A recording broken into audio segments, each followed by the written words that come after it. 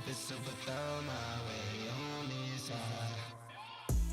Mobbing with my brothers, there's no question, keep it real. Whether we East coastin' or we in the hidden hills, in the poppin' straps of blue faces, not the pills. Heard you callin' bluffs, I show and prove it, it's for real. Son of God, not a son of sand. Keep it off the books and keep it coming in. Bitch, the old whip, see what I'm coming in. The inside caramel just like 100 grand. Call my phone, hit my line. Only ones who down for real, down for life. Keep it super thorough my way on this side. Keep it super thorough my way on this side. Call my phone, hit my line. Only ones who down for real, down for life. Keep it super thorough my way on this side. Keep it super thorough my way on this side. Heard you moving funny, had to cut you off. Had some more friends like my brothers, I can't trust it all. Same ones in your corner, wanna see you fall. Now I only need a hand to count the ones who ball with me. Down to fall with me.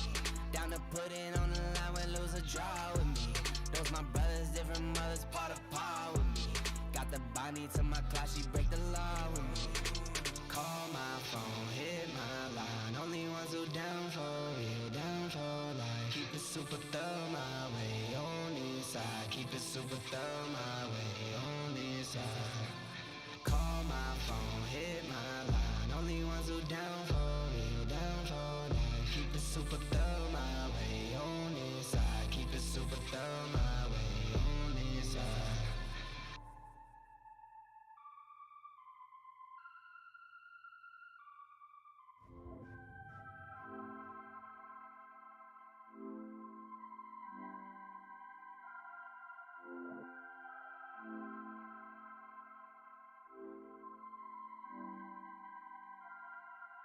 I get to it first, I got you mad. I guess that when I get to it last. Get it that I'm never going back. Get it that I'm never going back. I get to it first, I got you mad. I guess that when I get to it last. Get it that I'm never going back. Get it that I'm never going back. Going up, going up, going up, going up, going up, going up. Get it that I'm never going up, going up, going up, going up, going up, going up, going up. Get it that I'm never going. I get to it off the runway. Different incomes, not one way. Living life on a one way. I knew this would happen someday. You can ask my day one day. Cloudy days turn to sun rays. Only way to way up way. Know my way, know my feng shui. I get to it first, I got you mad. I guess that when I get to it last. Get it that I'm never going back. Get it that I'm never going back. I get to it first, I got you mad. I guess that when I get to it last. Get it that I'm never going back. Get it that I'm never going back. Going up, going up, going up, going up, going up, going up. Get it that I'm never going up, going up, going up, going up, going up, going up, going up. Get it that I'm never going. Different summer, different car keys. I'm the life of the party. Might buy a bike like a Harley. Totally do so gnarly. God got me, can't harm me. I got armor and an army. Battle scars, battle smartly. Just forever like a Sharpie. I get to it first, I got you mad. I guess that when I get to it last. Get it that I'm never going back. Get it that I'm never going back. I get to it first, I got you mad. I guess that when I get to it last. Get it that I'm never going back. Get it that I'm never going back. Going up, going up, going up, going up, going up, going up. Get it that I'm never going up, going up, going up, going up, going up, going up, going up. Get it that I'm never going. Get it that I'm never going. Get it that I'm never going. Get it that I'm never going. Never going.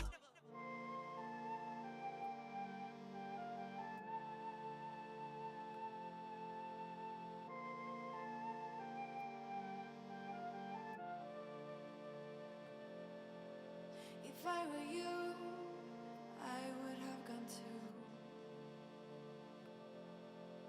If my life was such a mess, I wouldn't be you. But I woke up to yet another morning. Out of the blue, you went and I was left behind.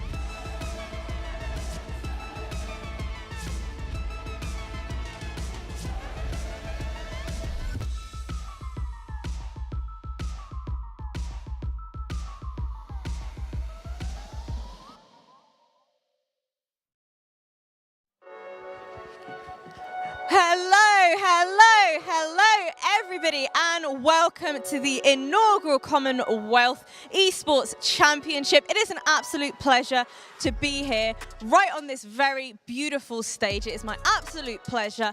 For those of you that don't know me, my name is Jasmine Kanuga, or you can call me Veracity for all of you gamers out there as well. I know a lot of people typically expect the Commonwealth Games to be, all about racing and traditional sports, but over here in the wonderful world that is esports, we've got gamers gearing up their controllers and keyboards and mice to bring you one amazing show. And I can promise you, you certainly will not be disappointed. Right here at this very stage, we're going to witness our 109 players that are ready from 20 different countries to bring us the very best entertainment that is esports across our various different titles. We have Rocket League, we have Dota 2, and of course we have eFootball as well. There's going to be lots and lots to catch up on, and I know you're going to be just as excited for it as I am. But I am excited to bring to you our wonderful desk. We have Freya joining us with some very special guests, so let's check in with her and see how she's doing. Thank you very much, Jasmine. Yes, fantastic job opening up the show as always. I'm here and excited to be your desk host for the duration of the Commonwealth Esports Championships 2022. But I'm also excited to introduce some very special guests. Of course, I have Paul J. Foster, CEO of the Global Esports Federation, and Chester King as well, founder and CEO of the British Esports Federation. Chester, firstly for you, how are you feeling to be here at the CEC at the first event? Pretty excited. I mean, it's amazing to see everyone wearing flags inside, national flags inside an esports event. There are not many events that happen like that. So yeah, really buzzing. Paul, what about you? How excited are you to be We're here? so pumped just when I saw Jasmine on stage and to see our beautiful Global Esports Cup on stage live here in Birmingham. We're really pumped. Of course, with Get as well, you guys have been launching multiple events across the duration of this year too. So what does it mean for this specific partnership to be coming together? One of the things we're really, really proud of with the Commonwealth is we get every single continent here together. And that's very, very powerful. You're absolutely right, Freya. We've been right around the world with our Global Esports tours. We continue to do that through the year, through the course of the year. And we're talking to many, many cities around the world hosting. But to be here in Birmingham, next to the Commonwealth Games, very special, not just for us, but for the entire community. Yeah, it is amazing. I mean, the vibes just around Birmingham as well. It's absolutely incredible to witness. For you, Chester, as well, I want to ask a bit more about the British Esports Federation specifically, because you founded it in 2016. So what has the growth been like for you since then? Yeah, it's been an amazing journey. So we got authority from the British government to set up a not-for-profit national body, and we kind of focused at grassroots to begin with. So we do a national schools tournament. We help the Newell and NSC at university level.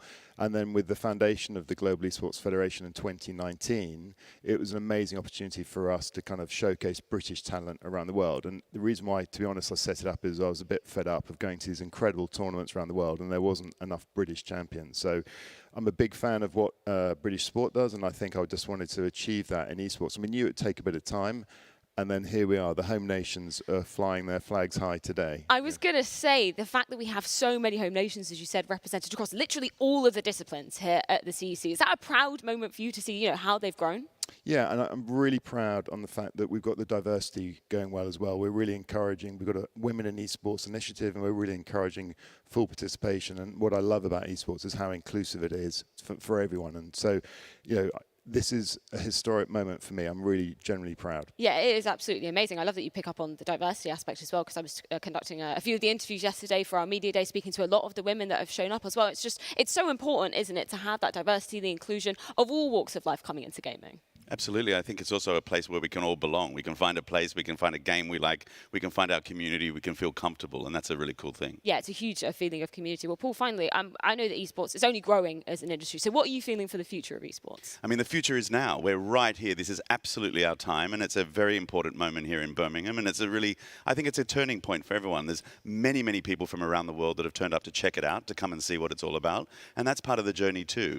Mums, dads, friends to learn about esports, people that maybe haven't come from esports to learn what it's all about, and we're thrilled to do that together with, I know that the president of the Commonwealth Games Federation is here with us today, Dame Louise Martin. We're thrilled to have her and all the team here as well. Well, speaking of the hero, now let's get the show truly on the road. It's time to get the Players Pledge underway, back with Jasmine on the stage.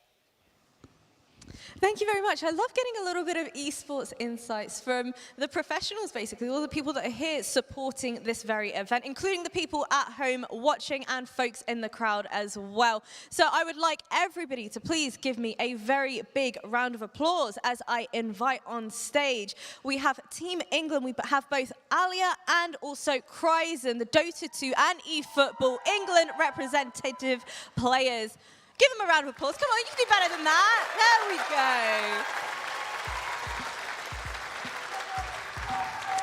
go. Welcome, welcome, guys. I know you're just as excited I am to dive into all things esports, but first, I want you to kick things off with the players' pledge that we have here. We, the athletes, players, referees, and coaches of the Commonwealth Esports Championships pledge to abide by the rules and regulations provided by the Global Esports Federation and in accordance with the GEF's Code of Ethics, to display behaviors that elevate the GEF's universal values, equality, diversity, fair play, inclusion, and innovation, and representing our nation with honor, pride, and with respect for all others. Amazing stuff. Please give them yet again another round of applause. Best of luck to the two of you. I know this is going to be an amazing experience for everybody taking part. Thank you once again. Feel free to leave the stage, folks, and I hope you thoroughly enjoy the rest of the show, including everybody that is tuning in right now. But I did mention at the very start of the show, we have participants across 20 different countries. This is well and truly a world connected. So first and foremost, give me a round of applause, and I'm going to need your help here in the audience. I need this round of applause to keep going because 20 countries is a lot of participants to kind of take note of. So first up, we have Team Singapore. Please give you a round of applause. Come on.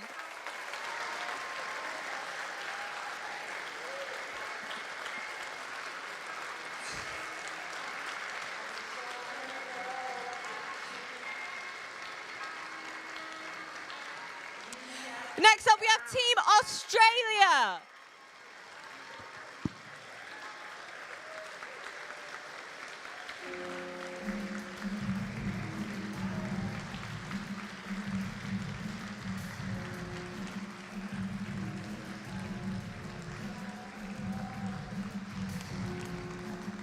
Keep it going, keep it going.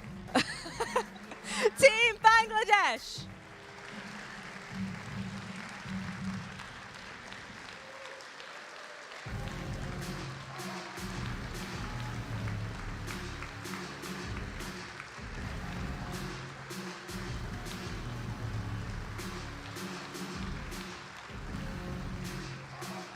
Team Brunei Darussalam.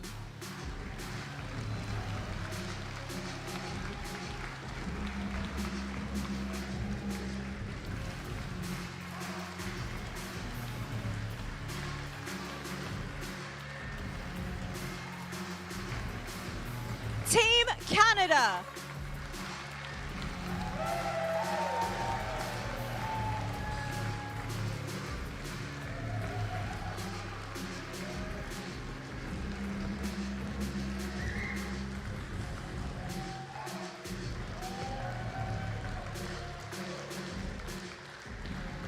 Team Ghana joining us remotely.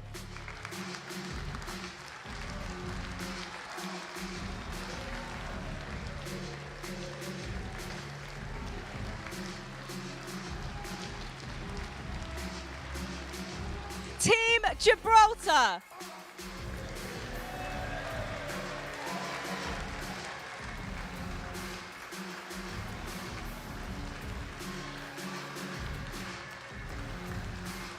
Team India.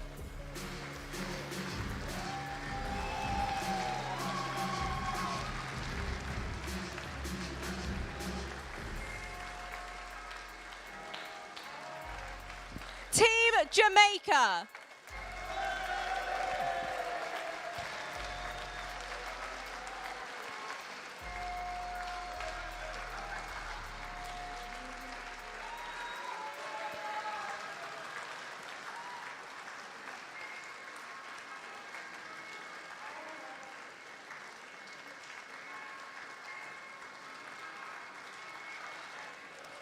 Folks, I've got to say, I've seen people all the way in the back with flags. I've seen folks standing up to give a round of applause as well. But we still have plenty more teams still to come. So I'm going to need you to do that all over again for me, please. Team Kenya. That's more like it.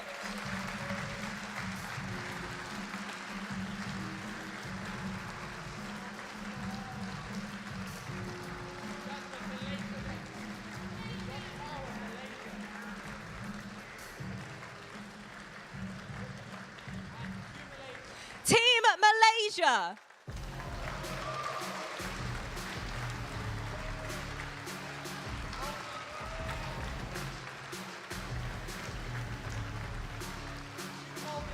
Team Maldives.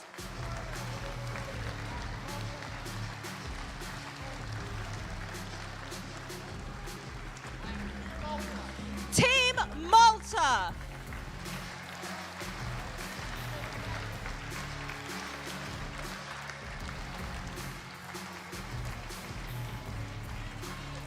Team New Zealand.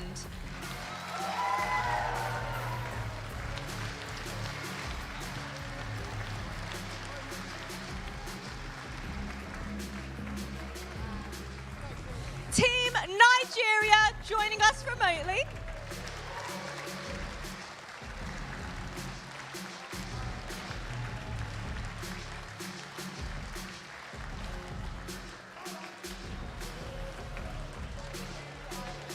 Team Ireland.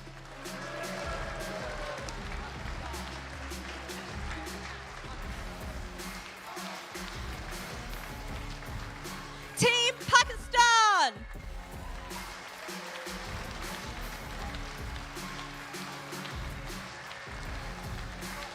Team Scotland.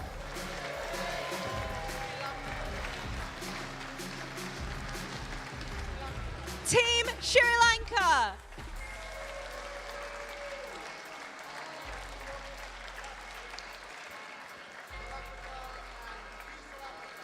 Team Well Connected South Africa.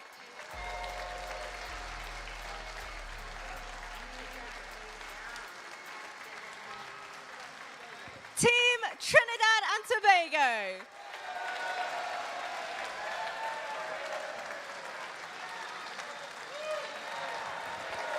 Team Wales.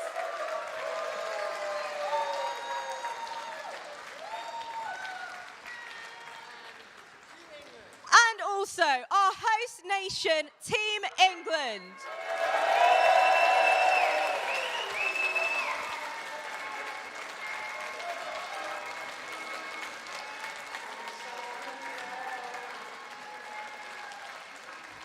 Well, folks, I know all of you certainly need a break after the round of applause that you've given me. We've even still got people going. Go on, keep it going. You can keep it going if you want.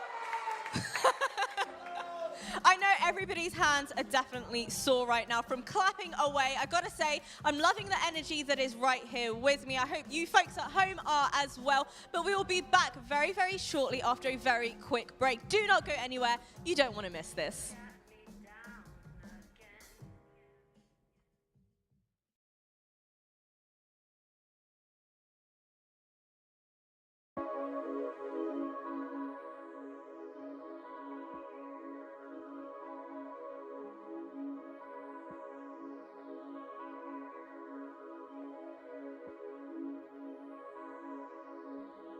Like glue, the leather stuck on me.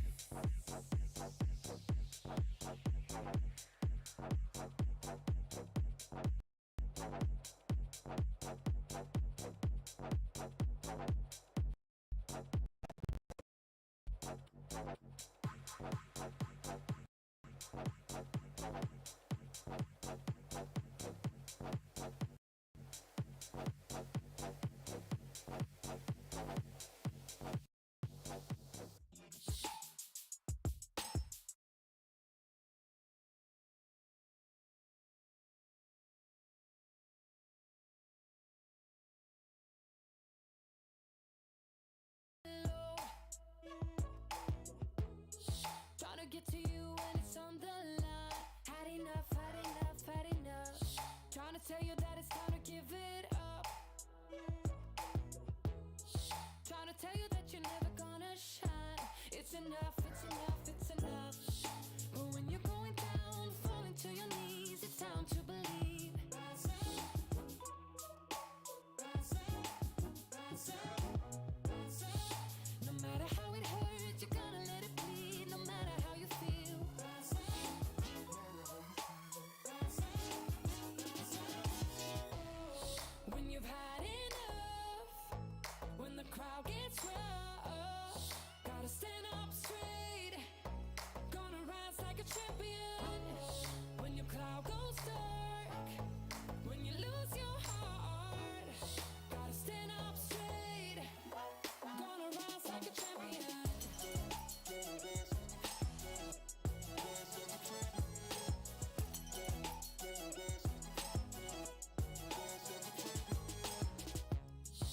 Cause we all walk to the same beat. And from town to town feel like giving in. Had enough, had enough, had enough. No matter how it hurts, you're gonna let it bleed. No matter how you feel. Rise up, rise up, rise up.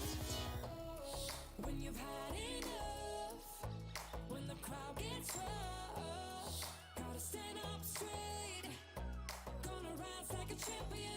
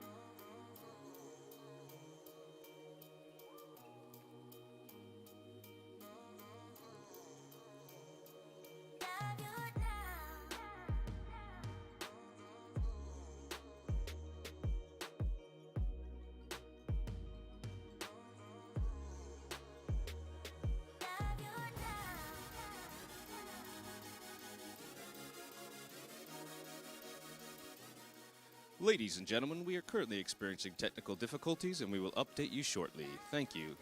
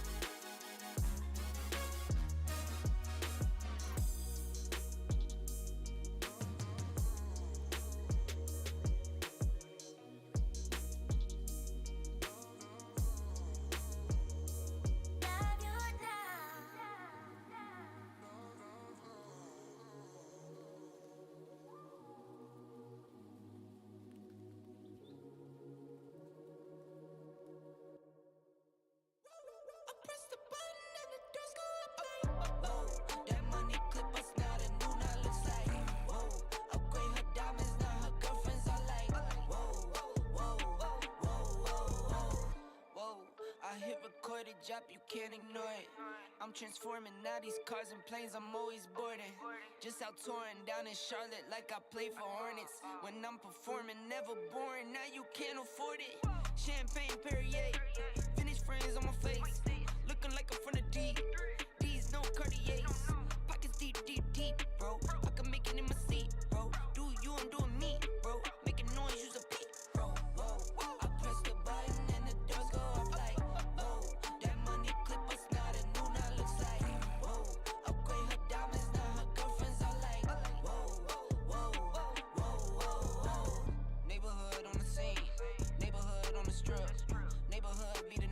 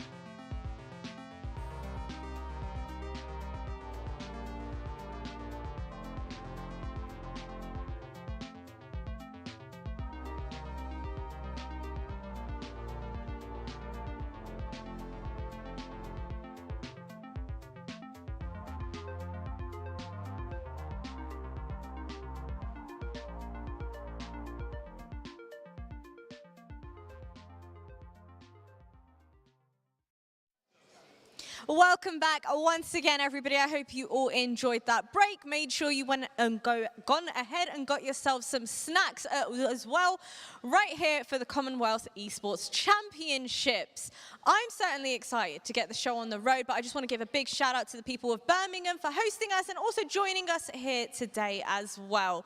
But with, oh yeah, go on, give me a clap as well. Thank you very much. I want to give a big shout out, and I need your help once again. I need another big round of applause for Jill Marie Thomas, as she is about to join us here to sing the Global Esports Federation anthem. That is the GEF. Round of applause, please.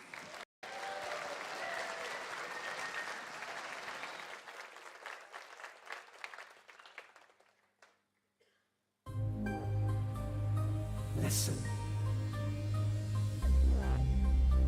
Let the world unite. The MVP is mine. Let the games begin. No boundaries, diversity, pride, commitment, unity, equality, innovation. Now let the world unite. Come together forever we fight. We can save the world tonight. The universe, the power, the might. Let the world you standing on the edge of the world. We fight for the right to be us. We never give up on the fight. Let the world you come together forever we fight. We can save the world tonight. The universe, the power, the might. Let the world unite.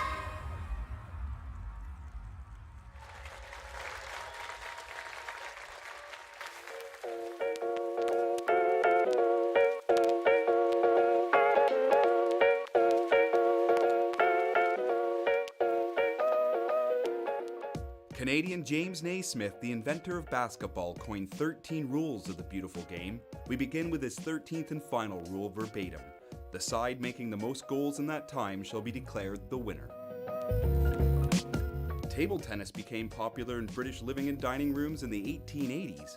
Games are played to 11 points. If the ball hits your opponent, you win a point. The rules of football were codified in England in 1863. The rules are simple. Outscore your opponent by putting the ball in the back of their net. Archery, one of humanity's oldest sports. Always inspect your equipment prior to shooting, and most importantly, ensure your arrow near the leg. Although recognized as Commonwealth sports, the host city decides if canoeing and kayaking are included. The sports have yet to make an appearance. Although not yet recognized as Commonwealth Games sports, esports are playing a central part of many international sporting events, with competitive gamers putting in the same dedication and preparation as their peers. This is the Commonwealth Esports Championships.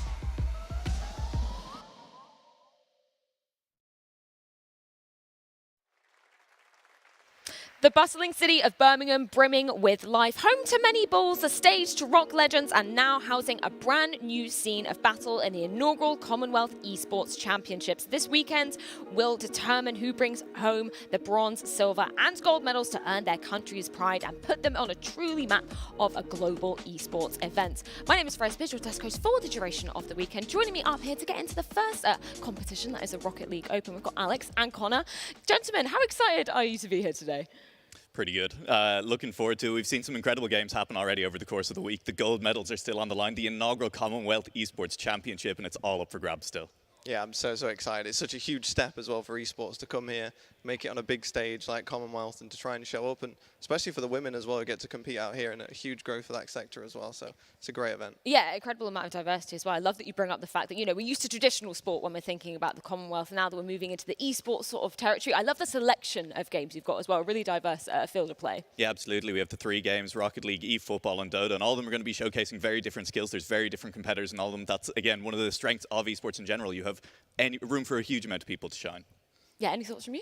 Yeah, really excited for it. I think there's some great games, and luckily I think with Rocket League as well and eFootball, for those who aren't that into esports, can still watch and pick up on them pretty easily. Dota, you might need a bit more rule explanation, but I think Rocket League and eFootball will be popular, and I think the crowd can really get behind that. Yeah, obviously you guys are going to be on the desk here for the Rocket League segment as well, so maybe we should just get a bit of an overview of exactly what we should be expecting from Rocket League, just in case any of the viewers at home aren't familiar with what the title exactly is. Yeah, so the Rocket League is going to be played teams of 3 versus teams of 3, and it's pretty straightforward. You drive in a car, you hit a ball towards your opponent's goal, and you try to score more goals than them over the course of 5 minutes. Other than that, there's really not much else. Anything else goes on the pitch, and we'll expect to see some of the players driving into each other as well. That's an expected tactic. Whatever someone might tell you, it's not toxic. It's part of the game.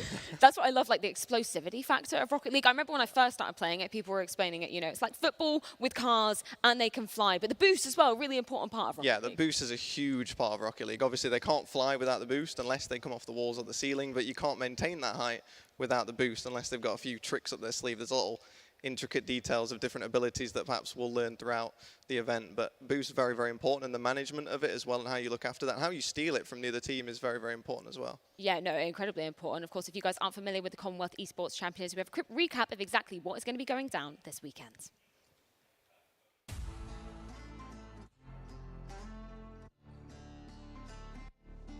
Birmingham, England. Birthplace of the manufacturing industry, home to the Bullring and Black Sabbath, and now host to the inaugural Commonwealth Esports Championships.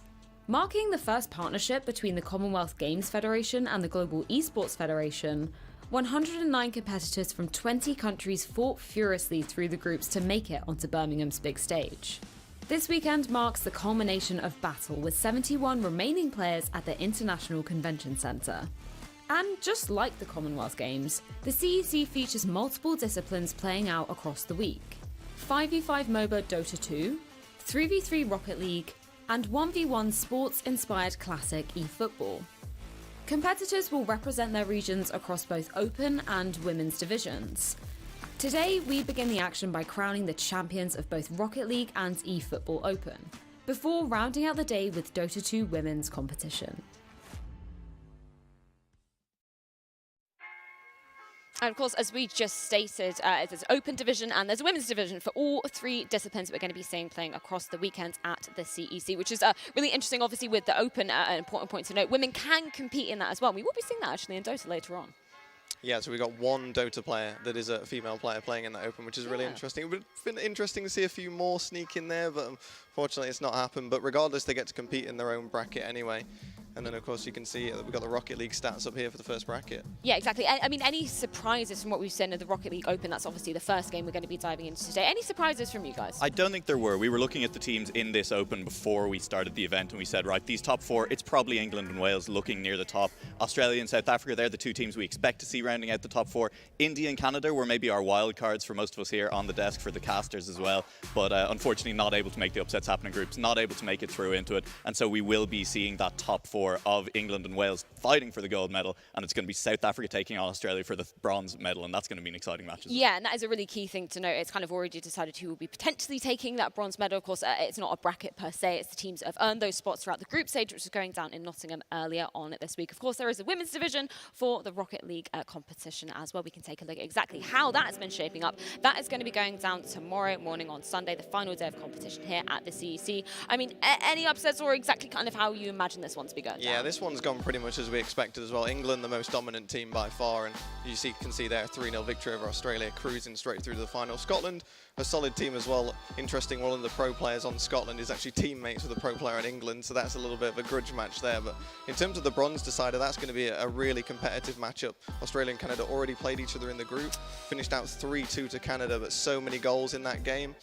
We saw 6 goals and 5 goals from some of the teams in the game, so that could be a great match. Yeah, I love the amount of kind of rematches we're seeing from the group stage as well. Of course, we didn't get to see them playing out here in Birmingham. The fact that, you know, a lot of people say when you have that failure, that's when you learn the most, and that's when you're going to be the most dangerous coming back into things. It always is, and it means maybe you have a little bit of a chance to prep a little bit more for the opponents, and there are some teams who are here with their coaches, and I think we're going to talk about a little bit more over the course of the weekend. Everyone is, that the teams with coaches, we're expecting them to have improved from the group stage. They should be the ones who are now doing better in the playoffs. Now, I know you guys are Rocket League experts, but I am going to pick your brains about our next upcoming title. It is eFootball. We're going to take a look at the women's bracket, see exactly how that's going to be playing out tomorrow, see who is remaining in the competition for that. This is a little bit different because that bronze decider is going to be deciding who feeds into the grand finals to be taking on Northern Ireland. I actually got to speak to a couple of these women yesterday as well. Super excited to be making it onto the big stage here, as always. I think actually it's all of their first times playing in front of a crowd, which is no easy feat when you're a competitor. It's definitely tough. It's a whole different ballgame from playing in your room at home, no pun intended on the ballgame thing. It is going to be super exciting, as you say, having a little bit of a different format, shaking things up in the middle of the day, and it's going to be incredibly competitive in this discipline. All 3 of these players look fairly evenly matched. England, Wales, then whoever manages to win that bronze decider should be giving a strong match against Northern Ireland. Yeah, and I love that we have as well Northern Ireland, the strongest team in the final. But they're going to have to deal with the fact that whoever wins out that England-Wales game, they're going to have experience on stage, be prepared for it and know what to do. So I think that gives them an advantage going into the final. Yeah, 100%. I mean, on the flip side, Northern Ireland also is probably going to be in the crowd just watching their potential opponents coming up for them. Of course, at eFootball Open, that's going to be coming up today after the Rocket League Open has concluded. We can take a look at exactly how that is going to be shaping up as well. Going back to the former format of the brackets that we were expecting for this one. I mean, I'm really interested to see the sole representation of Gibraltar coming into this bronze medal game. Yeah, we've heard good things about this Gibraltar team as well. Speaking to some of the football coaches, they said it's a strong player and it's nice to see another country sneaking in there into the Final Four. So I'm expecting big things from Gibraltar coming into this. The Wales perhaps slightly the underdog in this one, but it's going to be a pretty close game, I think, regardless still. So I'm expecting them a good match here. And that grand finals, you know, you've talked a little bit about stage experience. Malaysia, really the only player in the eFootball who has big stage experience in the past as well. So coming in against Scotland, that's there's up-and-comers up in that region. You know, they're feeling good about how they could do. But we've heard a little bit as well that there are slightly different play styles between East and West in that. Malaysia, with that big stage experience, with a little bit more experience in general, may be able to read what Scotland are bringing to the table better. Yeah, 100%. We can't understate enough how important it is, you know, to be used to playing on the big stage. When I was chatting with a couple of the guys yesterday, they were saying, you know, some of them were really excited to be gracing the big stage. I mean, all of them were excited, but some of them were saying, you know, actually, I don't really feel that nervous, but they don't actually know what to expect. So really excited to see how that's going to play out. The third and final discipline is going to be Dota 2. We begin with the open bracket. That's going to be rounding out all of the action tomorrow on our final day of competition. I'm really interested to see how this one plays out because we've got quite a different separation in terms of the regions that these teams are coming from, no less. Absolutely. There's a huge variation here. Obviously, New Zealand, the Oceania area, India, and then Malaysia from that Asian region, and then, of course, England as well. We've got so many England teams in the grand finals, and it's good to see another one. But I think they might not be the favourite in this matchup. Malaysia, the only professional team we have here, a full 5 team, all play together in their domestic league in professional play. So that's going to be a very difficult game for England. And the bronze decider then down there. Both of these teams have played against both of the finalists. Both of them have lost to both of the finalists at this point. So it's kind of hard to separate them in that sense. We're not exactly sure what they can bring to the table. They've not necessarily had to show all that much in their group stage matches. And Dota 2, above and beyond any of our other games, is one that you can do a huge amount of prep work for. You draft, you will be able to read your opponent's strategies. It's going to get very interesting when we see that. And I think, just to go back to that grand final as well, I'm looking forward to seeing if the English squad has prepped better for the Malaysian squad. There's so much more information information out there about them than there are about any of the other teams in that discipline. And we're also getting a little bit of a carbon copy when we move into the Dota 2 women's division as well. Of course, that's going to be rounding out our action all today. I love that. I can hear the cheers in the crowd already. We've definitely got some fan favourites there because Malaysia taking on England yet again in the grand finals. Was that a surprise for you? I don't think it was. I think Dota 2, particularly this game, is much more popular in Asia than perhaps we might see with Rocket League or eFootball. And so, you know, they strive it. And we saw, obviously, with the pro team coming in here, that the Malaysian women's team are going to be good as well. And I think, once again, that puts England under pressure. The bronze game, Singapore, another team that we have in there that, like Gibraltar, that's just a one team that we've not seen any other nations play in a different game. So that's another interesting matchup. But Australia, perhaps the favourites. Yeah. It's worth noting, I think, for the groups, for the Dota Women's, it was all 5 teams in a single round robin. All of these teams have played each other previously, and it went pretty straightforward. There were no upsets. The first team went 4-0, beat everyone else. Second team, 3-1, lost to the team above them, 2-2, 1-3, down to 0-4. So it was Australia who beat Singapore in the group stage. So they do have that in the past. But again, Dota 2, you can prep, you can see what beat you last time. You know that you should have a game plan prepared for that. So it could swing the other way when we get to that bronze match. Well, we have so much action going down, so we can take a look at the schedule to see exactly what is going to be coming up on the card today. Of course, as we were saying, Rocket League is going to be beginning off that action. Gentlemen, do you just want to run us through exactly what we're seeing on screen here? Sure, so we're opening up, of course, with the bronze decider, always starting with the bronze decider before then getting to the grand final. So Australia and Team World Connected, the South African players, will kick us off in that Rocket League game first on today. And then England-Wales for the final. That's a huge, I think Wales have always got a bit of nation's pride, haven't they, and want to beat England, so that's going to be interesting. Then followed by Wales-Gibraltar as we go into eFootball Open and Scotland versus Malaysia in the grand final. And into the Dota 2, which is down to the women. It's the only women playing today. Singapore take on Australia in the bronze, and then closing out with Malaysia versus England in the grand final. Yeah, absolutely. Then when we move on to tomorrow, still plenty of exciting games to go. Australia will take on Canada in the Rocket League Women's. A lot of content creators there, so if you like what you see, you'll be able to find on YouTube and Twitch as well. And then England-Scotland in the Rocket League Women's. We are expecting England to be the strong favourites in that, but again, plenty to prove when it's an all-UK clash in any kind of finals. England versus Wales, once again in the eFootball Women's Bronze Decider, and Northern Ireland versus to be determined. Could be England again, could be basically the only final without England making an appearance as well, though, so we'll hold on a little bit of hope for that. New Zealand will take on India. It's in the Dota 2 Open Bronze Decider, and it is, again, as you mentioned, the only Open happening tomorrow. And then England versus Malaysia will round out the Commonwealth Esports Championships on Sunday, and that will be, as we said, a very exciting game. One we're expecting to see both teams come in with the plans made, with adaptations on hand, and I'm looking forward to sticking around to watch that one. Yeah, I'm so excited to see that as well. I love that we're picking up on the home nations representation as well. Here, I was speaking about it with Chester and Paul earlier on in our segment. The fact that we've got so many English, Welsh, Scottish, Northern Irish teams coming out, that's really good for the home nations, isn't it? Yeah, I mean, it's incredible. English especially. I think there is one finals that is guaranteed not to have an English team in them, and it could still happen in the eFootball Women. So at worst, we could have 2 finals that don't have England in them. They're doing incredibly well in this event, and as you say, the UK as a whole have shown up very strong in this event as a whole. Yeah, incredible to see so much representation going on. Of course, we want to say a huge shout out to our partners as well for making this first inaugural CEC event possible. Big shout out to the British Esports Federation, West Midlands Growth Company, Refract, Confetti Institute of Creative Technologies, and last but not least, Nottingham Trent University. And of course, you guys can get involved at all the action at home. Use hashtag #TeamWorldConnected to get involved in all of the stuff. Have your say. And yeah, we'll be maybe reading out some tweets later on in the show as well. But let's move on into the Rocket League Open, because that is our first discipline on the cards. Of course, the thing that you guys are experts in.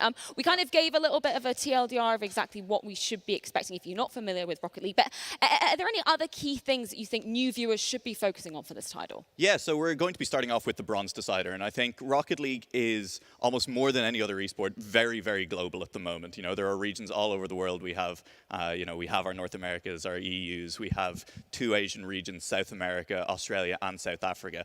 Australia and South Africa, definitely both regions that at the moment are fighting to become emerging regions. They're fighting to be regions that can compete on that world stage. And so the fact that we have Team World Connected taking on Australia in this Bronze Decider, these are both teams that play domestically as well as a full roster. They are full professional teams. They are looking to prove that, yeah, they can hang on an international stage. They can get it done. And this is wonderful experience for these teams as well, for when they head back home, when they do go back and have that extra experience in hand.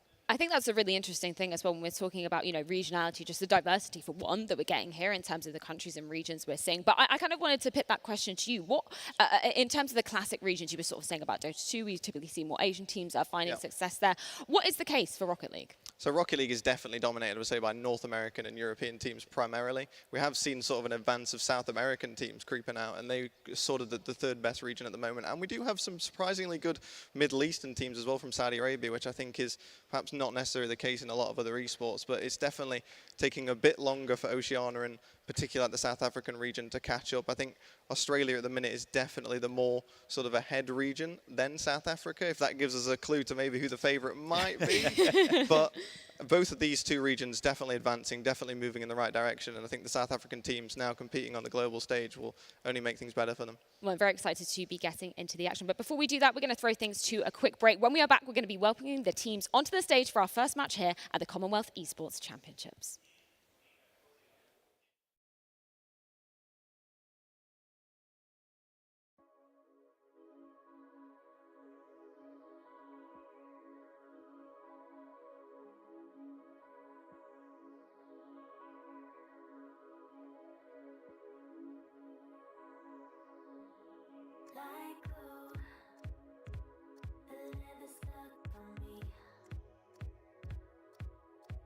I wanna move.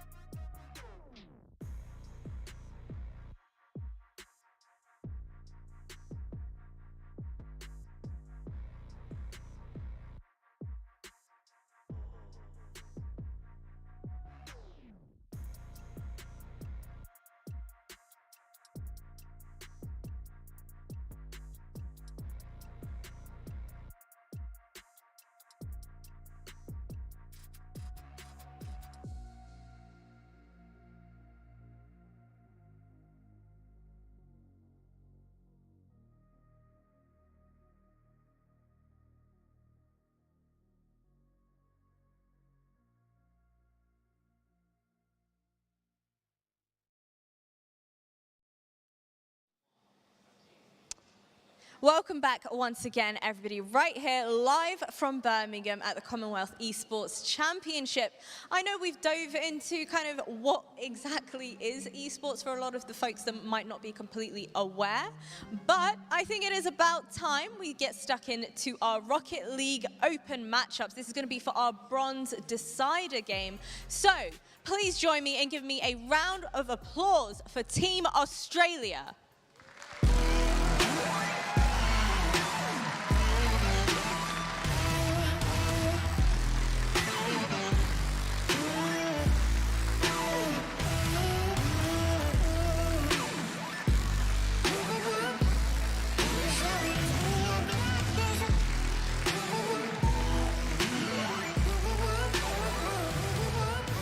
I'm feeling a little bit short in comparison to you, but that's okay. I would go a step higher, but I'm not going to do that in case I fall off. But I need to ask you, how does it feel to be competing right here at the Commonwealth Games? To say that is even bizarre.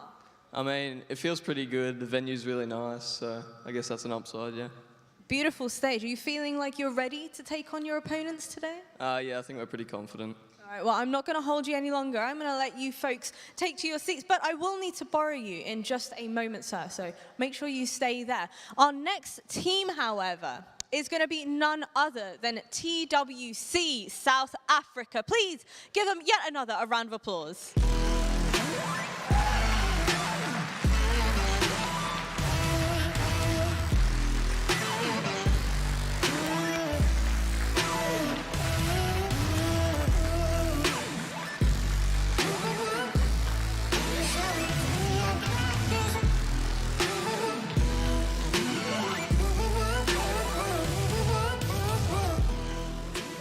Now, you folks might be able to do the quick maths and might have noticed that there are 4 people up on this stage beside me on this side of things. Now, I do believe you are the coach for Team TWC. How does it feel to be here, first and foremost? Oh, it's wonderful to be here. It's wonderful to be called a coach as well, because I'm not. I'm the team owner, but it's lovely.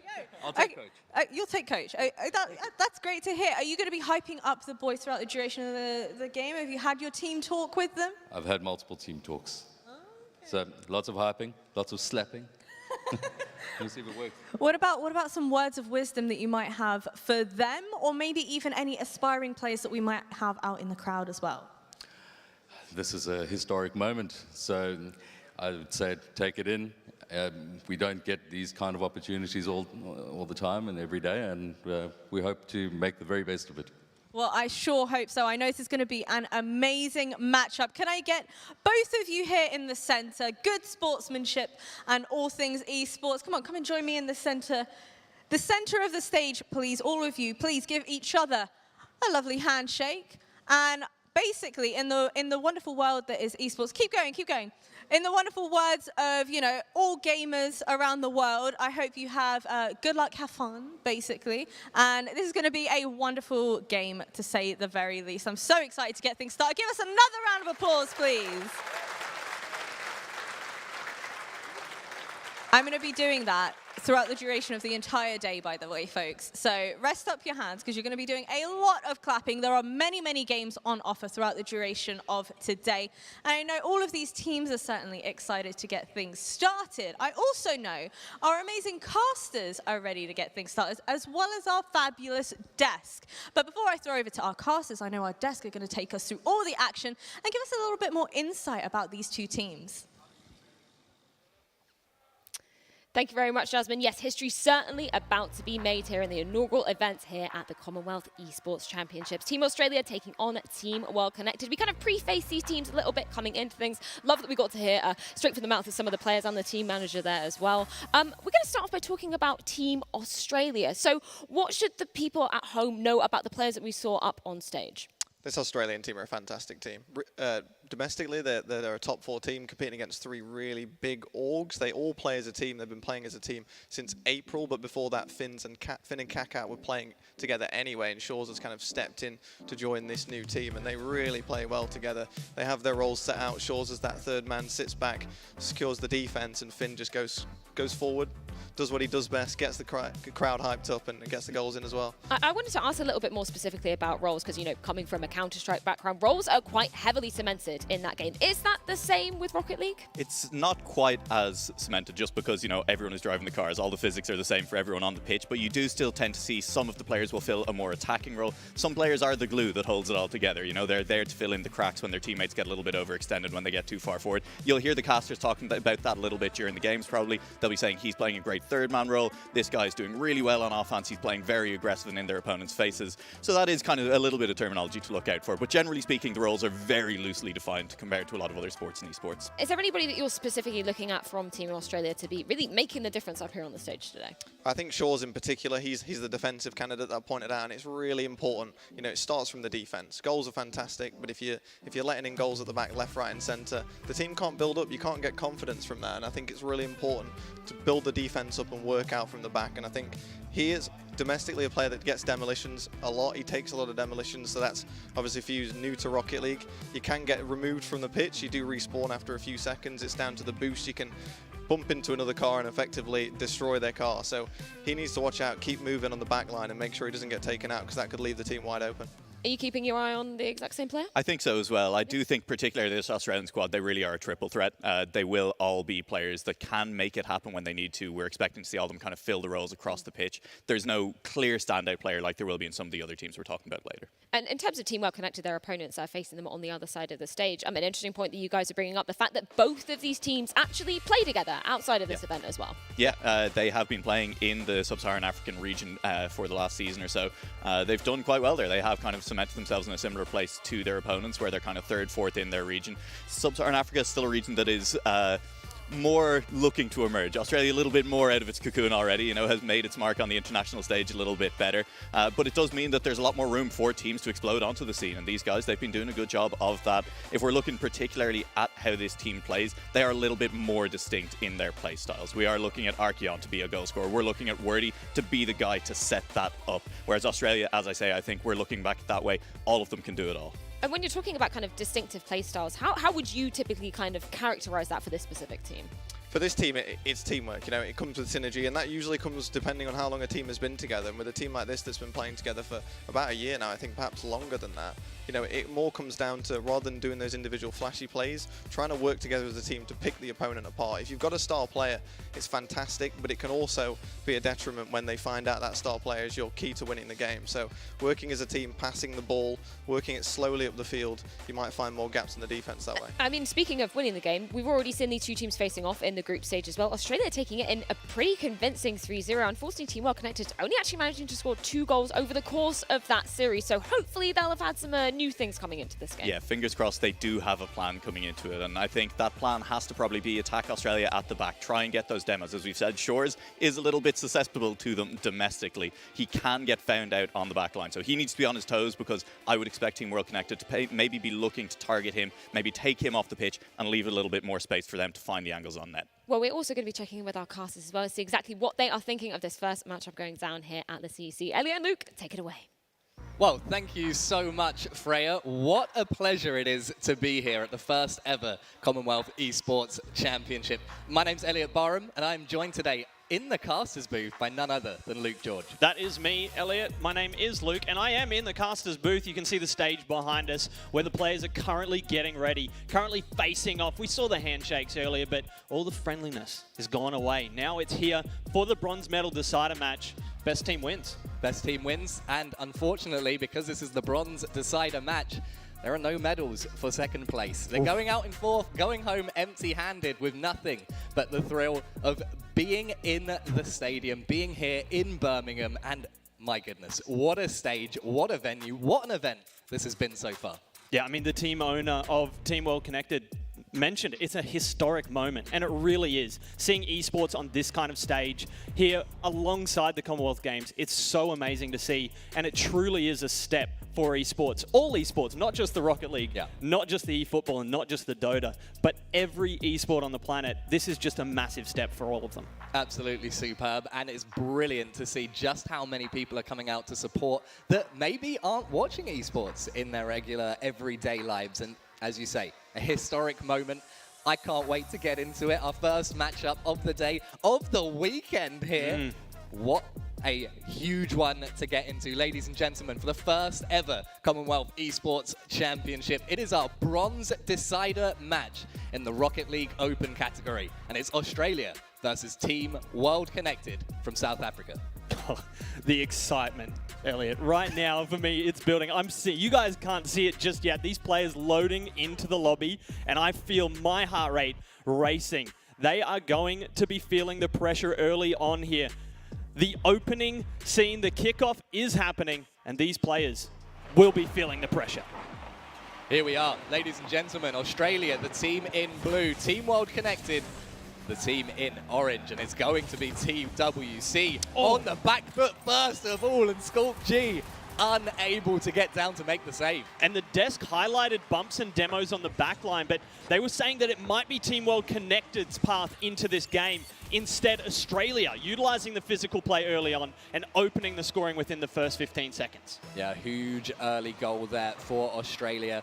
Just trying to cement that dominance that they found in the group stage. Kaka trying to break out of defense here. They'd love another early goal.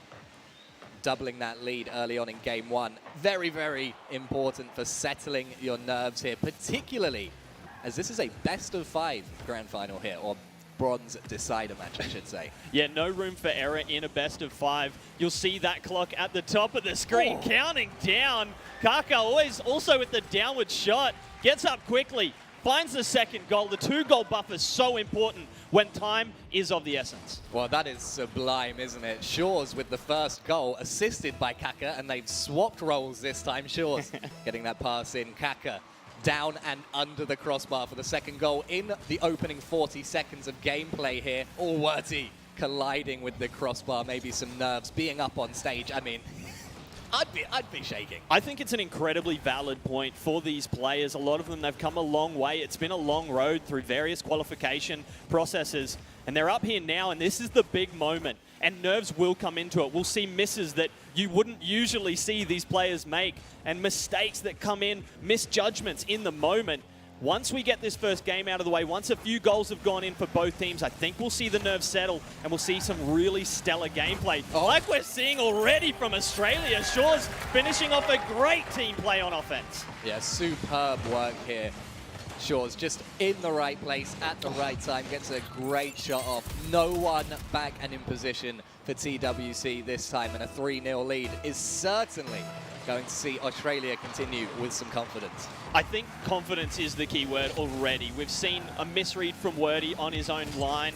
We've seen a few misses come in, a few double commits where both players on defense are going for the same ball and neither really getting a good touch on it. It's allowing Australia to come up, set up some pressure, set up shop on offense, and have repeated opportunities at scoring. And they're taking those chances. A little pre-flip from Finn means Kaka can keep the pressure on.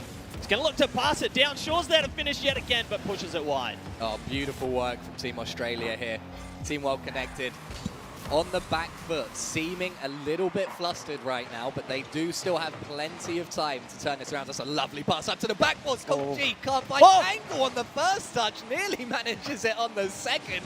Turned out rapid counter transition, and that is how dangerous Australia are. Utterly punishing South Africa. Team World Connected feeling so good with an opportunity created, and then down the other end, Kaka with an absolute laser. Yeah, that is a rocket.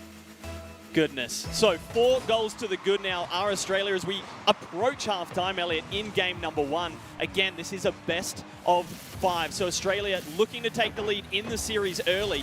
Team World Connected will have a chance to respond, but it seems like that chance in this particular game, gone begging.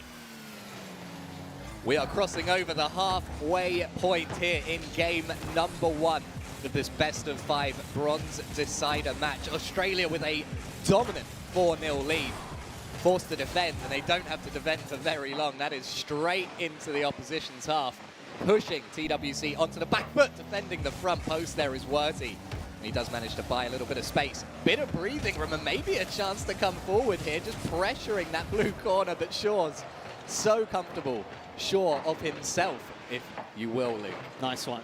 That was fantastic. The first of many. Little wordplay there from Elliot. But look, some fantastic play from Australia here, and I think right now Team World Connected pretty much need to move on to the next game. They need to start thinking about finding some micro positives in this one. Finn's putting in a 5th goal, and for Team World Connected, it's not a good sign. They want to be finding a positive towards the end. They want to find a goal, they want to stem the bleeding, and really set a good foundation to step forward in game number 2 if they have any hope in the rest of the series. Shores collecting that kickoff, putting pressure immediately on Team World Connected, finding that back boost as well. Just making a bit of a menace of himself, but Australia on the back foot here. Finn can't get it out of the corner. Shores is going to have to come and clear before that becomes too much of a threat. TWC doing well to apply some pressure, but they don't have the rotation to keep it up. They're not consistently keeping up with their structure in offense, and it's really hurting their chances because they're not developing goal-scoring opportunities even when they do get forward. I think a lot of that too can be credited to this really aggressive defense from Australia. They're shutting down any touches in midfield from Team World Connected. Team World Connected just can't touch the ball freely. Skulk G with one of the first consecutive touches that his team's had. They find a goal from it, and that is huge for Team World Connected, finding something positive towards the end of game number 1. Beautiful stuff. 58 seconds left on the clock, and Skulk G finds the first goal here at the weekend for Team World Connected. That's going to give them a little bit of a boon. They will have been feeling a little bit trepidatious, perhaps, after conceding 5 in a row. But sometimes this happens in Rocket League, and you see teams lose 7-1, 7-2, come back in game 2 and take the W. So look, I'm not saying that's what's going to happen here, but it can absolutely be done, and it's a great way to start your momentum. Absolutely. These games do have the potential to swing heavily in either direction. From game to game, literally minutes apart, one team will suddenly be in the ascendancy. Just something will click. They'll find the key to unlock the defense of their opponents, and they'll be able to find a way back into the series. If that's the case, I'm, again, not saying that's the case here. Australia is going to be very difficult to beat in game number 2 or any of the games in this series, but Team World Connected have some hope. They've found a way through, and as this clock ticks down, Australia looking for a 6th. Team World Connected denying a big clear from Archeon. They might have a final chance here. The ball needs to touch the ground on 0 seconds for the game to end. It does so, and Australia win game number 1. A big round of applause for Australia. They're taking the first game in this best-of-5 matchup. Kaka topping off the leaderboard there as MVP. 6 shots, 2 goals, 2 assists, and a save. He really is leading that team. Absolutely. I mean, there is a reason that the domestic side is actually named after him. They all play for a team called Kaka's Minions domestically back in OCE. So, yeah, all eyes should be on him because he's literally the team's namesake.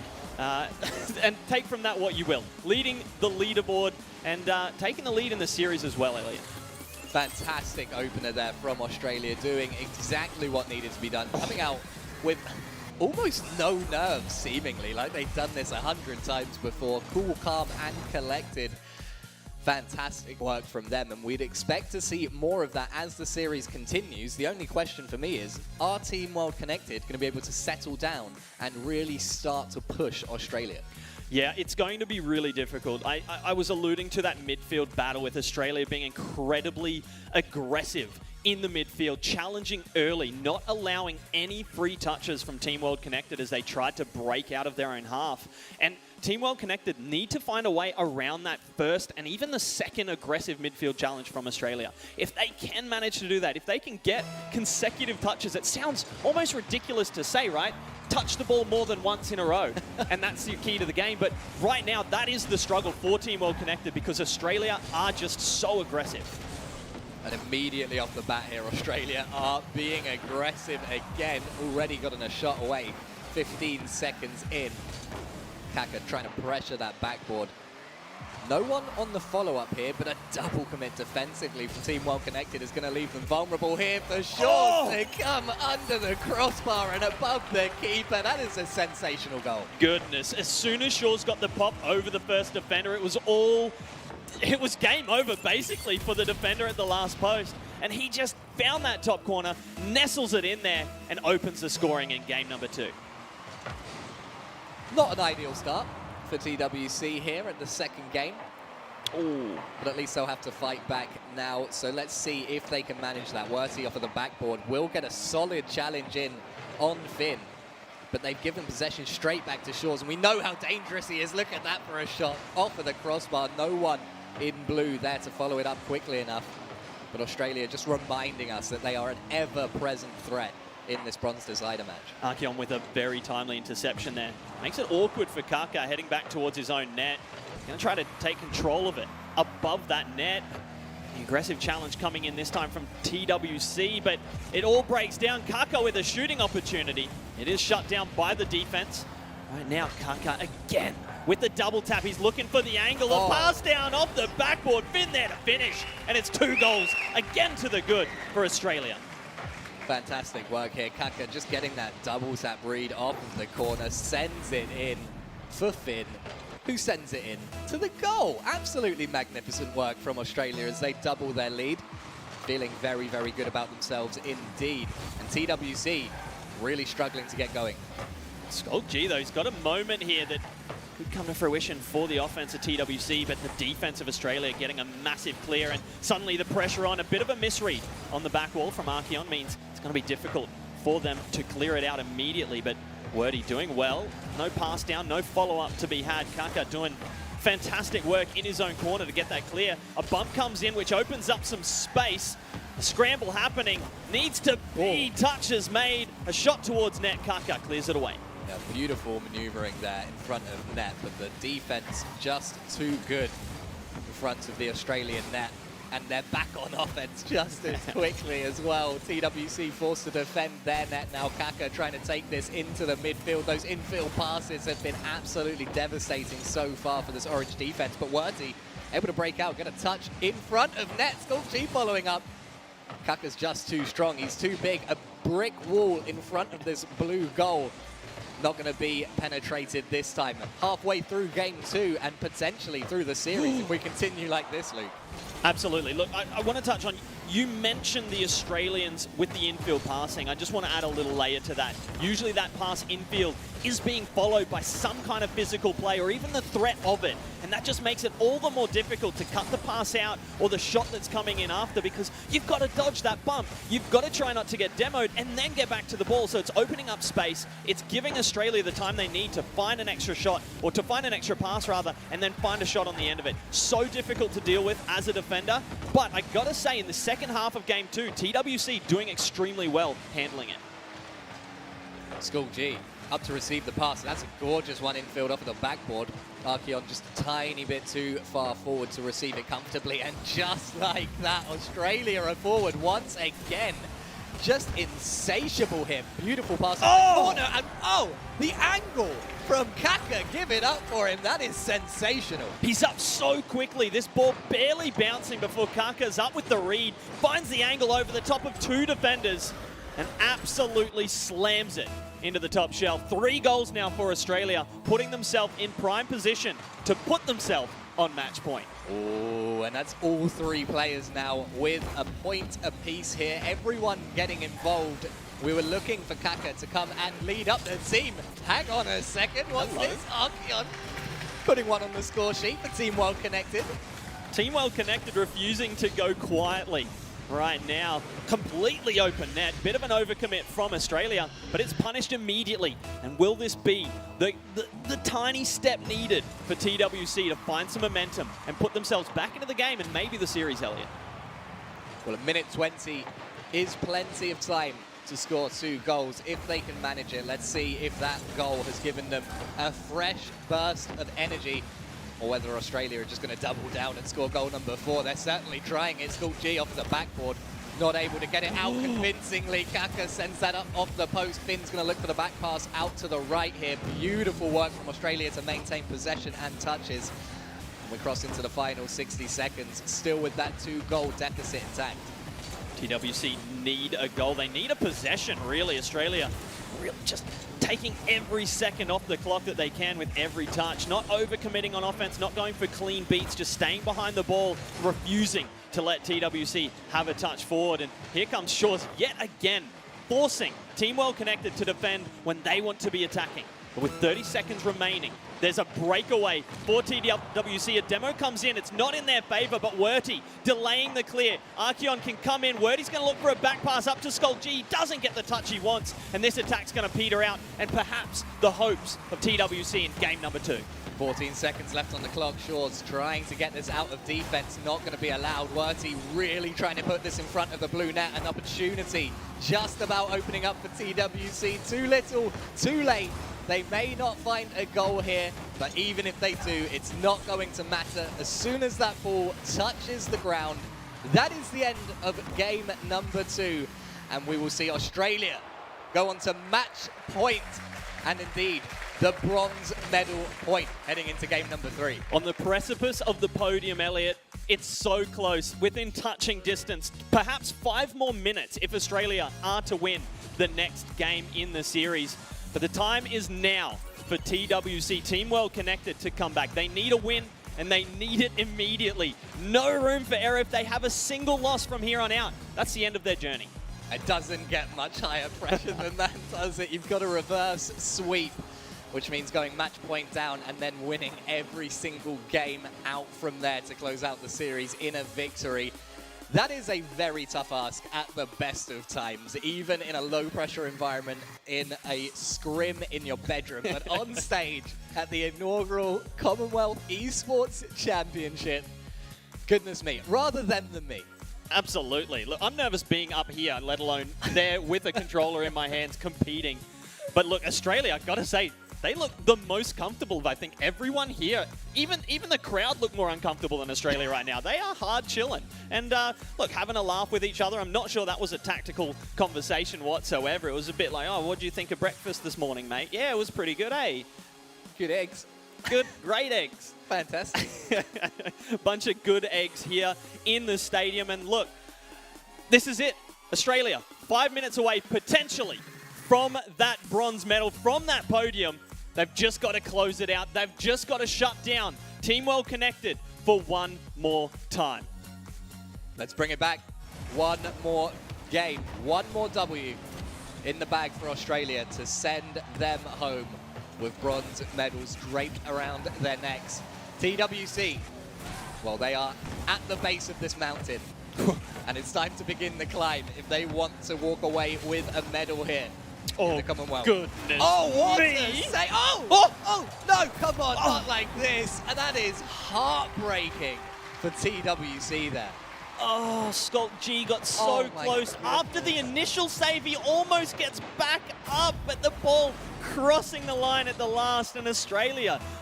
It feels deserved, right? Kaka almost had a read, would have been perhaps a goal of the day so far, but denied by 2 wondrous touches on the goal line. But regardless of that wonder save, Australia come away with the lead, but suddenly Team Well Connected wake up, go down the other end and equalize. Ladies and gentlemen, give it up for Team Well Connected. They equalize for the first time in the series. And now, this could be it. Go. It's the Cinderella story, or at least the opportunity for that to unfold. Will they be able to manage it? Skulk G pressing forward to try and find goal number 2 for South Africa here. Archeon getting the touch up to the ceiling, and Werty will be there for the follow-up. Doesn't have enough boost to challenge Finn, but it is going to... Oh, no! Oh, that is a dunk and a half. That is an incredible shutdown there from Finn. Again, proving that every touch, no matter how inconsequential you think, is so crucial here. Oh, wow! And they are just proving ever more dangerous. Team Well Connected getting away with a few missed opportunities on the side of Australia, just not quite crossing the line, whether it be a wonder save or a missed shot, putting that shot wide onto a post, but keeping themselves in the game of Team Well Connected despite what feels like some offensive dominance from Kaka, and it doesn't just feel like it, Elliot. Kaka basically in free play up there doing whatever he wants with the ball. The flip reset into the musty. Goodness gracious me. That is absolutely exceptional. What a mechanical player. The caliber of these players on stage right now, and the presence of mind, the calmness to be able to do that on stage in front of a live crowd and an online crowd, just sensational. I don't know how they do it. Finn looking for a flip reset of his own. Not quite as effective, or not having quite the same effect. Skulk G, I think for a moment, spotted that open net, but couldn't find it. Finn with a chance. Aerial play of his own. Looks to go over the top of Archeon, but doesn't quite get the maneuver he was looking for. Skulk G absolutely ratioed there on the sidewall, and Shores is going to come in and look to keep the pressure on. Not enough boost to go after it, but it's Finn with the shot. It's soft and saved off the goal line at the last. A little in and out there, keeping that TWC goal intact. Just a 1-goal deficit. Oh, that is a dangerous touchdown off their own goal post there, but Skulk G nearly managing to juggle that straight down Route 1 is eventually turned away by Australia, but they are being forced to defend a little bit more consistently here, and this is what we were missing from Team Well Connected in the first couple of games, that consistent offensive rotation, keeping the pressure on Australia. Not quite able to break out there, but they are vulnerable at the back line. If Skulk G can get this inside to Worthy at the front post, but Kaka there to defend and there to crush the hopes of Team Well Connected's equalizer. Kaka right now with the dominant role on defense, and then single-handedly transitioning into an offensive powerhouse, really putting TWC under pressure on all ends of the pitch. But I feel like right now Kaka's literally the difference between the two teams. Skulk G looking to bump Finn out of the way. It's not to be. We are in the offensive corner of TWC. Archeon might have a touchdown, but he's called off it from his teammate. Skulk G's up, and he finds the equalizer. 98 seconds left, and TWC look to find a way back into the series. Sensational work here from Team Well Connected. They're playing a very dangerous game there. Skulk G up as the third man, pressed to the edge of the penalty box. Both of his teammates on the back line of their opposition. If the ball is cleared, Australia score. It's as simple as that. There is an open orange net waiting at the other end, but that reckless attack pays off. And Team Well Connected tie us up with 90 seconds left in Game 3. But that man, Kaka, has the ball, and when he has his hands on that, it's a risk for the defense. And Kaka, for this particular time, shut down for now. Shores trying to just keep it away from Team Well Connected right now, because they seem like the more likely to score next. But Australia have the firepower to strike at any moment. And that's exactly what Finn and Shores are looking to combine to do, but it's all falling apart. Skulk G with the big clear, and Wordy with the redirect. Archeon finds an angle at net, but it's soft, bouncing, and cleared away by Kaka. Skulk G picks up possession, immediately loses it to Finn.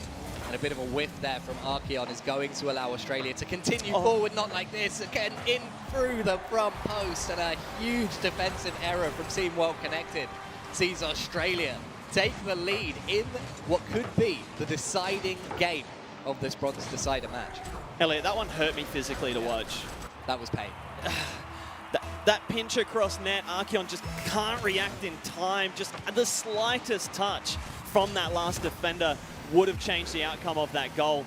But TWC have to forget about it. They have to move on. This 30 seconds could be their last in the tournament if they don't score. And in fact, if they don't stop Shores from scoring. Finn with the latest chance. Shores with the redirect off the back wall. Looks to get the 2-goal buffer late on. And Australia right now on that precipice that we mentioned before, basically with the bronze medal in their grasp. That is a stunning angle from Shores there. Coming off the back wall, getting the read, taking just enough power off of it to send it down, but keep it on net. Wonderful there from the opening goal scorer of Game 1 and 2, but this is his first here in Game number 3. He says, look, we're going home with a bronze medal, but we're not going home without me scoring one in all 3 games. That's going to be it as the clock ticks down. Ladies and gentlemen, we have our decision, and they top it off with a goal as a victory lap. Kaka celebrating the fact that Australia will be our first ever bronze medalists at the Commonwealth Esports Championship. What a moment for Australia. What a moment for esports. What a moment for Rocket League as well, being honoured as the first esport to feature on this broadcast. But Australia winning the bronze decider, becoming medalists here at the Commonwealth Esports Championships. What a performance from them. What a performance as well from Team Well Connected South Africa, fighting back at the last, giving us some hope that maybe they could claw their way back into the series. But Australia, too much firepower, too much offense, and so much aggression. Just so hard to stop on any part of the pitch. What a performance. Australia take the bronze medals in a clean sweep over Team World Connected. I mean, look, you can't ask for much more than that, can you? It was dominance, honestly. There were a few moments of fight back, but only a couple, probably 3 or 4 minutes over the entirety of the series that Team World Connected really felt like they had a grasp, but Australia a little bit too quick. And again, that aggression, just so hard to deal with for the defense of Team World Connected, and also the offense, just trying to break out of their own half. But what an opportunity for both of these teams, taken with both hands by Australia. And we saw Team World Connected step up so much over the course of that series, but there hasn't been any gameplay today before this. And that lack of proper warm-up, of competitive play leading into the all-important matchup is difficult, particularly for slightly less experienced teams. And I think they've done absolutely amazingly here, but it wasn't enough. And there's so much credit to Australia for doing what a wonderful job. Yeah, give them such a big round of applause. They've absolutely smashed it here. And goodness me, the first ever medalists at the Commonwealth Esports Championship. Sensational stuff here from Australia. It just can't be said enough. Really. Honestly, I gotta let a little bit of pride out here as an Australian myself. You're Australian? Apparently. So I've been told. Look, it is a great moment to see these guys and to see soon in a ceremony be bequeathed with that medal. I can't wait to see it. And you know who else I can't wait to see, Elliot? It's the lovely faces at the desk.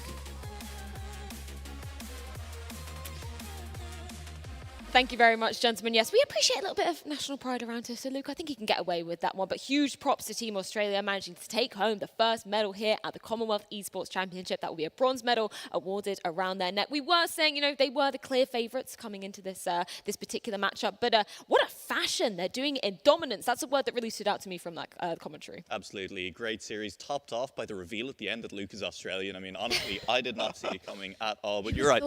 Dominance, I think, was the word that really was. They took off in game one, didn't look back. There was 3 or 4 minutes, as Luke said at the end there as well, where South Africa looked kind of on par. Unfortunately, that came in game 3. They were already 2 down, and at that point, I mean, it was really just needed Australia to step back up. Yeah, and I think that was kind of the tale throughout the entire series. We saw Team World Connected, you know, trying as they might to sort of fight back into things. But I think that hot start from Team Australia, that's going to burn you if they're coming in that hot already. Yeah, they got 3 goals so quickly in that first game, and it really, I think, took a hit to their confidence. They definitely bounced back in game 2. Game 2 was a much better performance from them, only a 2-goal deficit compared to we saw 4 and 3 goals in the other. So, and they scored a couple of goals throughout the series, particularly Skulk G, who got 3 of the 4 goals that Team World Connected scored. So he stood out, but some of the others struggling a little bit under the pressure, I think. Yeah, unfortunately, they weren't able to push that one over the line, particularly coming into that third game as well. The fact that we saw Team World Connected actually equalising up to Australia, I was kind of hoping maybe we'd get a little bit more fight from them, but I mean, it's just kind of props to how strong Australia are coming into this tournament. It was. And I was so...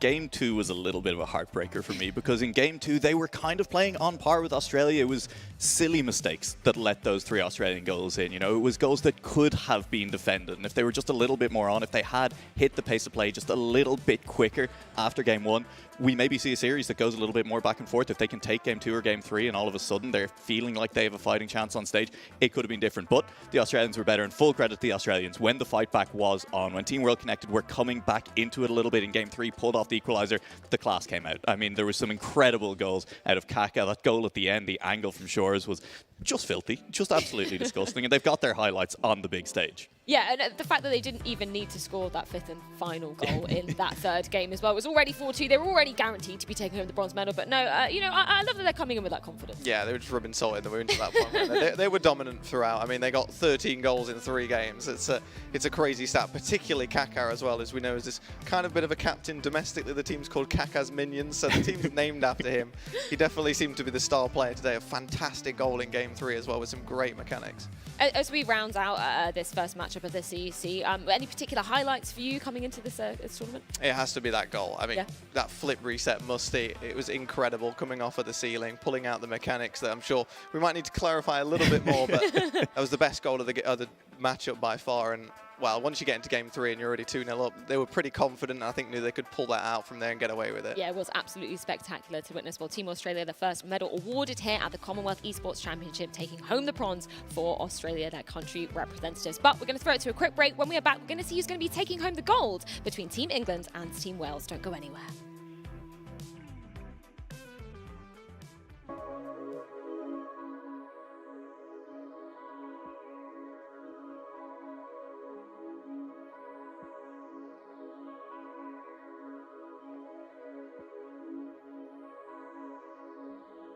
Like glue, the leather stuck on me.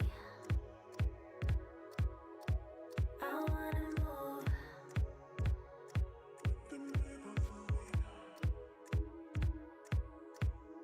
And do,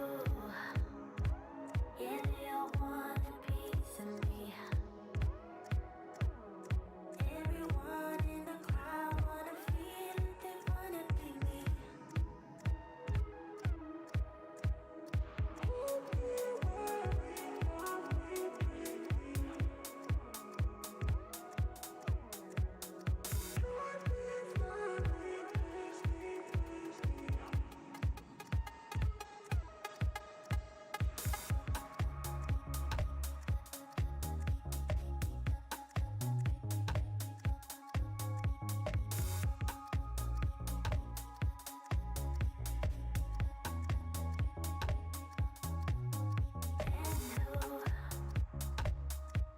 Thought I would make it big. Now I got all the gold that I need to be free. And you all want a part of it. Making my tears fresh, I see it when I work it and you look at it.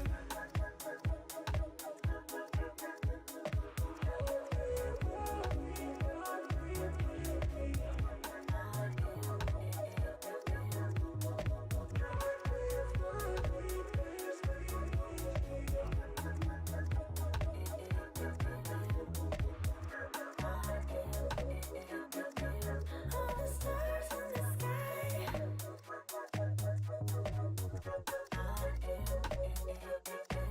All the money can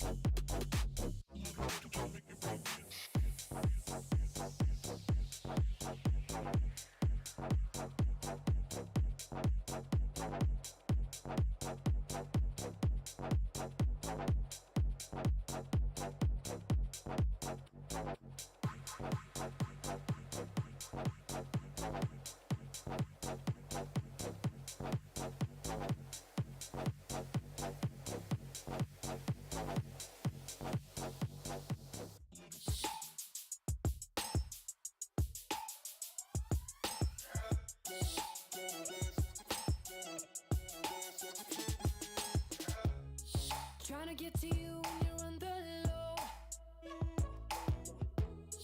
Trying to get to you when it's on the line. Had enough, had enough, had enough. Trying to tell you that it's time to give it up. Trying to tell you that you're never gonna shine. It's enough, it's enough, it's enough. But when you're going down, falling to your knees, it's time to believe. Rise up, rise up, rise up, rise up. No matter how it hurts, you're gonna let it bleed. No matter how you feel. Rise up, rise up, rise up. When you've had enough, when the crowd gets rough, gotta stand up straight. Gonna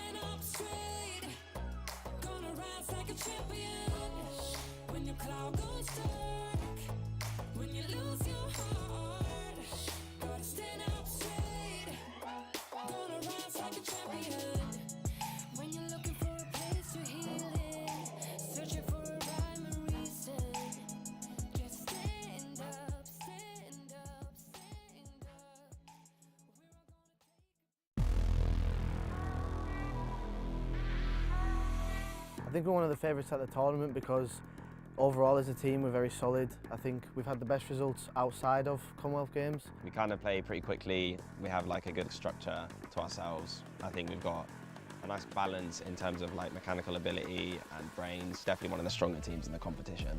We're a very aggressive team. I think we try to just apply as much pressure as we can and score as many goals as we can. We've not got a ton of experience together.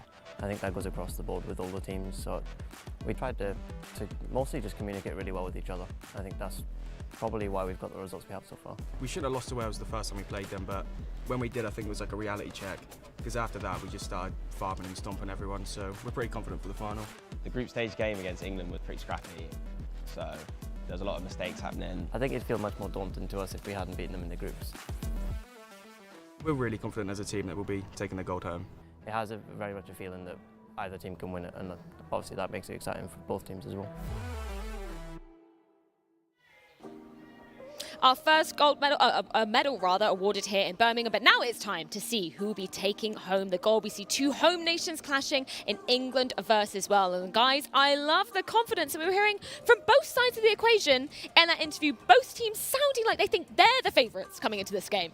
Yeah, I definitely think England more so as well. England, we're definitely going to take it. This is ours to win. Wales, really, it could go either way. You know, both teams will obviously be very excited for it. And I don't know, we'll see if the confidence carries it. I do like that England are saying it was a bit of a reality check for them in the group stage, that they will be a little bit more prepared coming in this time. Any thoughts from yourself before we welcome the teams on stage? Yeah, I think so. I think Wales, you know, that they said they wouldn't feel as confident if they hadn't already beat England. And we talked about maybe England can learn from that. But at the same time, Wales know that they can beat them. They've done it before, and they might be the slight underdogs, but they can do it again here as well. I think this is the thing as well. We go back to the group stage looking at that matchup between England and Wales. The fact that we actually saw Wales edging it out, and we were talking about this just before coming on air, that was actually a slight upset to see them taking down England in that early stage. It definitely was. England said it themselves in that interview as well, that they are the players that in theory have better results on paper in their history. These are the players who have achieved slightly more, but both teams have come together for this event specifically. So a lot of it does come down to not just the past, it comes on what you do in the next game as well, and whether or not you have the synergy down. Wales had it in the first series, England need to discover it for this one. I love that you bring up that particular point as well, because the bronze medal matchup that we just saw going down, those were two teams that already play together. We were expecting a lot more synergy from them. Interestingly, not the case coming into this gold and silver medal deciding game. Yeah, this one gives the ability, I think, for players to shine, individuals to appear and show themselves on the big stage. And we've got some big names as well.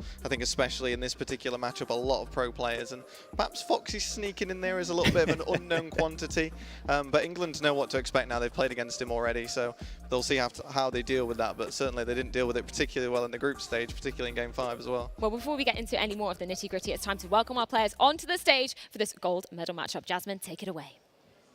Well, to say that it's been an interesting affair thus far would be a very, very big understatement, to be quite honest with you. It's been an exciting affair. Team Australia winning out the previous matchup, our very first one of the day, in a 3-0 fashion. But coming up next, we have England versus Wales. These two teams are about to go head-to-head.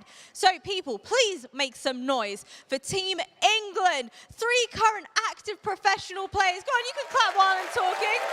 Active professional players.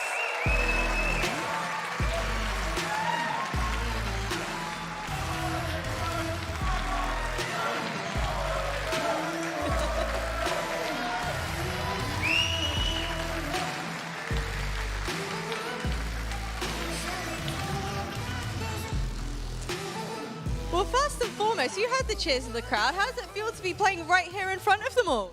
It's absolutely surreal. Honestly, I never expected to be representing my country in any shape this way, and it's absolutely amazing. Thank you, everyone, for coming out. Go on, he's giving you a shout out. You can make some noise.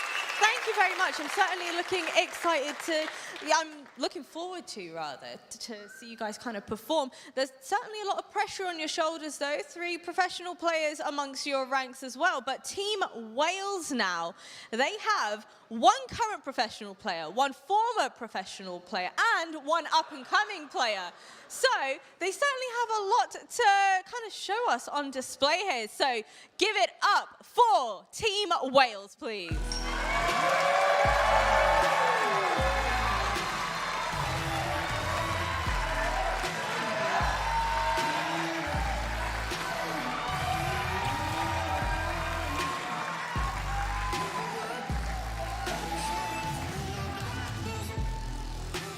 So, I need you to tell me, obviously you're going up, I mean, the crowd are all for you guys, to be quite honest with you. I gotta say, I love it, but going up against the likes of Team England, is there any sort of nerves that are creeping into play here, considering the fact, you know, they do have 3 pros on their team?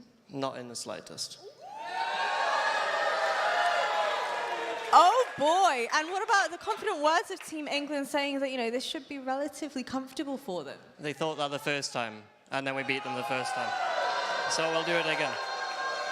Oh boys, oh boys, oh boys. You know, this is all about good sportsmanship, I've got to be honest with you. So can I please get the 2 captains of each team, take it to the center of the stage. Please give me a handshake between the 2 of you. In the wonderful words of esports, you know, smack talking is great and all, but did you whisper a little something in his ear as well?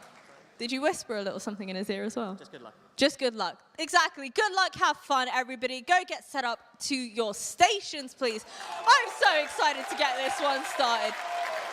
We can get a little bit more noise than that. I'm certainly sure of it, and I know we will get that during these games, but I'm going to throw it over to Freya and the folks on the desk to take us through all the action on this one. Fantastic work as always, Jasmine. We definitely know who the crowd are going to be favouring coming into this one, but I want to start by talking about the team on the other side of the server. England, we were saying coming into the groups, you know, we kind of favoured them in that initial matchup going up against Wales. So what happened? What were the key issues for them in that opening game? They started strong. They looked good at the start of the game, and eyes have to be on the player that went up for the handshake there as well. Cash, he is the target man for this team. His play off the back wall, moving forward with the ball, he is going to be lethal in the series. And it started to turn around in the group stage once Wales started to attack him. If you can't prevent him getting there with the ball, prevent him having the ball at all, bump him off it, get him out at the midfield, that started to work for them. If they can carry that forward in this series as well, that's great. England need to find ways to maybe find different routes, do a little bit better, or just protect Cash. I think when you were talking about Cash earlier on as well, you used a mechanical skill. That was kind of the word that you were exemplifying for him. What should we be expecting to see in the server today then? I mean, we saw similar things in the last game, didn't we? We saw that incredible goal from Kaká. We talked about the mechanics. This is the kind of thing Cash brings to the table, but consistently. And if these guys aren't watching him, if they're struggling for boost, he's going to be all over them. And he'll just run through on his own. He'll take on all 3 of them by himself and let his teammates sit back and cover the defense in case he makes a mistake. But really, he does. And so really, it's up to Wales to shut him down, because on his own, he's a menace. And that's exactly what you said that they did in that group stage matchup as well. And you kind of said that they felt like the England, rather, didn't really have a contingency plan when Wales were attacking that crucial man on their side. Yeah, and that is maybe one of the things that England do have in their favour as well. They've been coached up to this event by world-class coach Gregan, who is now over in Dallas. So he's not with them for this, but they should at least know the adaptability needed. They should have maybe these backup plans in mind. So the question is, in the first couple of games in this series, do those backup plans come out? Do they have other angles of attack that they can utilise? Yeah, that's actually a pivot point that I just want to go on quickly, just in case anybody isn't familiar with the format of Rocket League. There are coaches available in play as well. What kind of input do you see them having typically in a Rocket League match? So compared to other esports, you might see them actively investing in the game. Really, for Rocket League, it's more about between the games and sort of maybe when goals go in. But they can't talk in the middle of the game because there's too much going on. The game is too fast-paced, as you've already seen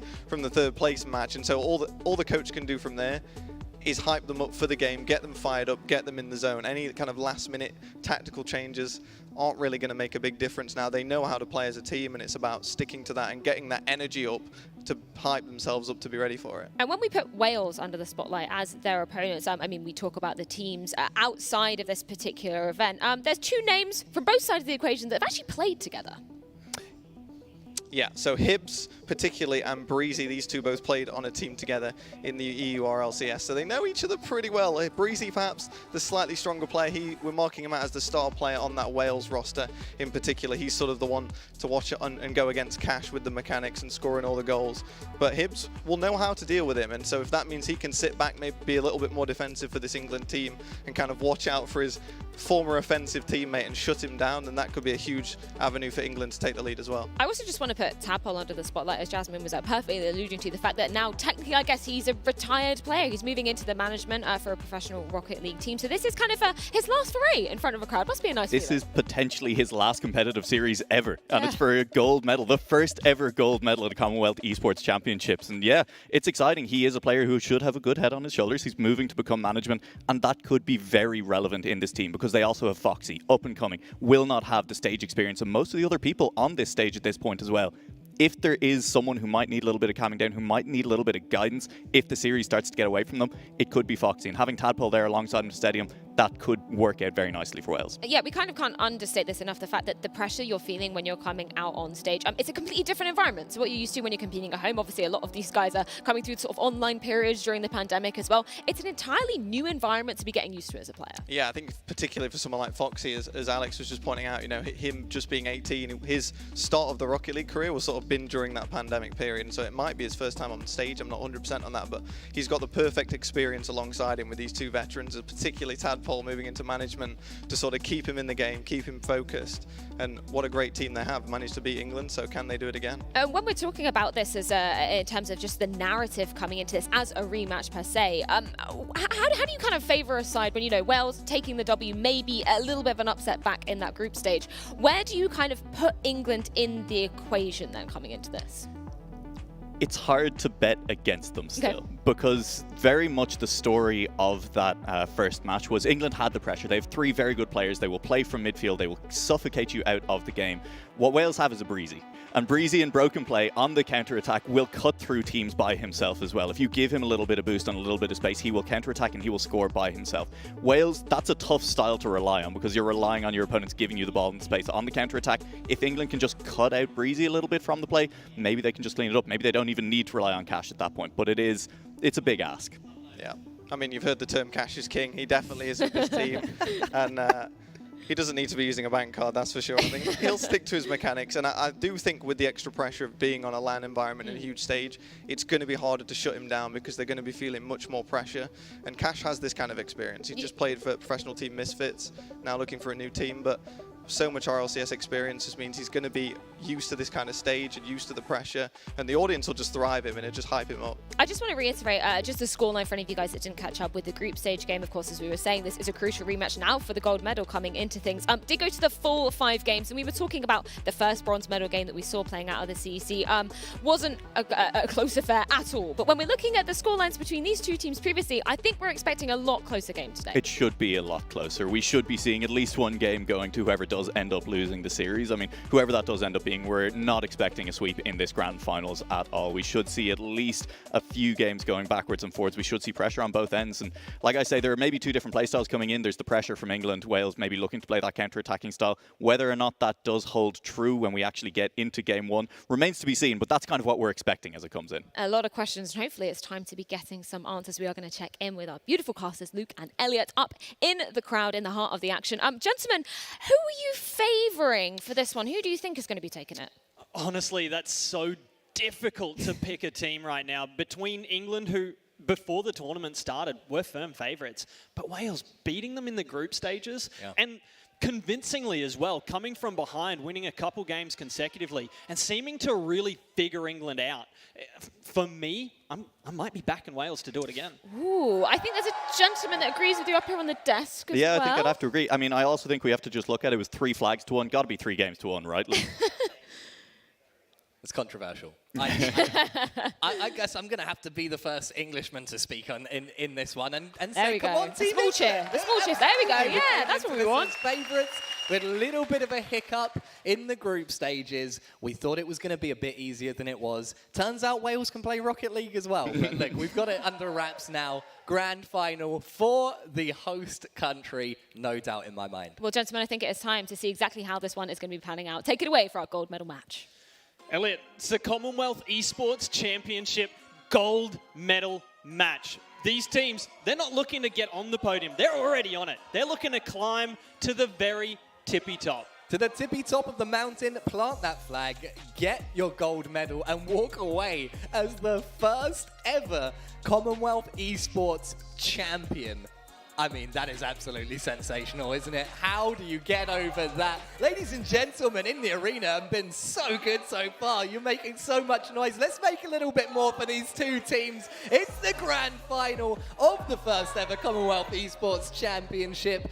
England versus Wales, 2 of the home nations. I mean, it's a pretty exciting time to be a fan of esports. And as we could see from the very brief interviews with the captains, a little bit of maybe animosity behind the scenes, a little bit of tension, shall we say, between It's a competitive grudge match. healthy tension. Well, let's be honest. But look, it's going to be fantastic to watch because, again, I mentioned it just before, Wales seemed to figure out England in the group stages. Now the onus is on England to figure out what Wales figured out and make their adaptation. See if they can work at their way to make them be able to play their own game rather than reacting to Wales's adaptations.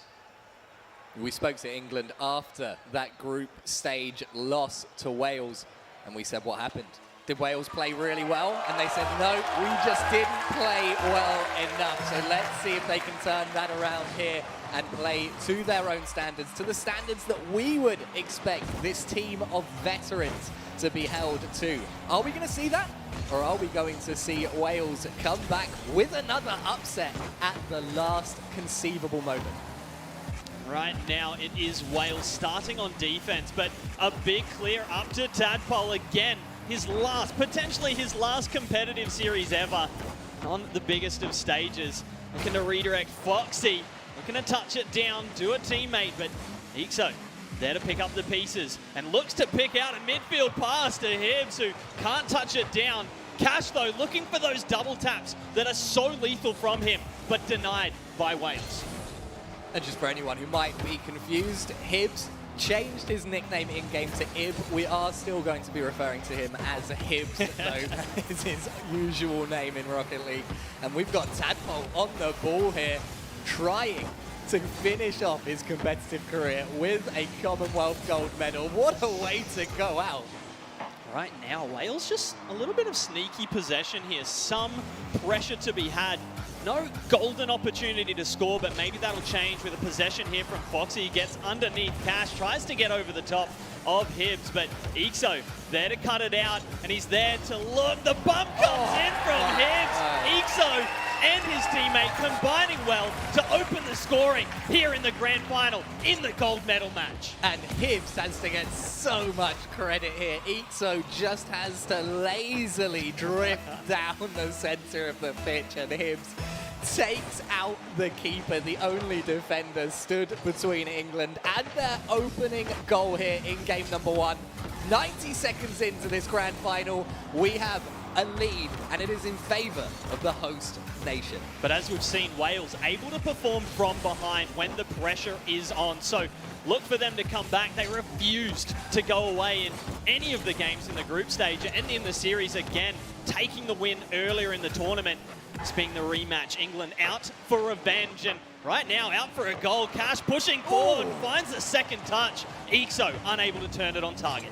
2 minutes gone, 1 goal in it, a very tightly fought contest here in game number 1. But England looking slightly more awake at the outset. Let's see how Wales can develop their gameplay and start to claw their way back into this competition. Tadpole's up. Oh my word, trying for something spectacular there, not quite able to pull it off, but the pressure is starting to come from Wales. We need to see the same thing that I mentioned with Team Well Connected in that bronze decider, and that is consistent offensive rotations. They've developed a couple of goal-scoring opportunities, but they haven't been keeping the pressure on. We're not seeing that third man rotate up quickly enough to maintain pressure, and that means England, when they clear, they're able to keep it out. But there you go, the man himself, Tadpole, to tie things up for Wales. And honestly, we had a great shot from the cameraman showing the offensive boost for Wales. Tadpole snatched it away from the defense, went back, picked up even more boost at midfield, and it gave him the time and the space and the momentum to slam that equalizer in. And as we said, Wales performing from behind, able to come back on call, and right now leveling the series up along with the game. Again, we're in game number 1, 2 minutes remaining. England, Wales battling it out, and honestly, this is living up to what we expected. Oh yeah, this is exactly what we hoped for. We didn't even have to wait till the second or third game. Straight out of the gate, these two teams are at each other's throats. No one wants to go home with a silver medal right now. And before the competition, you'd probably say silver in the first ever Commonwealth Games. Yeah, absolutely, I'll take silver. But now that they're here, oh no. Oh, we want a gold medal. And both of these teams extremely viable. It is anyone's for the taking. Tadpole just faking that little redirect, but Hibbs not having it. And in fact, has an opportunity, but it's denied.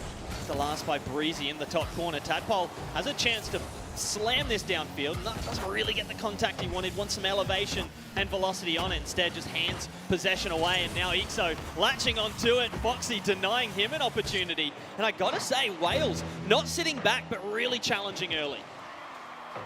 Hibbs. That's a loose touch. He's lost possession. Tadpole Oh! finds a fantastic infield pass. And Breezy on the end of it.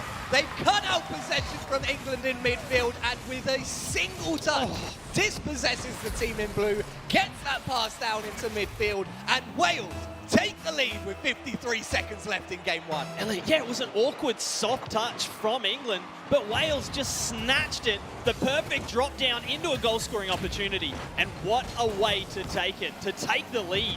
They didn't wait. They're not coming from behind here in game number one anymore. Taking an early lead. And also, it's late on in this game. They can push forward. They've got a 2-goal buffer, looking to secure game one.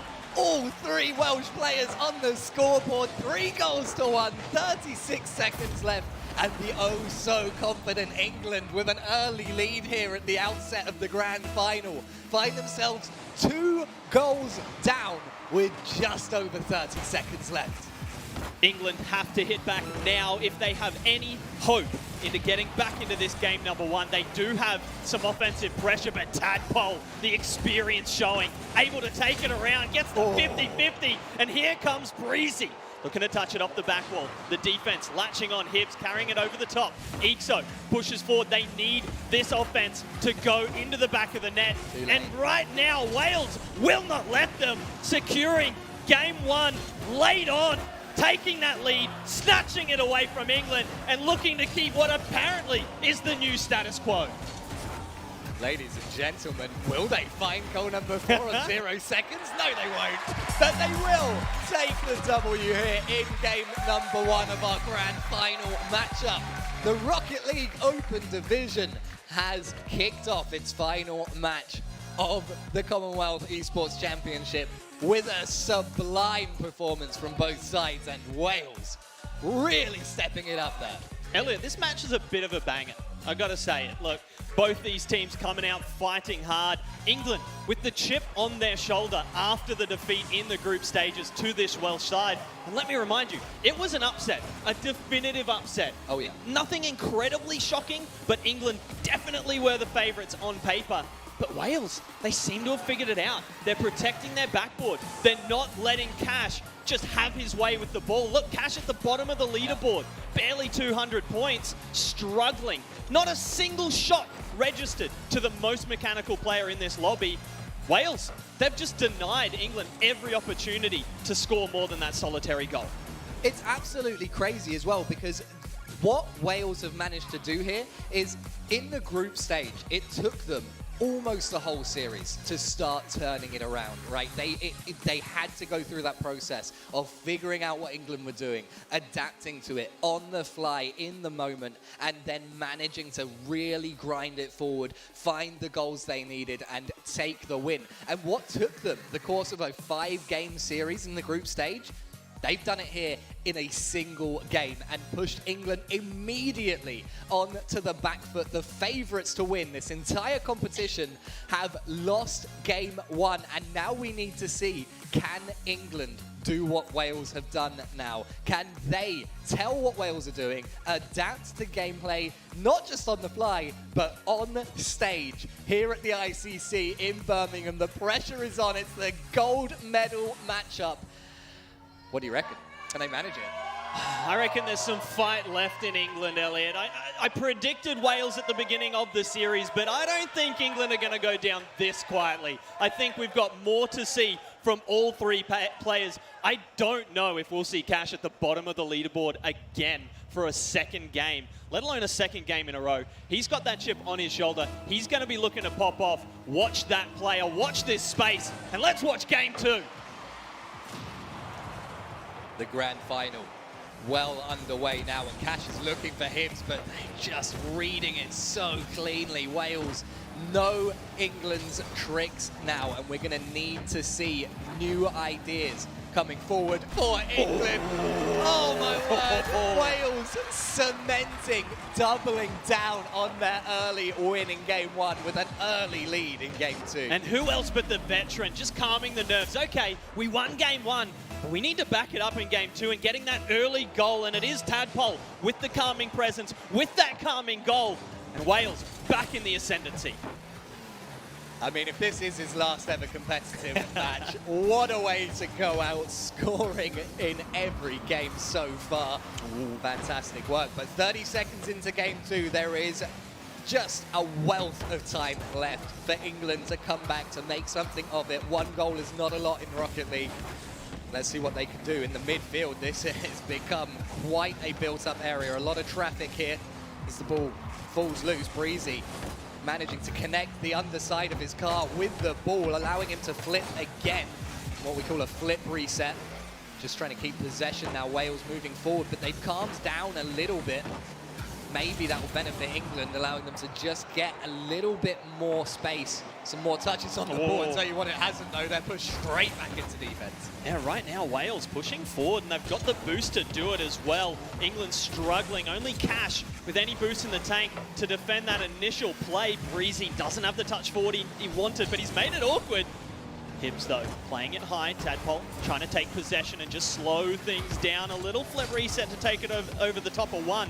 Breezy now awkward in his own corner. Shot opportunity could come in, but Foxy denies it. Gets a solid clear on the ball, and that'll buy some time for Wales, but it's awkward on defense, and suddenly Cash with the opportunity to the bottom corner. The big save comes in. Absolutely fantastic save there at the far post in that bottom corner. Looked like it could have been the equaliser for England, but Wales really doing a good job right now, not just of scoring goals and countering, but also of holding down the fort. They look really confident and collected on defense. They're keeping up their structure really nicely, and they're making it so difficult for England. You can see how frustrated they're getting, and it's not getting easier for the boys in blue. Hibbs able to hit it into the relative safety of the corner, but halfway through game 2, ladies and gentlemen, this is not going the way England expected. You mentioned frustration. I think that's the key word here.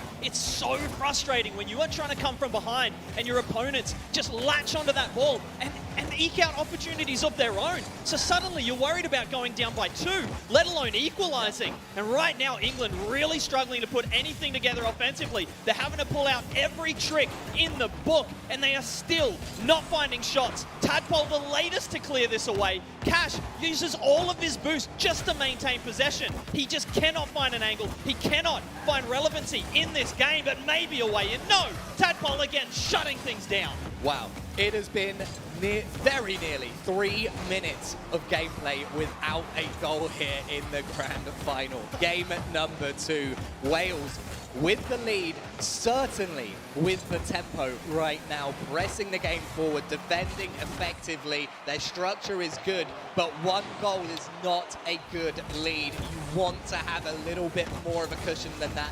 90 seconds, plenty of time, and all England need to do is find 1 quick break, 1 gap in the Welsh defense, 1 opportunity to put it in the back of the net.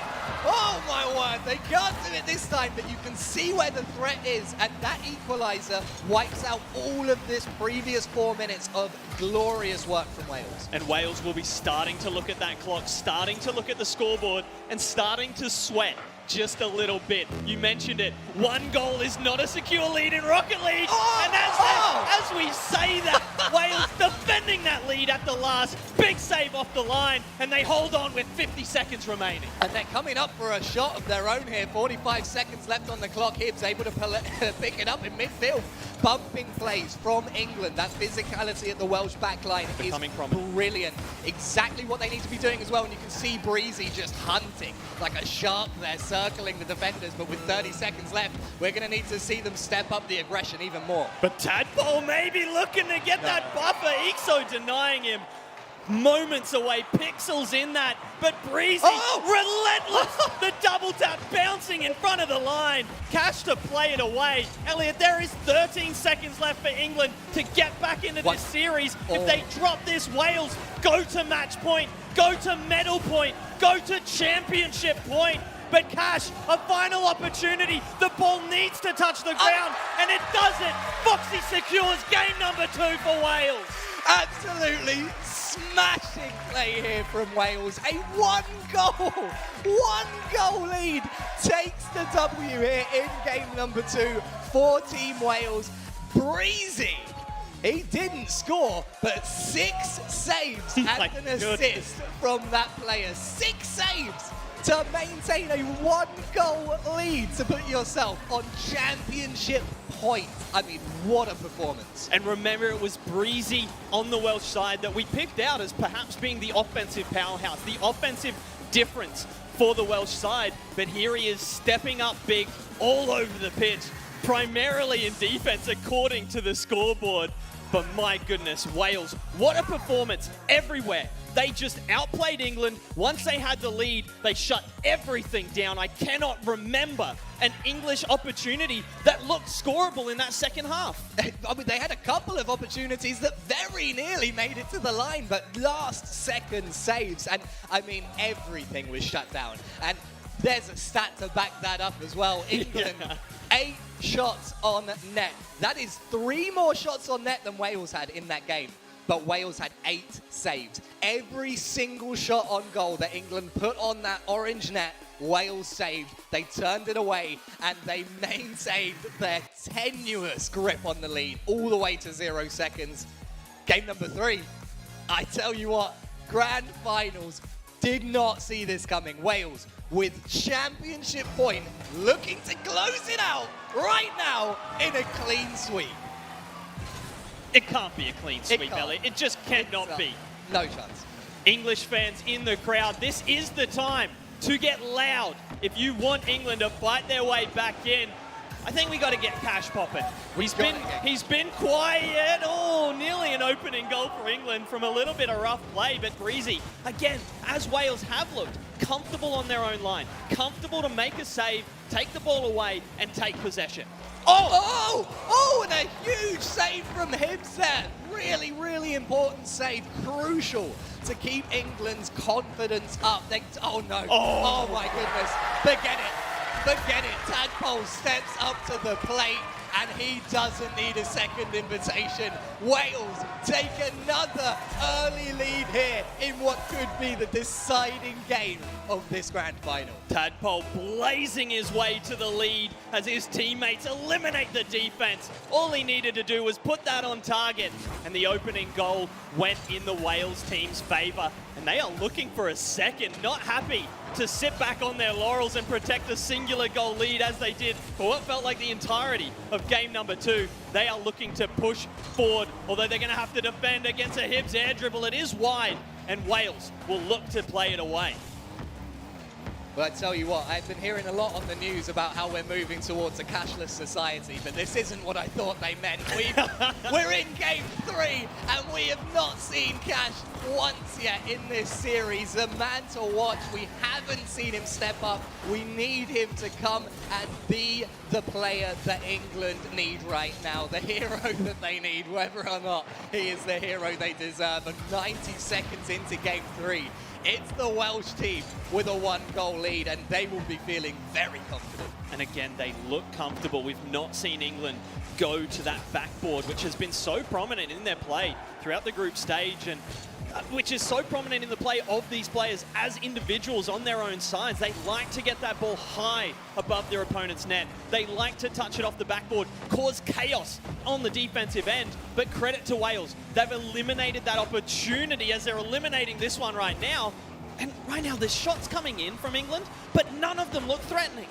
England have not scored in this grand final since the outset of game 1. Unreal. It has been, I imagine, about 10 minutes of consecutive gameplay without an English goal now. If you had predicted that coming into this series, I would have called you a lunatic. I would have taken you away and delivered you to the men in white coats. But here we are, crossing over the halfway point of game number 3 here in the grand final, and Wales look more likely to score next. England are nowhere to be found. Honestly, I don't even know where they've gone. Well, I do. Two of them were demoed, but it doesn't take that long to respawn, and they're barely getting back to the back post rotation. Ixo struggling again, using all of his boost just to get to halfway. They can't mount an attack. They're constantly defending, and they're constantly on their own back wall. You can't score goals with that. And England, I'm not sure if you realize you're a goal down right now. They're a goal down, but they are coming forward. But Ixo loses possession immediately. Foxy with a demo to open up the lane. Another demo as well. Breezy lifted over the top. It's on target, and Wales double their lead here in the grand final. They did what they couldn't in the last game when they looked utterly comfortable. Here they are, doubling their lead. They've got one foot on the podium. They've got one neck in the gold medal ribbon? Surely not. Their ears deep. Yeah, for sure. We can move on. They're looking really good. England, less so, and with just over 90 seconds remaining, they need to wake up. It's now or never, quite literally. This could be the final 90 seconds of the Commonwealth Esports Championships for these two teams. I can't believe it. I mean, we're so used to the England men's football team not being able to do it, having to rely on the Lionesses to come out and give us a result, but in Rocket League as well. Oh no, Breezy! Gonna make it 3 for Wales. Breezy's it's too easy for him right now. Foxy plays it down. It's a brilliant pass, but so many English players in that corner, under the ball, outplayed by a single Welsh touch. And this feels like game over, Elliot. I don't know if England they've not shown anything to make me believe that they have what it takes, but they still have a little bit of time. Time will tell, but it is ticking. These demolitions from Wales in this last 4 minutes of gameplay have been devastating. They've been using them to such valuable effect, really, really making the backline of this English side vulnerable, picking people out at the worst possible moments and peppering that backboard, forcing England to just commit a defender to their own backboard. 40 seconds left on the clock now, Luke, and it is danger zone. Tadpole looking to set up a fourth, but it's going to be awkward here for Breezy. Not much in the tank. Cash and Ixo bearing down. Ixo's going to look to push this over the top of Breezy, looking solid. Foxy able to follow up and just deny again any kind of shooting opportunity. Cash will get back. Tadpole there, well positioned for the clear, and it's monstrous. Ixo, time ticking away while he's just waiting for that ball to arrive at his feet. 3 goals to the good of Wales. They're on the precipice of the gold medal. There's no pause jam to be had. It's over. Wales have done it. Gold medalists, Commonwealth Esports Champions. There it is, the ball kept on the car, and what a moment to do it. England, when all is over, when there's nothing left to be gained by it, close out the Commonwealth Esports Championship Grand Final the way they opened it, with 1 goal. And that was not enough. Ladies and gentlemen in the ICC here in Birmingham, give it up for Team Wales, your first ever Commonwealth Esports Champions. Oh, Elliot, I think we might need to sit down now. Goodness. Oh my Was not expecting that. The underdogs coming through with a dominant performance in that gold medal match. Absolutely unbelievable. We knew that Wales had it in them with the upset in the group stages, but I didn't think that they'd be able to back it up with such consistency. As you said, they seemed to figure things out early on, and they did not look back. They had the cheat codes in that final. Really, really dominated England. I mean, it is one thing for Wales to win this matchup, right? An upset, but not out of the worlds of possibility at all. So that's not too surprising. To win in a clean sweep over this England squad, that's another level. To win in a clean sweep where you stop England from scoring for about 13 of the 15 minutes, I have no words, and you can see just what it means to these young players and their families here. What a momentous achievement. History has been made here in Birmingham. We saw a beautiful embrace between Tadpole and Dadpole.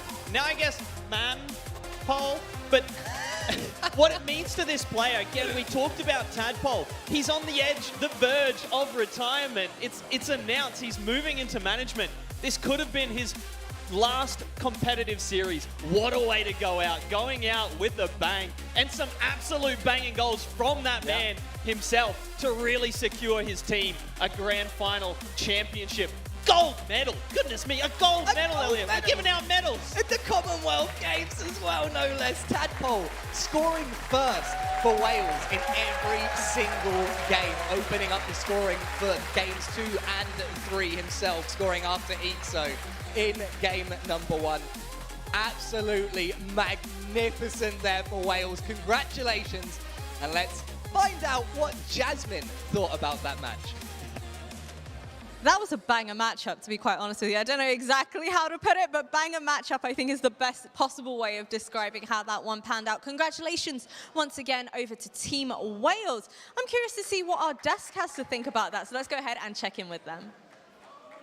Thank you very much, Jasmine. Yeah, what a spectacular showing from Team Wales. Our first gold medal awarded here at the Commonwealth Esports Championships, and they are the ones to be taking it home. And what a fashion to be doing it in. We were talking about the group stage game where we saw it going to all 5 games. No, this time Wales, they just needed 3 to do it. They made it look relatively straightforward. They were all over England from minute 1. They were super aggressive, stealing away boost, bumps and demos were the play. Tadpole was mentioned there. I want to give a huge shout out to Foxy. He set up that first goal in the last game. What a breakout game that was for him. He was getting multiple demos in a single play on the line and set the team up for victory. It was great from the entire squad. That's the narrative that I love with this Team Wales squad, and you were alluding to it perfectly before coming into the game. The fact that we see a retiring player in the form of Tadpole, a current pro player in the form of Breezy, and then obviously Foxy, a new up-and-coming player. It's amazing for them to be able to put on a showing like this at the Commonwealth. Yeah, and crazily, the most of the time we were talking about Breezy, and I think Breezy might have been the quietest game of the 3. Tadpole was absolutely unbelievable, involved in all but one of the goals, and he's retiring. Like, the man can still play from manager, that is for sure. And Foxy with the demolitions, just taking control of that game, didn't show any lack of confidence whatsoever from being on a big stage. And I absolutely love that we get to see so much support for both of these squads as well, but obviously we got to see on camera just the families coming out to support Team Wales as well. I absolutely love that. The embrace that we saw between Tadpole and his dad too. You can see just how much it means to them to be taking home this win. It's absolutely fantastic. It's one of the things that's great about seeing esports gain more acceptance in general, right, is that families are here, right? People are here to be supportive of the people that they love, to be supportive of their friends and their family in general. And it's just, it's lovely to see. It wasn't necessarily the case 10 years ago in esports in general, and it is the case now. And I'd say it means so much more for these players to have their families here to watch it. I think maybe I might have jinxed it just a little bit by saying, we're expecting a closer affair coming into this one. It might not have been the exact same kind of scoreline demographic that we saw playing out at the group stage, but that game 2 in particular, the defense that needed to come out at some of these moments from both sides of the equation, I was on the edge of my seat during that game. Yeah, that game 2 was the decider. I think that was the swinging point in this game. It was going to go one way or the other, and I think game 2, with it being that 1-0 goal, Cash had 7 shots in that game, could not score. Wales just kept him out time and time again, and we praised him so much before the game. Didn't score, not a single goal in all 3 games. So Wales just shut him down perfectly. They played their game strategy, and just after that game swung, we were thinking the momentum is now too much with Wales, and it's going to be difficult for England to come back. Yeah, and that was exactly what you were praising Wales exactly for back at the group stage as well. The fact that they were able to shut down Cash so convincingly on the side of that England squad. Was it kind of the same repeat game plan that you saw coming out today, or any kind of differences for you? I think, if anything, more aggressive. They came out, they said, well, England are not getting boost. We're not even going to give them a chance. There was one play in the middle of game 2, I think, perfectly highlighted it. We were commenting on it here ourselves. Cash came out of his own back corner, had a full tank of boost, was crossing the halfway line, open field in front of him, and Tadpole comes flying from the side and says, nope, absolutely not. You are getting nowhere near our goal with possession of the ball. And that's what Wales managed to do the entire way through. Yeah. Yeah, I think that's kind of maybe the most surprising thing, is just not to be able to see England get even more goals on the table. What was it, just 2 over the course of this series? And one of them, of course, the Wales team was already gotten up, but they've got that 6, so does it really count? I'm not sure. Ixo then, the only actual goal that was why, while everyone was still playing, Breezy picked up 3, Tadpole 3, and only 1 for Foxy, but Foxy was too busy just smashing cars to pieces. I don't think he was interested in playing much of the football side of Rocket League. It was more just running his car around and taking out everyone off the field, and it worked perfectly. The game plan was precise, and whatever the coach said to them, it worked a treat. And England will be very upset about that defeat, I think. Yeah, I love how stylistically we saw Wales really coming out into this. And it kind of, you phrased it perfectly. You were looking into a crystal ball saying, you know, I think Wales, again, they have the ability to be doing it, again, even more convincingly than what we saw in the group stage. But the fact that you were saying they've really got to hone in on that same game plan, keep on going with that aggression, as you were saying, super key to them closing this out. With all of that said, and with us praising Wales for the game plan, England did well. You know, they got up, they were in scoring positions, and if there was one thing that we weren't really expecting from the English squad, it was a lack of firepower. It was an inability to finish at the end. And I think Wales had a large part to play in that. They were excellent defensively, but I still think the fact that England did manage to get goals across the line, that must have just been starting to prey on the minds a little bit over the course of the series, because they should have been scoring from some of those positions, and these are players that can score from those positions. Yeah, players that we've seen historically definitely able to put up the numbers. I want to go just back to a word that you were saying, you know, during the course of the series. Momentum, key for the side of Wales. Can you kind of explain why momentum is so crucial in a game like Rocket League that is so fast-paced? Yeah, Rocket League, the games come so quickly. Of course, that's the other thing. You know, 5-minute games, they drag out to about 6 or 7 minutes with the stoppages for the goals. But you get a minute between games, and that's not if everybody readies up and goes straight in. So you've got very little time to refocus yourself, unlike a game like Dota where you can focus, talk to the coach, redraft. So you've got to be on it from the get-go and continue that through. So if a team is in charge and running away with it, it's kind of hard to stop them and to shut them down. Once you're down and out, it's difficult. Yeah, it's there's no downtime in the game as well, whereas in some other games, you know, you're like, well, I'm defending for a little while, or I have a little bit of time as they work in the midfield. There's no downtime. They can attack at any time, any moment. You need to be prepared to keep going. If something's going wrong, you have maybe 5 seconds of a replay to pick yourself back up and prepare for the next attack. Yeah, no pauses, nothing like that as well. I just want to put some words to the man that we see on our screen on the right-hand side. That is Breezy, again, a player that we were really praising coming into this, saying, you know, just in terms of his professional ability, huge standout performer. Did he live up to the expectations that you were hoping coming into today? Yeah, I think so. I think, like we mentioned, he didn't necessarily stand out as much just because the other two played better than what we thought. But I mean, you can see the stats on the screen, and the 5 saves as well definitely helped a lot, because England was still coming forward. They still had their chances, and they had a lot. They just could not break past that Wales defence, and obviously Breezy was a huge, huge part of that. Any thoughts from you? Yeah, I mean, I have to agree with that. I think Breezy, the one area on the pitch he did stand out was defensively. There were a couple of times ball heading towards net. You're like, right, England have finally broken their way through. They're going to manage to get a goal on the board, and they're maybe getting back into, oh, Breezy's on the line again. Oh, cool. No, never mind. We'll keep going, and the ball's going back the other end of the pitch. No, Wales have scored again instead. And yeah, that's defense is as much part of the game as offense, keeping it locked on the entire time. I'd love to see possession stats. We'll go and find them after we're done here. But I think England had possession for quite a lot of all of those games. Wales were under pressure. They were forced to play defensively, and they did a magnificent job of it. Well, before we do wrap up the Rocket League Open here at the Commonwealth Esports Championships, it is time to award our medals on stage with the lovely Jasmine.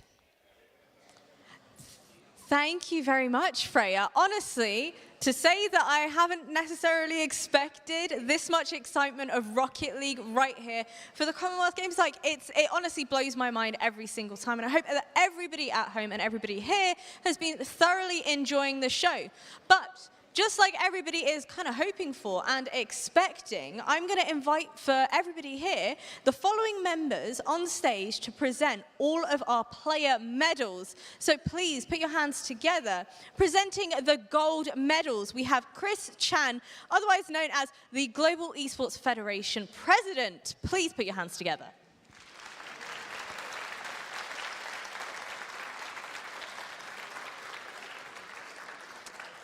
And presenting the silver medalists, we have Charmaine Crooks, the Vice President of the Global Esports Federation.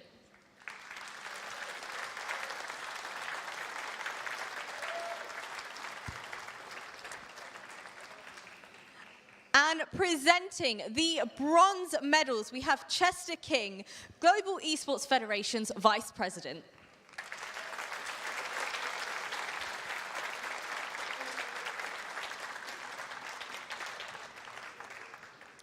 And now, of course, this event wouldn't be what it is without the players that have been competing and taking part against one another. So please put your hands together for a very warm welcome and congratulations to all of our medalists.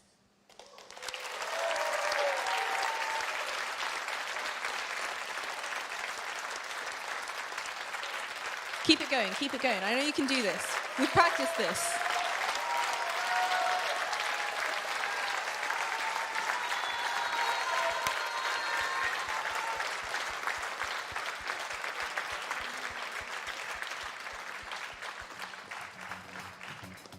Well, that is a lot of players that are joining us here on stage today.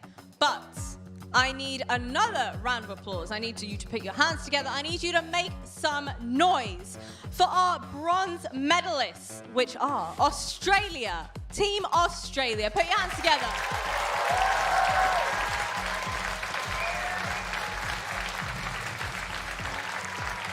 And also, your silver medalists are Team England.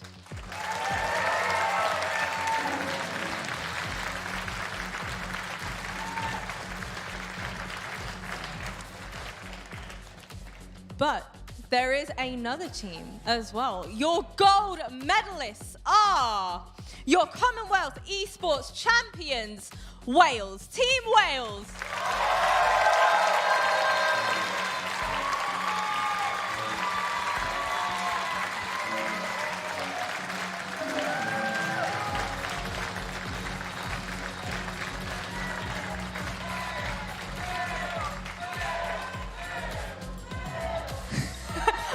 I love the chants. Keep it going, keep it going. Keep the chants going.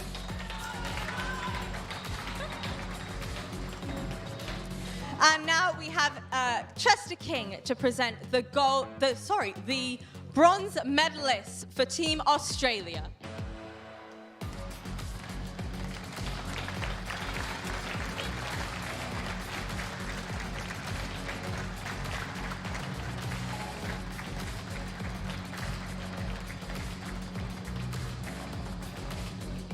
Keep the claps going. I know you can do it. Come on, we have just made history right here in Birmingham.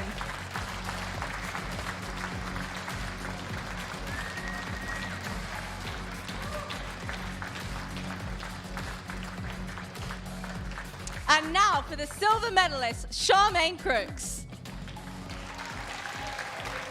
Come on, give it up for Team England.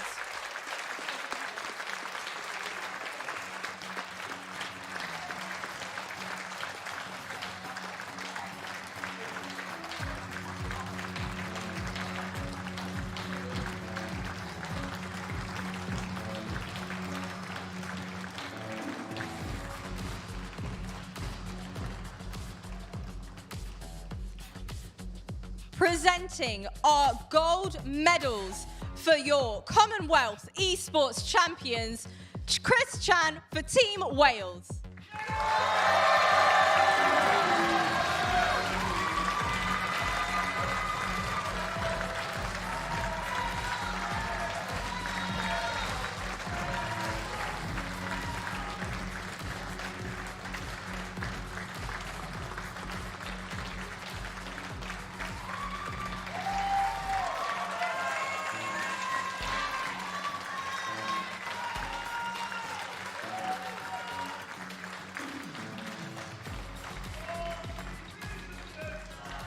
And now, the national anthem of Team Wales.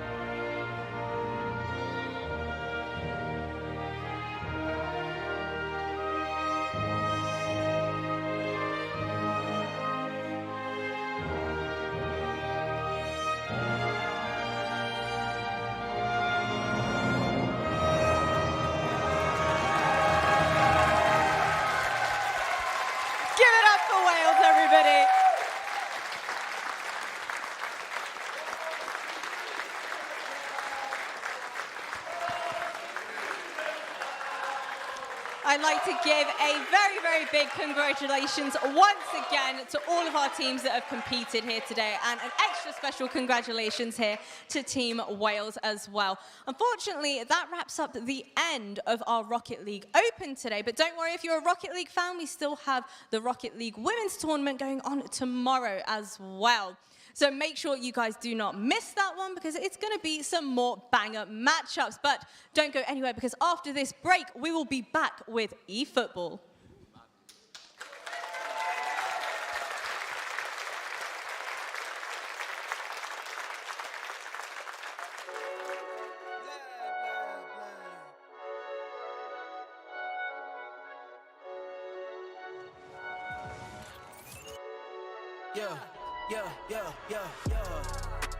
Coming in, yeah, flex, I just wanna win, yeah, LABB who we running with, yeah, 2, 2, 3, 3, I'm on 10 again, yeah, state your name, big dope on flame, I just switched the lanes, damn he did it again, I just flipped the pain, stripping and dipping in bass, slab on everything.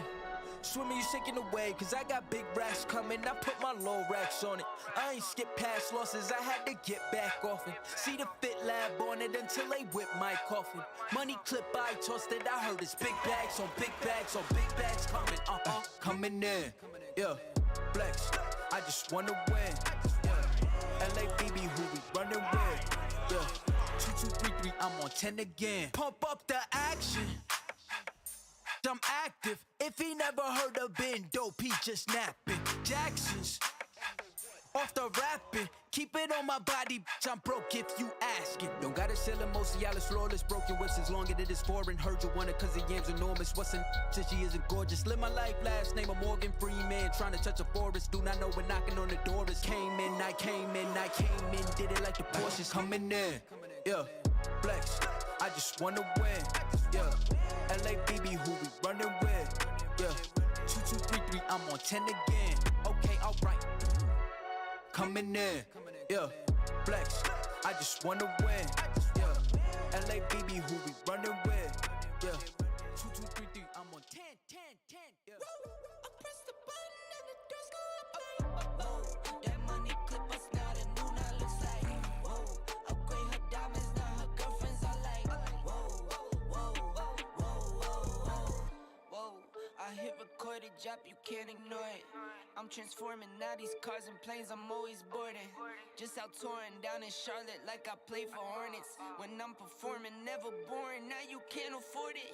Champagne Perrier, finished friends on my face. Looking like I'm from the deep, these no Cartiers. Pockets deep, deep, deep, bro. I can make it in my seat, bro. Do you, I'm doing me, bro. Making noise, use a peep, bro. Whoa, I press the button and the doors go up like.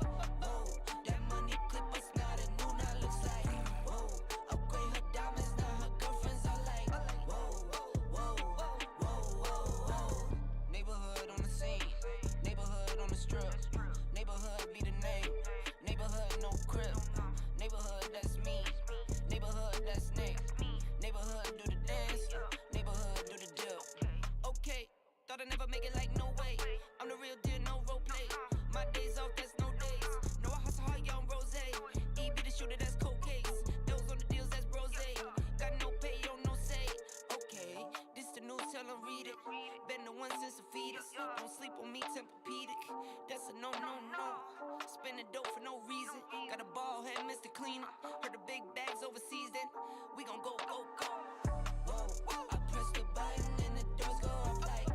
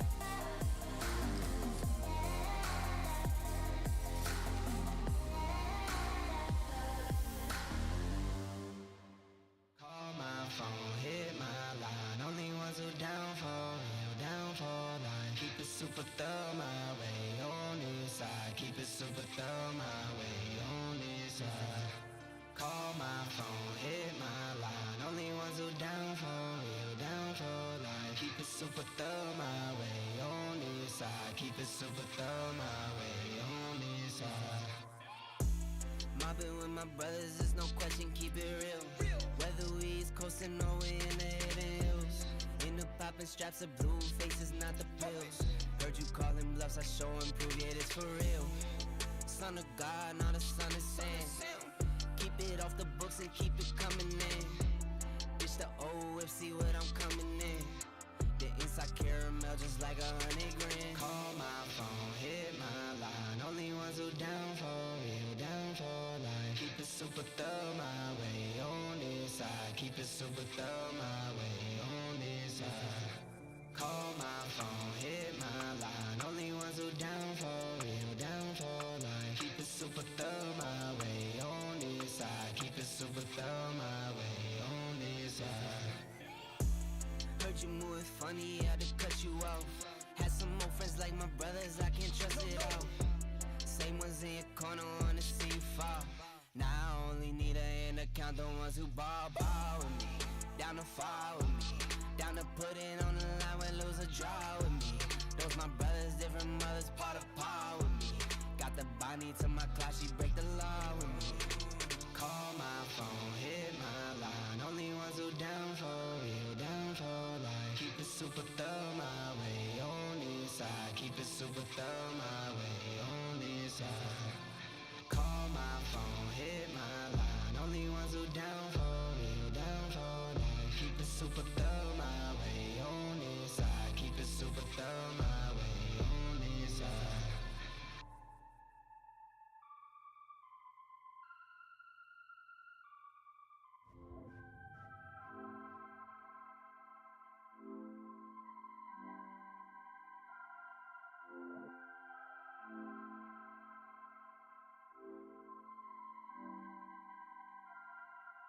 I get to it first, I got you mad.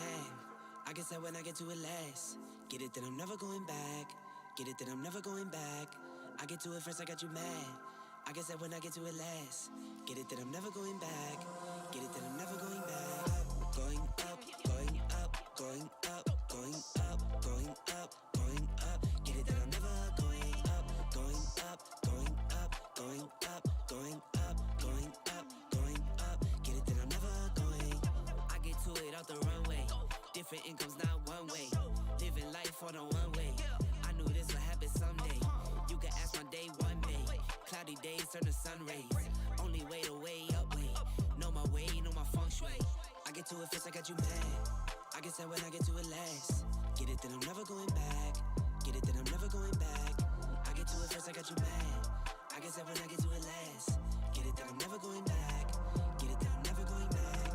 Going up, going up, going up, going up, going up, going up. Get it that I'm never going up, going up, going up, going up, going up, going up, going up. Get it that I'm never going. Different summer, different car keys.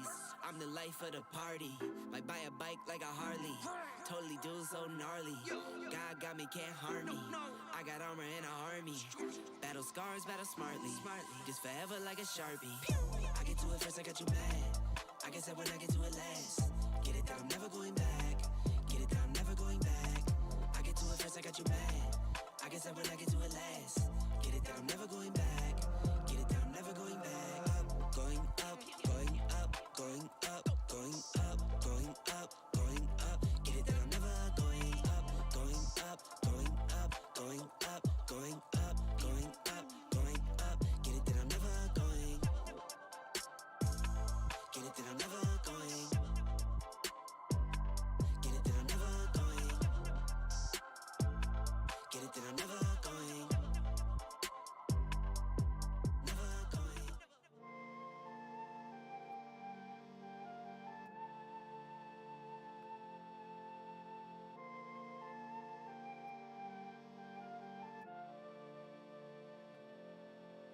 If I were you, I would have gone too. If my life was such a mess, I wouldn't be you.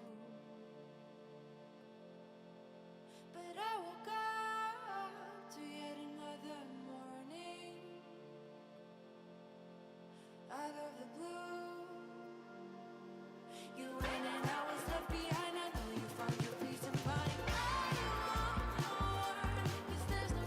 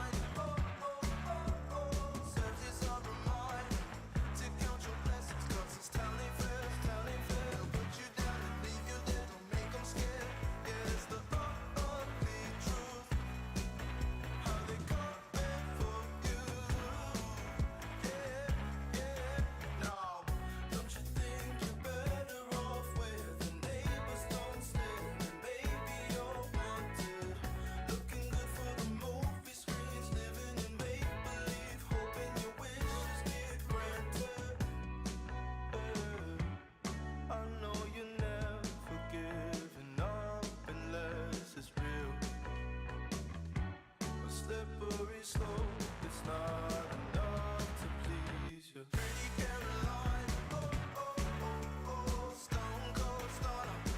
She was a winner, started working at the dime. Oh, oh, oh, oh, serves as a reminder to count your blessings, 'cause it's tally fair, tally fair. They'll put you down and leave you there, don't make them scared. Yeah, it's the ugly truth. How they coming for you. Yeah, yeah, let's go. It's the missed opportunity train. It only comes on a very blue moon. Think twice, and you missed it again.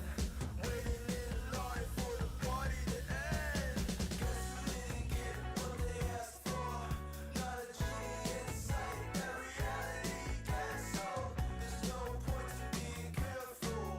Learn the rules to the game before you lose your mental. Pretty Caroline, the stone cold stunner.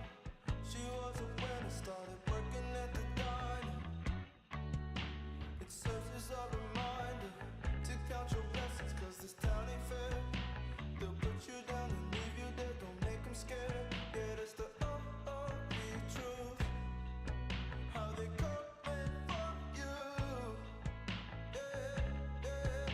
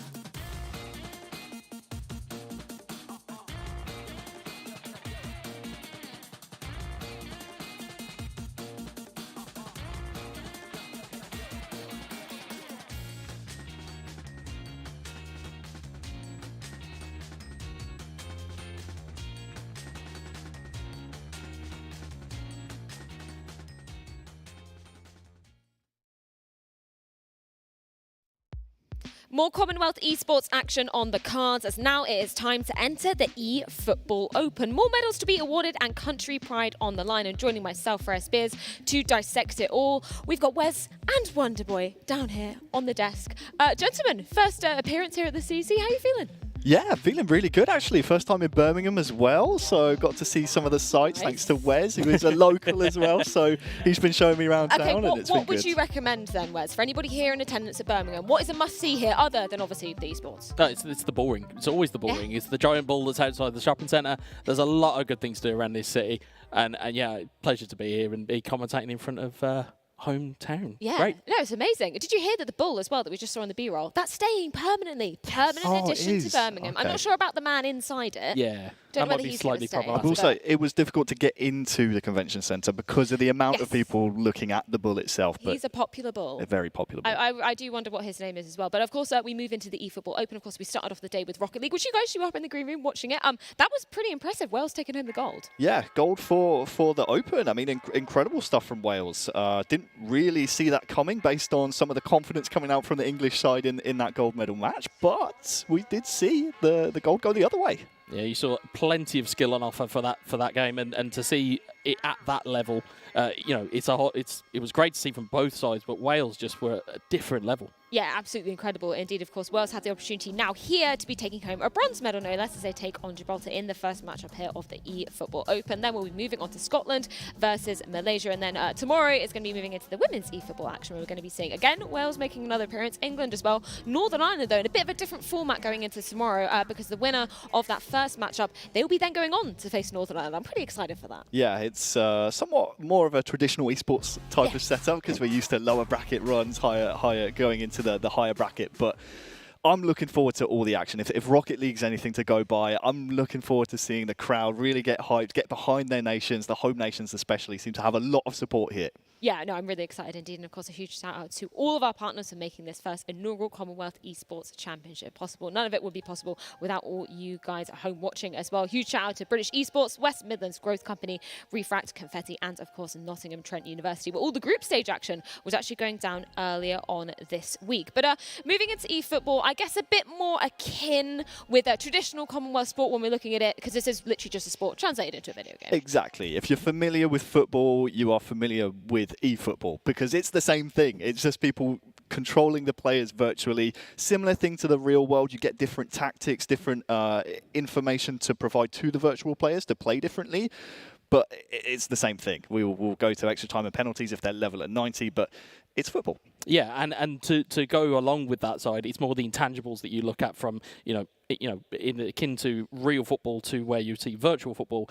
It's the mentality of the player that's behind the controller. What did they have in their locker? What can they produce on big moments and on big stages? And I think that's what we're going to see here today. Yeah, and I think it's just important to note, obviously, Rocket League earlier on was 3v3. This is now moving into the 1v1 action, which I think when you're looking at it as players sort of on both sides of the equation, means you have to be quite diverse because normally, when you're looking at conventional football, you've got the people up front, people midfield, people in defense. You've got to be able to do it all as an eFootball player. Yeah, and not only that, we talk about the psychological side of it as well. You're up there, you're on an island. We say it so often in the one versus one game. You don't have teammates to rely on. If you're having a bit of a struggle today, if you're having a bit of a slow start, you've only got yourself to try and get yourself back into the action, and that sometimes can be a bit of a pitfall that players struggle to overcome. Yeah, definitely, and it's that ability to execute, as we said, on big stages. It's kind of going, well, here's my home form. Here's what I can do when I'm at home, when I'm on a comfy armchair and I've got a drink and I'm all good. Meanwhile, today, you've got lights, you've got cameras, you've got an audience, you have a totally different set of circumstances. And you've got to somehow try and take your home game onto a big stage. Yeah, no, definitely huge amount of pressure coming into it, particularly coming into this first game. This determines who goes home with a bronze medal and who will go home with literally nothing. It's going to be Wales taking on Gibraltar for this one. Before we do jump into any specifics about the players, though, maybe we should go over the format because it's a little bit different coming into this. This is a best-of-3 series. That's right, yeah. It's best-of-3 games, so every single game needs a deciding result. As you're probably aware, in football, we play to 90 minutes. If we have a winner at the end of the 90, you get one game in the series. You win one more and you win. But if we are level at the end of 90 minutes, we go to extra time. If you score an extra time a winner, then you get the result. But if you can't get a winner on either side, we'll see penalties, which can be a very nervy affair. Yeah, you don't want to leave it up to a penalty shootout, especially in this type of environment, because we said shaky hands, adrenaline, everything else that can go with it. Penalty can go wide, can hit the post, it can go in the back of the net, and you are left, as Harry mentioned, you're left on that island all alone.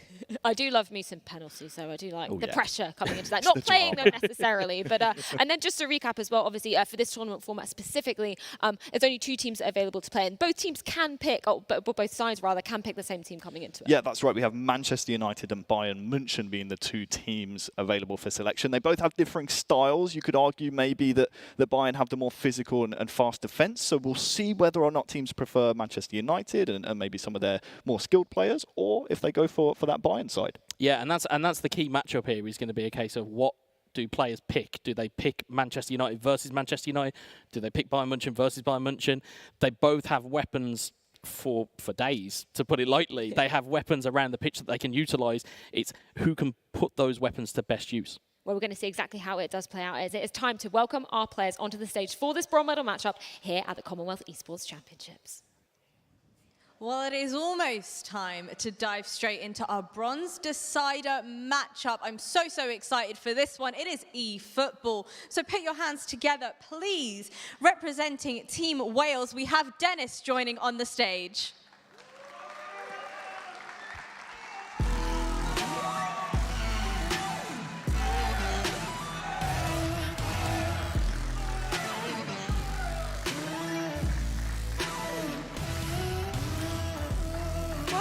Welcome.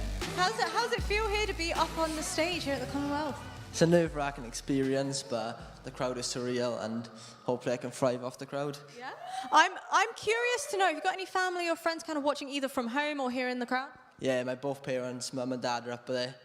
Oh, hello. Wave over to mum and dad. Give us a cheer for mum and dad, everybody. Come on. That's what we love to see. So for your parents, was it a little bit surreal for them kind of hearing that you're going to be playing here at the Commonwealth? Yeah, it's a surreal experience for all of us. Amazing stuff. How are you feeling going up against your opponent? I know he's a good player, but I believe my ability, and I think I can win. All right. Bold words. And with that, please put your hands together. Let's welcome Team Gibraltar. We have Dino.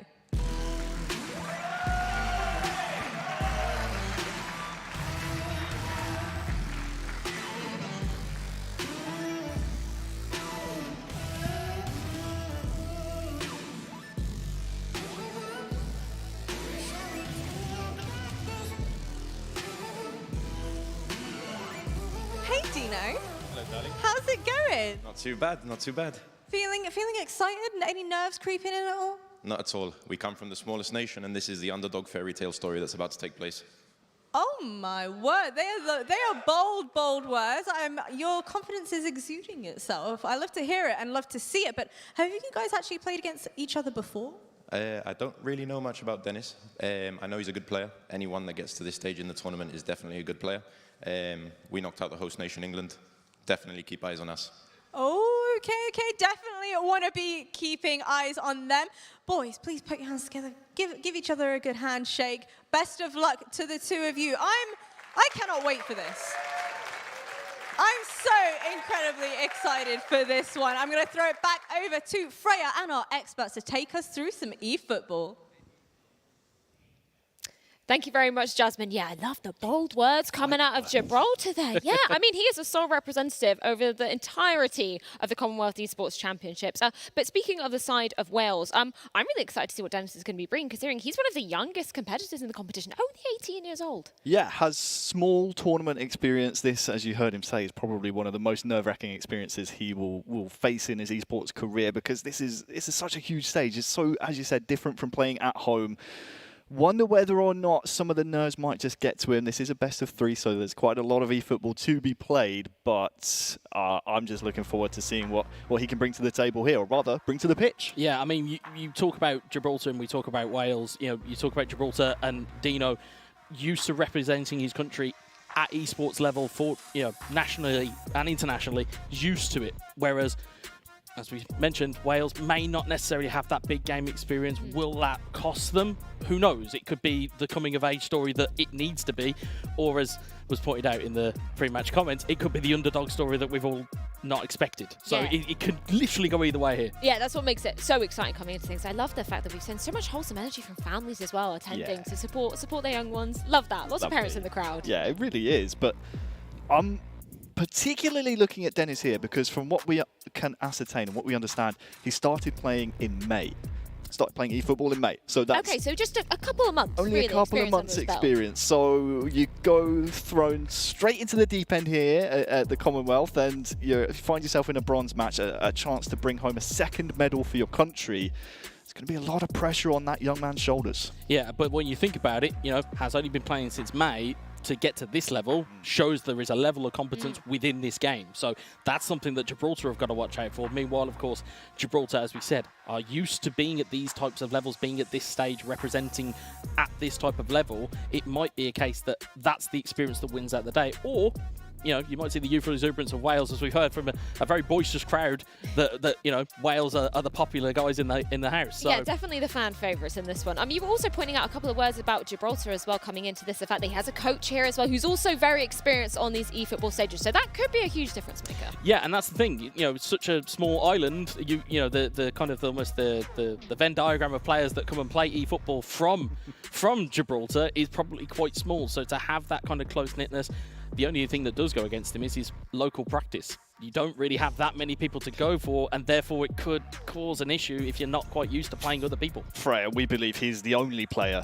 in Gibraltar. Yeah, he did say that to me yesterday. Yeah, he was like, I think I am the only person that owns a copy of eFootball in Gibraltar. I mean, it's a tiny island. Yeah, So. when you consider that, you have to look elsewhere for your practice. You have to start looking at players internationally where online the ping difference might be, not in your favour. You might have to face a bit of an uphill struggle when it comes to that practice. Will that make him a stronger eFootball player? I think we're about to find out. Well, a lot of questions, and hopefully they are about to be answered. But before we do jump into the game, it's time to get a few words from Team Gibraltar.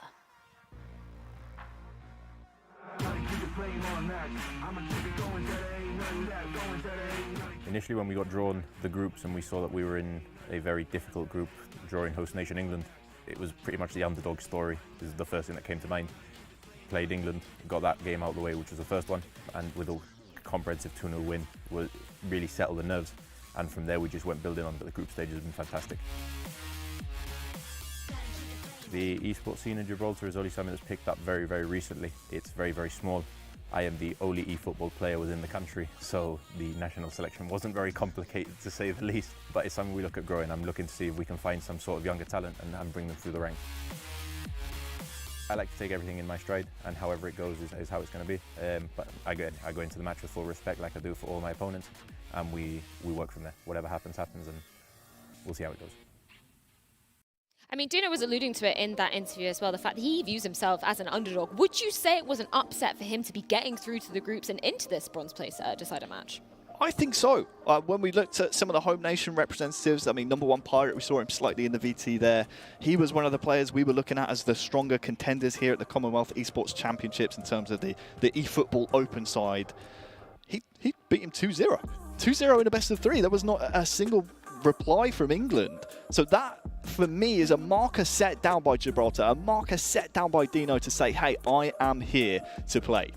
Yeah, and the thing with that, of course, setting those markers and setting those benchmarks, it now takes expectation up a little bit more. So, you hear Dino speaking of almost being almost a statesman for Gibraltar esports. So now, not only has he got to this level and it's brought it to the fore, he now wants to lead it forward. If he wins a bronze medal, all of a sudden goes back to Gibraltar as a bronze medalist. It's fantastic for esports in that region as a whole. Yeah. So there's, as we say always in esports, there's narrative everywhere in this game. Yeah, 100%. I mean, you were saying coming into this, obviously these two players not too familiar with each other's games, so I don't believe that they've actually played each other up until this point.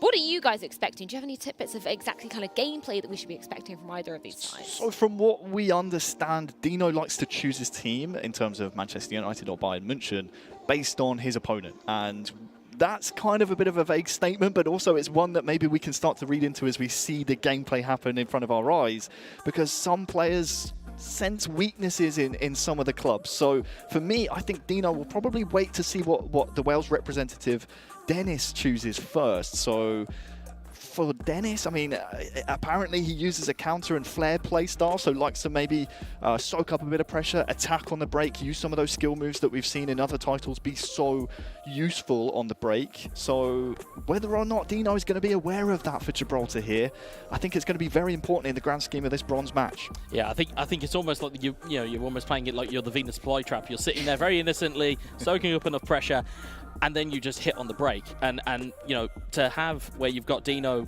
picking his moments and picking his tactics wisely, it's kind of allowing him to see what Wales' game plan is before he even constructs his own one. So you can kind of just pretty much win or lose this game within the game plan stage. It can be that vital to just see the slightest of nuances and the slightest of changes can change a game on its head. Just to zoom out a bit more in terms of the overall narrative for the entirety of the CEC as well, we were talking about the game format earlier, of course, as we were alluding to, only 2 teams able to be picked. Both sides can pick the same team coming into this as well. But you also pointed out that eFootball obeys the same rules as traditional football. So when we're talking about the players we're going to see on the pitch, it's going to be obeying that too. Exactly right. You're going to see very similar team selections. There is a caveat that transferred players within the open transfer window in the real world cannot be selected. So if a player has moved clubs, which for Manchester United and Bayern, there's been some significant outgoings, they can't be used here on the stage. So you're going to have to bear that in mind when you see the team sheets, you see the team selection process from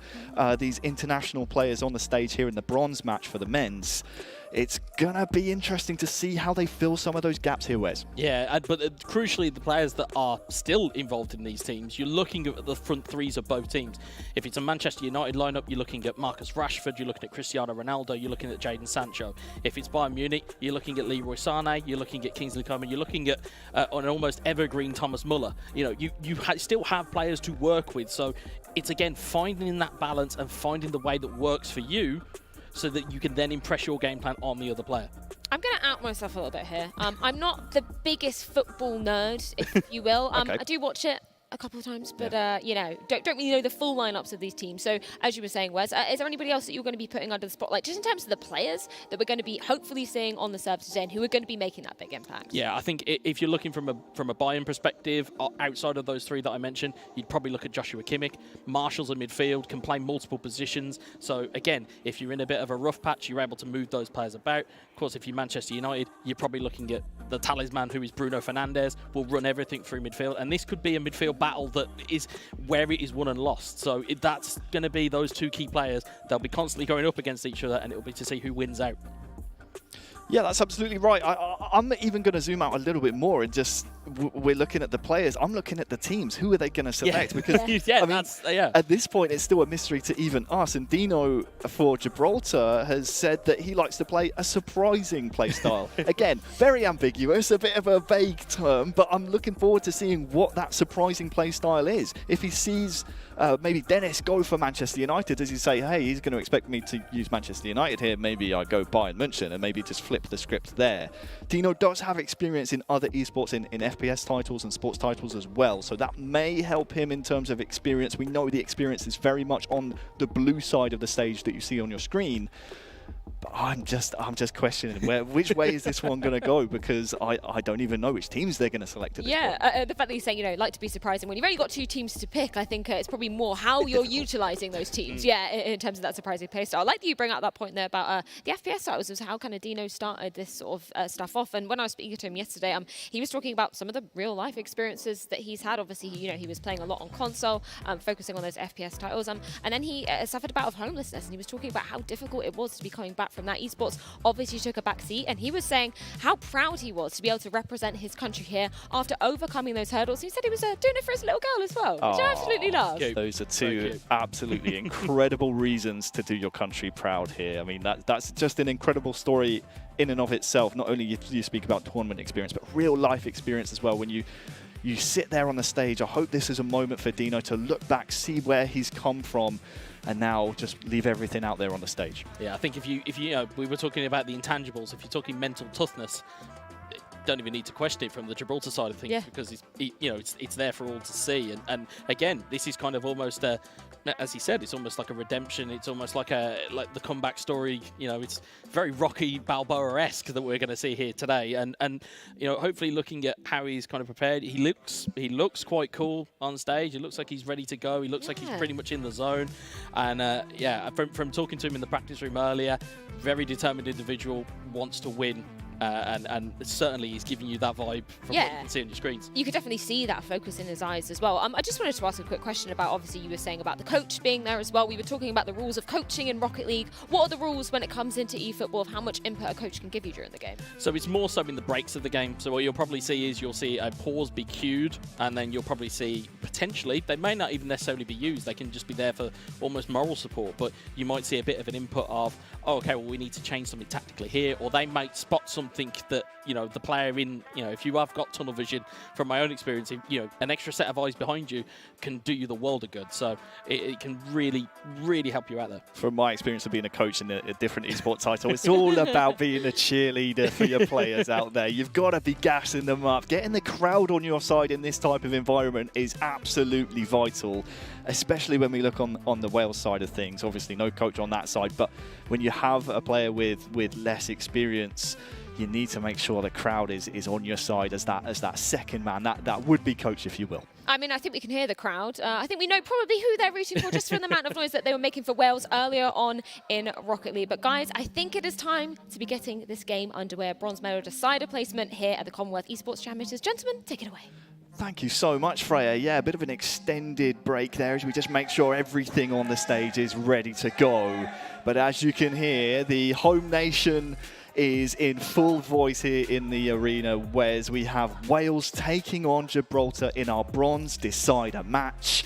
It's football. It's eFootball. Simple to understand, but very, very difficult to master. Yeah, and that's the thing. You can pick up bits and pieces in a couple of months. I would say that eFootball is a game that you can pick up and play, but to master it is going to take a little bit more time. So I think we might see a couple of nerves out of these players going into this game. We might see some errors that you don't normally see within eFootball esports, and as a result, it will provide entertainment by the bucket load, I would imagine. Yes, that it will. We still, of course, have to wait and see which of the clubs between Bayern München and Manchester United these two esport players will be choosing here on the stage. If it was you, Wes, I hate to put you up there on the stage because it's been a long while since you've been up there. Sorry to out you like that, but who would you choose in that type of scenario? Obviously, positives, negatives in both sides of the team selection. Where's your preference? Yeah, I think with physicality being kind of a key component of eFootball, I would probably edge it just to Bayern Munich in terms of the front to back. They have Neuer in goal. You've got Upamecano. They have a very solid spine going through their team, and again, half of it with esports is getting that spine and then building around it. And as we've already gone through with some of the players that are on show, they do have the assortment of cast. They have the supporting cast around them to make it a viable team to go with. Well, we're seeing some of the pictures of Dennis, the Welsh representative, on the stage. You could see on the other side, Gibraltar's Dino maybe just having a few technical difficulties, maybe just making sure that everything is tickety-boo here for the bronze medal match. Such a young representative of Wales is Dennis, the man on your screen right now. You've been there, Wes, maybe not as youthful as this young man, but I have to pick your brains. What does it feel like when you get up there on the stage? It's so nerve-wracking, isn't it?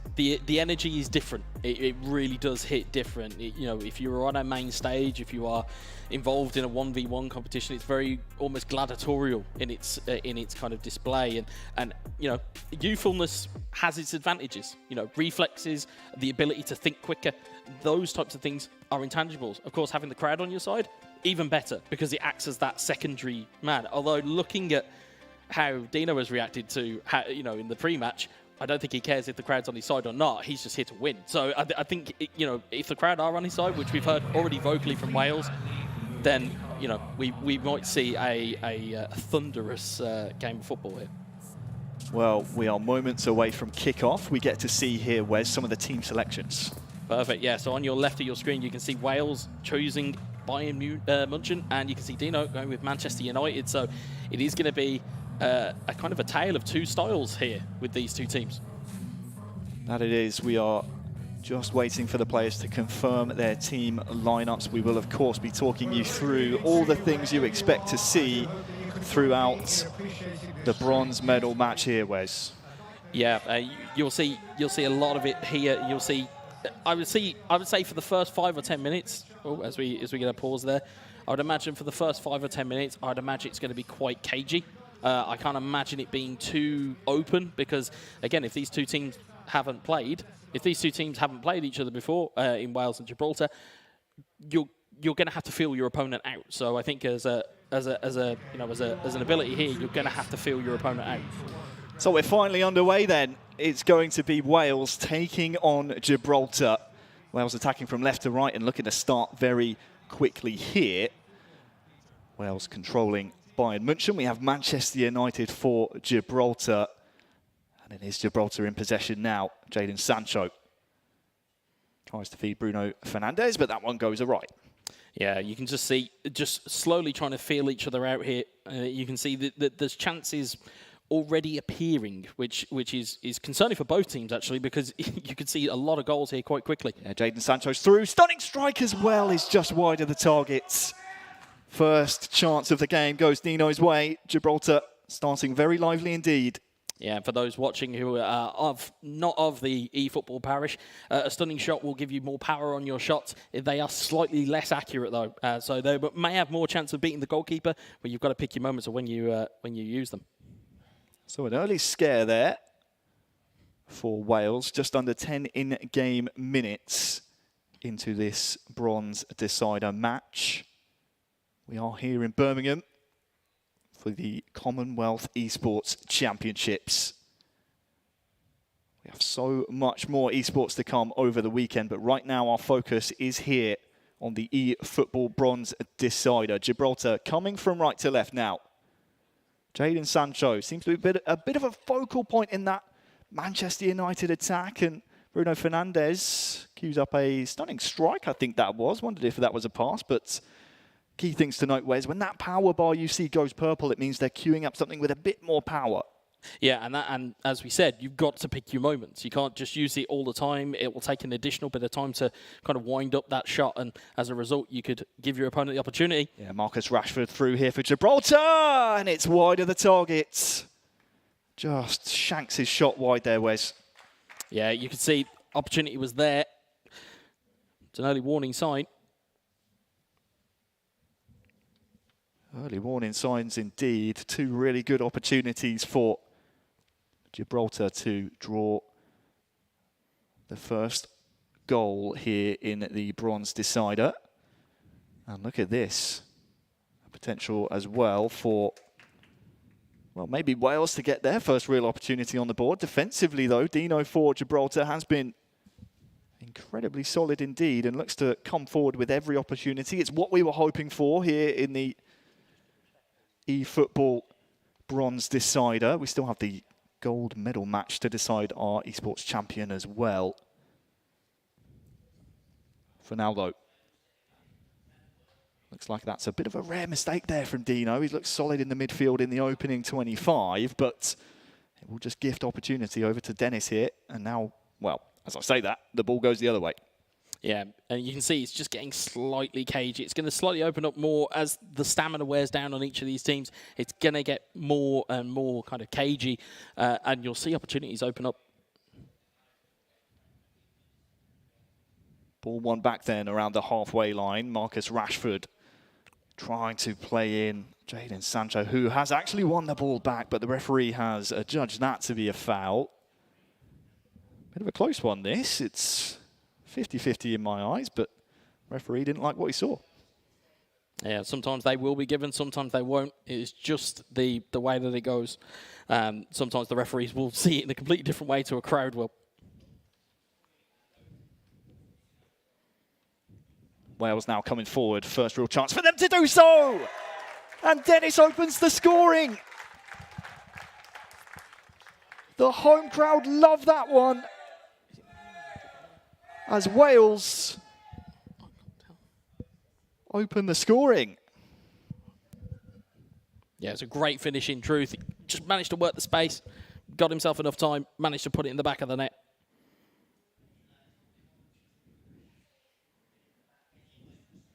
So, against the run of play, you could argue, Wales are into the lead. 35 minutes gone. And Dennis here in possession as well to maybe find a second. Sabitzer trying to be fed, but that one is cleared away. Yeah, you can see now the kind of the recovery and the kind of trying to kind of shore up your defences just a little bit from Manchester United here, but Bayern come back again. Yeah, Sane's in the box here, just playing it back towards Joshua Kimmich, but it will come back to the aforementioned.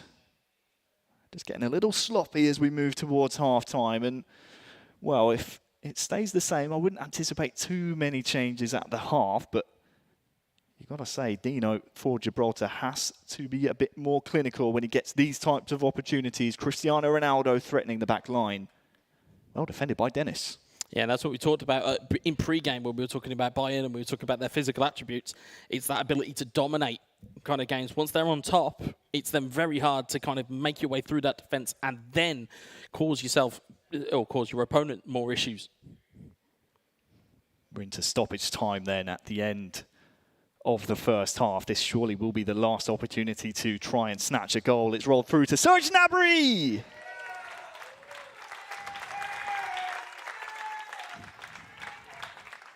Wales 2, Gibraltar 0, and that was the final attack of the half, which we've seen so often where it's been absolutely crucial.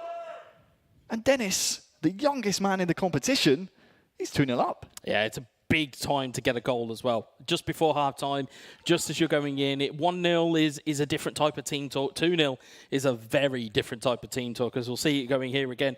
You'll see that early stunning shot that just went wide. That was a chance that, you know, went begging, and you can see here that, you know, an opportunity again that came through, just went wide of the post. And again, it was a story really of who was more clinical. It really was. Yeah, the clinicality was definitely the difference, as we saw on the stroke of the half-hour mark. The first goal from Dennis. Wales never really looked back from that point, and it's a wonder, as we just see some of the reactions there from Dino. He knows maybe this one's slipping away. Is there any bounce-back ability here from Gibraltar? Well, there certainly can be. It's just a case of whether you can put your game plan together. So we kick off then the second half, the side switch, and well, there's an opportunity for a third. That's Dennis attacking now from right to left, and it will be Gibraltar and Dino coming the other way with Manchester United. Rashford giving chase to this one. Bruno Fernandes goes for the stunning cross and should be rewarded with a corner. Corners, something that we see so often at the highest level of eFootball, be incredibly effective.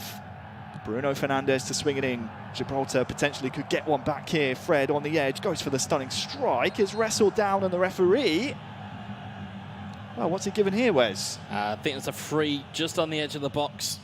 You can see right on the line. Again, prime real estate for Bruno Fernandes if he can find it onto the target. A golden opportunity then for Gibraltar to snatch one back. It's played short to Cristiano Ronaldo. Gibraltar are on the board, and that is what it means. No rest for the wicked as Wales want to try and get one back off the kickoff, but that was a very well worked free kick. Everyone was looking at the wall, the goalkeeper, the goal. No one looks at Cristiano Ronaldo. And Dino on the ascendancy here potentially. Cut out though, this time by Dennis. Yeah, the key thing to look at on that free kick was manual goalkeeping was being used. Dino saw it, realised what was going on, managed to get the pass off and then just find a very tidy finish into the back of the net. And now, complexion of the game changes once more. Chasing an equaliser now. It's played across the face, and it's a very dangerous situation indeed. Sancho's there! And Gibraltar are level! Yeah, as we said, complexion of the game changes once more. 2-0 down at half-time. You've made the changes. You've made the change in mentality, and all of a sudden we are back to level. Incredible scenes indeed. We start now from square one for both of these players, both of these nations. Sane trying to wriggle his way through. Might come back to him here as well, as Kimmich is there, and it's wide. Had me fooled. I thought that one was destined to find the back of the net. That is a big, big chance that's just gone awry. Again, just that little bit of composure inside the box could have provided that coolness that they needed. But, you know, we are on the biggest stage here. We are at the Commonwealth Esports Championships. This is as big as it gets. A reminder, this is a best-of-3 game, so there's a chance as well for Dino to come back and maybe snatch a lead. If it stays the same, corner to come here for Gibraltar. We will be headed to extra time. We need a winner in each of these matches we see. Played to the front post now. McTominay has the strength. Back to Fernandez, stunning cross. Dealt with well though by Dennis. He's seemed to have steadied the ship a little bit, but it's that attacking output that needs to be on the ball here for Wales. Kingsley Coman now tries to play an extra pass in the box, and with 20 minutes to go, it's going to remain 2 apiece. Yeah, and this is where your stamina comes into play, both physically and virtually. How much have they got left in the tank? How much adrenaline's worn off? Look at this, Serge Gnabry! Oh, it's agonisingly wide again for Wales. Yeah, it's good work. It's good work from the Welsh to just get into that ability, get into that space. And as we can see, pause cued, you can see the type of tactics that are being employed here. And you can see the types of energy levels. You can see from Jadon Sancho on the Manchester United side at red stamina, more than likely needs to come off here. Again, looking at the Bayern Munich side, just keeping it almost a 4-3-3 that we'll regularly see within eFootball Esports, but it hasn't paid the dividends just yet. So we take a look at the 2 men then on the stage representing their countries, just making final tweaks with around 15 in-game minutes to go. So much pressure. This is just the bronze decider. We have the gold medal match to decide our esports champion as well. Lindelof's found himself quite far forward here for Dino's Manchester United.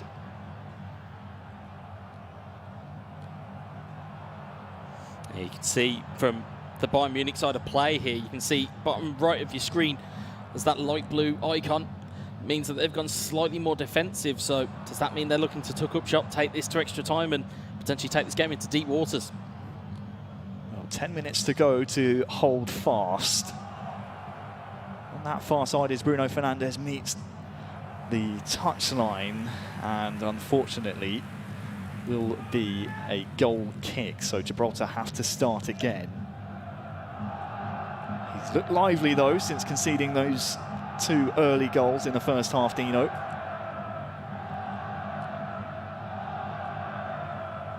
You'd hate to try and predict where the next goal is going to go here, but Dino has looked imperious in his attack at times.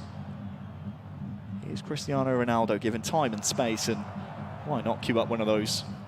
Yeah, you can see him looking to try and wait for a run and wait for some space to open up. And of course, if nobody pressures you, you've got the ability to take a shot on. But the issue, of course, was that, you know, with a stunning shot, takes a longer wind up, and as a result, defender comes in, takes it straight away from him. Closing in on the 90, Cristiano Ronaldo. You can see his stamina bar there in the bottom left. That's why we're starting to see some of those cruel touches. Just very wayward indeed. Something you have to keep an eye on, and it's honestly why substitutions at this level can really be the difference maker. Sabitzer plays into the feet of Thomas Muller. He's fresh on the pitch as well, so you've got to watch out for him. Sabitzer again. This could be a chance for Wales, maybe. to steal what would be, no doubt, a winner, but he's given the ball away quite far up the pitch here. Double touch from Rashford and, well, physically taken down. We're into the 4th of 3 added on, so a winner here surely would decide our first game in this best of 3. If it's going to go anywhere, it will go the side of Wales and the ball will be cleared. So after the 90, 2 goals apiece, we are headed to extra time. I thought it'd be cagey. I didn't think it'd be this cagey going into the game. You can see that kind of powers of recovery after the 2-goal lead that was had. You've now got to recover going into an extra 30 in-game minutes of play. So Wales then starting the first period of extra time on the attack. Look out for Sabitzer feeding! And you'd think Muller would tuck that one away. Fresh on the pitch, essentially, but couldn't quite steer it either side of David De Gea. Corner looking for that man at the back post, just wasted in the end, but Wales, that was a big chance. That's a big chance in extra time. To not put that away, it can be borderline criminal at this level. I mean, you may not get many chances or many more good chances like that going into extra time, especially with a fresh man on the pitch as well. Well, if this is a sign of things to come, strap yourselves in, because this is a best of 3 games. Serge Gnabry again just looking a little sluggish out there. Stamina could well be the difference maker if we are to see a goal here in extra time. About 5 in-game minutes to go till the first period ends.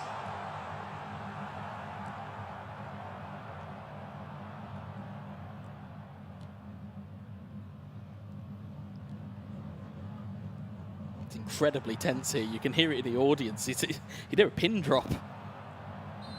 Just waiting with bated breath to see which way this one is going to go. There is a Welsh offside flag.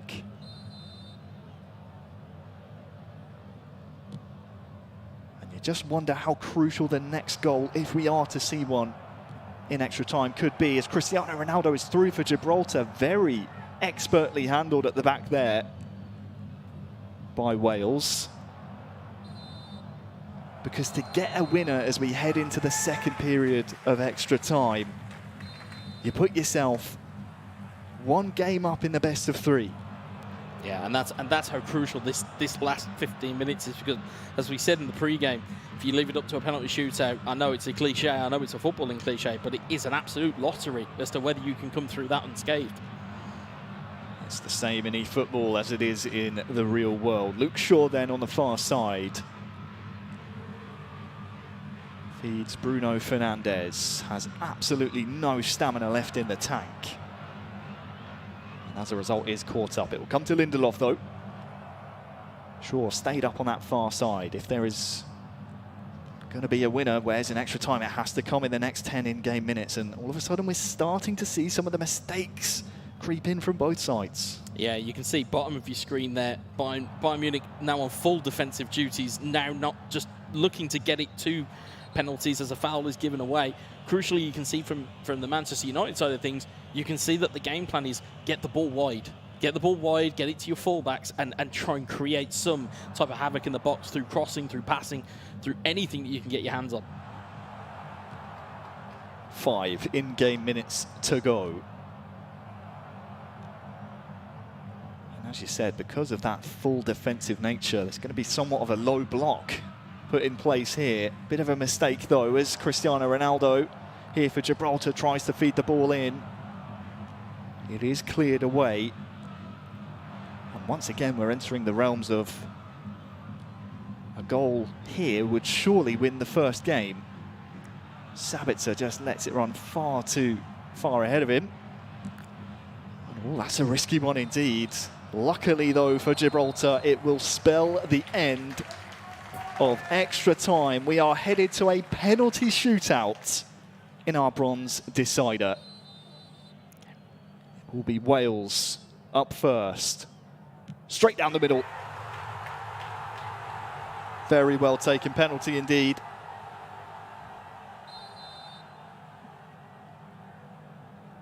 Up first for Gibraltar and Dino is Ronaldo, and he sticks it bottom right.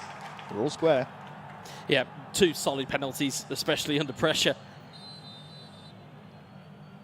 Up next is Nabry here for Wales, and Dennis tucks it bottom right. Neatly done. Yeah, a little bit of gamesmanship. Goalkeeper stayed where he was through the first one. You can see a bit of goalkeeper movement from Neuer. Second penalty here for Gibraltar. In the exact same spot as Wales. 2-2. Who blinks first? That's really what the question is here. Who blinks first? It's Sabitzer stepping up. For Dennis, for Wales. And it's saved. Penalty saved by Dino. And that could be absolutely huge for Gibraltar's hopes at a medal. Dino looking to tuck this one away, and it's off the post.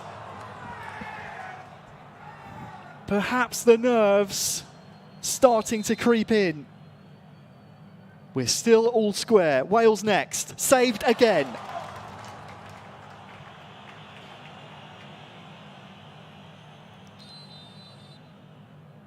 Who's this taking the penalty? Is it Lindelof? Victor Lindelof at the penalty spot. For Gibraltar. It's off the upright again. Pressure. Pressure. These are pressure kicks. Kimmich. For Dennis and for Wales. Tucks it home. Big kick incoming. Gibraltar have to score this penalty to keep the shootout going. It is Fred, the left foot, this time cool as you like, finds the net. Sudden death time in the shootout. Goal for Wales. Big finish by Goretzka. Massive finish. Now McTominay has to make the long walk up the virtual pitch. Dino for Gibraltar. McTominay tucks it home. We could be here a while, Harry. We could be here a while. It's like a pressure pendulum swinging from one way to the next. Wales back on the spot, and that is clinical. Yeah. Not somebody you would expect to be as clinical at penalties in Alphonso Davies. Gibraltar have to score here. It's the left foot, and it's off the upright again. Wales win game 1 of the best of 3. It took how many penalties? Too many. Well, we were in sudden death. We were in sudden death. It took that many penalties. But again, to show resolve under pressure, massive, massive victory. And at least in game 1, it is a start, but it's not the end, as there is potentially two more games on the horizon. Wow. We see the players there just again getting some, I don't know, they're talking to from the admins. I don't know. They want to make sure everything's fine up there on the stage, and I'm fine with that because I need a breather after that one. Most definitely. What's crazy is that we were hyping up this match as Gibraltar have the more experience in tournaments. You've got the older player as well. With age comes experience, yada, yada. But it's Dennis from Wales, the youngest competitor here at the Commonwealth Esports Championships, who holds his nerve in sudden death. That's unheard of. It's the intangibles. It's what we talked about. You know, as much as we said, oh, you know, there's experience and, you know, there's the ability to hold out. Same comes with youth. Yeah. There's that kind of never say die attitude that was there. And it's fearless. Yeah, exactly. That's the only word to describe it, especially in sudden death penalties. It's, you know, it's bad enough when you're in a regular shootout. But when you see a sudden death penalty shootout and you're seeing chances hit the post or you're seeing goalkeepers making saves, you just think, oof, I'm in for a long day here. And for Dino, where do you go from here? You see a bit despondent on the stage as we take a look at some of the highlights. It's going to be tough for him to pick himself up again after coming so close to winning game 1. But you have to reset here, Wes, don't you? You have to go again. But here's the thing, there are positives to take out of it for Dino. There are positives to take out. It was 2-0 down at half-time.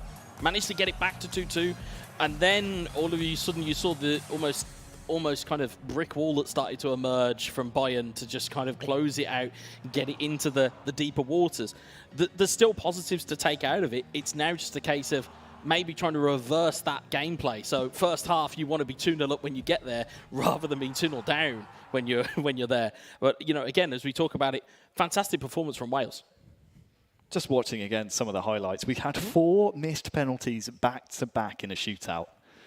And I do feel sorry for Dino, because I feel like some of them, I mean, too many of them hit the post. You could see he was trying to tuck it in that bottom left corner, but it just kept coming off the post, and it's got to be heartbreaking to lose in that fashion. Yeah, I mean, to lose any game in any fashion, you're going to be, crestfallen, you're going to be dejected, you're going to be all of those adjectives and above. And I think, looking at how he's now going to bounce back, you can see the coach is right next to him in the ear. That's what you need. As you said, these coaches are vitally important to your your performance and your, almost self-esteem with it. You don't want to feel, if I was Dino's coach, you'll want to go into his ear and go, look, you got 2 goals back in the second half.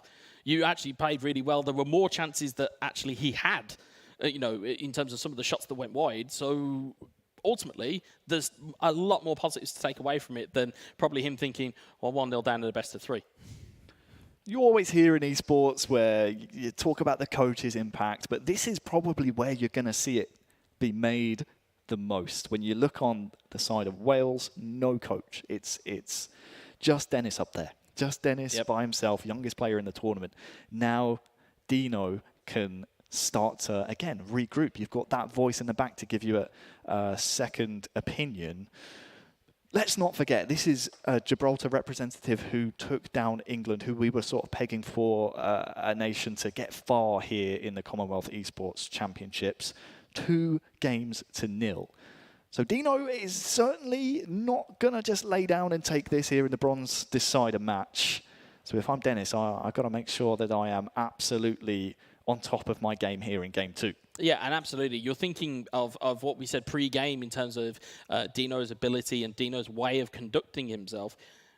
He's now got a full game's worth of data to work with. So now he can now construct a game plan to nullify that Wales attack and then bring his own attack to the fore. So we could see a complete turnaround here.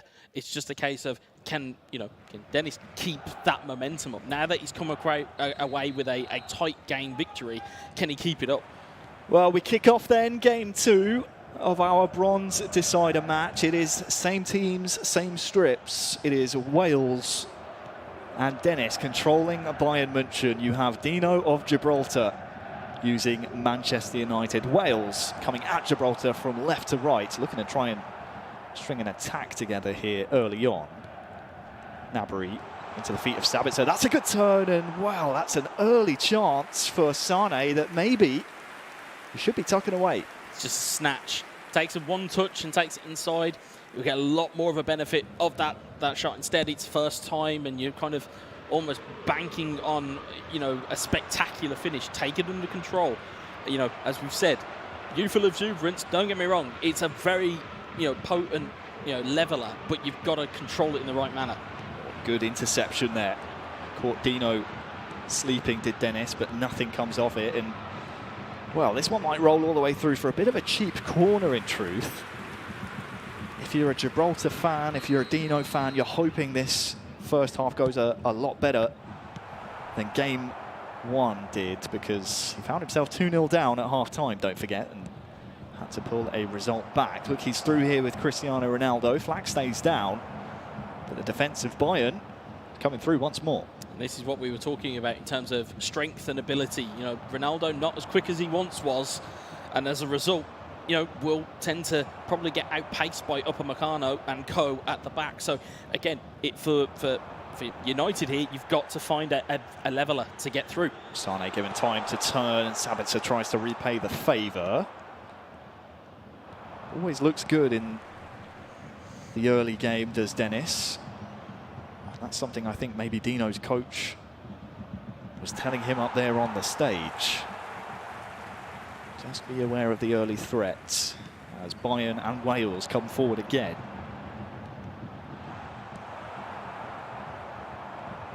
Nice turn from Bruno Fernandes there to find a bit of space, and something I've noticed from Dino. He described himself as a surprising play style. A few surprises here or there will need to go his way, I feel, here in game 2. If you're just joining us, Wales took game 1 via a penalty shootout win, and they're coming forward here again. Koeman to Sane, all the way through to David De Gea. I was going to say that passing style that we're seeing from Bayern there, nearly providing an answer to the question of who's getting the first goal in this game. But as you can see, it's all Bayern at the moment. So Gnabry is tackled strongly but fairly. In the opening 25, there's not been a whole lot of stoppages. As I say that, commentators curse. Commentators curse indeed. But it's been fairly open. We've seen, you would argue, the better attacking play coming from Wales. Yeah, I think the lion's share of the opportunities have gone Wales' way. But again, in these types of environments, you've got to be careful of those, being a little bit too confident, thinking, well, I've had all the chances. That means I don't really need to worry about the defensive side of the game. You've got to be almost an expert across all of the positions in the team, not just the ones going forward.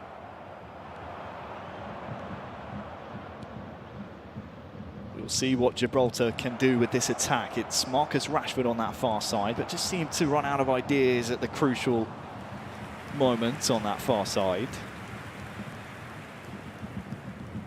And when we think about Dennis, we had a chance to talk to him. He likes to counter, likes to play that flair style, and I think we're seeing that from the way he's putting his team out. If you see in the bottom left, you see that blue bar beneath that white bar, Wes, it means he's playing a little bit more defensive. Yeah, and that in itself is kind of almost a tactic to nullify this attack. Oh, lovely step over there from Sane, just a bit of a body feint almost to wriggle past the defender and try and get a strike away.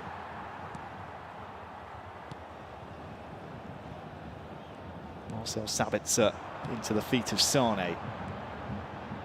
Good passing to find the space here from Dennis. Very patient build-up as well. Sabitzer, Sane. Wales almost in the ascendancy, but tackled well by Dino. The defensive side of things have been very good, and look at David De Gea very far away from his goal here.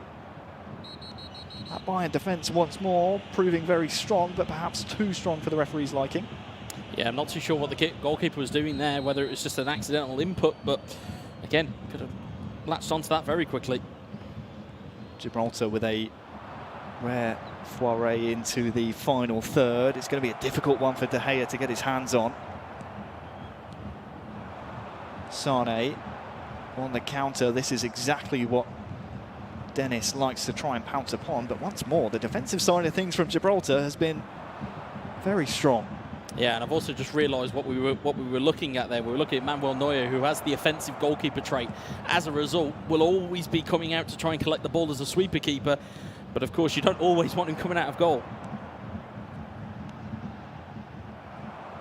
We've seen it at the highest level, Manuel Neuer, really.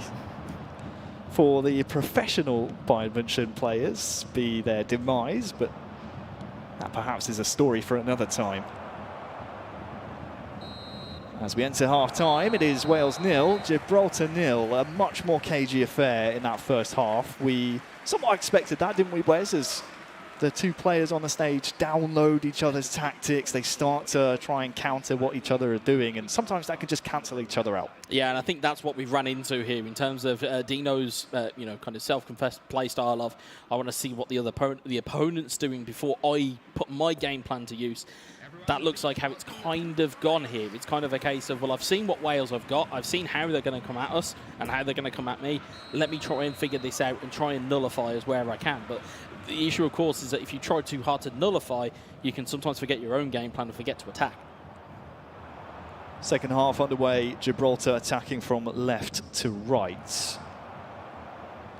And it is Gibraltar who need a win here in game 2 to force a game 3, and that's a lofted header, a very crucial intervention from Manuel Neuer. Keeps Wales level. Looked promising, and that's the best chance of the game so far for Gibraltar. Yeah, but don't forget there'll be these second chances that might come down the stretch. Cristiano Ronaldo cues up the strike, the cancel of the input, and there's a chance here for Gibraltar! Tucked away nicely.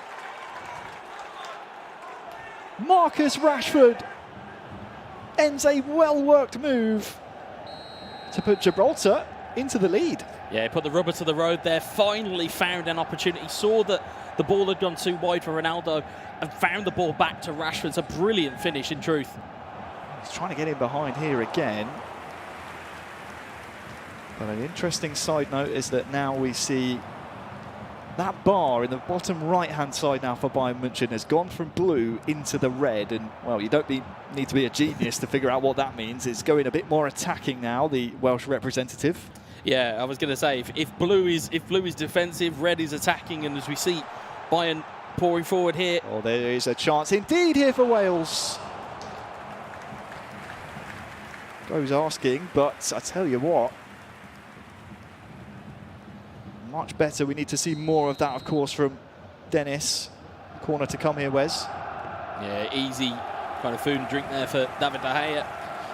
And you may see a kind of almost a flip of tactics here from Gibraltar. It might be a case that they might decide to lock down here and they might decide to just shore up defences. Approaching the hour mark.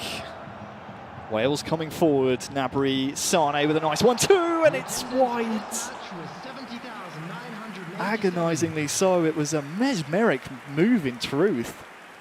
Yeah, the passing that we've seen from Wales, these combination plays that we're so used to seeing at other esports competitions, seeing it here as well. It's just that last little bit of composure just to finish it off that it just requires.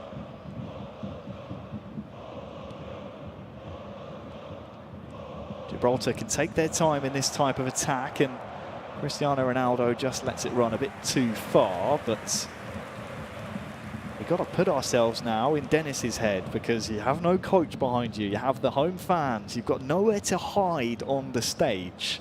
You have just under half an hour in game to get an equaliser just to force extra time. If you put me in the box seat, it's get a spell of possession under your belt. Get a spell where you just have the ball and you're doing what you want to do with it. Sane's touch goes wayward, but Sabitzer there is unfortunately dispossessed. Still alive here for Wales as well. It's straight at David De Gea. Still alive though. Wales trying to build. Gnabry, first time pass, can't quite find his comrade in the box, and wouldn't be surprised to see maybe some changes queued up here to get some fresh legs on the pitch. But for now, I think Wales happy to ride this wave of momentum as Sane tries to wriggle through. Still has the ball here. It's Serge Gnabry, is tackled, gets it finished through, and Wales are level. That was well worked from Wales. You could see every time that ball goes into that box, it was a dummy, it's a feint, it's trying to get that defence on the back foot, and as a result, able to get the opportunity, finds the back of it. It's a brilliant outside of the boot finish. I believe it was from Serge Gnabry. Wonderful finish. And that changes the entire complexion of this game. 15 in-game minutes to go. Dino looking to try and restore his lead for Gibraltar here. Is there a man at the front post? There is. It was Manuel Neuer was at the front post. He managed to beat that away with a big German paw. Brilliant save. Do not blink. These matches have been absolutely tantalising.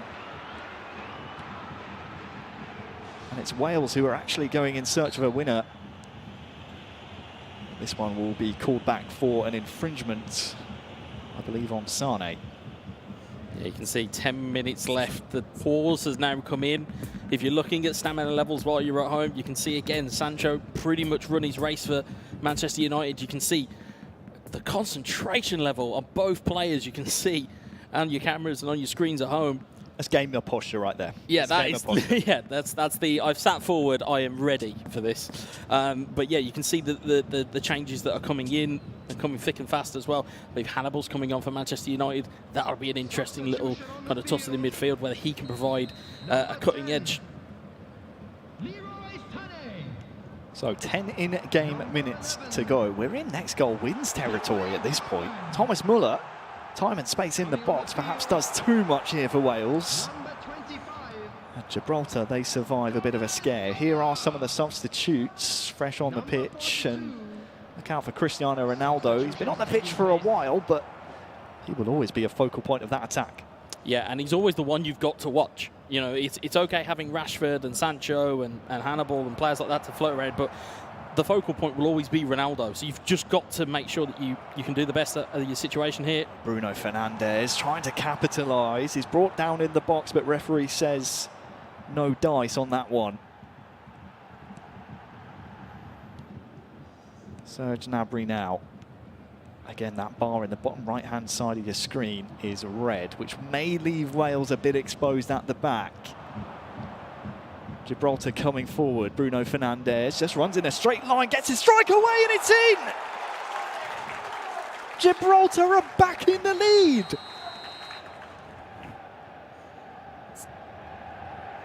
The lead restored, and it means so much because we're so late in the game. Yeah, it's a man that is absolutely exhausted in Bruno Fernandes.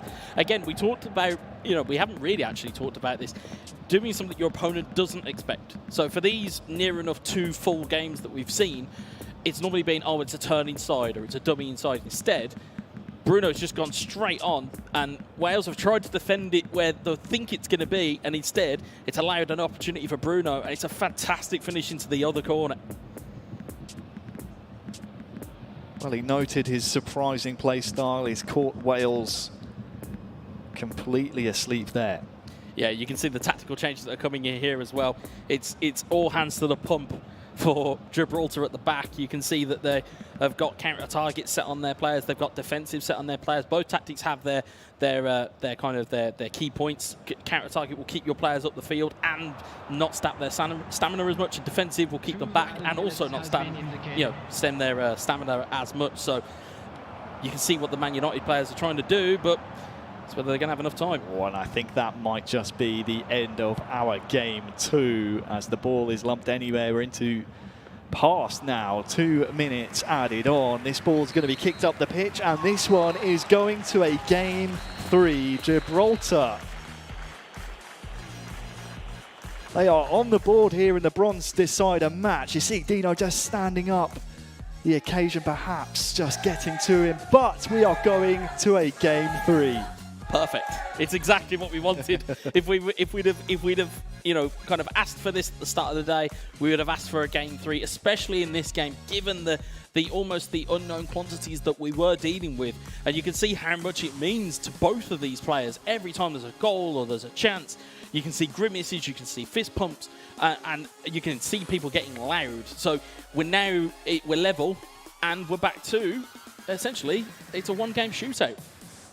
So the script was somewhat flipped, wasn't it, from our first game where we saw Wales 2-0 up by half-time. This time it took an entire half and a little bit to get our first goal, and it this time was Gibraltar to enter the driving seat, wasn't it, Wes? A bit of a script flip, if you will. Yeah, there was chaos, to be fair, and to some degree, we saw some great bits of skills. You see here, the dummy, you can see the opportunity trying to be set up. You can see ball gets into Gnabry, it's another dummy, right to challenge, gets the ball in. And we saw it, even with the super cancel where you basically cancel all of your inputs with the first United goal. Which you see there, Bruno just goes straight on, and instead, defender is taken out of the game, and as a result, it's a brilliant finish. Love some of the reactions we're seeing from Dino, by the way. Passion, surprise. Same can be said on the other side as well. I mean, game 3, Wes. This is just the bronze decider match. Who have you got? For the men's, this is it. I mean, after what you've just seen, the question is, I mean, which way do you see this bronze medal going? Is it going to Gibraltar or is it going back to Wales? Well, the momentum now with game 2 being in the books, you would think the momentum's with Gibraltar. Again, though, once the game becomes freshed up, it looks like we're underway already. Looks like it, wasting absolutely no time. We're in game 3 and it's an early goal. It's Wales on the board. The home nation striking first and striking early. It's a dream start. It's taken everybody by surprise. We didn't even realise the game had started. We were too busy trying to make predictions, and instead the game's already underway, and Wales are already 1-0 up. Well, that's going to set the tempo, I feel, for the rest of this game 3. A reminder, if you're just joining us, it's Wales 1, Gibraltar 1 in games. So whoever wins this game will be taking home the bronze medal.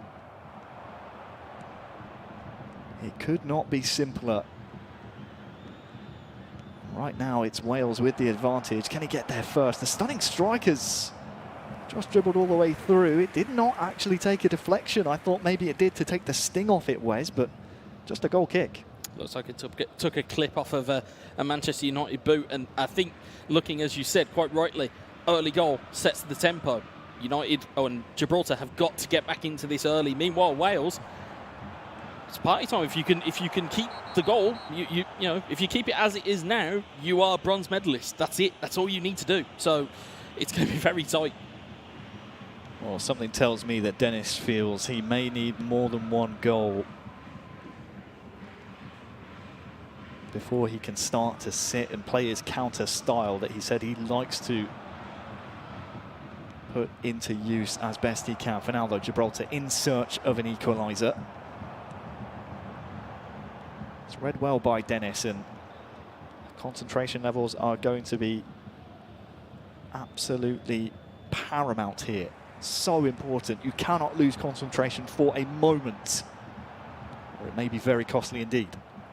Yeah, and that's the levels that they're now working with. They've had 2 full games to look at each other now. They've had 2 full games to look at how you would work and move and what skill moves you're looking to do and how you like to attack. You've now got to use all of that data you've got and put it to good use. And it's going to be a case of who comes out using that data the best.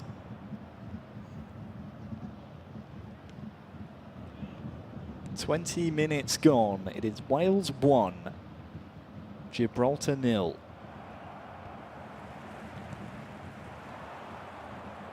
We are going to see, or need to see, a Gibraltar goal before the 90th minute without shipping any more. Otherwise, it will be Wales. As you said, Wes, keep it like this, they take home the bronze medal.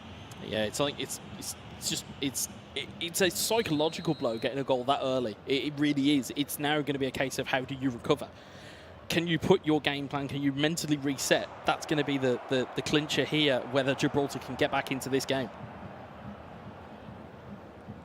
Of course, if it stays like this, I'd hate to curse Wales because I am a quarter Welsh myself on my father's side, but they have already won a gold medal here, the Commonwealth Esports Championships. We saw earlier today the Rocket League Open went the way of Wales, defeating, sadly, England. I am 3/4 English, the other 3/4. I'm glad you've done the maths there, Harry. They took them down 3-0 in that best-of-5 grand final. For now, though, the task is simple for Dennis. Do not concede, and you will bag bronze.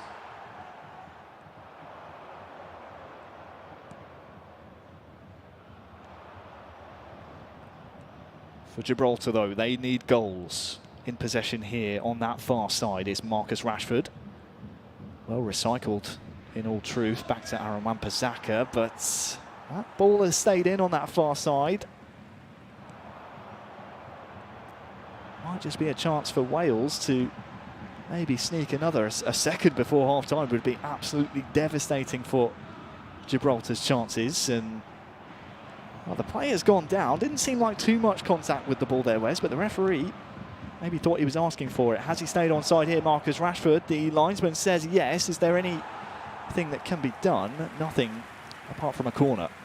Yeah, you talk about whether that would be kind of a hammer blow. We saw in the first game, you know, it's kind of almost echoing it a little bit. Not that I'm trying to foretell the future here, but, you know, we saw a 2-goal lead get overturned and go to extra time here. So it's not beyond the realms of possibility or of the skill level of Gibraltar that they can get back into this game. It's just how much are Wales going to give them in terms of opportunity. That's the key bit here, is in terms of opportunities that are given to you and what ones you take. That's going to be your real key point here.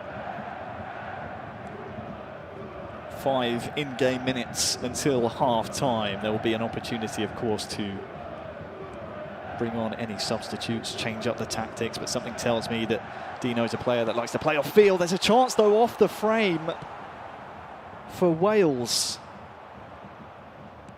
Either side of that post, we would have had a completely different result, but now there's a United player for Gibraltar trying to sneak in behind. But Wales' defence has been really solid so far.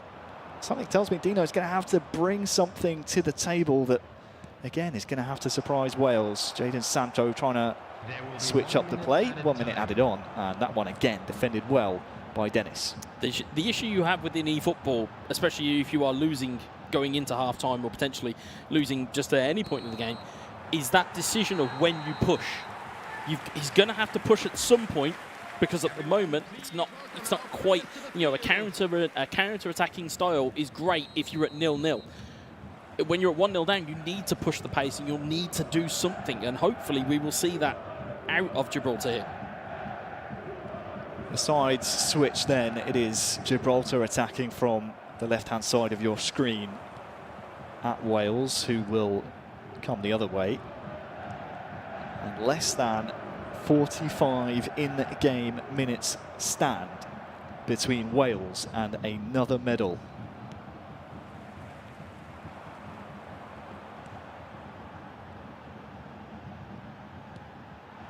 Kingsley Coman, that's a nice touch inside. Look out for Serge Gnabry. There was perhaps one more pass to be played, but smart defending from Gibraltar. Yeah, that was a massive interception because there was an overload on that right-hand side that had to be got at. Ooh, look out for pressing Wales players here. Credit to Dennis. He's not sat back on his 1-0 lead. Always pushing the issue, and look at the space for Sabitzer there.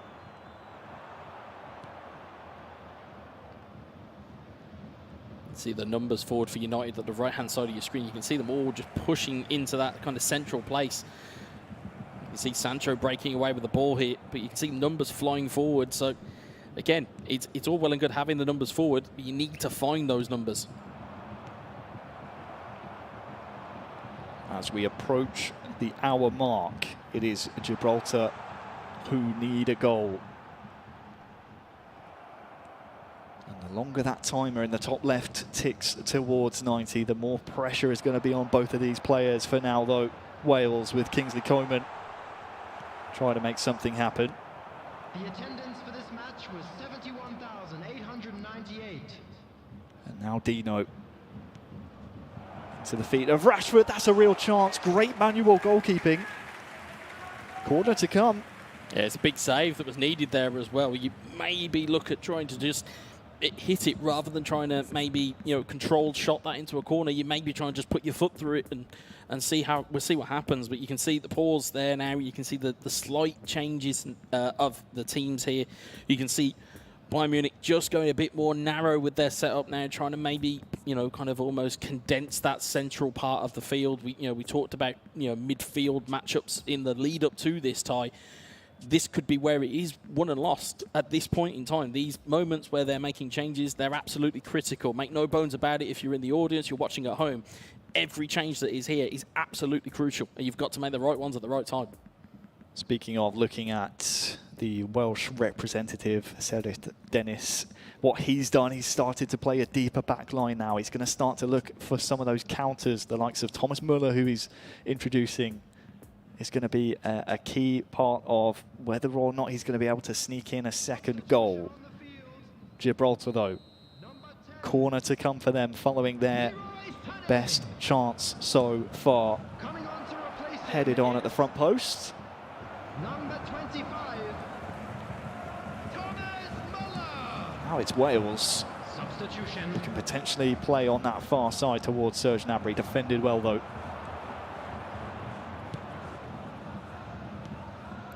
Lovely ball into Rashford here. Can he get there before Manuel Neuer? The answer is no, but there are gaps opening up at the back now that Gibraltar can try and exploit, but the problem is time is not on their side.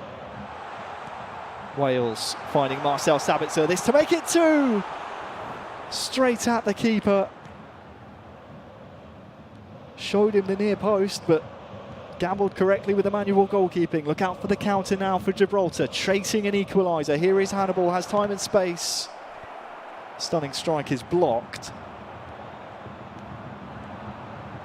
Still alive though. Rashford gets his left-footed strike away, and it is agonisingly wide of the frame of the goal.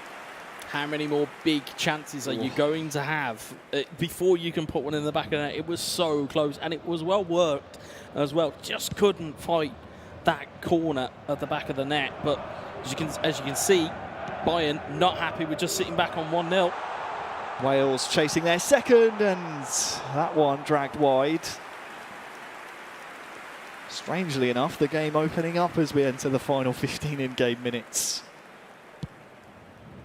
You can notice at the bottom right of your screen, full defensive capabilities are being asked for from Bayern. That just means that their players will be less likely to get forward, but as a result, it doesn't allow, or it allows pressure to be soaked up.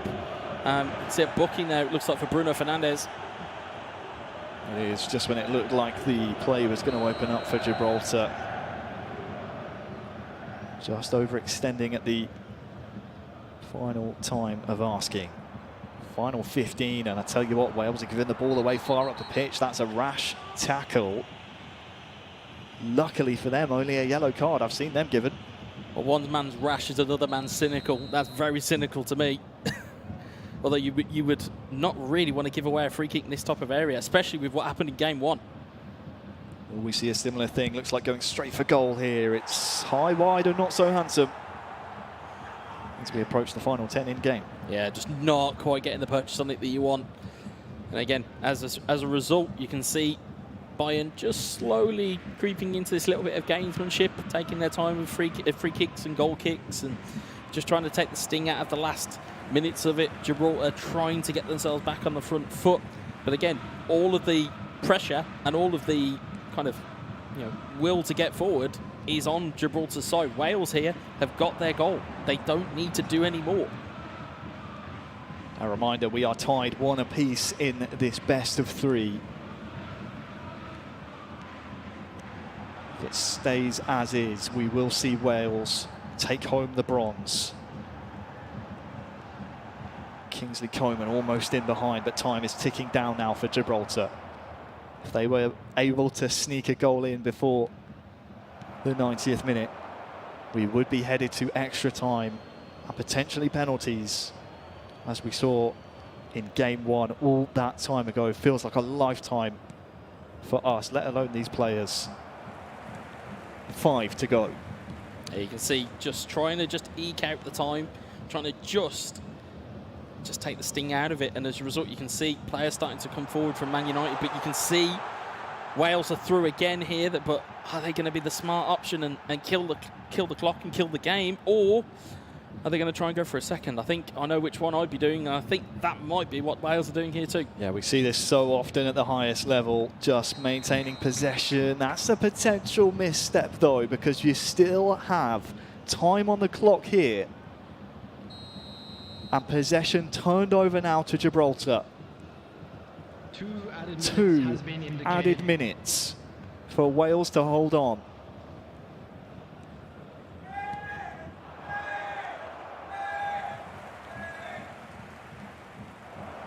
We wait and see what happens, and Wales, they do hang on. They are your bronze medalists here at the Commonwealth Esports Championships. Wales have done it. It took 3 games, but they are your champions of the bronze medal match. Yeah, you can see the emotions that are on people's face there. Commiserations to Gibraltar, but as we said in pre-game and pre-match, be incredibly proud of getting to this stage of the competition. Obviously a massive result for Wales, getting themselves a bronze medal. But you can see the emotion that it means to these players. But unfortunately, there has to be a winner and a loser on the day. Heartbreaking to come so close.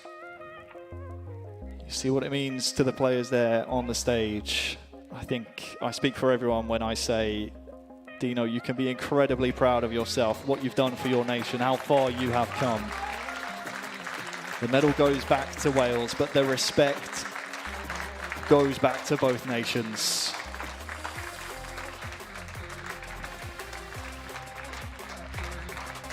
An incredible performance.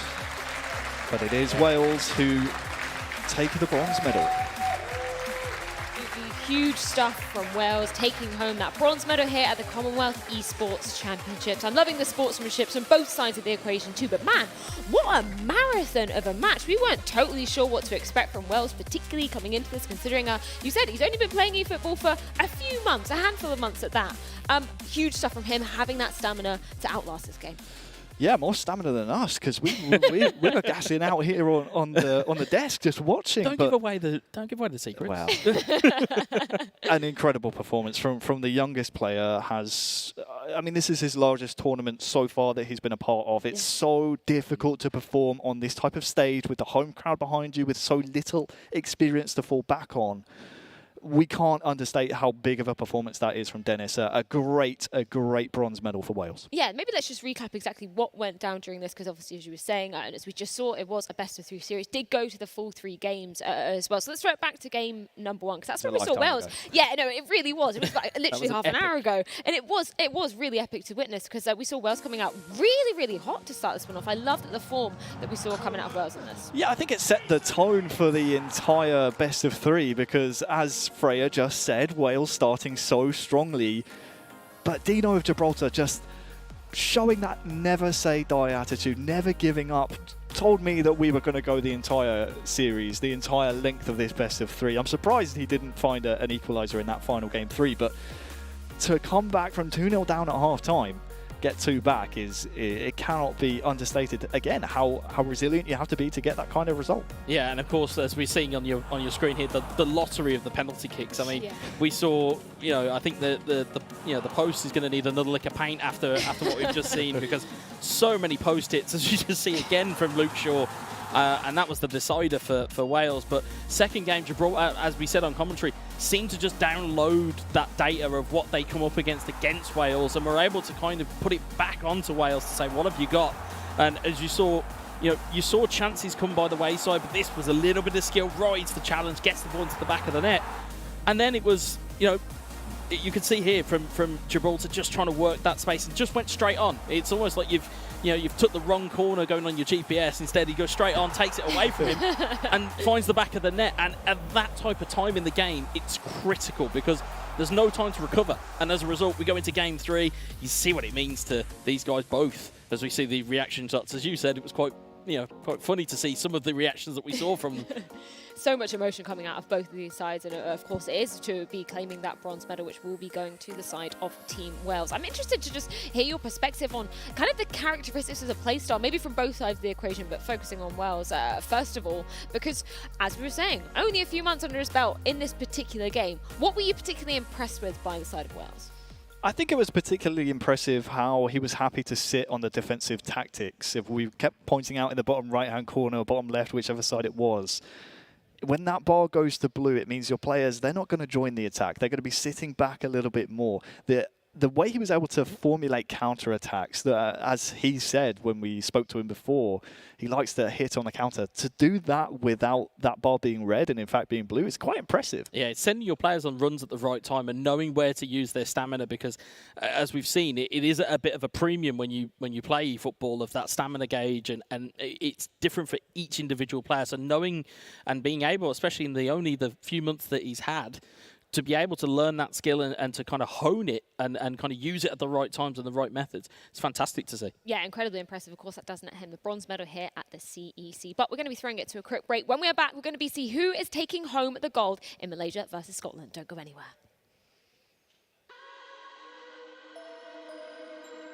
Why don't you get it by now? Tell me what you learned in grade school.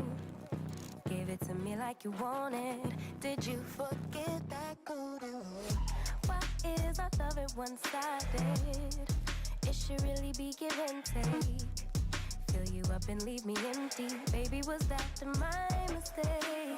Covering these feelings, going through changes. I'm just so mad right now, I can't even think straight. So I'ma just tweet it and delete it, knowing you won't read it before we get too far away. I need to clear my mind. I'd rather just tweet it and delete it before we cross the line and we reach a point we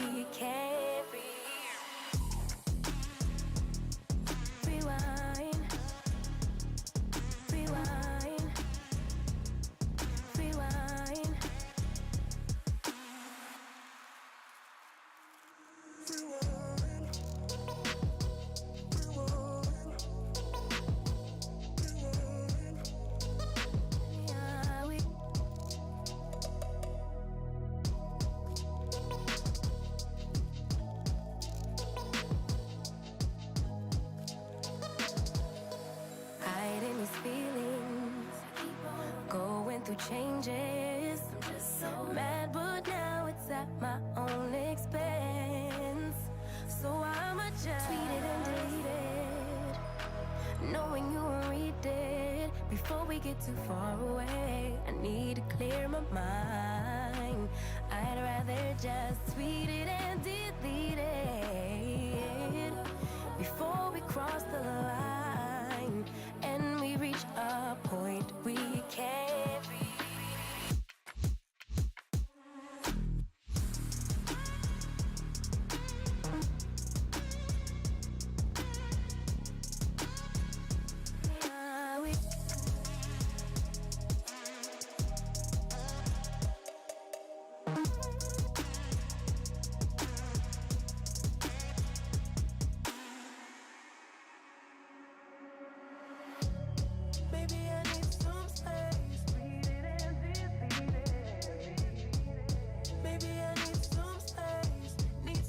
Somewhere else to go. Maybe I need some space. Read it and delete it. Maybe I need some space.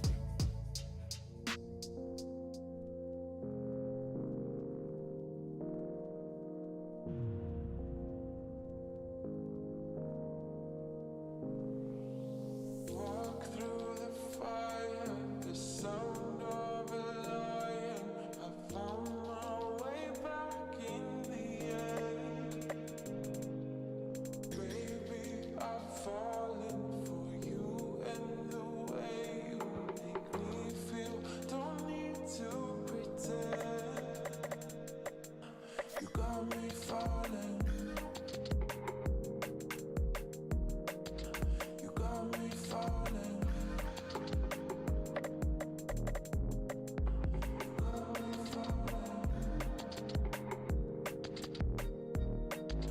You got me falling. Did you know that?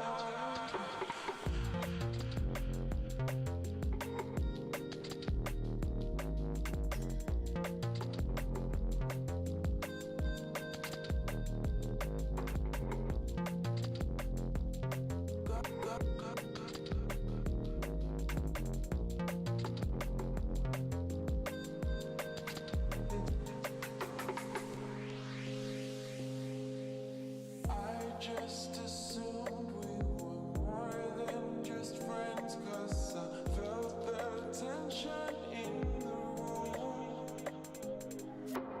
Caught in emotion on every occasion. Laughter in hours of gloom. You got me falling. Got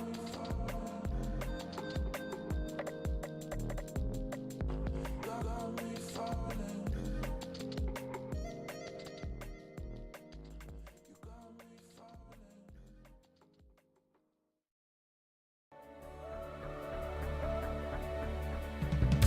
The biggest challenge for me competing in the group stages is I'm actually relatively new to the game, so I don't quite know the ins and outs of it. I've adapted though to the new game and I've got myself into the final.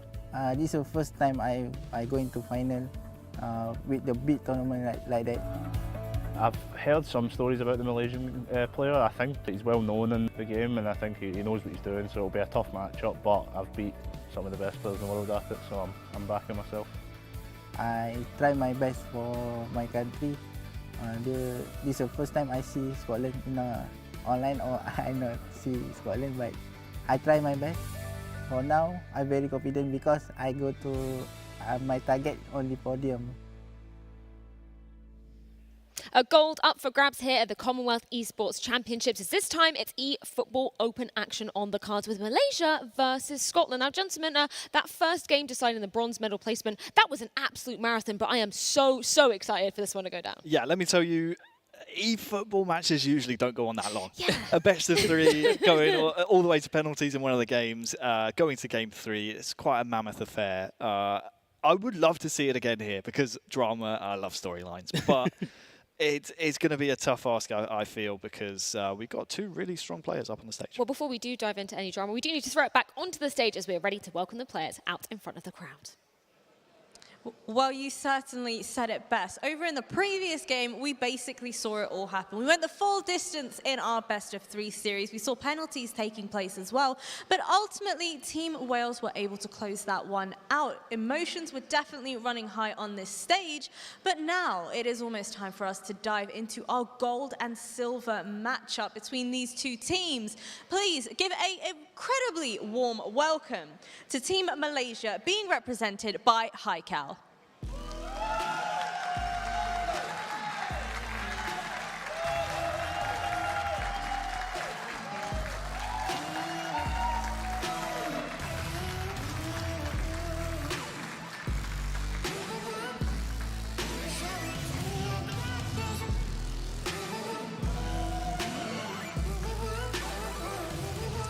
Hello, Haikal. I'm hearing loads of cheering over from this side over here. So could you just introduce me to who these incredible fans of yours are up there? This is my fan. I hope I give my gold medal for my fan. Amazing. Go on, keep cheering for him. That's amazing stuff. And your opponent is indeed going to be none other than Team Scotland, being represented by Big Stuff. Kind of a big deal around these parts. Give a round of applause.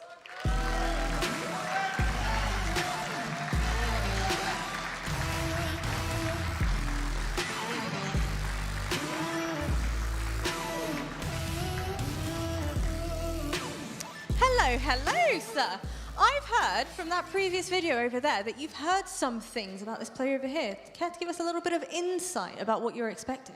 Well, he's the professional at this game. I'm not as experienced, but I've got some experience in finals, so hopefully I can carry it over. Well, there's only one way to find out whether or not you can do that. Gentlemen, please put your hands together. Give me that good sportsmanship that we've been going on and on about, and shake hands, please. Boy, oh boys, it's going to be an exciting matchup. Feel free to take your seats as well. I cannot wait to dive into this one, but I also know that our desk is particularly excited about this, so I'm going to throw it over to the experts with Freya and Co. Thank you very much, Jasmine. Yeah, cannot wait to be diving into this one, particularly when we're looking at kind of two polarizing sides. We've been talking about the narrative, the experience up on the stage really means so much for both these players. From the Malaysia side, he's been in this situation before in this specific title. Yeah, exactly. We heard from Big Stuff there that, yeah, this guy's a professional. He should be winning this. So you maybe say that Big Stuff has less experience, which I would say is fair enough to say. But we saw that in the bronze medal match. We saw that from Wales. You know, the representative had less experience and proved a bit of a banana peel on the stage. So maybe Big Stuff is trying to do the same thing here. Yeah, and if the bronze medal match was anything to go by, you can just throw the form book out the window. So anybody go, oh, he's a professional, I don't really play this, it's nonsense. As soon as you get on that stage, it's all or nothing. And the greatest bit about this kind of matchup is you're quite right in terms of the Malaysian representative in Haikal has got a lot of history working with eFootball and qualifying nationally, internationally. There is a lot of background there. But on the side of Big Stuff and Scotland, again, used to representing his country, used to going to different places, used to getting onto big stages. So realistically, I don't think the experience is that too dissimilar.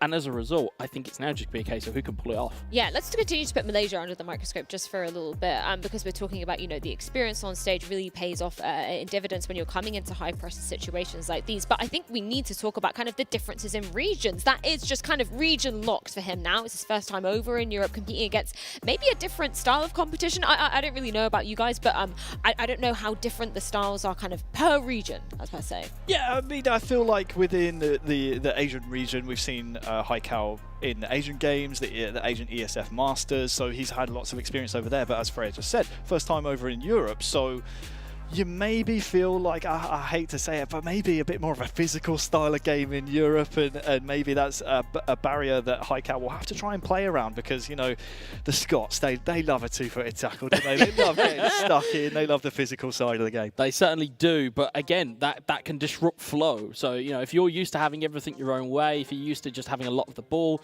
if you have people that are leaning an elbow in, leaning an arm in, putting a challenge in, it can disrupt your flow, disrupt your rhythm, and then as a result, can open up opportunities. So whether Big Stuff can put that into the party, or are we just going to see a Malaysian masterclass? Who knows?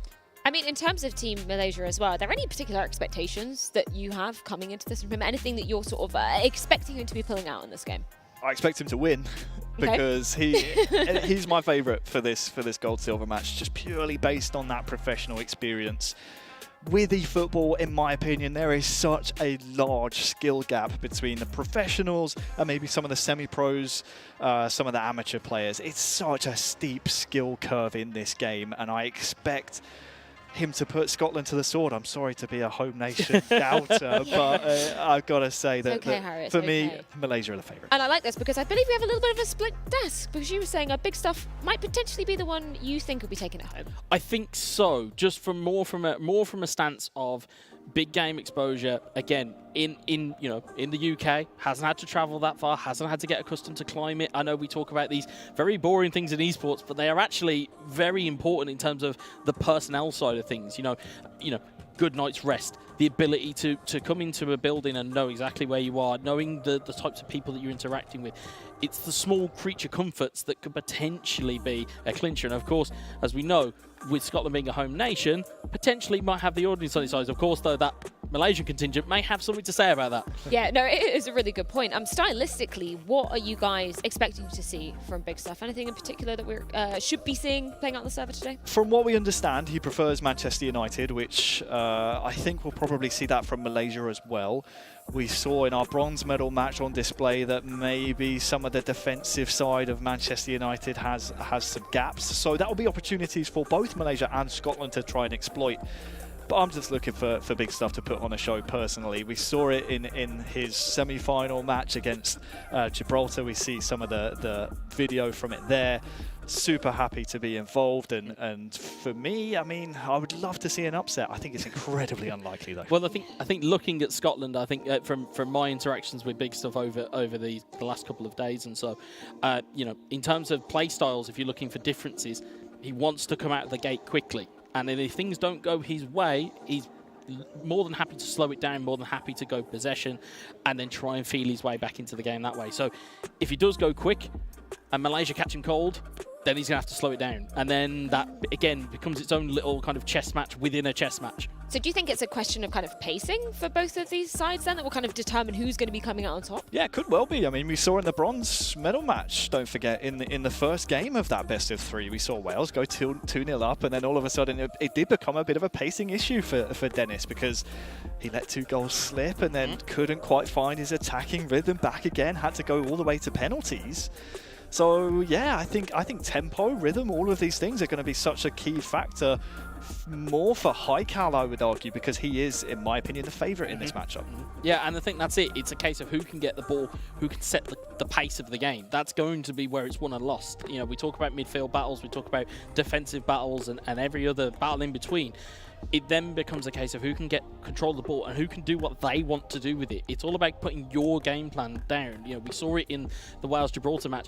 As much as you can put a game plan in to nullify the other opponent, it can also kind of make you forget your own game plan of attacking, and that in itself, you run into a stalemate, you run into extra time, and by the time you realise you can do something, all your stamina's gone, all your opportunity's gone as a result. Yeah, just as a side note, I know you guys were sort of talking about it on the commentary during the last game as well, but for anybody that isn't familiar with the premise of eFootball, you're talking about stamina a lot. What impact rather does that have on the game? So when you see the stamina bar start to tick down for some of these players like Cristiano Ronaldo, they have such great touches. When that stamina bar ticks down, that's when you start to see maybe some mistakes, heavier touches. You lose a bit of control. You lose a bit of key finishing on players like Marcus Rashford when they get in those key areas. So that's why we always pick up on substitutes around half time, even if you're really desperate, 60 minutes, 70 minutes. Yeah. That's really the key time to start bringing these substitutes in, because if you get a gilt-edged chance in the 80th, 85th, 90th minute, you want one of those substitute players with full stamina to try and tuck it home. Absolutely, absolutely. And yeah, we talk about that almost that magical period, anywhere between 60 and 70 minutes. You'd look to your bench and look to utilise that bench, because that fresh legs on against, a half-tired Rafael Varane, for example, or a half-tired Upamecano, it provides opportunities at the business end of the field. You don't want it to be providing opportunities against you. So, if you are looking for substitutes, you might want to bring on a defender, bring on a midfielder, bring on a striker, and then mend your spine, rather than go, well, I'll just substitute all 3 forwards because I just want to score. You want to be smart with your subs, and that, again, you may see that from the Malaysian side with the player. Just to pick up on some of the images we're seeing here, I think Big Stuff had some earphones in, and I think he's been told he can't use them. So maybe he's used to listening to music while he plays, but maybe someone has said, hey, it's interfering with our headphones or whatever. So that might be a key piece of the puzzle here for Big Stuff that's missing. Some chill tunes. Yeah. What tunes would you? Lo-fi beats. Lo-fi beats. Yeah. Always. Study beats. Yeah. To be fair, for me, when I was competing, it was more the roar of the people inside the venue. That was more what I would have probably have listened to rather than listening to chill beats as I'm being beaten 3-0. You know, it's one of those things. And just in terms of, for those that weren't following, the bronze place decider match that we just saw going down, just to reiterate, it's only 2 squads that these 2 teams can be choosing the sides of, but they can choose both of them as well. Yeah, we can see either Manchester United or the German side, Bayern München, chosen.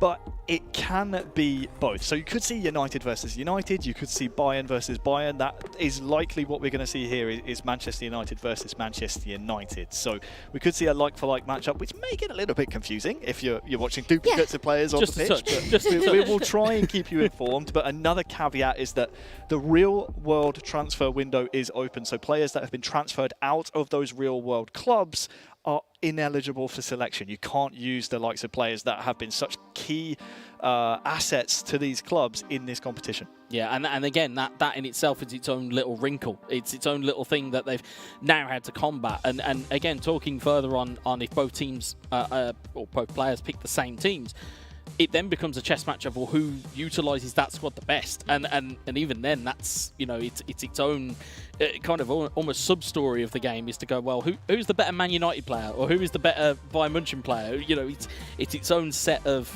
you know, tactics, and you may see differences. So you may see Malaysia line up with a completely different type of setup that Scotland will. Well, I believe we are just about ready to be getting into this game. This will determine who goes home with the gold medal here at the Commonwealth Esports Championship. Will it be Scotland or will it be Malaysia? Gentlemen, I think it's time that we dive into this one. Yeah, I think it is, Freya. Thank you so much for making sure we're behaving ourselves here on the desk. And Wes, we have our grand final, our gold medal match to crown the Commonwealth Esports Champion of the eFootball Open. We'll have the women's finals tomorrow as well, which I'm very much looking forward to. But for now, it is all about Haikal of Malaysia and Big Stuff of Scotland as they put in their final team preparations. And it's, as we predicted, Manchester United versus Manchester United. Yeah, and as you can kind of see here, as you see both players forming up on their game plans, almost looking like they're mirroring one another at certain stages here. Again, it's going to come down to that almost kind of that kind of granular level of that, you know, 1 pixel here and there could really make the difference. And as trivial as that sounds at home or in the audience, it can come down to just that type of choice.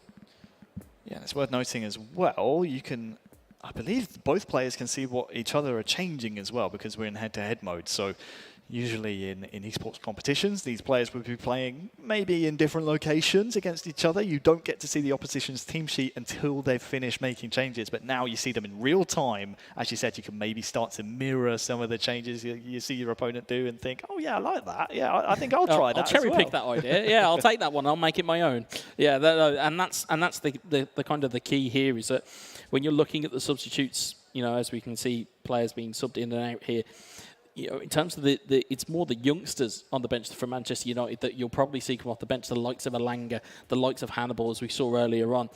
Those guys can really provide a little bit of kind of almost zip and are able to make a difference. That they are. A bit of housekeeping to be done then while these players just set up some of their final tactics. They're into their individual instructions now, so we shouldn't be too far away from kickoff. This will be a best of 3 matches, so every single match you see will count for 1 game in the best of 3. Win 2 out of the 3 and you will be the gold medalist and Commonwealth Esports Champion. And that is a very different thing from having to worry about aggregate score, having to worry about different formats from different competitions. Very simple here. Win 2 games, you're the champion. That's the job. That is the exact job here. And the reason why you can kind of see them going to this level is because of how important this actually is. And as we pointed out kind of previously, the reasons why we're seeing these types of things going on, as you can see, players being switched around and things like that. It's for this additional advantage that you can gain. There are so many different kind of almost idiosyncrasies that you can pick up and actually put to good use, that these types of moments, you want to be absolutely certain that you have everything you need. That you do. They're still making sure that absolutely everything is in order. And something that we did see, as it looks like we might be moments away from kickoff, is the Malaysian representative moving players from the back. It might have even been big stuff, swapping Ronaldo to the back and then back to the front. And that does something very interesting that maybe we can dive into a little bit later on. But I'll hold that thought for now as the players get up from the virtual dressing room and get ready to kick off our Commonwealth Esports Championships gold medal match for the eFootball Open. Malaysia taking on Scotland. It's a chance for another gold for our home nation. But Malaysia, they're heavy favourites here. They will be kicking us off from left to right, I believe. It is United versus United, and it is Malaysia versus Scotland. Yeah, and you can just feel the tension within the game already. You can feel the tension out of the audience as well. Everybody just eyes glued to what you can see on your screens, as it will be that combative. It will be that much of a kind of a heavyweight contest, as we can see as well. Bottom right hand side of your screen, big stuff. Hood up, concentration mode on in effect. Yeah, we see that so often in esports. You put that hood up, you block out the rest of the surroundings, you make sure that you're only focusing on what you need to focus on, and that is the game of eFootball in front of you here. Both these nations guaranteed a medal here. There's a chance though early on as Fred gets his strike away.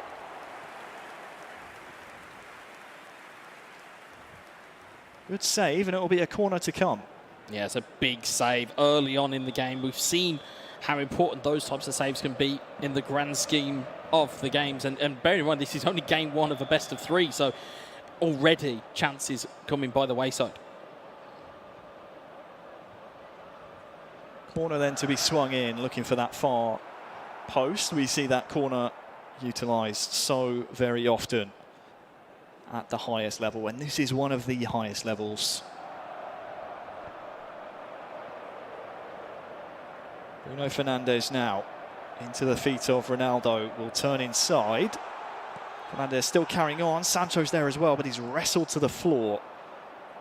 Looks like Malaysia, though, will be able to try and keep the pressure on, but I believe this is big stuff now coming forward with Jadon Sancho. He's broken the back line on that far side. Can he get any closer to goal? Where's the United defence here for Malaysia? Corner.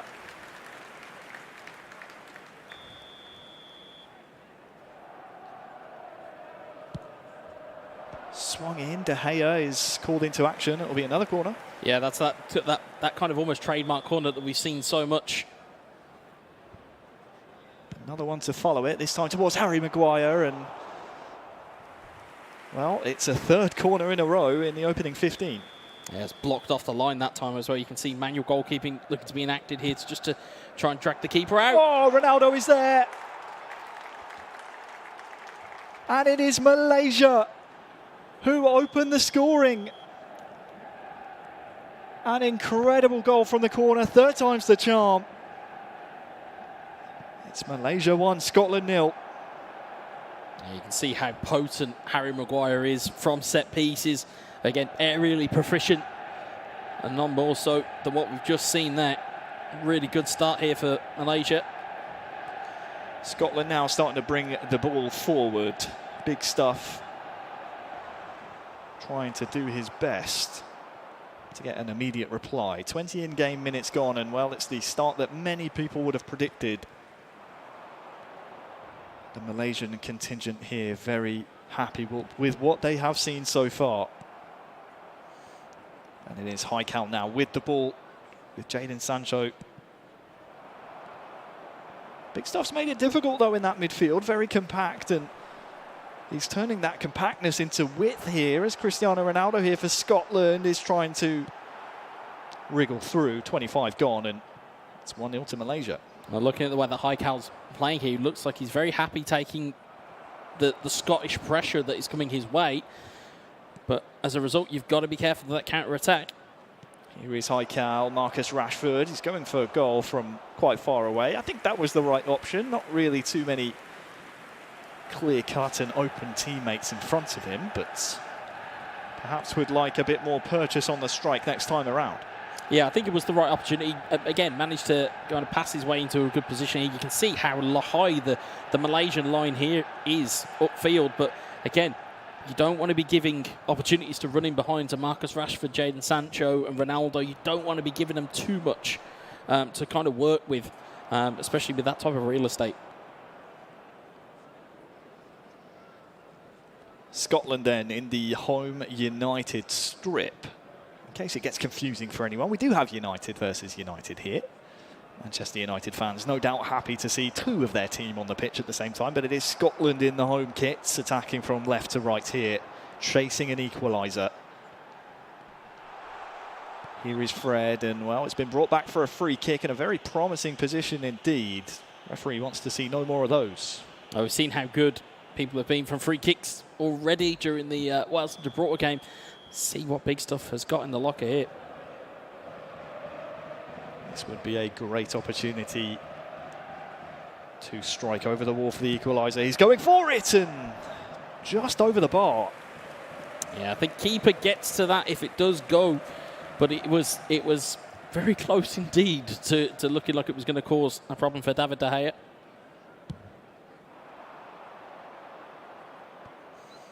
Just under 10 in-game minutes to go then until half-time. Malaysia won and chasing a second here.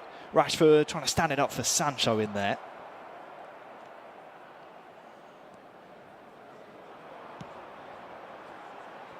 Scotland have done well to ensure the floodgates remain shut so far in the first half anyway. Just the 1-0. And chasing an equaliser here, 5 to go until half-time. You can see since the goal, though, it's kind of gone the way of Scotland. It's only those little breaks or those little counter-attacking opportunities from Malaysia. Chance here maybe to feed Ronaldo again. There's Fred. You can see the intent of big stuff is to try and get it in there to Cristiano Ronaldo.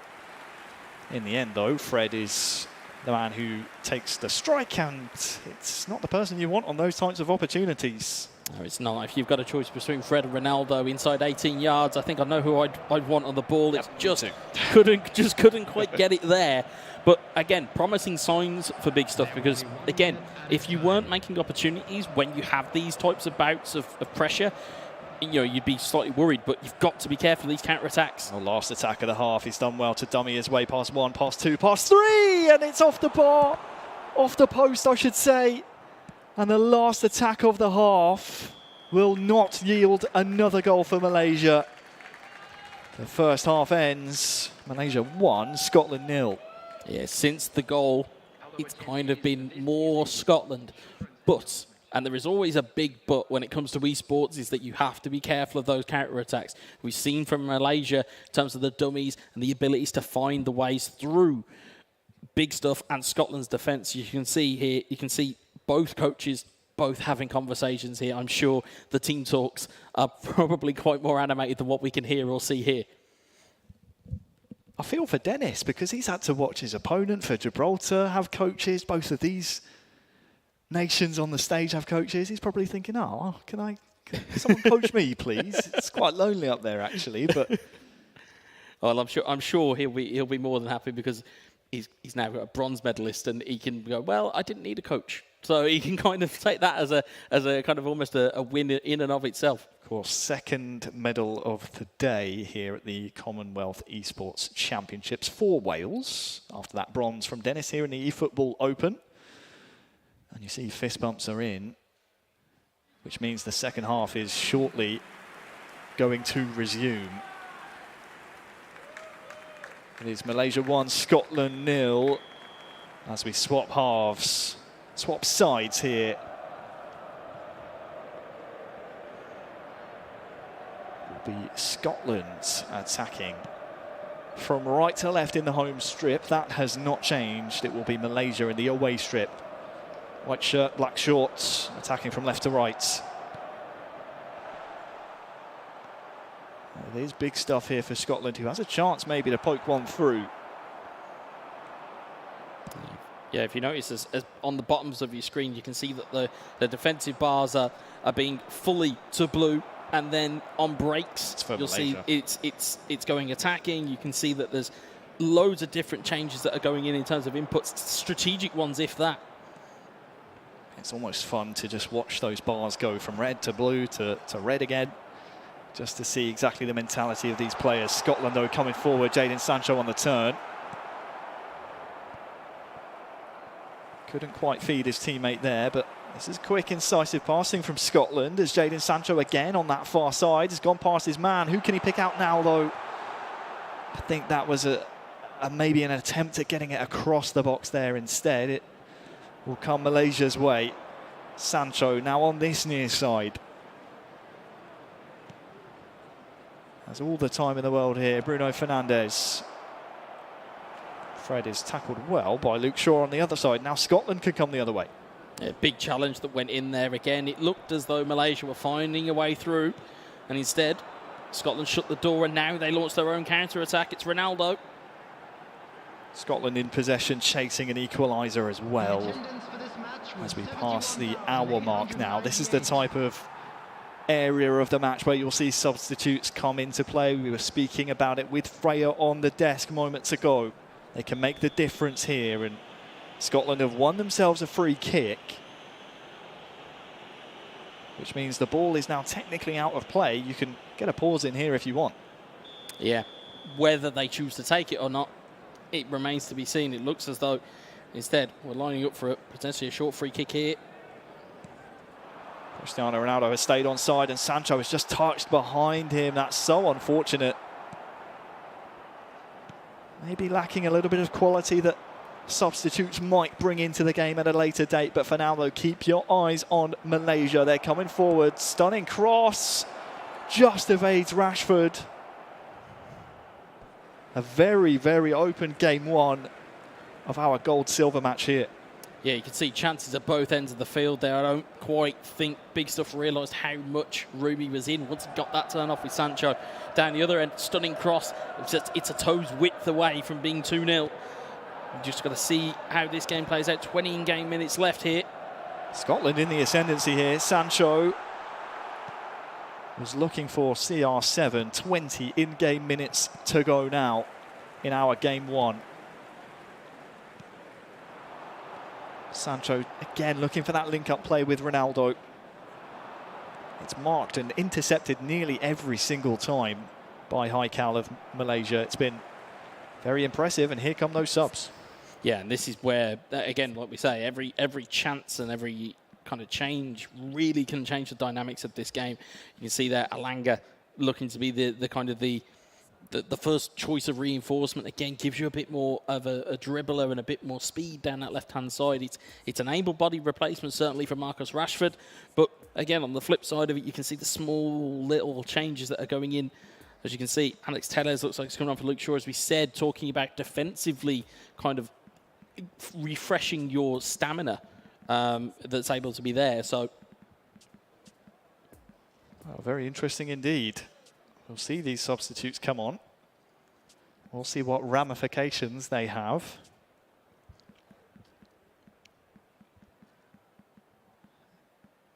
Just get a chance now to step back from this, zoom out of this entire competition, and just think of what this would mean for both of these players there on the stage.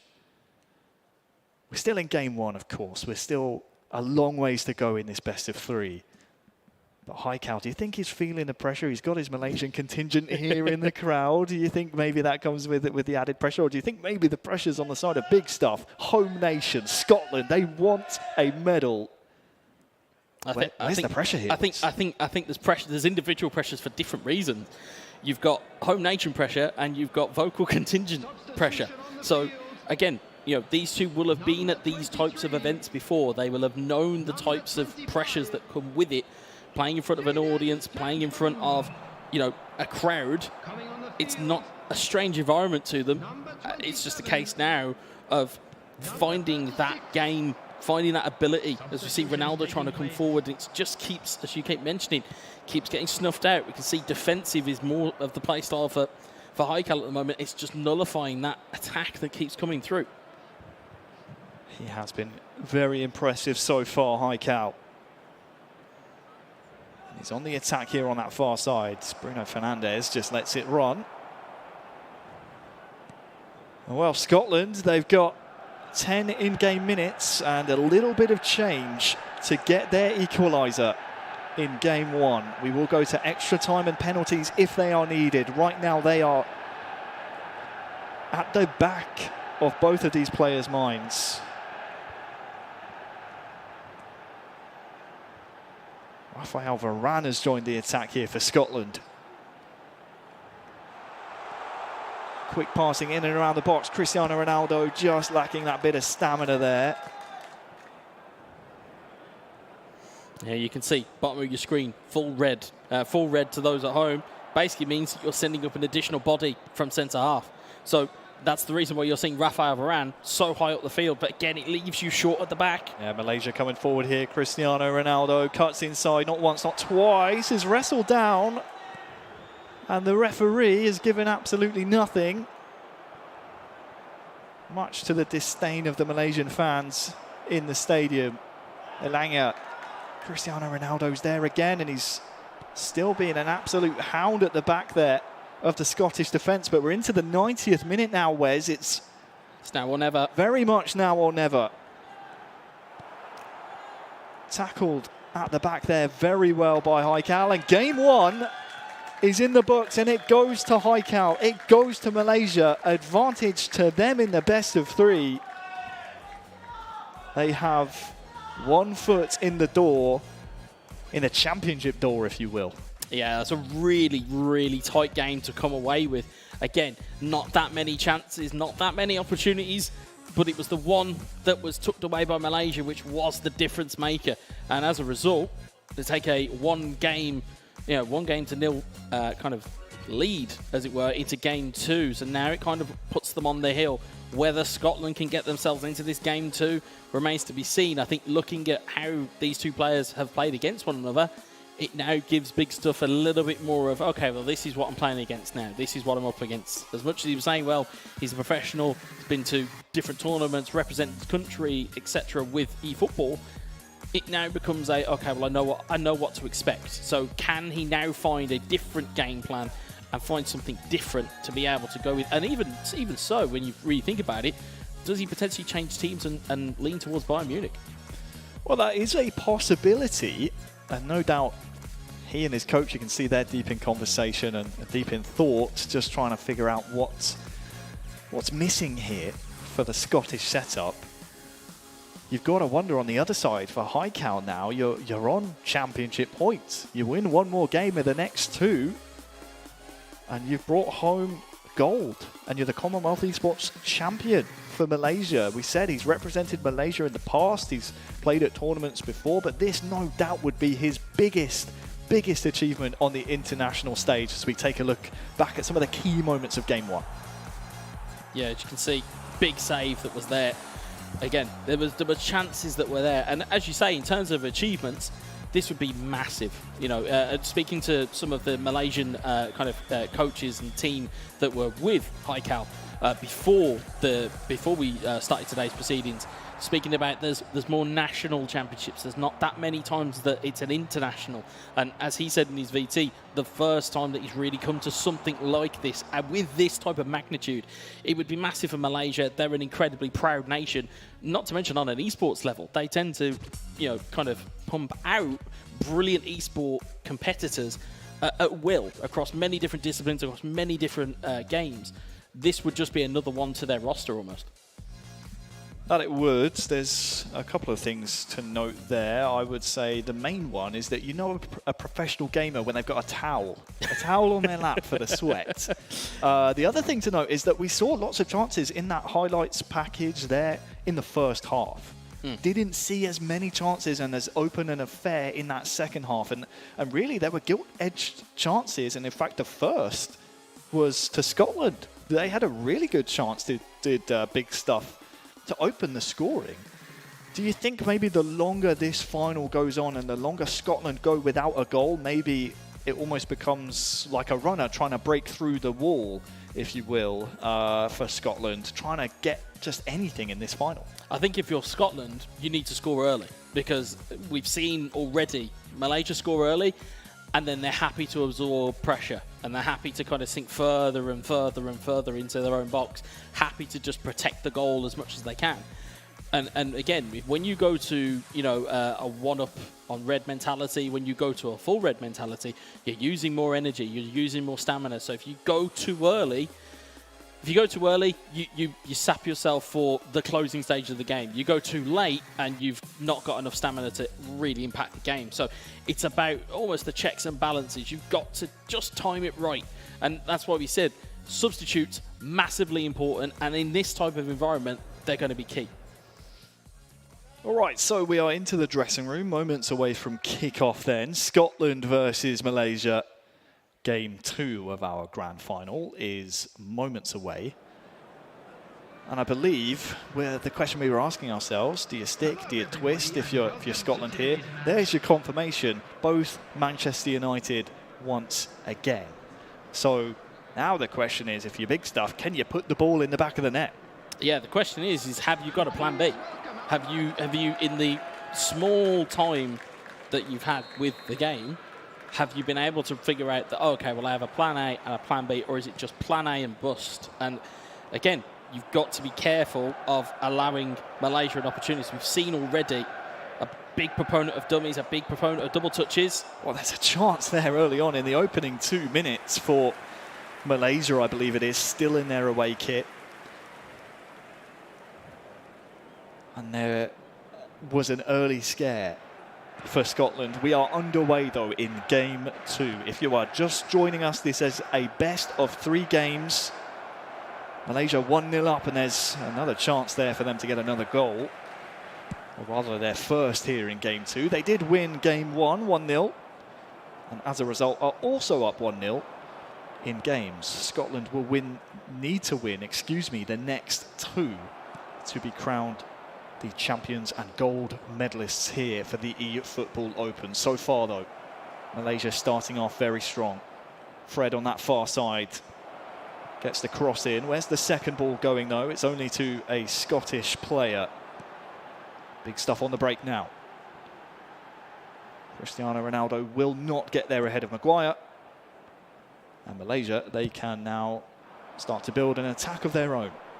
Yeah, it's about quality of possession at this point. It's now going to be a case of get hold of the ball and keep it, do what you want to do with it. Don't allow your opponent to impose their game plan on you. This one will trickle all the way through for a Scottish corner.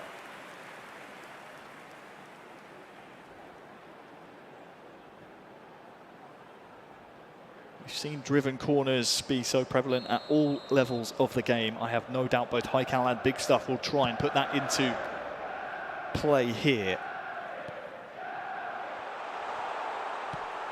Solid tackle by Bruno Fernandes. The referee unmoved, and that is going to be an offside against Malaysia. Fraction sooner, as we'll see there.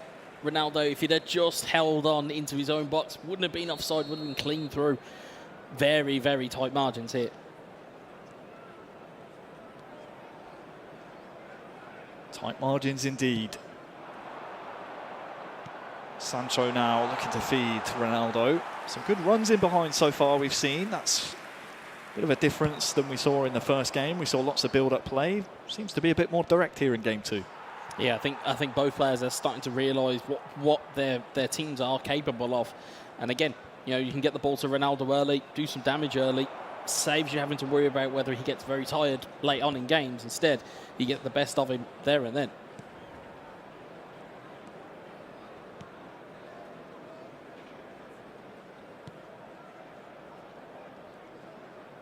Some big stuff once more.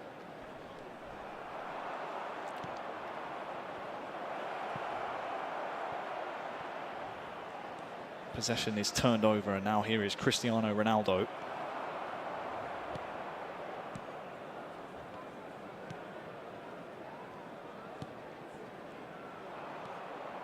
Just seems to be a bit of a sloppy passage of play so far. Very cagey here in game 2. First goal is always so crucial. Rashford though with a great dummy. Malaysia once more trying to build, trying to feed Ronaldo. As you will often see with these Manchester United teams, he is the focal point of that attack.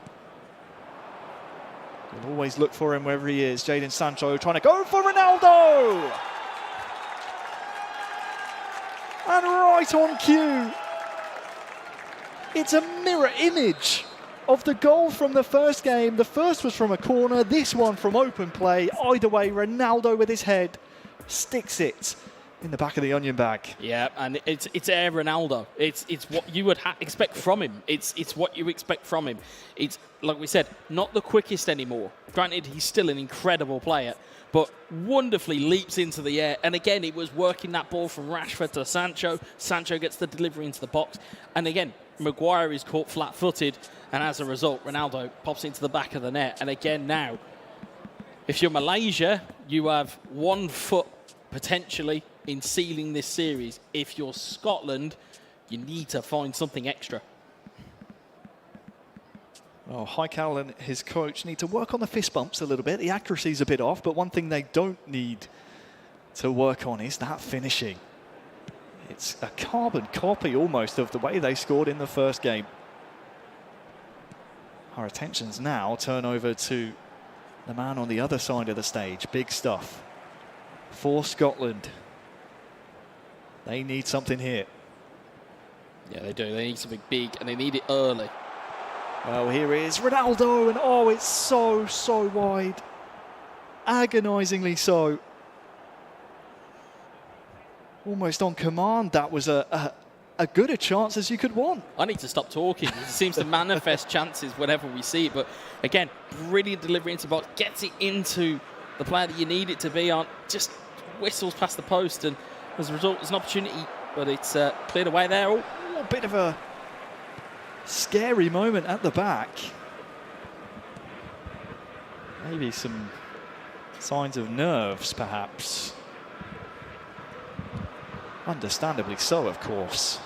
Scotland on that far side.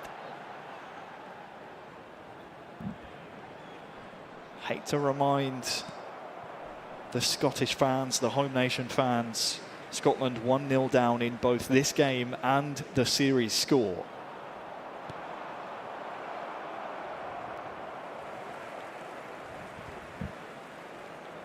Has had good spells of possession, but can't afford to be giving the ball away to Malaysia like that.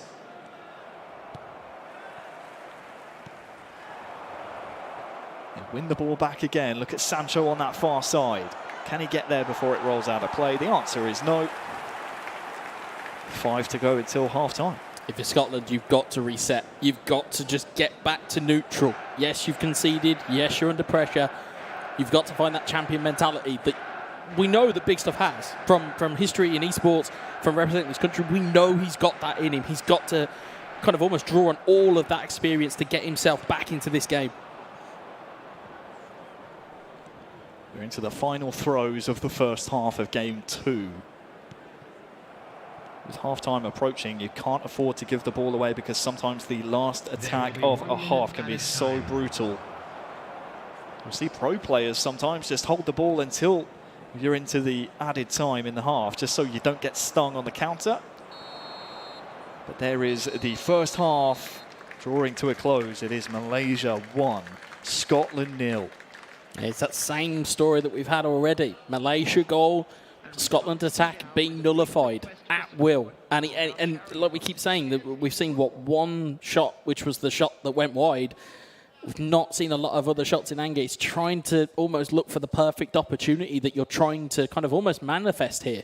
So for you know, from the outside looking in, there just needs to be a bit more almost creativity. Find those spaces, find those opportunities, find those ways to get in, and find a way to just get yourself back into the game.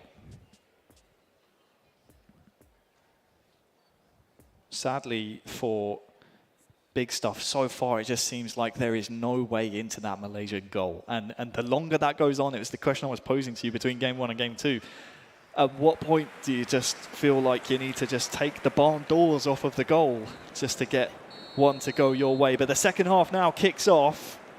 The sides, they switch. It is Malaysia coming at Scotland from left to right in the away kit. And we'll see if Scotland can take those barn doors off. Yeah, and you know, there's a part to be said about this in terms of the way that Malaysia have conducted themselves. They've essentially made this their game plan. As we see Ronaldo in on goal. Oh, there is the equaliser. That's what Scotland needed. Big stuff has arrived. And well, what a dream start to the second half. It's well and truly game on now. The home nation gets the equaliser. Here comes Haikal, trying to respond straight away, but now all of a sudden, those barn doors, they've been obliterated. You're only supposed to take the doors off, Harry. You're only supposed to take the doors off. This, again, has just sprung into life. Now all of a sudden we're going to see Malaysia, which we've seen already, trying to come back on the attack. Ronaldo looking to try and get back in again. Just needs the sliding intervention from David De Gea. Haikal looks a little flustered out there. All of a sudden it's him that needs to get back into neutral. As Malaysia try and get inside. Nice dummy from Rashford, but there's just too much cover at the back for Scotland. This long ball tactic is a complete switch up from what we've seen for Scotland, and so far so good. Sometimes the best tactics are the ones you stumble on, as we see a good through ball. Yeah, Malaysia just straight at the Scottish keeper. That was a big chance to reinstate the lead. Here in the gold silver medal match to crown our Commonwealth Esports champion and gold medalist.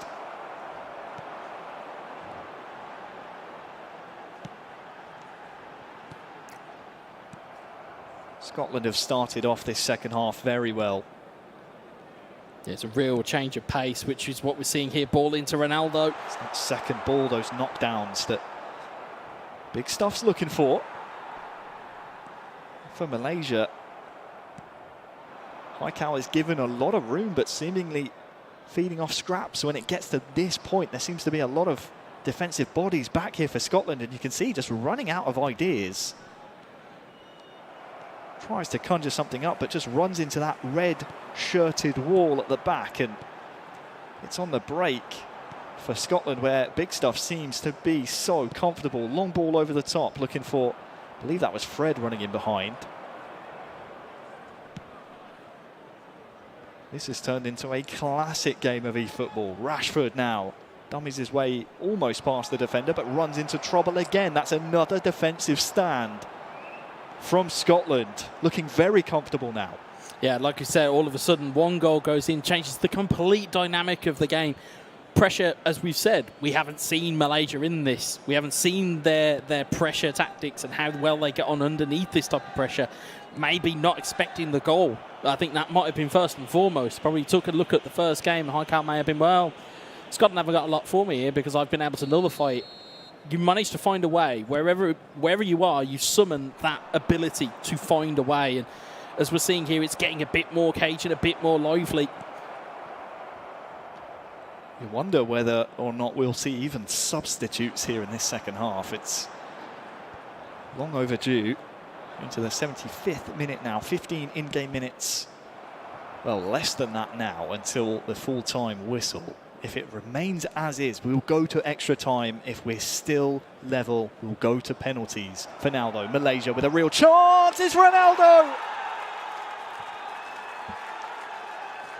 Who else? Malaysia, they are back in front, and with so little time left, the subs can come in, but you've only got 12 in-game minutes left for Scotland to get an equaliser. Otherwise, Malaysia will be the champions.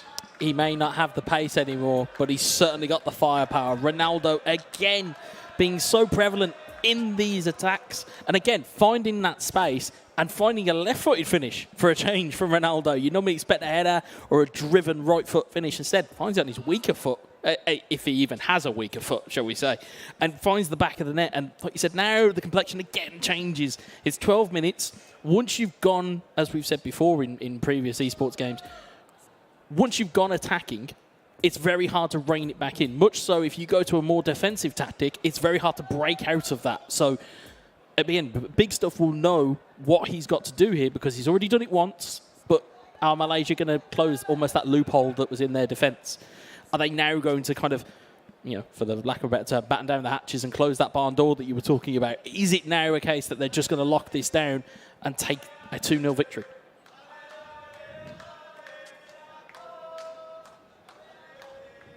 Well, I hope you can hear at home some of the support for Malaysia in the crowd. Number 23. Number 25. They are 12 in-game minutes away from Commonwealth glory. Number 18. The challenge remains the same here for Scotland. They've got some defending to do for now as Malaysia going forward to try and make this certain, perhaps. Number 46. Big Stuff need a goal. Simple as that. Yeah, and that's it. And the problem now is it's all-out attack versus all-out defence. And again, you can see there, it's fresh legs on the field. It's Hannibal. Look out for this. Hannibal trying to, well, guide his early cross in towards goal, and the referee's seen something he's not happy with, so there'll be a talking to here. Bit of a delaying tactic there from Malaysia, though. Kind of almost a petty foul, but it's right down the other end of the field. That's exactly what you are looking to do here, is just kind of cause a little bit of discomfort for Scotland. All you have to do, if you're Malaysia, hold on for 5 more in-game minutes, plus stoppages. You see the pressure, the high press here from Scotland in the United home kit. They need the ball. They need a goal, but I tell you what, they need the ball to do it first. Yeah, we've seen this story all too many times before, killing the game off when it's at its height. You can see Hannibal running down the line here. Alanga has the ball here for Malaysia. Doesn't need to attack either. Game management time. Take some time off of that clock. Only 1 minute added on. And we are into that 1 minute now. Last chance saloon for Scotland. But Haikal wins the ball back and clears it up the pitch, making Malaysia your Commonwealth Esports Champions. Haikal is a gold medalist. Scotland will take home the silver. But it was only ever Malaysia. And there is your champion. Yeah, massive achievement for Malaysia. Again, as we talked about, not being in international competitions, it's more national championships, it's more regional championships within Malaysia. First time out of the gate, you can see the emotion on Haikal's face, and it's tremendous. And again, congratulations to Scotland. Gave it the best that they could. And again, if you're talking about, you know, learning a game and taking it through, only having a couple months of being a silver medalist, I don't think that's bad going if you're Scotland. Of course, it's not the gold. That does go to Malaysia. And again, a fantastic performance by them. It's a great show of respect as well. You love to see the emotion from Haikal, that relief. We saw it from Gibraltar in the bronze medal match. Unfortunately, that time was all about commiserations. This time it's all about jubilation. It's about that emotion, that celebration. Malaysia have done it. They've taken gold in the men's eFootball Open. A wonderful, wonderful victory for Malaysia. Yeah, you think about all of the variables we talked about. You're far from home. You're in territories that you're not quite sure about. You're against players that you've never encountered before. And yet you've come away with a gold medal. Superb performance. Again, when it really counted, when it really mattered, those kind of golden moments were really the best possible moments you could get, and it was all to Malaysia. That it was. I mean, an incredible, incredible game. I just can't wait to see all the celebration from Malaysia Freya, what an incredible final. It was absolutely spectacular. You talked about him withstanding all of the challenges thrown at him, the fact that he's coming into unfamiliar territory, playing against an opponent he's never faced before. The favourite on paper was Malaysia, but man, translating it into the server, that's a different beast altogether. I love it was pretty clinical at times. Coming back into this, particularly in that second game, Scotland managing to equalise. Malaysia said, no, it's mine to take home. It's that big game experience, and it's the reason we talk about it so much throughout all esports. Experience is so intangible. You can't put a price or anything. You can't value it enough, experience, because it gets you through these tough games. I believe this was game 1 that we're looking through across the entirety of the grand final. And I tell you what, Wes, experience, it just helps you give that little bit extra to know, okay, I've been here before. I know how to handle these situations.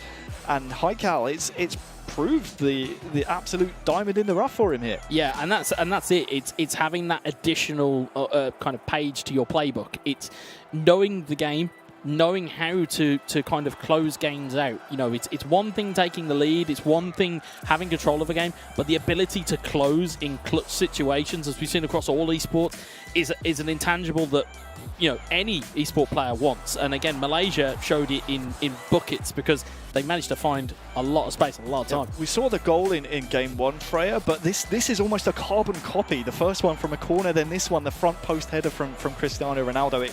It all comes from knowing your team's strength. You know how good a finisher he is. This time, again, being put into practice by Scotland for the equaliser. And then this goal, Wes, was absolutely...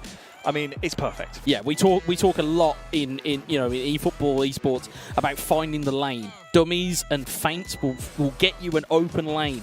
Once you have that lane and that opportunity to take a shot, especially with the likes of Cristiano Ronaldo, one of the best players within eFootball, especially from that range, it's very, very potent. And as we saw, to Malaysia's credit, it was the game winner. Yeah, and I think that was something that you guys were bringing up kind of in the pre-show as well, the fact that, we've only got 2 different choices of teams coming into this particular tournament. And when you see both teams picking the same side to play against, you were saying, it's those nuances of how you utilize those players. I know you're bringing up Ronaldo's name time and time again, not always the person that you could bring up in this day and age, but the fact that, Malaysia was able to utilize him so well, really impressive. Yeah, absolutely. I mean, it's about knowing your star players. It's knowing about how to not only use them, but also how to nullify them on the other side. It's not often, if you're so used to playing Manchester United or playing as Manchester United, you don't often come up against another Cristiano Ronaldo, because obviously he's playing for your team. So, very important to know how to nullify him as well. Yeah, absolutely. And it's both ends of the field, so it's all well and good being on the front foot. It's all well and good being an attacking force,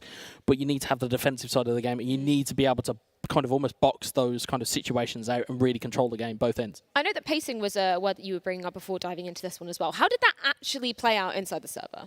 It's a good question. I honestly thought both of these nations went absolute toe-to-toe from the start. There was no worrying about, okay, well, I need possession, I need to control the tempo of the game. There was none of that. They were just trying to score as many goals as they could. It's surprising that the final of both of the 2 games were as low scoring as they were. I know, obviously, 3 goals in game 2, but the first one was a 1-0, and it felt like we saw so many chances. Yeah, first game, it was Malaysia take the lead, and then they were looking to just kind of strangle the game away from Scotland, and it was trying to nullify, and it was...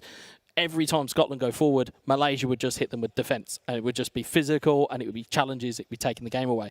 What was interesting with game 2 was once Scotland equalised, the pressure all of a sudden went to Malaysia. All of a sudden you saw a very quick tempo change. All of a sudden the ball's going quicker and players are moving about quicker. And I think as a result, that tempo change just changed the game for Malaysia. Well, Malaysia are your Commonwealth Esports Champions and gold medalists here at the eFootball Open. We're going to throw things to a quick break, but when we are back, it's a medal ceremony to award our finalists their medals.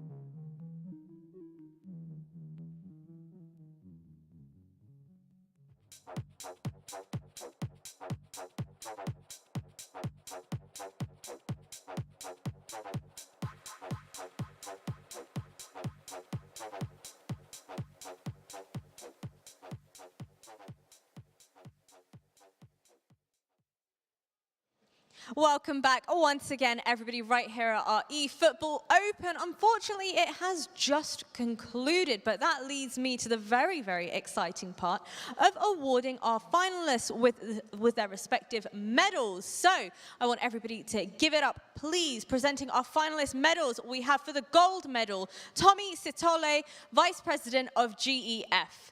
The silver medal, we have Ramil Aliyev, board member of GEF. And the bronze medal, we have Chongyang Ng, board member of GEF as well. Go on, clap away, clap away.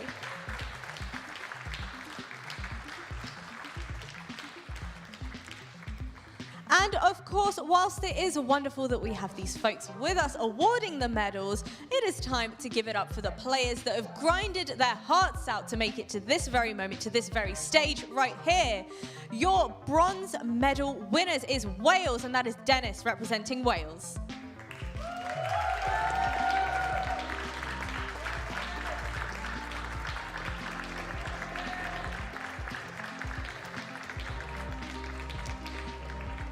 And next up, we have our silver and gold medalists as well. Make your way on up here.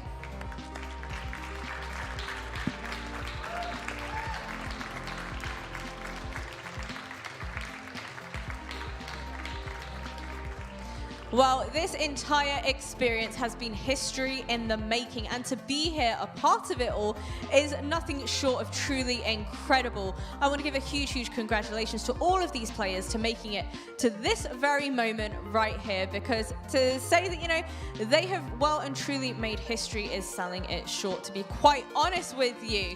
But give it up for the bronze medalist winner. We have Dennis representing Wales.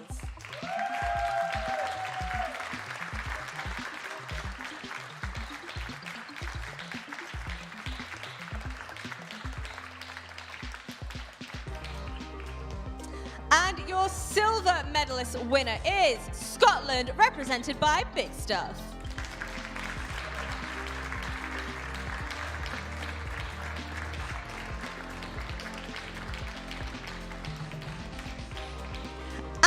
your gold medalist winner and Commonwealth Esports champion is none other than Haikal from Malaysia.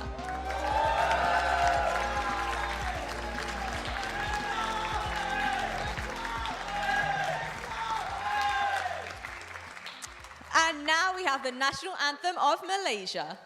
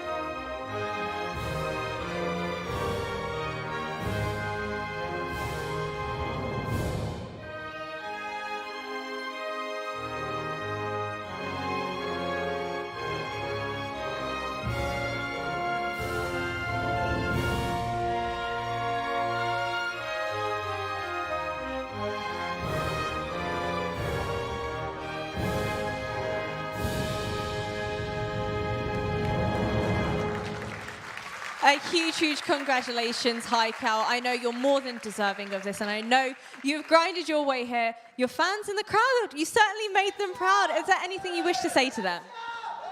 Thank you for MSF, MSN, KBS, and ESCO YB, Tengku Makotojo, and thank you for everyone who support me, and for especially Dato' Anand, the MSI president. Thank you. Thank you, bring me for this is my dream. Thank you very much. You're very deserving of it. Congratulations once again, and as well to all of our medalists taking part here today. Folks, it has been an amazing experience so far, but it is not over yet. After the break, we will indeed be breaking down our Dota 2 women's tournament, so don't go anywhere, you don't want to miss it.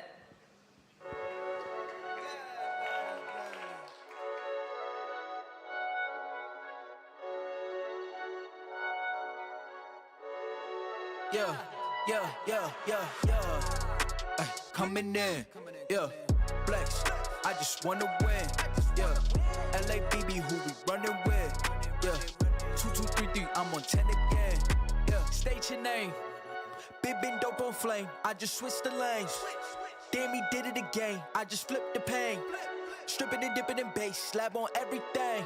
Swimming, you sinking away, cause I got big racks coming. I put my low racks on it. I ain't skip past losses, I had to get back off it. See the fit lab on it until they whip my coffin.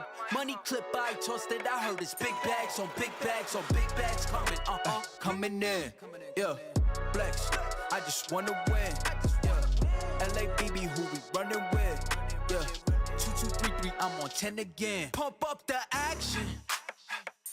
I'm active. If he never heard of Ben Dope, he just napping. Jackson's off the rapping. Keep it on my body, bitch, I'm broke if you asking. Don't gotta sell him, most of y'all is flawless. Broken whips as long as it is foreign. Heard you want it cause the yam's enormous. What's in since she isn't gorgeous? Live my life, last name of Morgan Freeman. Trying to touch a forest, do not know when knocking on the door is. Came in, did it like the Porsches. Coming in, flex, I just wanna win, LABB who we running with, 2233, I'm on 10 again. Okay, alright.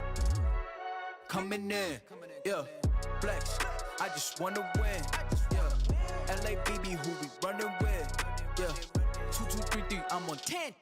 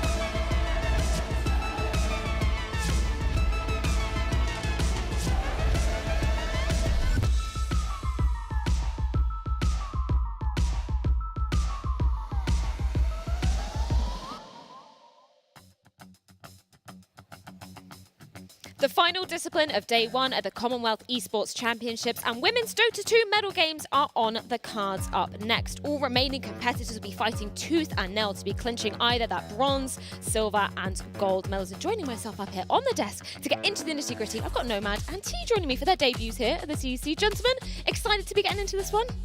Yeah, absolutely. Very excited. I mean, women in esports, women in Dota is something which is criminally underrated, but here we get to see them up on the big stage, and it's going to be awesome. Yeah, for the first time for some of these players, they've not played in front of crowds. There's been a lot of like online tournaments for women, but there's not really been that kind of LAN exposure. So potentially some early nerves for some of the players, but you know, they've been doing so well throughout the group stage. I expect them to have to brush it off very quickly and, you know, just focus on the game quite quickly. Yeah, I'm very excited to see how exactly it does go down. Of course, our first women's discipline that we're going to be seeing here at the CEC as well. We can take a look at the schedule to see exactly which games are on the cards for us today to round off day one of action. It's going to be Singapore taking on Australia in that bronze place decider matchup before Malaysia taking on England.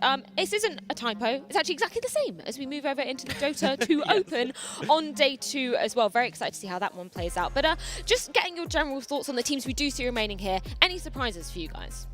I think for the women's tournament, it's about Singapore. The previous tournament we had for the women, in GF at least, in Singapore, they were the victors. They were the number one. England came silver and got second in that one. And I think a lot of teams expected Singapore to be so strong coming into this tournament. But in like the first day, Australia, the team they're playing against, surprised them. They beat them. And Singapore, like, I feel like maybe they lost some confidence, or they were, you know, they're meant to be the strongest team. And then they lost to Malaysia, they lost to England, all in the same day. And because of those three losses, that's why we're seeing them here in this position today pretty much. So yeah, I think the biggest surprise was not having Singapore in that, you know, top two medal spot. Yeah, I think if you guys have been tuning in as well to the actions throughout the day, of course, we had Rocket League to begin off the day, eFootball as well. But this discipline, this is probably the most complicated one, I think it is safe to say. If you're a new viewer coming into the game, at least, any kind of quick tidbits that people should be focusing on today? Yeah, I mean, Dota is an esport, you know, it's the highest complexity. It's also the highest prize pool, which we like to go on about a bit, take that league. But it is very complex. I think for me, when I'm telling someone, you know, go and watch a game of Dota, the main thing I say to them is, you know, try to break down the team fights in your own way. Focus on one hero, see what they do, and that can kind of be your way to understand the game a bit broader. But of course, there's so many segments in Dota. There's so many different parts of the game. Yeah, and also if you're, the easiest way as well is like one team's in the bottom left, one team's in the top right. So if the top right team is closer to the bottom left, they're going to be probably winning the game. So just kind of look at the momentum of the map and see which way they're facing, which way the camera's going. It's going to really help out with your enjoyment of the game for sure. Well, for any of you new viewers at home, we do have a quick explainer to get you guys up to speed. So let's check in with that. The third and final discipline of the CEC is Dota 2. But what exactly is Dota? If you aren't familiar with the title, its basic premise is a 5v5 multiplayer online battle arena, or MOBA for short. Essentially, your team's objective is to destroy the enemy team's Ancient, a large structure found in the corner of the map in each team's base. But it's no easy task. Ancients are heavily guarded. The map in which these structures sit is divided into two sides, Radiant on the left and Dire to the right. This also separates the map into 3 key lanes, top, mid and bot, which your team must split the duties of pushing to try and capture enemy territory and ultimately take down their Ancients. This is where, amongst other things, you'll find towers, buildings that your team needs to destroy to get you closer to the end objective. But be warned, these also emit damage to you and your units. Units come in a few forms, one of the most prominent being lane creeps. These are the little guys that provide gold and experience if killed and spawn in waves in an attempt to push down each lane. There are also neutral creeps, which you'll find in the areas of the map between lanes, the jungle. These camps are not assigned to either team and provide an alternative way of gaining gold and XP. One other key landmark is the river, located centrally separating the two factional sides and surrounded by high ground. To help you hold back the enemies are a vast selection of characters, known as heroes, with each player selecting one to play before the game commences. These heroes will gradually grow in strength over the course of the game, by leveling up and purchasing items from the shop. You can select your desired hero based on a variety of attributes and complexities. This is also an incredibly tactical element of play, not least because all heroes bring different traits, from strength, agility, and intelligence, but also because both teams can ban heroes from being played before the game begins. We mentioned items earlier. These are essential for your hero and are bought at your base shop. You'll also see your courier there, who will bring the items to you if you purchase them when away from your base. But be warned, enemies can kill your courier while your item is being transported. One other key element to note, Roshan. He is a crucial objective, as once slain, provides one hero with a second life. He initially spawns at the very beginning of the game, and will respawn again between 8 to 11 minutes after every death. Finally, team fights are one of the most important elements to look out for as a viewer, and are one of the most exciting aspects of the game. These happen when both teams clash over something, whether that be Roshan, a tower, or simply control of a certain area of the map. This is where players can really show what they're made of, where they'll throw every spell and every item they've got in an attempt to secure victory. That does mean there is a lot going on, which can be made tricky to follow as a new viewer. Here are the key things you should be looking out for. Look to the left-hand side of your screen. You'll see a list of hero icons with a number next to them. This is known as their net worth. The higher the net worth, the more impact they're likely to have in a team fight, but note that this is a loose rule. Keep an eye on the hero with the highest net worth and observe how they approach the fights, how many kills they get, which spells they use, and if they come out on top. There definitely is a lot to be digesting coming into Dota 2, but we do have some wonderful experts to be guiding us through this one. We want to start talking about phases of the game, because different things, different stages are happening at different points throughout this map. What should we be looking out for? So the average Dota game lasts around about 40 minutes. So in the first 10 minutes, the heroes, they kind of walk to their lanes and they kind of lock in that side. And the kill score is very reflective on how well the lanes are going. So you can see momentum. If like one lane has 4 kills, they're going to be crushing the lane, winning it, and that can maybe sweep in to help the rest of the map. And then going into that mid-game, it's all about Roshan, that objective you just mentioned, the net worth as well. How have they been able to take that first 20 minutes and get themselves into position to run across the map? And then the 30 minutes on, you're looking at the Ancient. Is it going to fall anytime soon? Have they been able to break that base to high ground again, like you mentioned in the video? So it kind of, each 10 minutes of the game, pretty much, the pressure builds, the strength grows on the teams. Yeah, I think, the most important thing as well is the team fights, right? Like when someone wants to take an objective which belongs to an enemy, they're not exactly just going to let them. So that's when we see the fighting come out. That's when we see the teams really push to their limits.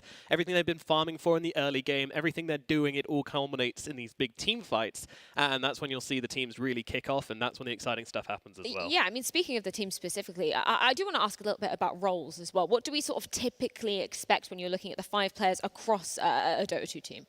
Oh, that's a good question. Because these teams, for example, like Australia, they're a little bit quirkier with their picks. So, I mean, if you ask any other team, I'd be like this. But like, for example, like their mid laner, the last 2 games, they played some mid Pudge. Pudge is a unconventional hero in the Dota community. It's not really been picked too much. Recently in pro games, it has been. So, yeah, I think for Australia at least, I don't really know. We're going to see in the draft, all right? But yeah, typically in regards to like composition of the 5, you will have 2 supports, and they are like your enablers. And they're kind of like your defenders, if you want to equate it to football. And then you kind of move into like the midfield. That's going to be like your mid laner, like kind of the playmaker they're trying to set up. And then your cores, the 3 and the 1, the carrying the off laner, that's the terminology we'll use. They're like your strikers. They're the ones who are going to be converting the big kills, kind of getting the goals and trying to push it into the side of their team. Yeah, those are the ones at the top of the network card. Exactly. As well, right? Those are they the get all the fame. Yeah. yeah, they do. And always get an MVP as well, or the poor supports just sticking their wards down, doing their best. But yeah, I mean, when we'll see all of this, though, is in the drafts, right? So the draft is going to be the first thing we see when we go over to the casters. And that part of the game is when, you know, Dota has 122 heroes you can pick and ban at the moment. Throughout this entire tournament, including the qualifiers, we've had 118 of those heroes been picked or banned. So... Yeah, it's a very balanced game. Take that, League of Legends. And every single hero has its place. So we'll be seeing these teams pick up what they want to pick, ban what they want to ban. An example would be, for if you want Australia, say they want to do something aggressive, and theoretically they pick Death Prophet because they want to push down objectives. This hero does that very quickly. Therefore, next up, they might ban Treant Protector, because Treant Protector is a very defensive hero and can stop that from happening. So that's the kind of mind games we're going to get into in the drafting phase, and what hopefully our cast will be explaining to you guys. Yeah, I think that's a real sort of incredible tactical element about the game as well, which I really enjoy seeing play out. I want to go just back to something that you were saying earlier about offlaner, that specific role. That might not be a term that many of our viewers at home are familiar with, so what exactly does that involve? So the offlaner is the person who plays the longest lane on the map. That is so if you're Radiant, the left-hand side, that is going to be the top side of the map. And that is, you're the sacrificial core in regards to, you're not really getting dealt the best hand in the game, but you're expected to find the farm on the map and to somewhat, I think the easiest way to describe it is you're the initiator. Like, a lot of teams will rely on their offlaner to be the one who goes into the fight first, to unlock the engagement so that everyone else has the information to follow up. So there's a lot of pressure on the offlaner to have a good lane, where often it's quite a struggle to then convert that into the game, because if they don't have a good start, suddenly you lost your initiation, the team fights that we're mentioning, that don't go your way, and now it's an uphill battle from there. Yeah, and I think that's more potent with Singapore between these two teams as well. They like to kind of prioritize their position 3, the offlaner, and kind of put them in a good position to decide the fights. Meanwhile, on the side of Australia, from some of their games, they have chosen to give the 4, which is a support hero, a little bit more farm priority. This means that the difference between the offlaner and the position 4 will be a little bit closer. So you can have the 4 position actually going in and having more impact at the sacrifice of your offlaner not being able to just run into a fight by themselves and just start breaking the map, you know? And that's the best thing about Dota. We've just spent 3 minutes talking about a variation on one role. There's 5 roles, 10 players, 2 players on each of the role. And then obviously there's again, it's a very complex game. There's a lot of things that can happen, but the beauty of it is when you get into the fights and when you get into the game, you don't really know what's going to happen, because at any minute there could be an outplay. There could just be like an advantage you didn't see coming just happens, because like it's not as simple as, oh, they got 10,000 gold, they're going to win. Because if you find the angle, if you find that kind of just avenue into a fight, you can completely flip the script. And that's where, you know, hopefully the crowd goes wild. Hopefully the casters go wild, and even some emotion from the players too. Yeah, I love the amount of depth that we get to see in a Dota game as well, and just the tactical elements upon tactical elements as well. I do just want to go back and just recap Radiant and Dire as well, and just kind of the differences in terms of those positions and sides of the map. So the argument of Radiant Dire goes back to the old test of time. But I think the easiest way... Men. Yeah, I mean, if you ask any player, it's always just a no, Radiant's better and all. But the main thing is Radiant, you're playing up into the map, and Dire, you're playing down into the map. And I guess the main difference will be Roshan. Roshan is a key objective in the middle of the map, and the access to Roshan is a little bit nicer from Dire. So going into like the mid to late games, the Dire team might have a little bit of an easier time contesting that big objective. And to give context, when you take Roshan, you get the Aegis of Immortality, which gives one hero an extra life. So in a big team fight, if they have that Aegis, they're going to be able to respawn in the middle of the fight and then just get back into the mix straight away. So I think Dire is a little bit nicer for Roshan. And if we wanted to turn this into a 1-hour podcast, we could talk about the true differences. But just to simplify it, I'd say Dire equals Roshan good, Radiant equals Roshan kind of bad. Yeah, well, before we do turn it into a 1-hour podcast, we are going to take a bit of a quick break. Our teams are just getting ready and set up on the stage. But when we are back, it will be time to welcome them in here in Birmingham.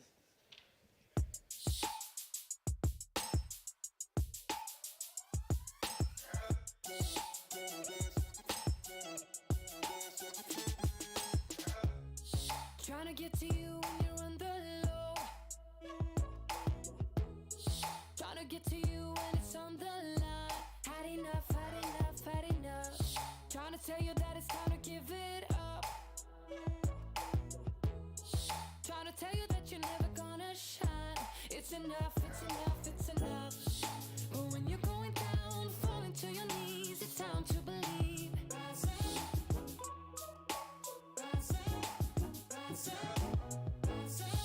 No matter how it hurts, you're gonna let it bleed. No matter how you feel.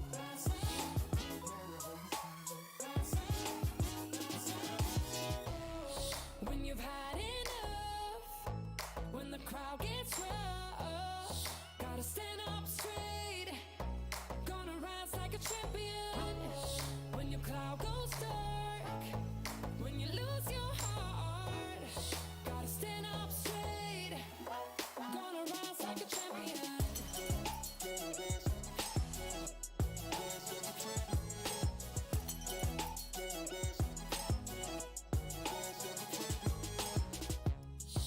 Cause we all walk to the same beat.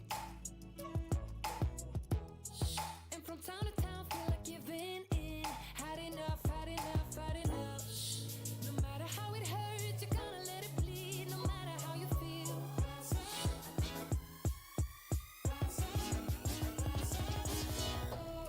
When you've had enough, when the crowd gets rough, gotta stand up straight. Gonna rise like a champion. When your cloud goes dark, when you lose your heart, gotta stand up straight. Gonna rise like a champion. When you're looking for a place to heal in, searching for a rhyme and reason, just stand up, stand up, stand up. We're all gonna take a beating, and I said it was gonna be easy. So rise up, rise up, rise up. When you've had enough, when the crowd gets rough, gotta stand up straight. Gonna rise like a champion. When your cloud goes dark, when you lose your heart, gotta stand up straight. Gonna rise like a champion.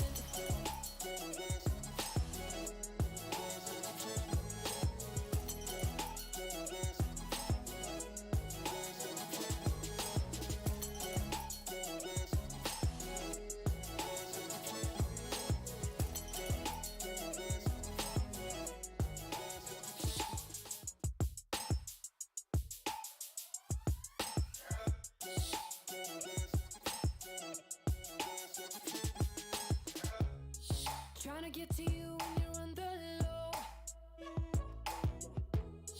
Trying to get to you when it's on the line. Had enough, had enough, had enough. Trying to tell you that it's time to give it up. Trying to tell you that you're never gonna shine. It's enough, it's enough, it's enough. But when you're going down, falling to your knees, it's time to believe.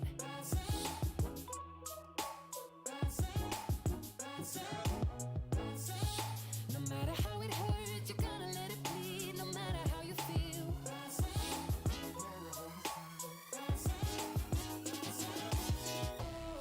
When you've had enough, when the crowd gets rough, gotta stand up straight. Gonna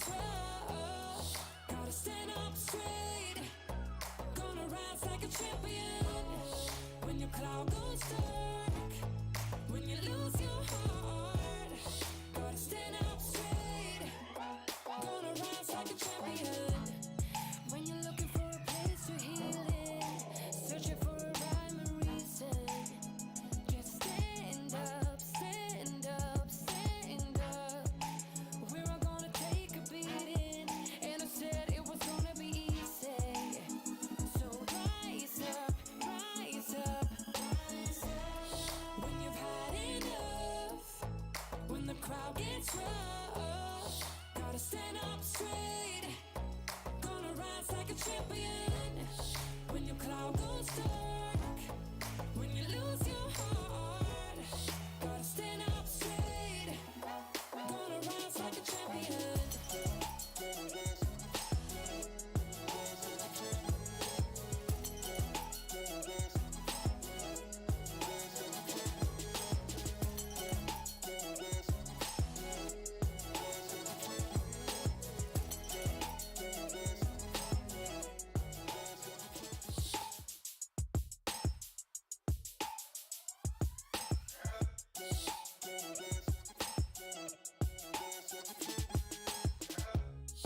Trying to get to you when you're on the low. Trying to get to you when it's on the line. Had enough, had enough, had enough. Trying to tell you that it's time to give it up. Trying to tell you that you're never gonna shine. It's enough, it's enough, it's enough. But when you're going down, falling to your knees, it's time to believe. Rise up, rise up, rise up, rise up. No matter how it hurts, you're gonna let it bleed. No matter how you feel. Rise up, rise up, rise up. When you've had enough, when the crowd gets rough, gotta stand up straight. Gonna rise like a champion. When your cloud goes dark, when you lose your heart, gotta stand up straight. Gonna rise like a champion.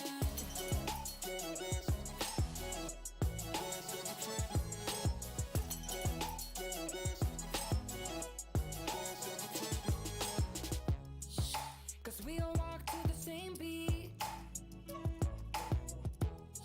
And from town to town, feel like giving in. Had enough, had enough, had enough.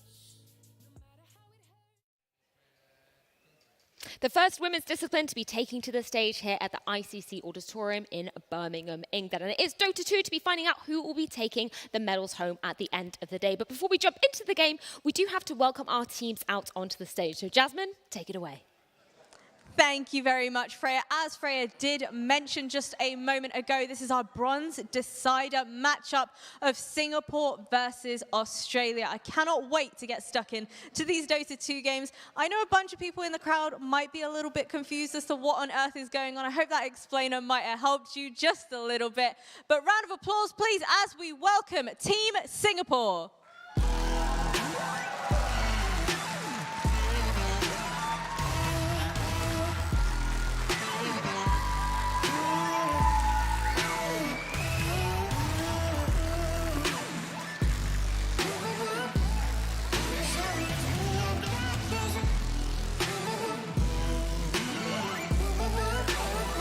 You guys can walk around, walk around, have your moment on the stage.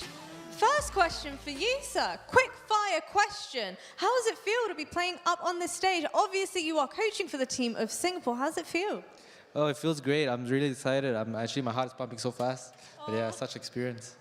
Don't worry, you're going to be just fine. Are the team feeling nervous as well?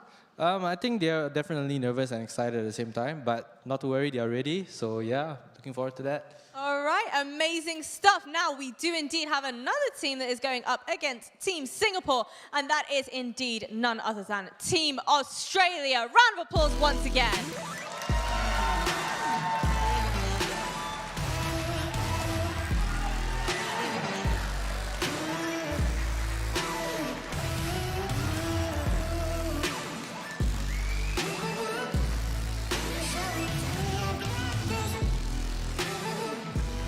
Hello, hello. I hope you're doing well today. How does it feel to be performing in front of this fabulous crowd today? Honestly, so amazing, especially coming from Australia. It's so far away. We've all had a hard time adjusting, but it's been really good so far. Have you had a chance to explore the sights of Birmingham or anything yet? Honestly, not yet. We had a really busy day yesterday, and we've been practicing all morning, getting ready for today. Well, that's promising words. That's the kind of thing you want to hear, especially when it comes to an esports tournament as big as this. I'm so incredibly excited to get stuck into today's games. Folks, would either one of you like to come join me in the middle? Shake hands. This is what it's all about. I want to see a big stare down. Yeah, you can come over here. Come into the middle. Yeah. Yeah. Okay. Look into the eyes. Shake hands. Best of luck to both of you, both your teams. Feel free to move on over, get set up onto the PCs as well. But for now, it is back to the desk with Freya and all of our experts to take us through all things Dota 2. Thank you very much, Jasmine. Man, I love to hear the crowd getting hyped up for this one as well. And there's so much hype coming into this thing. Australia and Singapore going toe-to-toe to be fighting for this bronze medal here at the CEC. We were talking a little bit about Singapore earlier, saying that potentially might have expected to see them in that matchup of competing for the gold and silver medal. So can you give me a little bit of a summary of what we saw from them from that group stage? Oh, it was a bit of a rough group stage for Singapore because they came into the tournament, they played up against Australia in the first game, and they lost. And everyone was kind of shocked that, what was happening? This was meant to be the team in the finals. And then unfortunately for them, they had to play Malaysia, who is now the first seed. They then had to play England, the now second seed. So I think that first day is a very ruthless group stage. You don't have a lot of time to bounce back. And unfortunately for Singapore, it just didn't go correctly against the top seed teams on that day. So very much they quickly recovered. They got to the third place match, which is, again, very incredible to be able to make that bounce back. But yeah, it was a struggle for Singapore. Yeah, let's take a bit of a closer look at Team Singapore as well, just in case you guys aren't familiar with any of the players on the side. Are there any names of note that you're really going to be looking out for this particular team coming into this series? I mean, Singapore, they're a bit of an all-star. I do enjoy what they put out in the mid lane. Meridi, great player. But all round, you know, these guys, they kind of, they mix up their playstyle a lot. And I think that's actually really cool because they're capable of playing something very fast, very high tempo. They're also capable of scaling it back a little bit, taking things slower, you know, going for a harder carry and playing things down that road instead. And I think for Meridi at least, she also has experience outside of this team because she plays in the, I think it's called the FSL in SEA, and she actually plays on the same team as the carry player from the Opens New Zealand team. Yeah. So there's some like teammates playing in different categories but still in Dota, and it's like just having that experience from different teams, bringing it into here. I think you need your experienced players to kind of step up and lead the charge. So yeah, I'm excited to see that kind of be reflected a little bit when we get onto the stage. Yeah, that's super interesting indeed. You picked up on a word, playstyle. I do kind of want to pull that apart for both sides of the equation coming into this. Are there any sort of stark differences between how we're going to be seeing both of these teams approaching this game? Yeah, I think Australia, you know, as we mentioned, they're a bit off the wall. They like to do things a little bit crazily.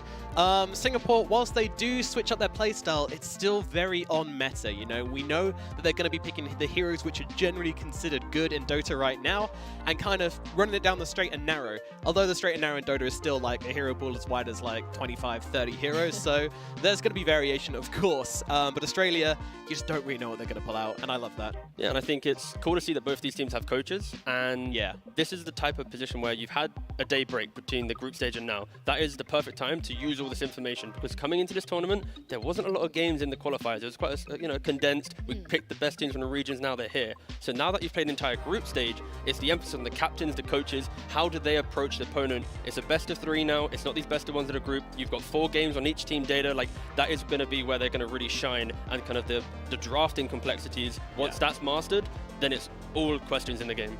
And I do just want to shout out, like, all the women's teams here, all 4 of them have been putting in such hard work. Every single one has been impressing me so much. You know, I've been around and talked to them. You know, I've talked to the admins, I've talked to T, who was there in the group stage as well. And every single one of these teams is taking this super seriously. They're working really hard. They're talking Dota. They're working together. And I think that's awesome to see. You know, not a single one of these teams has been laying back or just being like, we're just here to have fun. You know, they're all here to win. And that is awesome.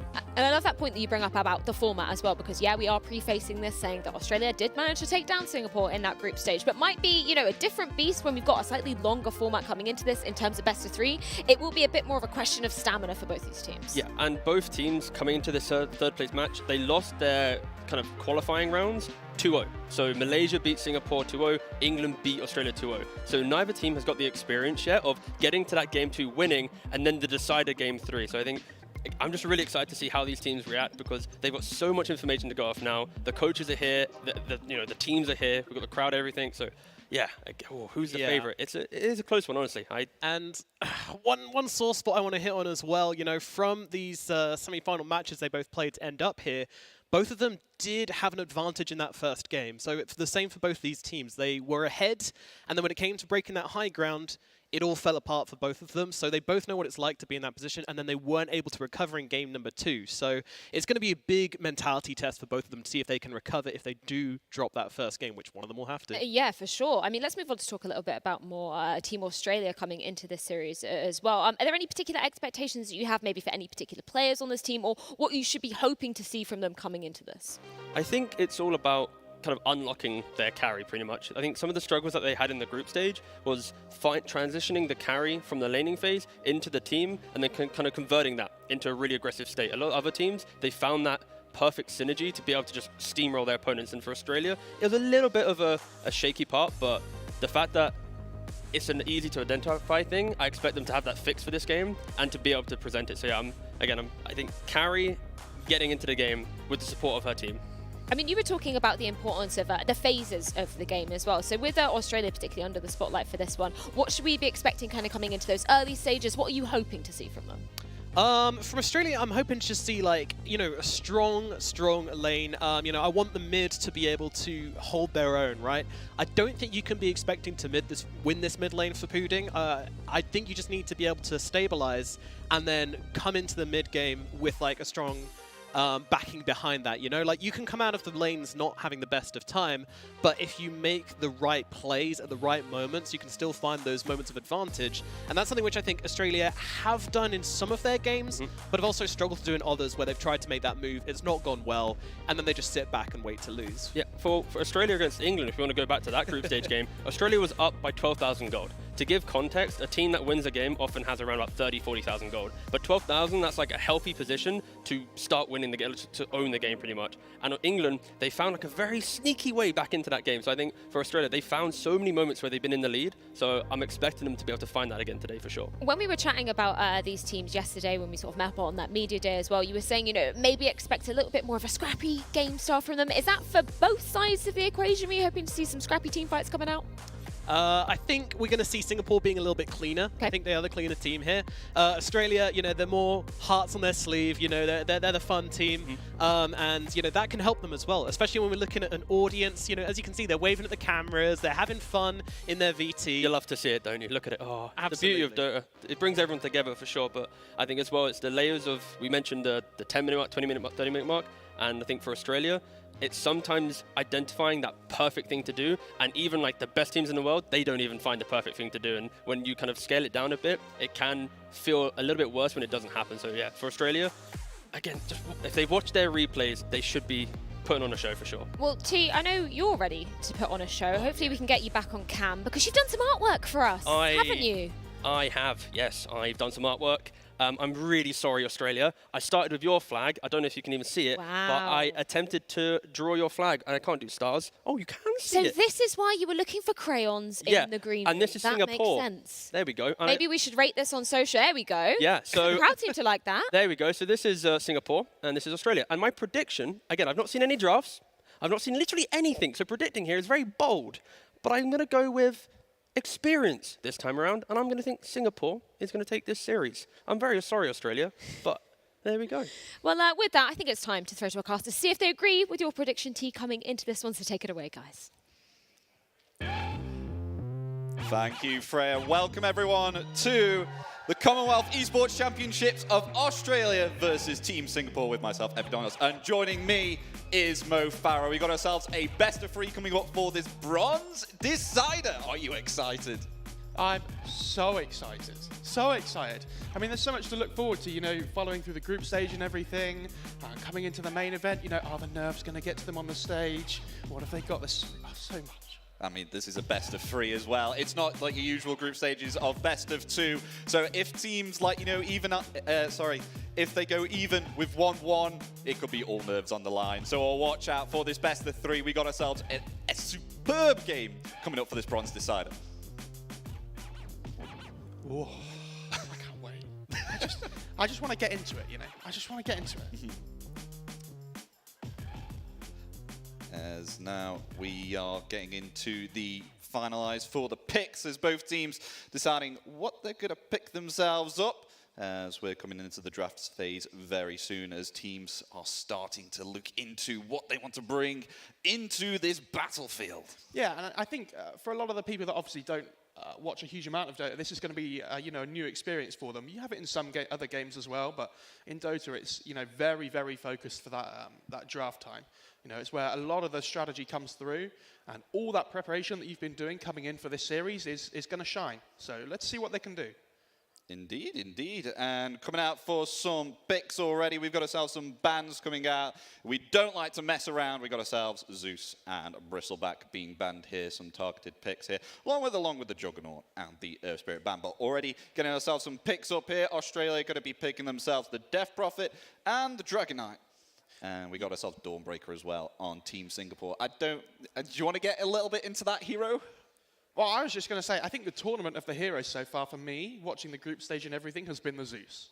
I think this hero has had such an amazing time, so it's not a surprise to me to see Singapore ban that one out. I think a lot of teams have really struggled to deal with it. It's this kind of hero that sits in the back line. It can deal such a huge amount of damage from a far distance away. And if you don't have the correct heroes to get on top of it, it kind of just, it just wins you all these team fights. For sure, for sure. And now they get themselves up the Warlock as well. We were speaking about that quite a bit, how this was a kind of similar, contested pick between both the teams here, Warlock was. Yeah, I mean, Warlock, at the moment in Dota, it's like this really good defensive hero that in the laning stage, it can keep your core hero, the really important, the one that you want to get gold, keep it topped up in lane, keep it healthy with its healing abilities, and just make sure that your carry's having a really good time. And it has itself some incredible team fight initiative as well. It's just unfortunate that it has indeed, you've got yourself cooldowns here. I think it's around about 2 minutes, I think, for the big ultimate, but it's very impactful. So, as we go on with what T and Nomad said about, you can't make mistakes and stuff like that. When you've got yourself a big ultimate which has got a cooldown for around about 2 minutes, you really have to be careful where you place it. You could either have a huge impact within the team fight, or it could, come to complete shambles. Yeah. I think there's a big difference between the two drafts at the moment, though. I mean, Singapore have gone for this kind of heavy team fight like you're talking about with the Dawnbreaker, with the Warlock. Australia have gone for this Death Prophet Dragon Knight, which are two heroes that they've really liked in the group stage, but also in the sense that they both push buildings and push towers really well. So, we've talked about on the video everyone saw before about trying to get onto the map and gain territory away from your opponents. Yeah. And the best way of doing that is by picking these heroes like Death Prophet and Dragon Knight that kind of let you get the towers down, access different areas that you don't necessarily have at the start of the game, and try and take more of the map away to get far more and get more gold than your opponents. As now coming into further bans here as both Team Singapore and Australia banning out some heroes. Pudge, as described on the panel, it gets banned. Not going to be getting ourselves a Pudge anytime soon. We won't be seeing shenanigans happen between both teams on there.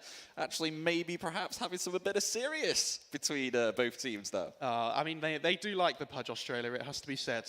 They were doing really well with it as well, landing some great hooks in the group stage. Let's see what they go for here. I was expecting a support hero, and there it is.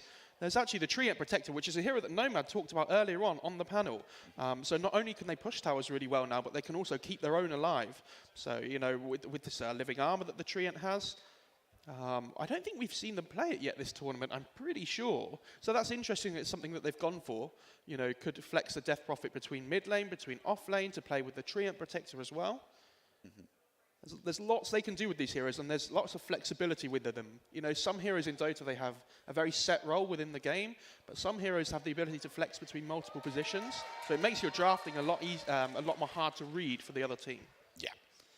As now already the second phase of bans come out. They've already picked themselves Tree Protector, as Mo has initiated. As now we wait, they've taken quite a bit of reserve time, Team Singapore. They're really thinking about this. Yeah, I think this is getting to the point of the game, though, where you're thinking about whether you want to show... I mean, you're going to have to show at least one of your cores, right? Because you have the double pick here if you're Singapore. So they're probably trying to think... It's not about picking their next hero, it's about both the heroes together that they want to pick, right? So they're probably thinking about what support they want to pick or what other core they want to pick with them, one of their main heroes. Yeah. Oh, okay. Hoodwink comes out there for the third pick there from Singapore's got themselves a nice little bit of control. Very nice ultimate, especially against Dragon Knight, to break his passive, which is the Dragon's Blood, which makes himself very tanky. Yeah, I think the most important thing there is they need the burst damage, like you say, against the Death Prophet, against the Dragon Knight. And I guess another thing we should explain to people in drafting is that But what you want to do when you draft is effectively, by the end of it, you want to try and tick as many boxes as you can, right? You want lots of different things from your draft. You want to make sure you have lots of damage. You want to make sure you have some team fight. But you also want to make sure you have like stuns and things, so you can keep heroes in place, stopping them, activating their own abilities and things. And Hoodwink's really good at that. Having an ability called Bushwhack, making them stick to trees. So I think these 3 heroes that they have at the moment, they've kind of covered their bases pretty well.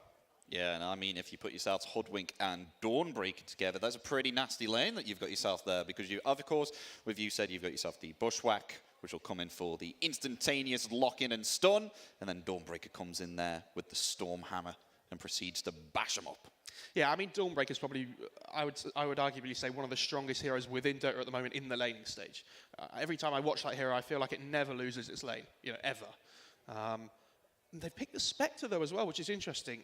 I mean, we talked about Warlock before, having the ability to heal heroes and things in the laning stage. Spectre's a hero that doesn't come online very early. It's a hero that you want to pick to build towards the late game with.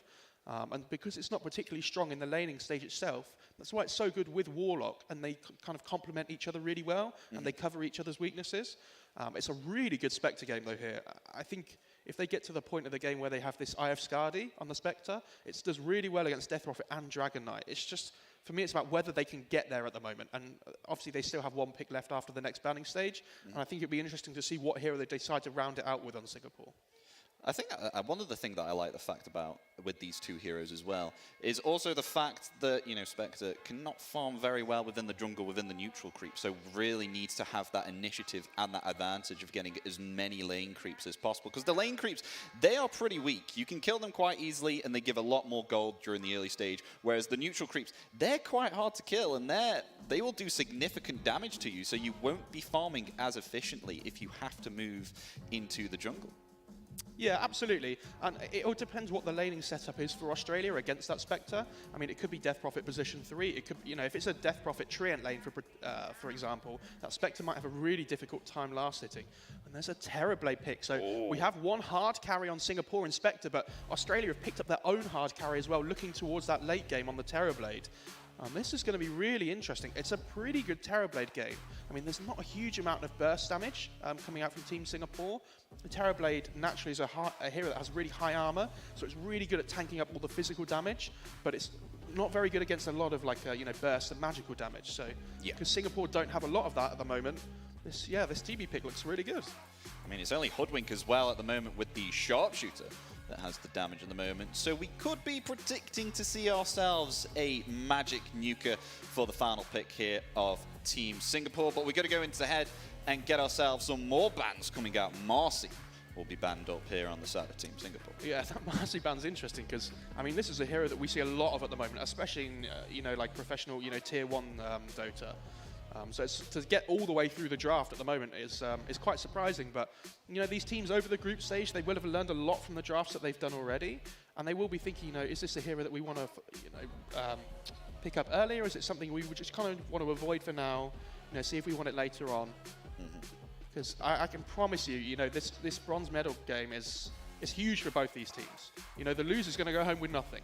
So they're going to have to put so much prep work into these drafts to make sure they're giving themselves the best chance. Yeah. And Australia, they're going to ban out Mars. Team Singapore, they're going to ban out Nyx Assassin. But Mars, an interesting ban here. We did feel like Team Singapore could do with a nuker here, but they banned themselves a control hero, which has some early potential. Yeah, Singapore have been playing this Mars mid, though. It's something they've been looking towards, which isn't necessarily where Mars is usually played, but it can be put there. So probably more of a comfort hero for them on Singapore, that Mars mid. Yeah, I would have expected some more kind of burst here, and the Void Spirit ban kind of does that a little bit more. Oh, they go Timbersaw. Oh, okay. They pick themselves on Singapore. They pick themselves the Timbersaw, and I don't think they have a lot to deal with that on the side of Australia. Yeah, there seems to be some Timbersaw fans in the in the crowd here with some cheering. That was, yeah, I mean, this is a really good Timbersaw game in the similar sense that... okay, all right. Now, that's just completely decided the story there. So, of course, Viper having himself another ability here to actually apply the break for Timbersaw. But he can Timber Chain out of it, can't he? Yeah, I mean, this Viper hero is... It's really good when you have heroes that can lock heroes down for you on your team. You know, this Viper hero can deal such a huge amount of damage, and it's really strong in the laning stage. So at least they have an answer to this Timbersaw now, in the sense that they have the break. It's not only good against the Timbersaw, it's good against the Spectre as well. So yeah, I think this pick's okay. I'm worried they lack a little bit of damage potentially on Australia in the early game. They're going to have to play around that Death Prophet Exorcism early on. But we'll see what they can do. I'm really looking forward to this one. I think game one in a best of 3, it sets the tempo, right? You know, whoever gets this game 1 is going to have a massive advantage, not just in the score, but also mentally going into game 2. You know, Dota is one of these games where you don't have a lot of time to reset, right? Yeah. You know, these Dota games can go quite a long time sometimes, and you have to constantly be looking forward to the next objective. You can't be reflecting on what's already happened. Yeah. So, you know, whoever wins game 1 is going to be in an amazing position. I mean, think about the mid lane right now at the moment. So I think Meredy there's a lot of pressure on her shoulders right now. Yeah, absolutely, but it is a very good Timbersaw game. I think the laning stage should be really good for her. You know, should be able to get online pretty quickly, to be honest. And if you can get online quickly and run into that Terrorblade's lane, you know, you can run into his jungle without too much threat coming the other way. And this Terrorblade might find her, you know, have a difficult time trying to find the space to farm the items he needs to get towards that late game. As now, ladies and gentlemen, we come into the game of Singapore versus Australia. Both teams getting ready to go at each other in this best of 3 for the bronze decider. As Australia already smoked up to try and get themselves the advantage to move quickly to the rivet, try and see if maybe perhaps we might have a little bit of a skirmish before the game even begins. Our Dota players do love an early fight, don't they, before the, you know, the laning stage is already and everything. Something we should probably mention, the most important thing that we haven't told everybody, voice lines. Voice lines. Voice lines. And you might have heard them at the start there. There are some voice lines you can spam and things in the game, and it's all about the mental warfare. Mental Epi, I'm all about the mental100% warfare. mental warfare. As, of course, actually mandatory as well for those that are watching right now, pauses for every game. So, of course, you know, there's always technical issues there and again, but it seems to be quite common for Dota 2. Yeah, absolutely. I mean, it happens sometimes, but, you know, in Dota especially, we do make jokes about it, don't we? There's always seems to be a pause. But yeah, I think this game's pretty interesting. I mean, we have an Orb of Venom on the DK, right, to start, which is not usual, it has to be said. So we'll see what they can do with that. Okay. All right, interesting. As we'll get the technical issues sorted very soon. Still a pause here. What do you think about the off lane, though? You know, they got themselves Dawnbreaker, and they've got themselves the Hoodwink there. Do you think this Terrorblade's going to have a hard time? Because it looks to me like, even though that he is quite tanky, especially with the fact that he has himself a very high base armor, so he doesn't take himself much physical damage, I still think he's slightly going to suffer on the lane. Yeah, I think he will suffer. I mean, the Hoodwink and the Dawnbreaker, obviously both very strong laners, but Terrorblade's one of those heroes that if you have a bad lane, it's not the end of the world. You know, you can just head off into that jungle, try and find some creeps. So I think it's going to be up to Singapore here to try and not only offer that pressure in the laning stage on the Terrorblade, but follow it up by trying to make sure they keep on pressuring him away from that laning stage as well.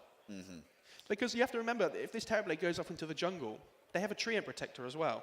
Oh, I've just remembered. It's not just the voice lines we have to tell everybody about. It's the tips. It's the tips as well. So if anybody ever makes a really good play, you can just tip them in game. You know, a lot of these players, they're going to be tipping each other on their team. They're going to be tipping the enemy team and things. You know, I think everybody's just, honestly, I think so many people are just happy to be here, you know, playing on the stage, playing under the big lights. It's an amazing opportunity for everybody. Oh, for sure. But already spoke about the off lane, spoke about the other lanes as well. Do you think the mental aptitude of being on stage is going to affect them slightly? Yeah, I think it definitely will. I think some people are better at dealing with the situation than others, obviously. But I think it's really important when they come onto the stage, as you would have seen earlier, that, you know, you kind of need to breathe, you need to take it in, because it's completely different to playing at home. You know, you have that huge pressure, you're under the lights, there's people in the audience, and, you know, it takes time, I think, almost. And I do think the team that adapts quickly to that, you know, the the quickest to that, sorry, will have an advantage, because you need to be able to settle your nerves and put up the best performance you possibly can. Who do you feel will come out on top during the roundabout the early stage of the game? Because that'll be, I think, slightly a bit important to how they can build the momentum from there on out. If I had to guess, I would probably say Singapore, but I think it's close. I think both teams' off lanes are going to dictate a lot of the tempo of this game. Both the off lane combinations are quite strong. So I think it'll be, which off lane can kind of transition to the rest of the map. Get these deep wards down on the supports to see where the hard carries and farming, where they're getting their gold from. And try and offer that threat on the map almost. You never want to make the enemy carry hero feel safe. You want them to always feel like they're under threat and watching over their back. Yeah. And one thing to mention to the audience as well, both of these carries that they've picked up right now, I don't think we're going to be seeing them very often for around about the first 20 minutes of the game, will we? No, I mean, these two heroes, the Spectre and the Terrorblade, they don't want to be involved in any fights if they can, really. I mean, the way that Spectre works is that, the ultimate ability Haunt allows you to jump onto an enemy hero on the map. So, I mean, the Spectre might be, in the jungle hitting some creeps, and then if the Spectre sees an opportunity, then she might be able to, jump to a fight on somewhere else on the map, but not going to be necessarily, going all out to find them.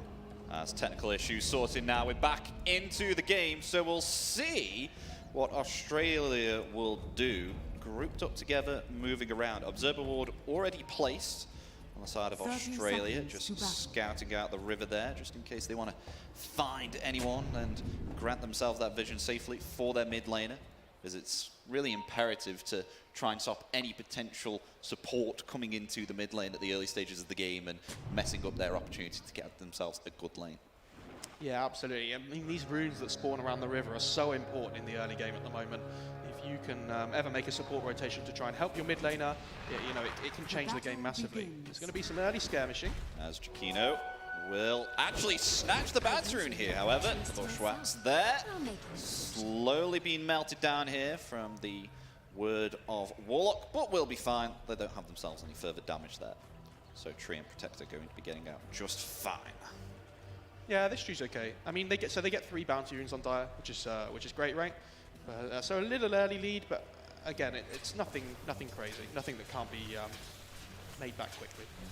And already Meredy taking the absolute beating of Viper level 1 here, laying in those poison attacks, as you can see. It's not going to do much at level 1, but once they get themselves level 3, then it'll become quite annoying. As you can see there, the more stacks that Viper is able to apply onto the Timbersaw, the further poison damage is there. You do have to be careful at level 1 on Viper, though, because if you spend all that mana on the poison attack early on, you're not going to have it for further on down the lane.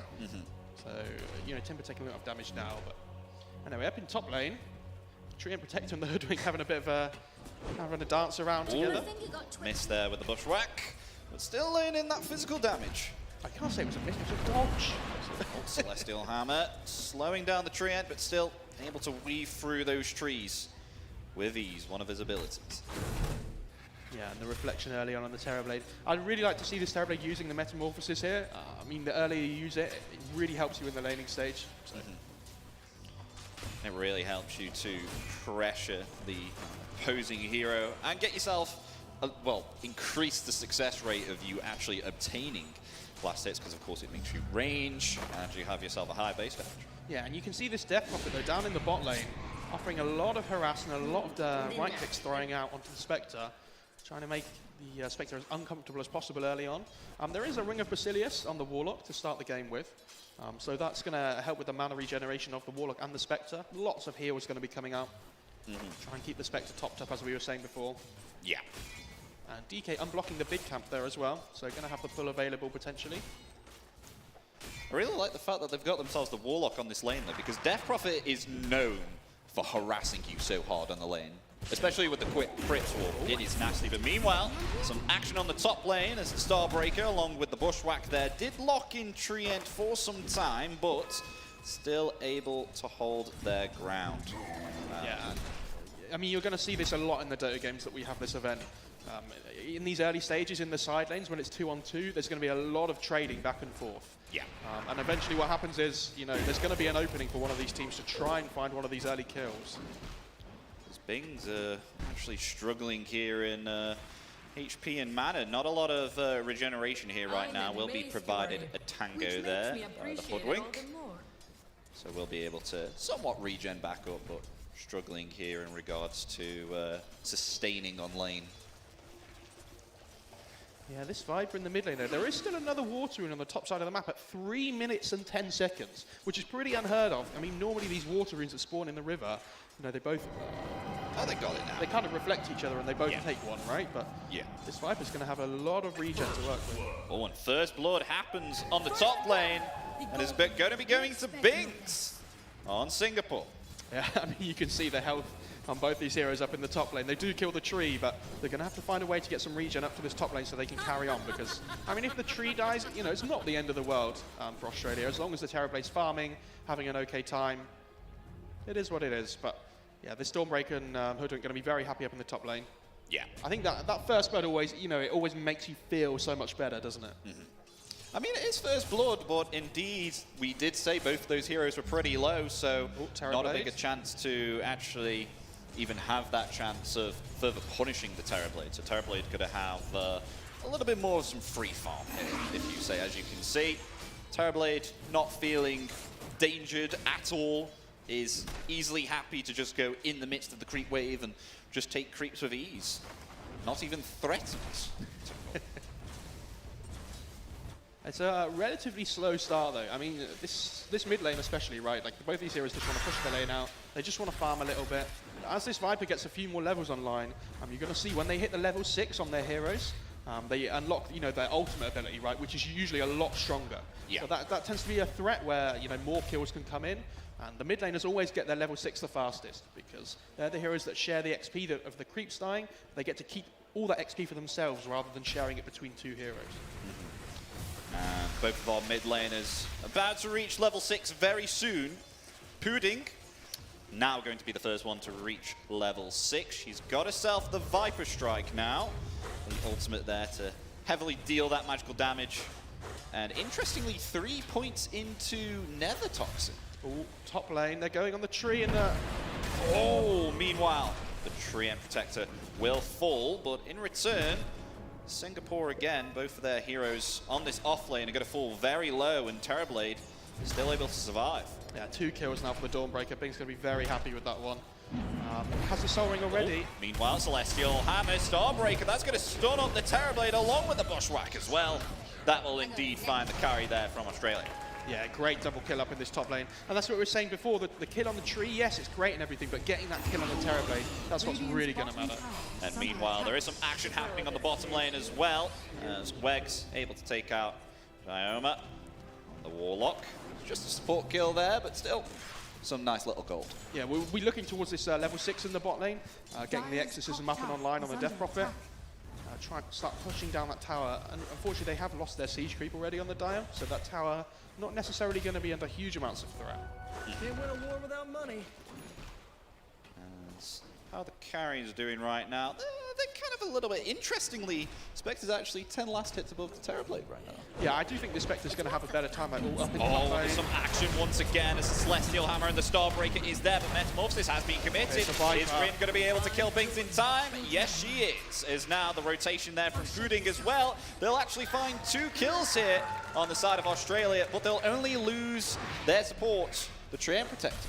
Yeah, I mean, really well played by Singapore initially to get that kill on the tree, but great rotation by the Viper. The Terrorblade understands he's strong when their spells go on cooldown. And Viper's going to start licking away onto this Timbersaw as well, but Timber doesn't really care too much. He's doing okay. Even with that double damage. Even with the DD. Timbersaw's just too much armor. Meanwhile, this is the unfortunate thing of Spectre only able to tickle the heroes as of Spectre's state right now. She's not very strong. Needs quite a bit of time to farm up and scale up. As you can see there, Dragon Knight was falling quite low, but still not able to take out that offlane. This Dragon Knight position 4, not a hero that can offer huge amounts of like damage output in the offlane, you know, like we've seen from the Hoodwink in the top side. And there's actually going to be a rotation from this tree down towards the bottom lane. Might be able to try and set something up down here. Okay. So they're grouped up as 3. could actually play into this, as now there's a Cypher Drain along with the Dragon Tail as well. Horn available. Spectre will be able to use her ultimate. The Horn is now, here comes Bings here with that ultimate getting in. They find themselves 2 kills, possibly 3. Weg's going to try and escape here. As now the Shadow Word is there, still pursuing. Underneath this tier 1 tower, it will be a double kill for the Dawnbreaker. I mean, Biggs is on a mega kill already. She has 5 kills. And it's 8 minutes into the game, Epi. That's pretty impressive. Yeah, that is impressive. Going to have that really early Echo Saber online. Australia are trying to look for that opening in the bot lane with the Chi rotation, but that's the threat of the Dawnbreaker. Having this Solar Guardian available, you can be anywhere on the map. All of a sudden, you're in the bot lane. And that huge healing coming through to keep the Spectre alive, all of a sudden the fight just completely turns. I mean, even though that she's on a mega kill, I still feel that it's still slightly in the balance here. It's only early on, and both mid laners are doing fine. They're both pretty even right now, and speaking of this, Pudding is going to come in. She's going to try and find something here, maybe get some vengeance upon the Spectre, as Gazelle is just going to be decimated there by the side of Australia. Here's the exorcism that we talked about as well. They are going to glyph on the Radiant side to make their tower invulnerable for just a little bit, but with this exorcism from Australia, they're going to try and start to push this tower in, and you can already see the rotations from the Radiant side. The puck comes down, the Timber comes down. They want to defend this. Okay, yeah, they're going in for the defense there. There's the Timber Chain along with the Chakram as well, and the Sharpshooter. That will actually be enough to take down the Death Prophet. So now they go forward there onto Icy. Icy will be able to escape that, but they pick themselves off the offlaner and defend that tier 1 tower. Yeah, really well played by Singapore. They do need somebody, I think, though, to come towards this mid lane and take the experience now that the Timbersaur's TP towards the bot lane. And Spectre looks like it's going to be the hero to do that. Go for the Radiance first by the looks of it. Obviously very good up against the Terrorblade in particular, being that illusion-based hero, low HP. But it's going to be a while before that one comes online. Oh yeah, for sure. That's around about 5,000 gold. It's a lot of gold. Around there. It's a lot of gold. Yeah, some items are a lot more expensive than others. When you put that much investment into an expensive item early on, it is going to take some time. Yeah, definitely, for sure. And Pudding going to find another double damage on the river there. So maybe perhaps rotating top now to try and utilize that granted effect advantage. But Bing's spider senses are tingling. Going to play it safe around the tower here, but gotta be careful because indeed Pudding is very close to it. They're going to farm the neutrals. Yeah, they want to try and alleviate some of the pressure on the Terrorblade by coming to look and find a kill on this Dawn, but I feel like this Terrorblade should just be heading into the jungle now. There was a temp there with the Bushwhack as well onto Weg. Sharpshooter still hits though. Deals quite a considerable amount of damage, even through infused raindrops. It's all about sending a message, Epi. Even if the kill doesn't work, just make sure they know you're there. There's now Exorcism. I think is going to be coming up soon, so we'll see if Australia goes for an attempt number 2 at taking out this tier 1 tower. It's around about 15 seconds cooldown, but Meredy sitting at the bottom here, not allowing that to happen. Just laying in the damage here with the pure damage that she possesses here with the Chakram and the Timber Chain. And Wegs is going to respect that and actually just move away. Yeah, I mean, this is so frustrating for the Death Prophet, though, right? Because you want to be able to push into this tower with your Exorcism, but the Timbersaw just sits there, and you can't do anything. My lord! Look at that damage there from the Whirling Death, as Chiquino is just going to fall from the insane pure damage there of Meredy. And this is exactly what we're saying. They want to be aggressive in this bot lane on Australia, but they can't. The Timber's just sitting there, now makes a rotation towards the mid that almost died that tower there. Yep, there's now the Bushwhack, does connect successfully there. Meredy going to play it safe, and Sharpshooter, it will connect, but it won't be enough. But the Haunt is there, along with the Warlock Ultimate. They will find the kill down position 4, but now the Chakram there, locking in place. The Viper falling very low. Pudding is going to fall. It's a killing spree there for Meredy.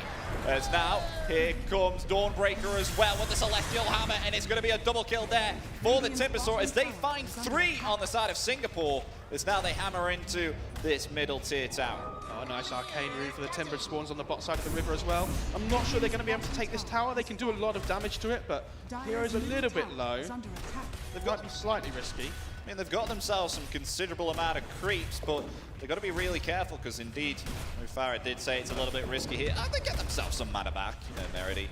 They'll be fine, but they're going to respond. Australia are going to respond as Wegs here right now. Could they try and find something in return? As now the Warlock getting heavily slowed down here by the Viper with those poison attacks. And they'll just find the kill there. Position 5, but they did get themselves the middle tower, Singapore did. Yeah, I mean, they forced so many rotations to the mid lane there. They end up only losing the Warlock. Okay, Rin is actually going to rotate in here with the Metamorphosis. They're going to try and trade this tier 1 tower and try and take it, but oh my gosh, Dragon Knight just gets deleted there from the insane pure damage once again from the hands of Meredy. Yeah, and really nice bushwhack. Oh, but it gets cancelled there. As now the Starbreaker trying to attempt to stun the Viper. But Viper still alive as the poison attack stacking down. But they don't want to pursue any further there, Australia. They want to play this safely. They don't want to overextend too far. But they're happy with just obtaining that kill. They do have to watch out for that, though, on Singapore, don't they, with the Acorn shot into the Celestial Hammer. I mean, they have Timbersaw as well, right? So if this Acorn shot comes out from the Hoodwink, they need to be so careful that they don't just instantly knock down that tree so that the bushwhack can land from the Hoodwink as well. Yeah. As now, how's the net worth looking right now? Well, Australia, they're not too far behind, but as you can see, Singapore, with their off-laner and their mid lane, are absolutely up there. I mean, Spectre's not having somewhat of a fun time, but still 6.5k on this Timbersaw, really utilizing the timings and spikings. Yeah, I think they need to, on Australia, they're obviously looking to get towards this timing where the Terrorblade gets like the Manta and the Skadi. You might even potentially need to get a BKB earlier on up against this Timbersaw. But falling a little bit behind. I think the most disappointing thing for Australia so far will be it feels like they haven't been able to utilize this Death Prophet properly. You know, they've been trying to really use this exorcism. It's not like they haven't tried, but it's just not succeeded in the way that they would have liked. Because, you know, by now, having this DK, having this Death Prophet, they would have liked to have taken more towers by now. They would have liked to have had more map control. But it feels like Singapore, they aren't willing to give anything up for free. Singapore are looking for these fights every single time, playing around this Timbersaw and offering up huge amounts of damage. Indeed, and even though they have themselves quite a bit of kills here, Singapore, I mean, objective-wise, it's still looking even. You know, they got themselves 2 towers, and the other side's got themselves 2 towers as well. As we head right back into the game now, as we see Rin here farming up a pretty incredible stack. Huge stack. I mean, that's such a big thing in Dota as well. If you can use these neutral creeps to your advantage, you know, stack them up, try and take them all at once, it's such a good investment of time in farming a high amount of gold in a short period. Meanwhile, Pudding on her own here. Maybe perhaps Singapore can take advantage of this as they've got themselves some heroes rotating. Only the supports though, however. Interesting, so the Viper's going for an Atos first. Okay. Obviously feel like maybe they're lacking a little bit of catch potentially. And, yeah, I mean, they have the boots of travel on the Viper, and they want to be able to play around this, like these 2 really strong cores in the Death Prophet and the Viper. But I think they're really struggling to find openings at the moment. You know, this Timbersaw just sits in the mid lane farming creeps, and they can't really do anything to it. Yeah. As it's pretty slow-paced right now. Still both teams, as we said before, during the draft stage, both carries really trying to farm up here. That's where the action will happen. And speaking of action here, Rin is actually going to survive with. Thanks to that Metamorphosis, they will find a kill on 1 support, possibly 2. There's not Scurry available. Is in the middle of the tree. He's going to try and utilize the TP. They have themselves no cancel, nor any vision. And the Hoodwink is just going to TP out. What a nice play there by the Hoodwink. I mean, it felt like that was almost certain death there, but just about gets away. Without Scurry available, that's quite impressive. And here, they get the openings on the Warlock. Can they transition this into any more, though? And again, they're looking for this push. Guess who's here? It's Meredy on this Timbersaw. As now the Dragon Tail is there, but they have no follow-up here on the side of Australia. There's now Meredy really trying to lay in the damage, taking quite a bit there from the Exorcism. Well, is now the Nevertoxin is there, going to commit the Yules to try and stop that damage from coming out, but there's the Viper Strike as well. That's going to be Timbersaw dead, but can they potentially turn this around, Singapore, as they find a double kill, possibly a triple kill, as Bings goes forward, but then has to retreat back because of that Siphon Drain there from the Death Prophet. But it will be a 2-for-1, and Singapore will stop this pressuring of their Tier 2 tower. Yeah, I think getting that Timbersaw kill was huge for Australia, though. I mean, we've seen what Meredy's been doing, and all of a sudden the Timbersaw dies. Not the end of the world for Singapore, and it puts a stop to the push, though, from Australia. I mean, they've used a lot of big spells there, and it's going to be a long time before they come back up again. So Australia probably just going to have to hit the jungle here, try and farm up again for a little while before they have their full potential. I mean, Rin is just going to do just that. Heading back to the triangle is what we like to call, where there's 3 camps around this small area. That's what we call ourselves. The triangle, obviously, it has itself some even stronger neutral creeps, which Terrorblade is attempting to take out. Yeah, absolutely. I think there's 2 big timings coming up here. As you can see at the moment on your screens, the Spectre, farming away here. If you look in the bottom right, actually has 3,400 gold, which is a lot of gold on the Spectre, almost at that big item we were talking about earlier. And I think when that comes online, it's going to be a big difference in the team fights here for Singapore. On Australia, on the other hand, this Death Prophet is working towards a vessel, and when the Death Prophet has the vessel, this Timbersaw is going to have to play a little bit differently. Does have the Yules to purge off the vessel if needed, but having that anti-healing, onto the Timbersaw is going to make a big difference here for Australia. Might be that kind of difference maker that they're looking for.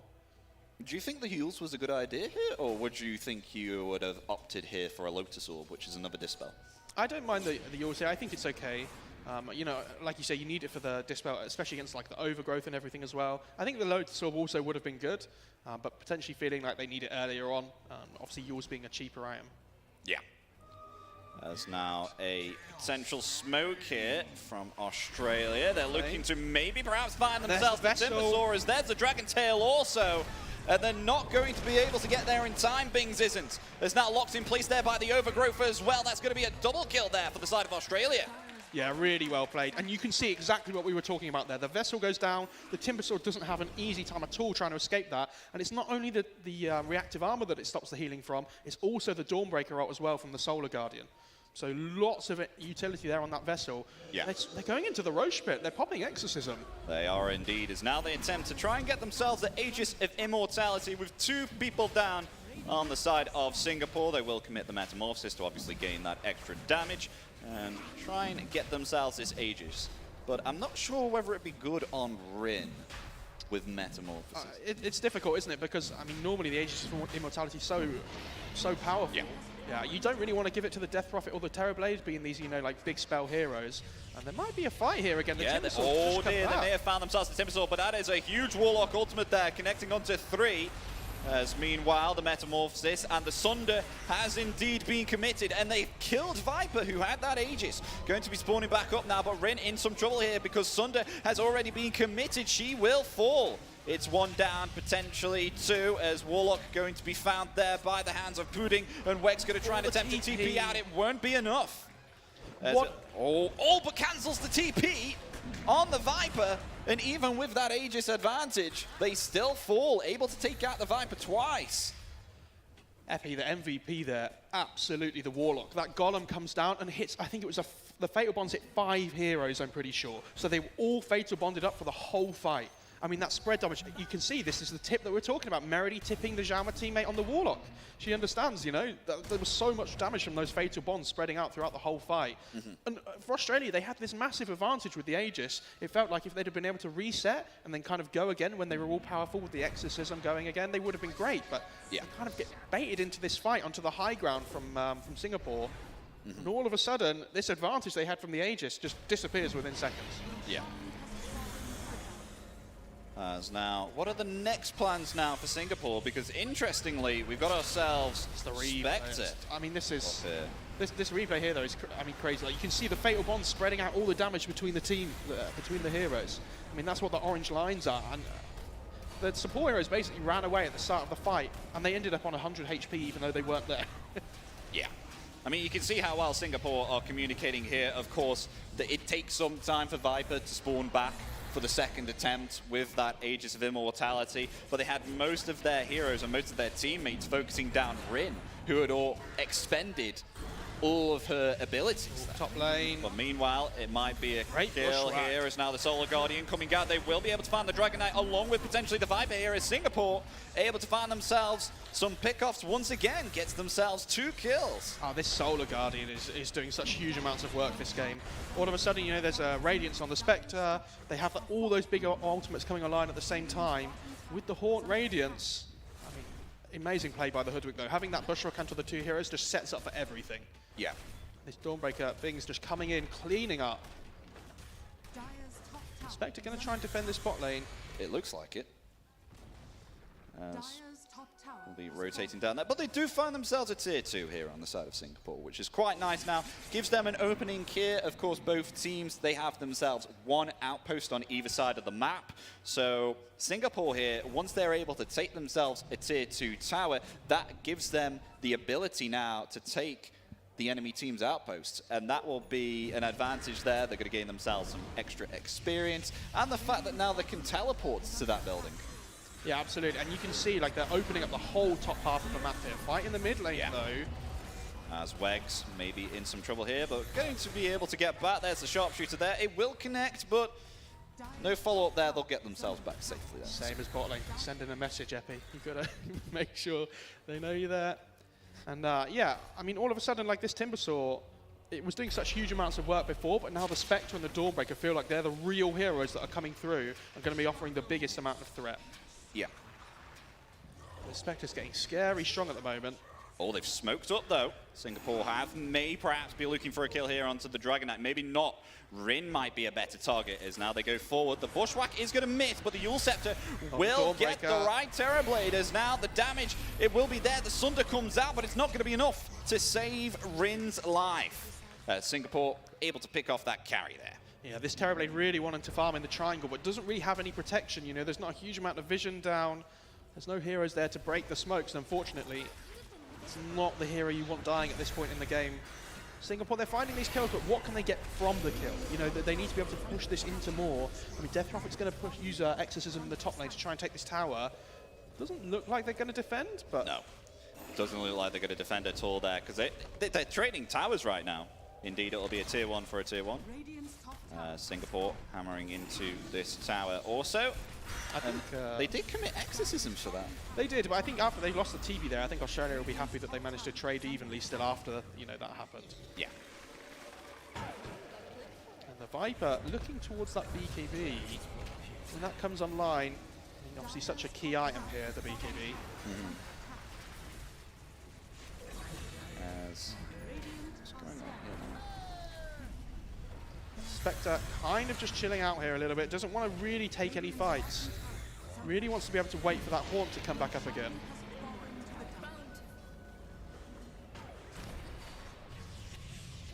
And TV farming up in bot lane, while the Spectre farming up the top lane as well at the same time. So Spectre going for that Manta next, has the early Yasha. So we're looking for that Manta early on, and then into the Skadi herself as well. I think this TV halfway towards the Skadi of her own. I think Rin, once they get that Skadi line up on the TV, they need to make sure they look for a fight straight away. They need to use these item timings. Yeah.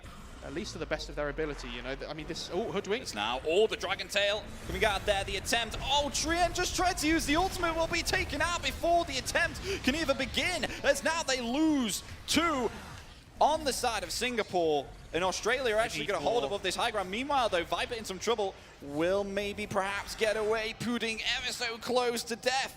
But it'll be Wegs controlling the Timbersaw there. Timbersaw won't be able to pursue any further for the kill there. It'll just be a 2 for 2 on the side of both teams. And this is what we were saying before. Singapore, when they moved into that triangle the last time, Australia weren't ready, but this time they had the heroes. They were ready to fight. They punished Singapore heavily there, get the 2 support kills. I think they would have liked to have gotten more there. They were in a really good position. Yeah. But unfortunately, this Timbersaw, very difficult to kill. Dawnbreaker manages to get away as well. Dawn still just have that 9-second BKB available here. She does, and that is going to be really impactful, especially against all of the magical damage that indeed Singapore are going to output. Yeah, I think when they have the Solar Guardian up again on Singapore, I think they're going to probably try and look for a fight here. Spectre about 1,000 gold away from that Manta now, so going to be a big moment in the game, especially when you're up against the Terrorblade. Terrorblade going to use that reflection to try and get the Radiance of his own, using it onto the Spectre. So when that Manta comes online, having that Dispel available is going to make a big difference, even for the Tree and Overgrowth as well. I mean, that's quite a lot of magical resistance there. Of course, the Shard on Dawnbreaker as well as a BKB. Yeah, it's difficult for Australia to deal with that until the TB has like the Skadi coming up, and then also it feels like a damage item as well. You know, Australia, a lot of their damage at the moment is coming from the Exorcism, but they need this TB to come online, you know, ASAP really. Oh, this is a bit precarious though, as Kazel is on her own, as now maybe perhaps Australia might look for something here, but... Oh, they see the Hoodwink though. There's now, it's going to be Terrorblade that might be in some trouble, as there's the Solar Guardian as well, along with the Horned. They're going to try and attempt to focus Rin, but a lovely overgrowth and a Sunder there was indeed. So Rin back to full HP, and it's actually Bings who'll have to commit the BKB there, but actually turning it around there with Starbreaker. But the Yules, actually the not timed Yules, actually saving the Timbersaw there, as now the stun comes out with thanks to that Dragon Tail, and they do indeed have themselves enough damage potentially to take out the carry. Also, they find themselves the mid lane and the carry. Australia able to actually hold this and take out 3, potentially 4, is Icy coming forward now with the Dragon Tail. Is that going to be able to connect in range? Yes, it is. We'll be able to get it along with the Nature's Grasp as well, slowing down the Warlock. They find actually 4 on the side of Australia, and potentially will go for this tier 2 now. I mean, the fact that Death Prophet was able to stay alive there on such low HP for such a long time, that Exorcism coming through with the constant damage, really well played. I think if the Sunder hadn't gone off from the Terrorblade in the first place, though, keeping the Terrorblade alive, that fight would have been so difficult. But Terrorblade in the position there gets the Sunder off, and all of a sudden they just completely flip the fight on its head. And then Eye of Skadi being picked up on Rin here, along with the Metamorphosis now hammering into that tier 2 tower. You can just see it to melt. Terrorblade once not very impactful, of course, speaking about these carries, and now with that net worth increase and those levels scaled, now you can see it's starting to become a big, scary boss. Yeah, absolutely. I mean, level 18 as well, getting towards those higher levels, so we're going to see the talents come online as well, but I'd really like to see TB build a damage item. She does have the BKB queued up at the moment, which is obviously such a big thing, you know, up against this magic damage from the Timbersaw, you know, the fatal bonds and everything as well is going to be a big problem. But I do think if the TB gets a damage item online here, the Radiant are going to have to be absolutely terrified. You know, maybe potentially you could even look towards the Silver Edge as well to offer that break yourself on top of the Viper to help deal with the Spectre and the Timber. Yeah. As now, Exorcism, it's still a little bit of a while, the cooldown here remaining on Australia. They will hold off right now before that will come back there. They're waiting for that ultimate, which indeed we have seen time and time again, which helps them pressure these towers. As maybe perhaps Singapore can look for something before this ultimate comes off its cooldown. Yeah, I think Singapore need to look for something, like they have all their ultimate abilities available here, and while Australia are still waiting for their Exorcism, but also the Metamorphosis from the TV as well. I mean, they have this big window here of maybe 60 seconds before the Metamorphosis is back up again. And the problem is when you lose a fight like that, it can be really difficult mentally to try and reset and be like, okay, we need to just fight straight away again. Yeah. Because, you know, it can get to you a little bit, and this is what we were saying before about the mental game of Dota and the mental aspect. And meanwhile, speaking of some mental aspects here, Roshan is going to be spawning up. Was that? No, that's Roshan spawned up right now. Was that an instant spawn? No. Right. They had the early and the late, but then now it spawned up. That was the actual spawn timer. Right, okay. So Roshan up now with actually a second item here, which I don't think was explained. No, so I mean, every hero has it has talents and they have skills and everything as well. But every hero has a shard they can buy, which can increase one of their one of their spells' abilities, and make them, you know, sometimes on some heroes they become a lot more scary just from buying this one item. Yeah. And that one going to be on the Roshan. I mean, you would imagine Australia probably favourites to take that Rosh if they can win a fight in the area, but both teams have the potential to. I mean, both teams are grouped up here right now. Australia and Singapore very close here. Hoodwink has the Maelstrom online, by the way, here. Interesting pickup. Obviously, I mean, the magic damage is pretty good up against the TB, for example, and everything as well, but that Glipnir going to be the aim, it looks like. Yeah. Nice wave clear from the Maelstrom as well, especially, you know, in combined with the Acorn shot. Yeah, it'll be nice to keep the waves pushed out, as we can see here. Miniki throwing in those Acorn shots and making sure that the lanes get pushed out there. But interesting smoke here from two of the supports. May perhaps want to find the Hoodwink. There's the smoke actually just broke there on DK. The Hoodwink has the scurry camouflage talent, so, I mean, the smoke pops on the DK, but they have no idea where that Hoodwink is at the moment. Sentry's not down. They're trying to push this lane in on Australia to look towards getting this tower potentially, but in the Roshan pit, Singapore have sneaked in. They have indeed, and it looks like they're going to be getting themselves the Aegis of Immortality. It will come into the hands this time of Singapore, and this will give them that advantage there. Oh, yeah, they got themselves a shot as well. They'll give them that advantage now for them to push the objectives now. I thought they were going to leave it on the floor for a second. Gosh. How's Spectre doing, by the way? How's Spectre doing? We haven't seen Spectre in quite a while. As Mo Farah said, got themselves that Radiance now and getting plenty more on the way. Manta style, about to finish an Eye of Skadi as well. That'll be quite impactful, I feel. Yeah, I mean, the Eye of Skadi, again, is going to be this big item that does help these team fights. It's so good up against the ranged cores, like the DP and the Viper. You know, if you get on top of them, they're not going to be able to run away. You know, that slow onto the ranged heroes is massive. And with the Aegis now, I think it changes the tone of the game completely. Like, Australia felt like they were in the driving seat and they were looking to make an aggressive move. But now that the Spectre has the Aegis, it's going to be really interesting to see whether they can kill the Spectre twice. Because the amount of damage that can come out from Dispersion, from the Radiance and everything as well, Australia might not have enough in the tank to deal with this hero now. Now, what can they look for? I mean, they've got themselves 2 objectives they could take on the map right now. There's still the mid lane, and there's still the off lane tower remaining for Singapore to demolish with their team, and it's the same side for Australia. But meanwhile, Bings has been found here by Icy with the Dragon Tail. Are Australia going to be getting here in time to take that advantage? As now the Haunt is there along with the Warlock Golem, which is going to stun in place Rin here. Is Rin going to be able to use Sunder? No! Sunder, I think, was used on an illusion there and actually not able to get back that HP. Wegs is going to try and TP out, but it's not going to be fast enough as they actually lose 2 here on the side of Australia. I mean, that fight is all Biggs on the Dawnbreaker there. Manages to avoid some of the spells by the early Starbreaker usage, with the Shard giving the BKB, and then pops her own BKB on top of that as well afterwards to just stay alive. And Australia, they run into the Dawnbreaker alone, but they can't kill her. No. And everybody from Singapore turns at 1 by 1. Meanwhile, you say you can't kill it, as now Bings here being silenced, going to use that Starbreaker again to try and get that magical immunity, but the poison damage is indeed too much for Bings to handle, as Pudding will be able to claim that kill on the Dawnbreaker with her being on her own. I'm really surprised. I thought Bings was going to use the Solar Guardian there to get out, but I mean, end up getting the tier 2 mid anyway. So for Singapore, that's not the end of the world. Like, yes, they lose Bings on the Dawnbreaker, who has had such a huge impact this game. Yeah. Viper just got 1,000 gold for killing the Dawnbreaker. That's a lot of gold. That's a lot of gold. But as you can see here, Wegs within this replay here tried to go for the commit for the TP, but the damage was just ever so strong.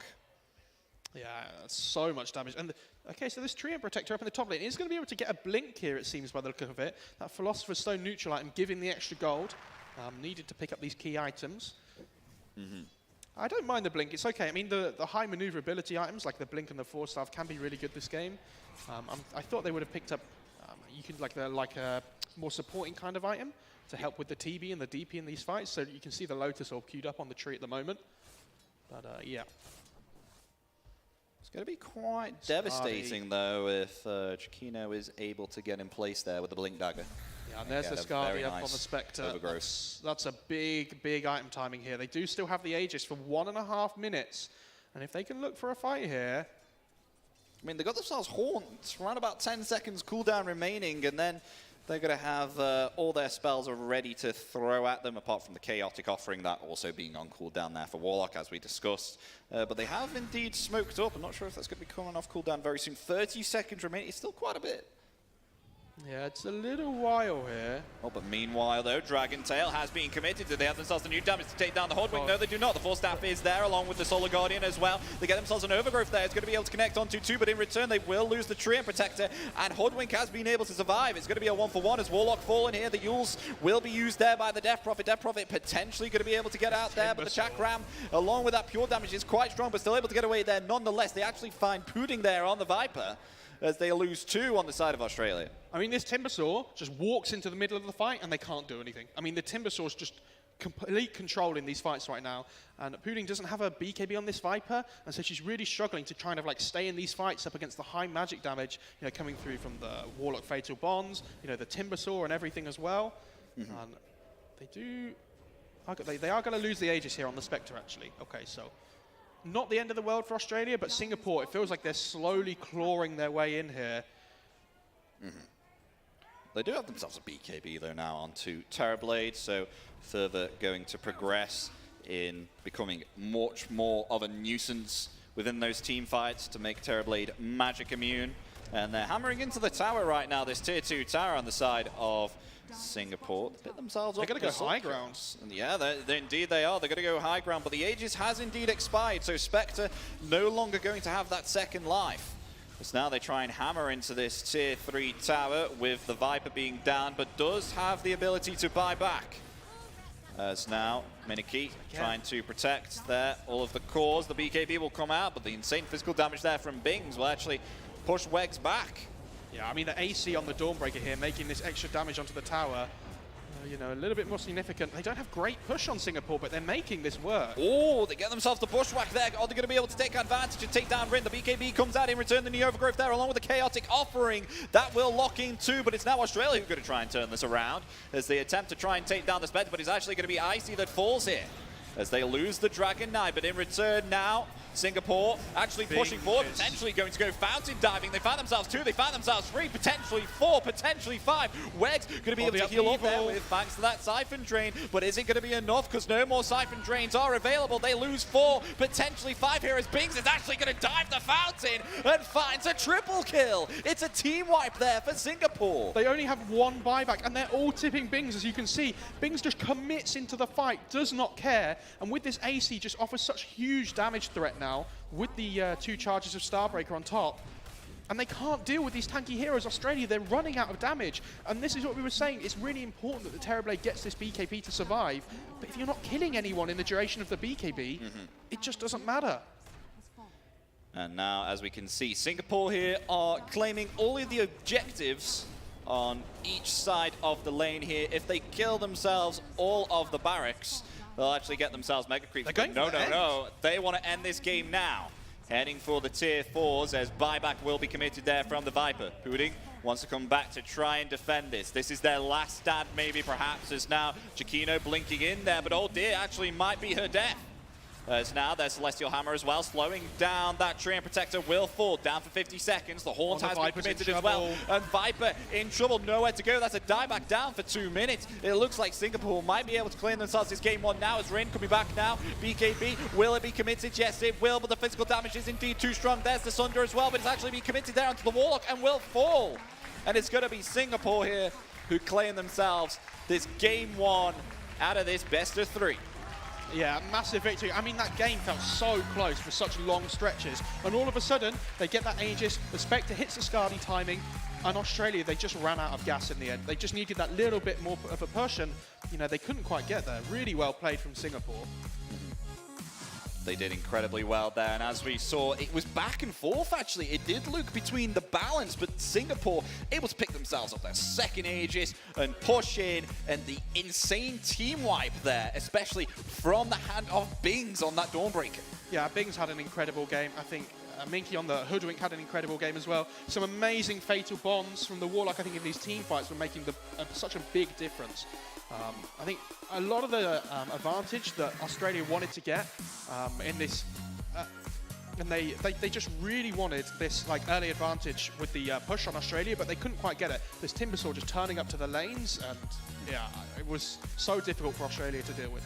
Yeah, it was an incredible performance there from Singapore, but a valiant attempt there from Australia, but we've still got ourselves some games to come. It's a best of 3 here. They've only claimed themselves game 1. We could be potentially in the chance of seeing 2 more games, but it is indeed going to be Singapore who take themselves this game 1. So we'll see yourself very soon, and we'll be going back to the panel with Freya, Nomad, and T.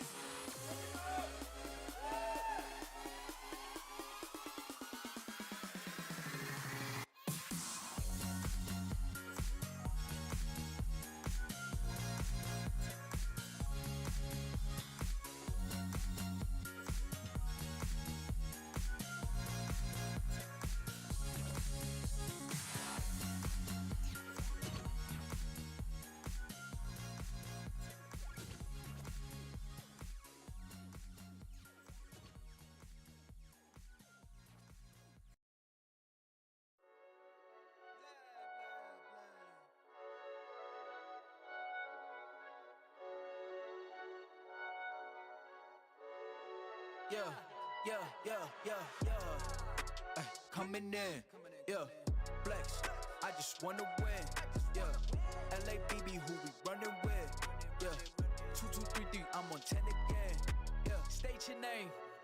Big been dope on flame. I just switched the lanes. Damn, he did it again. I just flipped the pain. Stripping and dipping in bass, slab on everything. Swimming, you sinking away, cause I got big racks coming. I put my low racks on it. I ain't skip past losses, I had to get back off it. See the fit lab on it until they whip my coffin. Money clip, I tossed it, I heard it's big bags on big bags on big bags coming. Coming in, yeah, flex. I just wanna win, yeah. LABB, who we running with, yeah. 2, 2, 3, 3, I'm on 10 again. Pump up the action.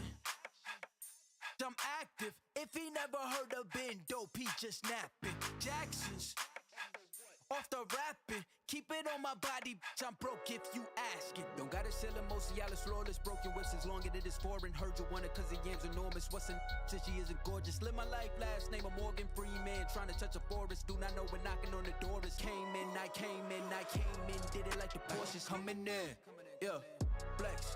I just wanna win, yeah. LABB, who we running with, yeah. 2, 2, 3, 3, I'm on 10 again. Okay, alright. Coming in, yeah.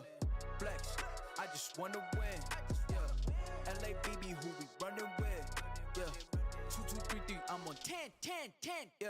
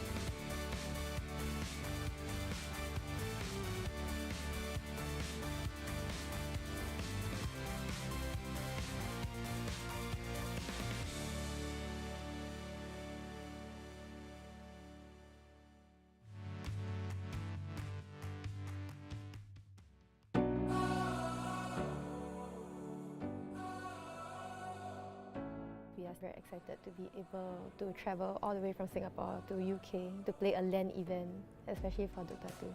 It's been very full on, like flying over, getting here. It's a long flight, but I think we've all been very excited. We've surprised ourselves with our own performance, and even coming here today at Birmingham, I think the scale of the event and the reality and what it means to us is really excited with us. I think the team that surprised us the most would be Australia, which is our bronze decider opponents, because I think we haven't seen any of their players play in some of the female tournaments before. We're all unknown in the scene, and we formed the team I think 10 days before we played at regionals, and I had about 2.5 days to actually get the team together. I mean, this is the first ever esports event under the Commonwealth, so it's really an honor for us to be here. I think it's something that when I say that I'm representing Australia in the Commonwealth, is something that my parents and people at my work actually understand. They actually are very proud.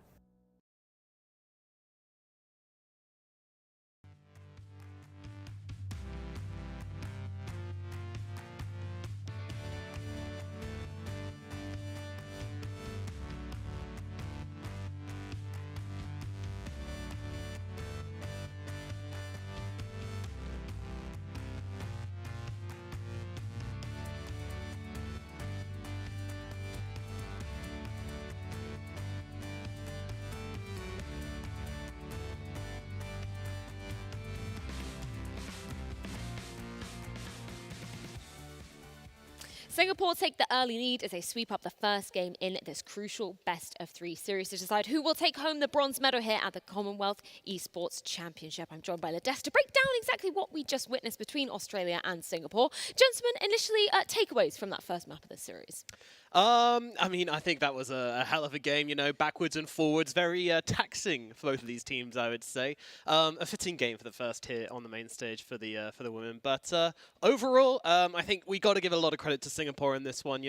They were behind, and as they have been in many times before, it looked like they were starting to crumble, but I feel like someone just came through and said, look, this is what we need to do. This is how we need to do it. Let's get it done. And that's exactly what happened. And then those smiles, those hugs, those high fives coming off the stage, good stuff.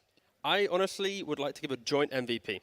So I know it's game one, I know, but we're going to do little MVPs in the, after each game. You like that? Some nice PMA. Maybe we should make our own little trophy, maybe with your artwork I can do artwork Nobody for wants you. that. Everyone does. Nobody wants that. But Bings on the Dawnbreaker, I think exceptional game. Of course, we had the laning phase, just the overall map movements, amazing. And then Meredy on this mid Timbersaw.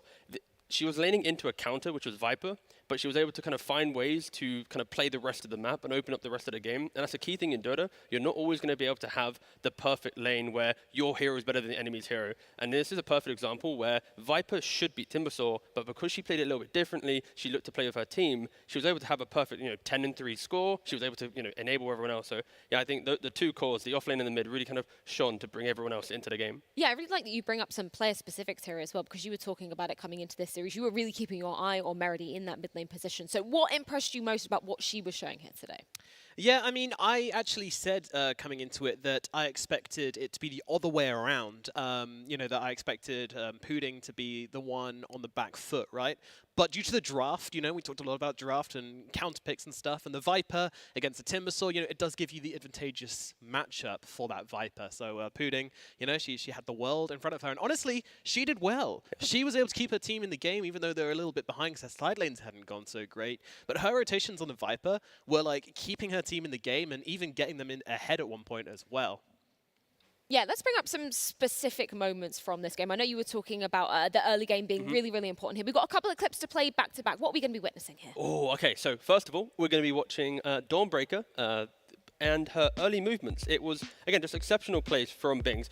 Don't forget that she started already with a couple kills in the top lane, and because you're a Dawnbreaker, getting level 6 this early in the game, around 8 minutes, your ultimate allows you to TP anywhere on the map. So now she's crushed top lane, she's used her ultimate spell, the big one, to get into bot lane, and now converted on a couple more kills, diving past the tower this early onto the game. That's confidence. That's just exceptional. And just the fact that she was able to do that from top to mid, to Bop to all these lanes. The Dawnbreaker just unlocked everyone, and then Meridy's like, wait, Bing is having a great game. She then jumped in too, and now they're all diving mid lane together, having a merry old time. And yeah, just this early 12-minute is just incredible aggression from Singapore, and that's what they were lacking throughout the group stage, but they found it in this game 1, and if they do that again game 2, it's scary. Like Australia, they're going to have to find some new strats to deal with these 2 players. Yeah, I want to ask a little bit more specifically about Dawnbreaker, just for anybody at home who isn't too familiar with that hero specifically. Why, can they be such a threat coming into this, coming into the game? Yeah, I mean, Dawnbreaker, as T mentioned, global presence is always a huge thing in Dota. If you can be anywhere on the map at any given time and you're ahead, that just feels so hard to play against. But more than that, Dawnbreaker, she basically has a big old ham which she likes to swing at you, which is intimidating in and of itself. She has stun, she's very tanky, and as we mentioned, offlaners, when they get ahead, they can make action happen, and that's what a good Dawnbreaker will always do. She's got almost everything you need in your kit to be the team-deciding player, and that's exactly what we saw from this Dawnbreaker, so amazing gameplay. But Australia, they were able to mount a comeback, weren't they? Yeah, let's bring up another clip. I know you wanted to put this one in the spotlight, where we're going to see some nice little fight going down. What are we going to see here? Absolutely. So this was when Australia had made their comeback into the game, and they managed to take Roshan off the back of that. But they were a little bit overzealous, perhaps, as they start running at Singapore up the high ground. And now the Warlock, he's the MVP of this, absolutely.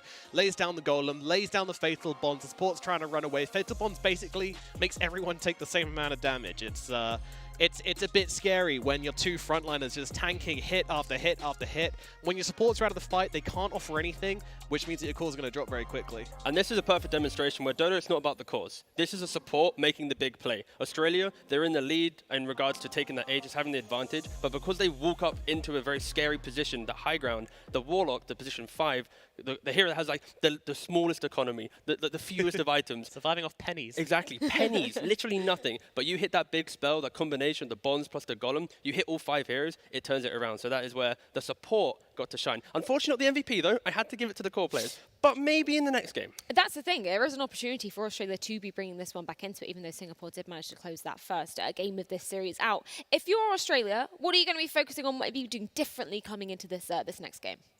That's a really hard question because, they had the lead at some point in this game, and I think, they know that moment they let it slip. And I don't think they're going to be thinking about anything other than that fight we just witnessed, right? From there on out, it was still a bit of backwards and forwards. Ultimately, they did keep the lead, and it was them sneaking Roshan. So I think it all comes down to Roche, right? Their own Aegis utilization and stopping Singapore sneaking that Roshan.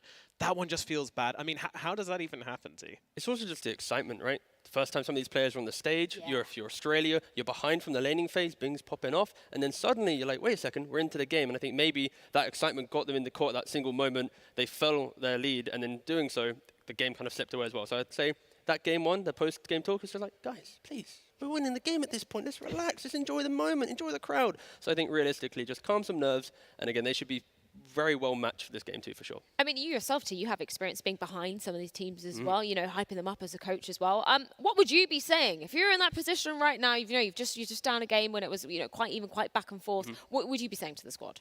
The best thing in Dota is to not look backwards in regards to the previous game. If you focus too much on the intricacies of a previous game, it will kind of get into your mind for the next one. So it's more like a full reset. You know that you had the potential to win the game, and you need to get your guys into the kind of just like, guys, please, we could have won this game. It's all about PMA. Like when you're inside the best of 3, there's no real chance to break out the analytics, to crunch the numbers. It's just emotions. It's about kind of getting the team unified back again. So hopefully everyone still smiles and enjoying the game pretty much. I maybe want to speculate just a little bit to some of the heroes that you might want to see coming into the second leg of this series. Of course, there are a lot to choose from. That's exactly what we were prefacing, about 100 heroes that you can be picking from coming into this.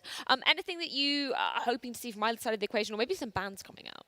Well, I think for Australia, what it comes down to for me is the fact that, these guys, they need to unwind, right? They need to take it back. The best possible mindset they could be in right now is that they're just at home, playing another game, playing a random pub. So pick your Pudge. Get your mid-lane Pudge. People want to see it. Don't worry, T. I was like, if you didn't say pudding Pudge, I'm out. I'm leaving the set right now. But no, yeah, I would say, even though they haven't won with it, I'd like to see it's 0-2. We're suggesting the hero they haven't won on yet. But I would say, yeah, pretty much have pudding on a hero that can make these plays. Because you saw here, they were lacking that extra little something to convert. And if you get that from the lane, it's going to really open up the rest of the game. So yeah, I'm just excited to see how they kind of differ the draft very slightly. Because again, unfortunately in Dota, draft is very important, and that's kind of the long, the boring bit. But it's great as well. It's great as well. I mean, if you like Dota, none of this is boring, really. That's true. It's been really exciting just to see how the game evolves as well, just in terms of pacing too, because I know we were talking yesterday about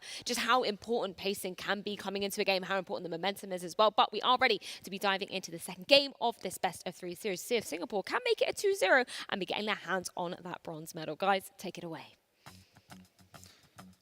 Thank you very much, ladies and gentlemen. Welcome to Game 2 we've got coming up with Australia versus Singapore with myself and Mo Farah coming in. They've shown a phenomenal Game 1, Singapore have, but can they potentially win themselves Game 2, or could it be even? What do you think, Mo?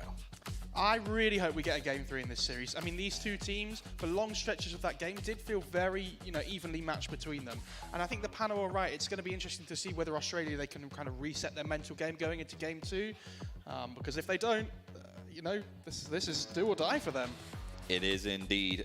We're coming into the draft very soon, as they're already starting to pick out some of the heroes and start to use their brains, gather them all together, and think about what they really want to pick. So it's definitely on the line here for Australia for this bronze decider match, as one of the teams here going to be picking themselves up that bronze medal, or they won't be getting it.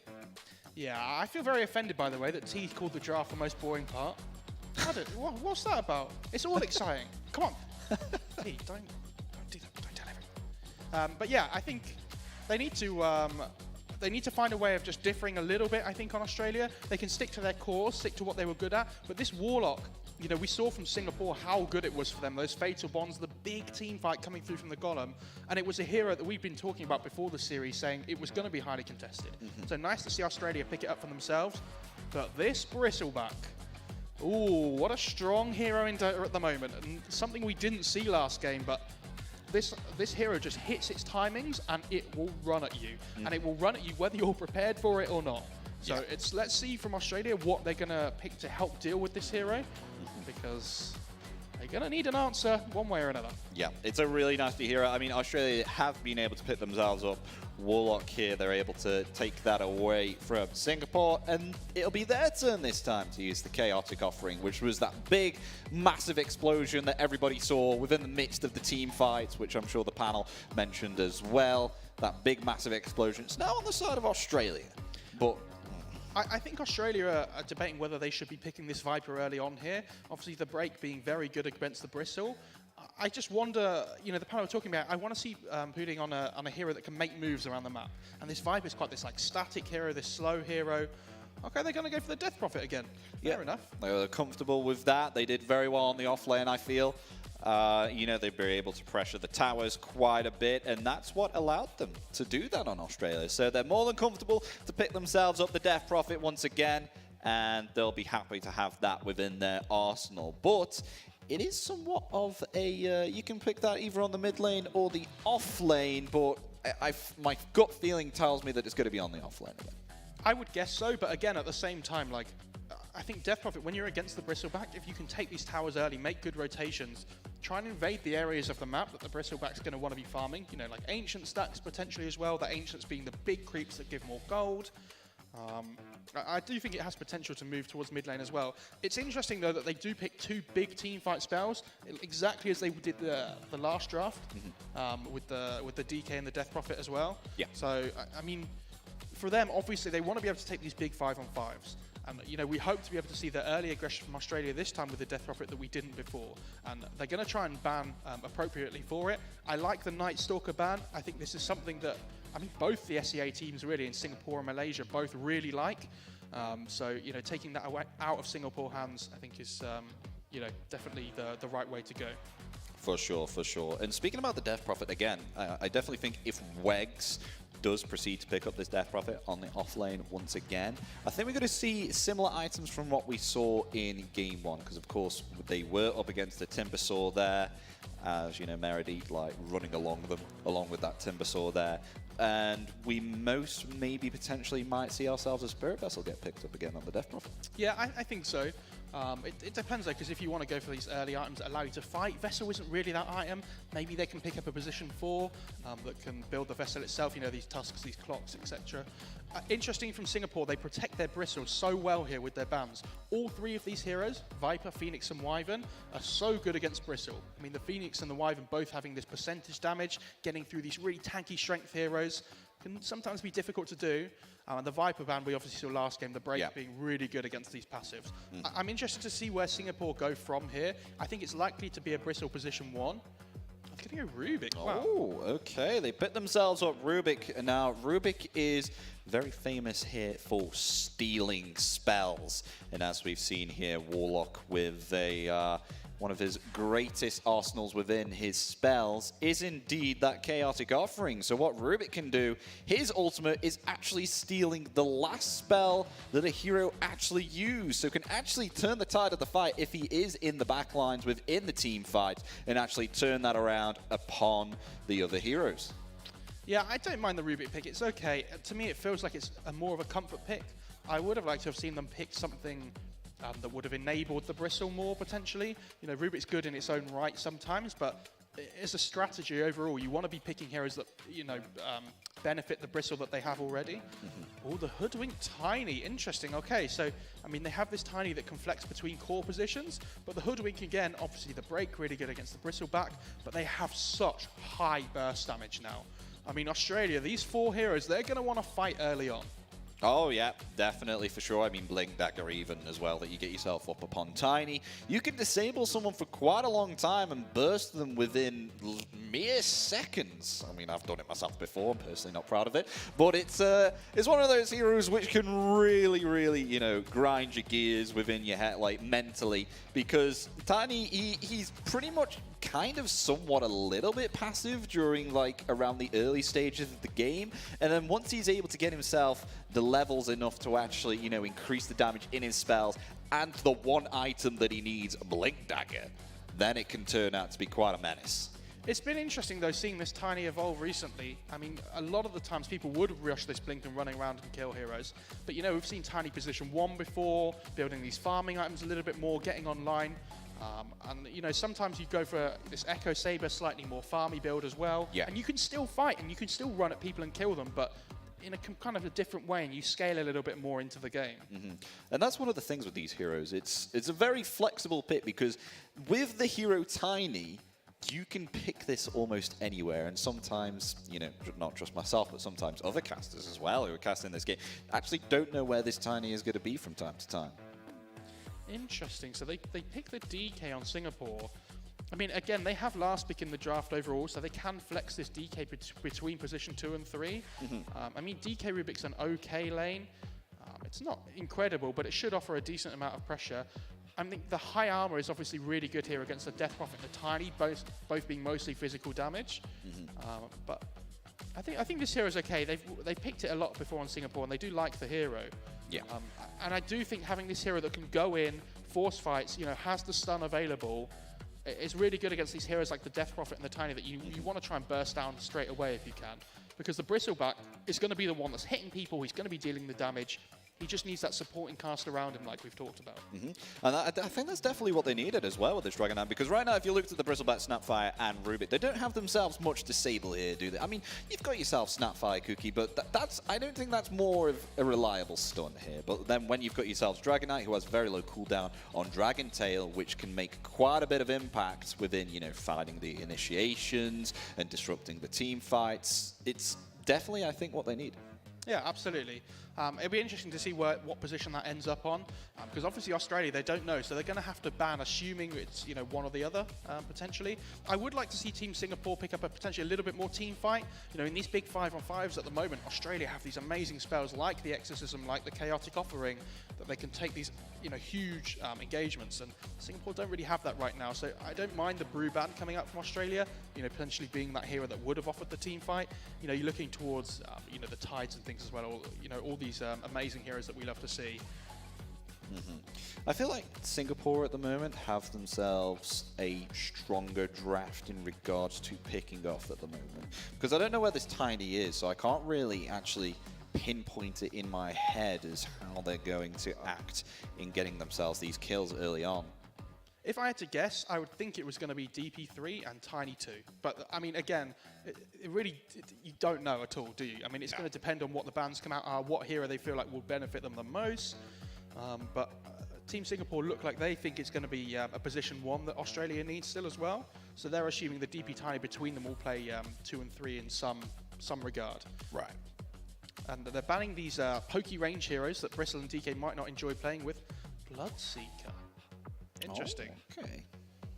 I mean, their draft is going to hit like a 20-25 minute timing, and all 3 cores are going to be strong here. And so I think Australia, if they want to win this game, they need to make sure they're grouping up early, taking these big engagements, finding these early pickoffs, but also turning them into objectives. And they have good building here with the DP and the Tiny, so possible. I mean, I like the Bloodseeker. Personally, I do like the Bloodseeker because Bristleback and Dragon Knight, they are indeed very tanky heroes. And what is Bristleback known for? Being an absolute menace within the team fights, moving around, but because he picks himself up this Aghanim Scepter, which allows him to apply Vicious Nasal Goo on multiple heroes and increase his movement speed. Something that he doesn't like is something that locks him in place, stopping him from doing so. And that is indeed going to be Bloodseeker. With the Rupture there, just stop Bristleback within his tracks if the damage is indeed too much on Rupture. That's something that we've got to account for there as well. But I think another one which Bloodseeker doesn't really tend to go for unless it's really, really good, which I think it definitely will be if Australia are going to be able to survive the late stage of the game,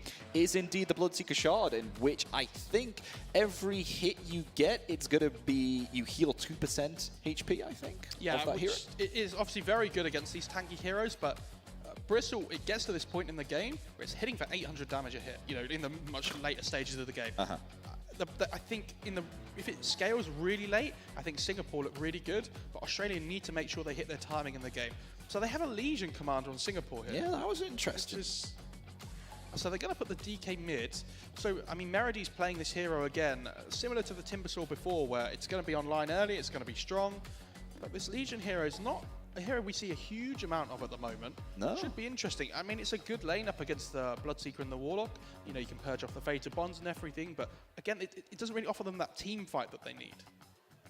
I feel like maybe perhaps one advantage that they have on Singapore with this Legion commander is if they can get the jump on Wegs, because of course, you know, you want to try and burst down Death Prophet before she can even heal herself back up. Because that's what she's known for. She's like, everyone jump on me. I don't care. I have Siphon Drain and Exorcism. I'm just going to heal back up. But then when you have yourself Legion Commander with Duel, they're, what is it? I think it muted and deafened, and they just have to fight back for a few seconds within the duel. So it will give Singapore that time to actually pounce upon the Death Prophet and stop her from actually activating that Exorcism and the Siphon Drain and stay within the fight and turn it around. So I think that's one of the advantages that Legion Commander may have with this last pick. I do agree with that, and it feels like the heroes in their own respects are all really strong on Singapore. But for instance, like when you duel someone on the Legion, you need someone else on your team that can deal that huge amount of damage to kill somebody quickly during the duel. And I'm looking at the heroes on Singapore, and during the early stages of the game, I mean, they've got the Mortimer's Kisses from the Snapfire, but you know, where else is it coming from? As now we start with game 2 of this best of 3 for the bronze decider with Singapore versus Australia. The crowd are excited as now we get into this game 2, and smoke already being proceeded here by Australia. They put themselves a cheeky little observer ward there to scout out upon the high ground, see if they can see any movements from where Singapore are heading before the game even begins, but they're quite distanced right now.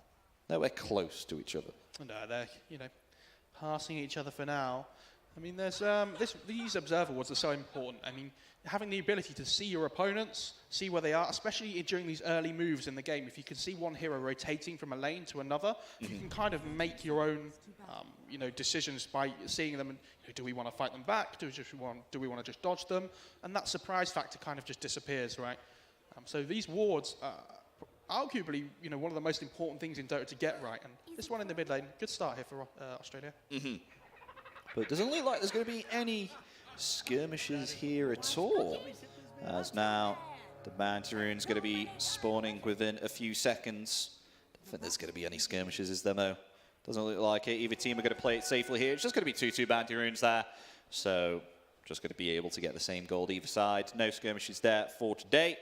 Each and every one is just going to go to their individual lanes and hopefully kick ass. Yeah, I mean, it's going to be interesting early on. I think the lanes might be relatively passive. I mean, there's not huge amounts of kill potential, you would have to say. I mean, especially this mid lane between the Dragon Knight and the Tiny. I mean, they should just both be farming, kind of pushing the lane out, farming the jungle a little bit. So Pudding there was able to get a nice block. Do you want to explain why that block was so nice? Yeah, I mean, blocking creeps is really important. I mean, if you can get to the creeps onto your side of the map, so they're on the hill, it allows you to have like this high ground advantage. And high grounds in Dota are, a big thing. If you can have that vision priority over your opponents, there's a chance that creeps can range creeps and miss high ground as well. So the lane's going to start to push in now. Yeah. Yep, it is indeed going to be the bristleback carry, which everyone is afraid of within their pub games. I'm sure you are as well. Yeah, arguably one of the strongest heroes at the moment, I think, especially in this carry role. Like we said, it's going to hit this timing in the game and just come online and be a real threat. Yeah.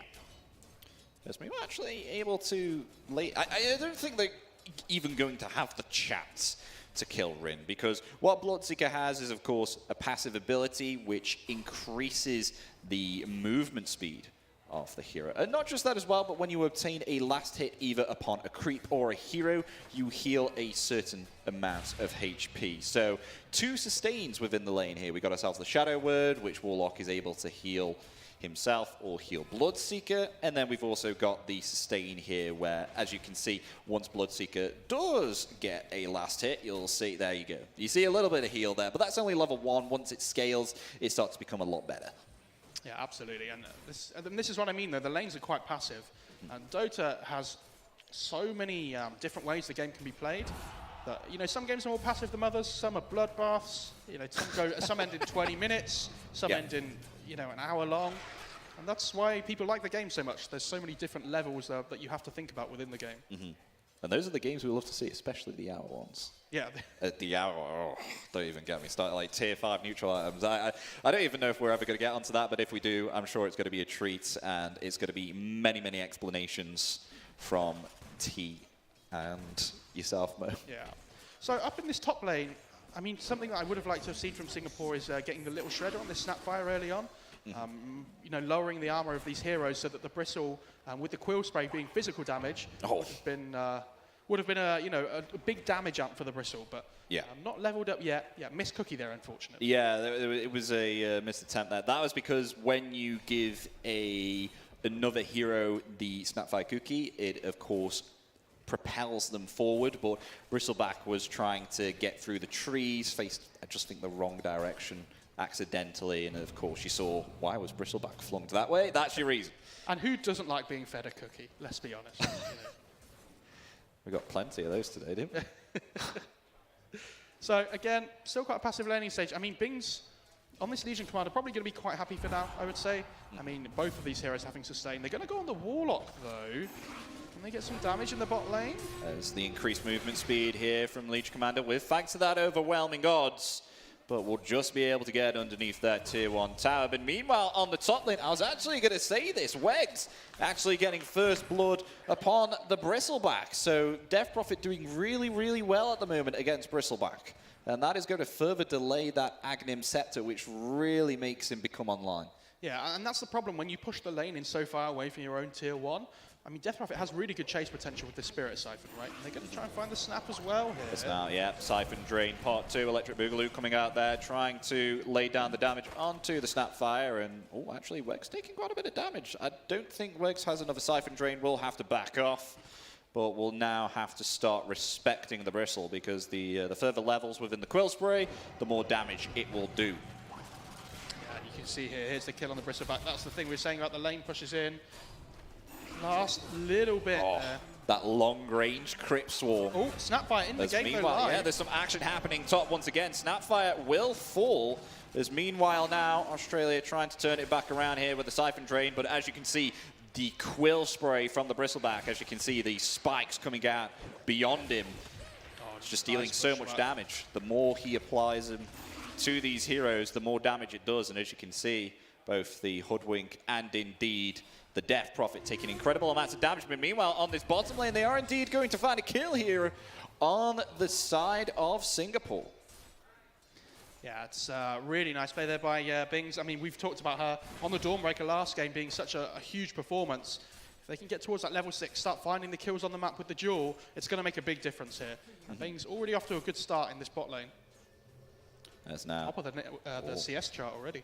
Yeah, and we've also got ourselves level 6 coming very soon, along with the power runes that spawn at around about level 6. So no more water runes from increasing your HP and mana. It's going to be those mighty power runes, whether it be a haste rune or a double damage or an illusion or an invisibility.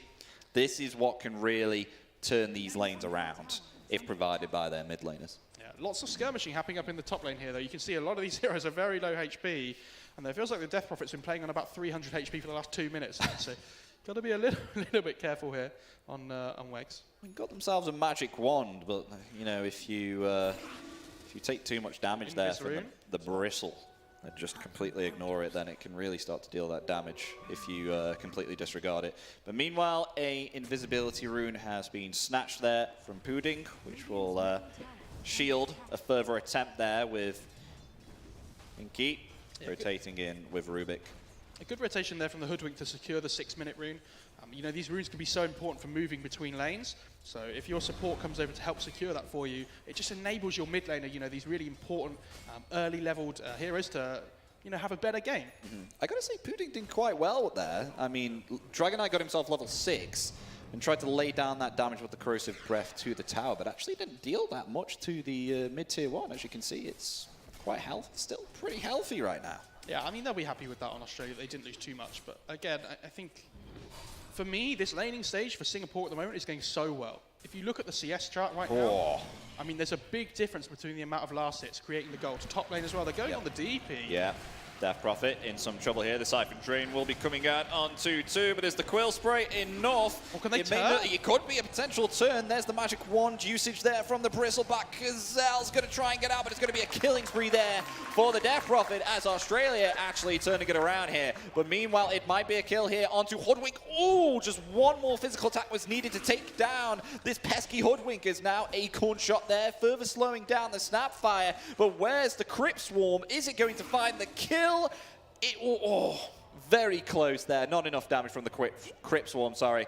And the Snapfire will be able to TP and retreat, but Hoodwink still hanging around here a bit too low. Yeah, what a play from Icy, though, that last engagement. I mean, the Death Prophet looked like it was going to be in trouble there. All of a sudden, Icy comes, turns the fight around, and survives on 10 HP. So, you know, really pushing the limits of the hero here. Now, you can see this Siphon Drain starting to come into play now as 3 points within it. It's going to be 4 points very soon. And the higher the level it is, the more heals that it will obtain. And Wegs won't really care if she's right underneath Bristleback, which is something that most heroes do fear when going up against the hero. Yeah, it can be very difficult sometimes. I'm looking around the Singapore jungle to see if they've made any stacks for the Bristleback so far. It doesn't look like they have. And you know, that's the kind of timing you're looking for. If you can stack for this Bristle, you know, get those item timings online earlier. Oh, they do have themselves a level 6, though, now on the Legion Commander, as Dragon Knight also rotating to this bottom lane with the double damage. The Elder Dragon form is ready, and they don't have any vision, Australia. But Rin senses something with those spider senses, will actually TP out, as now Bings attempts to try and scat within the trees, but Rin is far and long gone. As they're actually all rotated top here. They're going to try and find themselves a kill onto this Bristleback once again with the Avalanche and toss onto Gazelle, but they don't have themselves any further lockdown, so it's going to be Bristleback who actually is just going to move out with ease and escape out. Yeah, it's interesting though, isn't it, that you can see on the map, both teams are making the same movements on the opposite side. They're mirroring each other. So, you know, the whole of Singapore bring down these heroes to the bot lane to push the tower. Australia do the same on the top side. And what happens is, if you don't want to fight the enemy and defend your own tower, if you take the other one at the same time, then you're not losing anything. Yep, and with what we spoke about within the draft, Wegs, I think, is definitely indeed going that Spirit Vessel on Death Prophet. Okay, interesting. I mean, yeah, Hoodwink's not really a hero that wants to be building it, this game. I mean, you would have to say, you know, you want to be building these long-range pokey items. Or mid lane, they're going to get the toss back. Avalanche and toss there, but Dragonite is just ever so tanky. Legion. And the rotations coming out from Singapore here along with the duel as well. Will this be enough to take down the Tiny? Yes, it will. And with thanks to winning that duel there, will actually give permanent physical damage to the Legion Commander. So that's a duel already at around about 10 minutes, making use of that Blade Mail just being picked up, which returns the enemy heroes physical damage to themselves. Yeah, I mean, these duels are so important. If you can build up this damage early on, as you come into the mid game, if you're just hitting for more damage from these early stages, then the duels are going to be easier to win the next time, and the time after, and the time after. So this hero has really good scaling ability going towards the later stages of the game. Yeah. And we might see that from Bings here. It's just a real struggle to actually try and initiate onto the Dragon Knight right now as well, because I don't think they have themselves enough damage on Australia right now. I mean, Pudding, I feel, interestingly, has gone a Midas on the Tiny. So even on a mid lane Tiny, looking to try and optimize in farm and make this a longer game than actually providing impact in the early stage. Yeah, I think we should probably explain what Midas is. I mean, it's a really interesting item, and it kind of changes the dynamic of the whole game, though, right? I know you just explained it, but in terms of what it offers to the game, because we talked about this Tiny being this hero that explodes, right? And it comes into the game and it makes everything crazy. That kind of goes out the window now, right?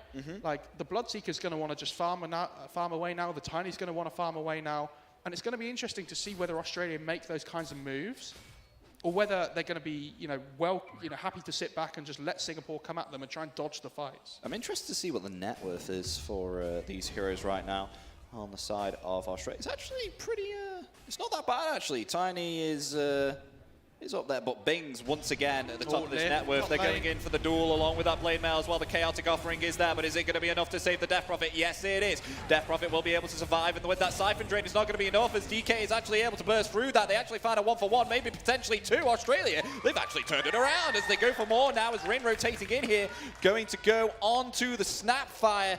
As potentially in trouble. There's one physical right click, there's 2 physical right click as the Blood Right comes out, but it will actually be able to avoid that fast enough. They will find 2 though nonetheless. That was quite surprising, Australia, to actually turn that around. Yeah, they did really well there. They just couldn't find the initial burst there to be able to kill the Death Prophet, and all of a sudden they get the numbers come in afterwards, and they're able to find the turnaround kill. Maybe Singapore, they actually want to try and find something though. They don't want to retreat back as they go for Pudding right now, along with that Dragon Tail there, but a very nice bushwhack there, stopping the retaliation, but nonetheless, I think it will definitely be the Tiny dead. As Pudding will fall from the damage there as Singapore, but the Exorcism coming out now. Wegs wants to get vengeance for her fallen comrade, chasing the Bristlebat, but meanwhile a duel once again has come out from Bing, securing the kill there onto Chiquino.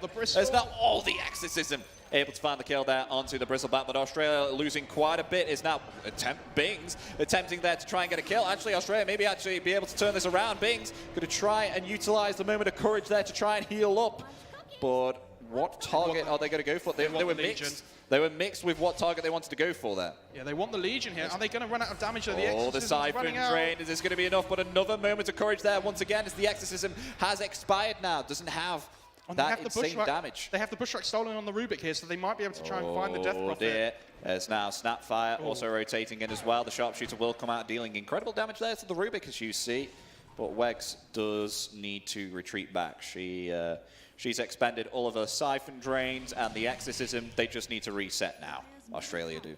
A long fight there. I mean, the Death Prophet was the one that died first. Respawns, comes back into the fight, and then they kill the Bristleback. And sometimes these fights can stretch on for so long, especially when we have these really tanky heroes in this game. Yep. And I think the Blink's coming out for the Legion here. So these pickoffs from the duel are going to be so much easier to find now. It's just about making sure the Legion plays with the Snapfire now, I think, to get these kills in tandem. If they use the duel and the kisses at the same time, I think they can kill anyone on the map that they find.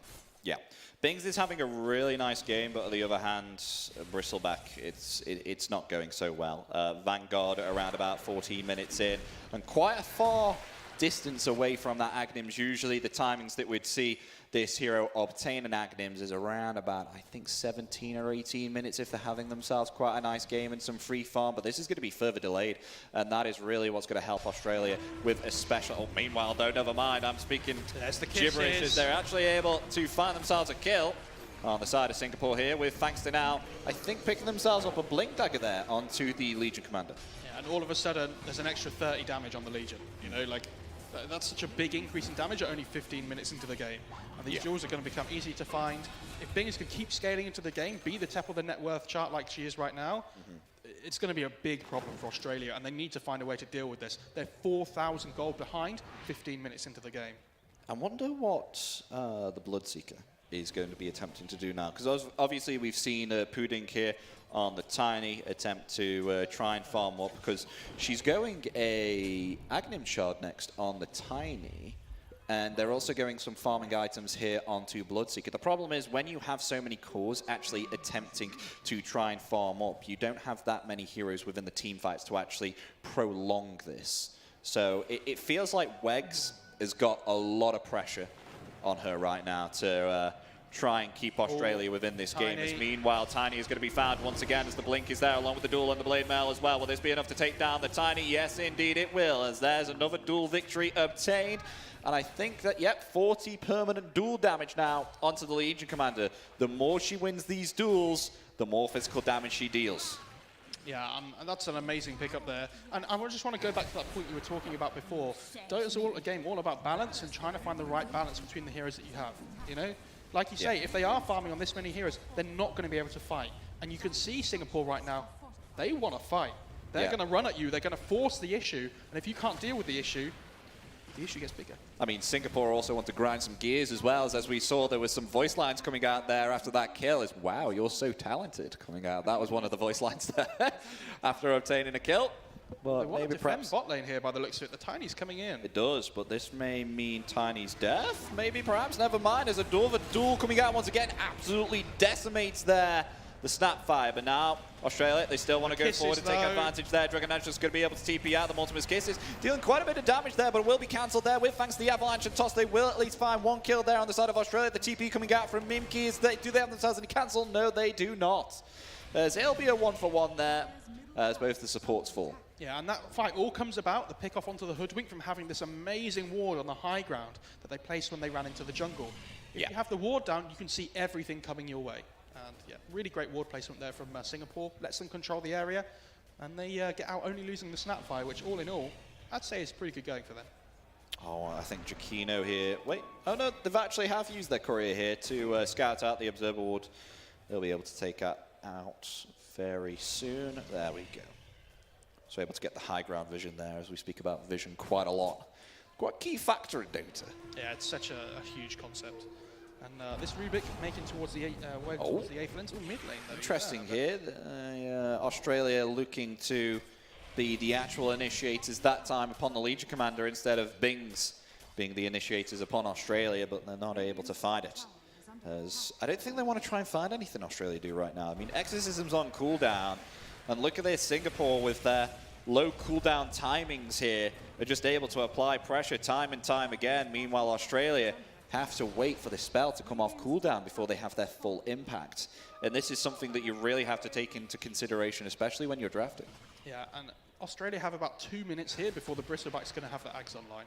And when the Ags is online, Singapore are going to be relentless with this pressure that can come out. They have to find a way of being able to take these fights. And like you said, the Death Prophet wants to get stuck in, wants to get involved. But this Bloodseeker and the Tiny, they're not ready. They find themselves the Bloodseeker once again. And meanwhile, an Avalanche attempted there to try and stop further pursuit of the Warlock, as they do find themselves indeed that carry on Australia. Singapore do.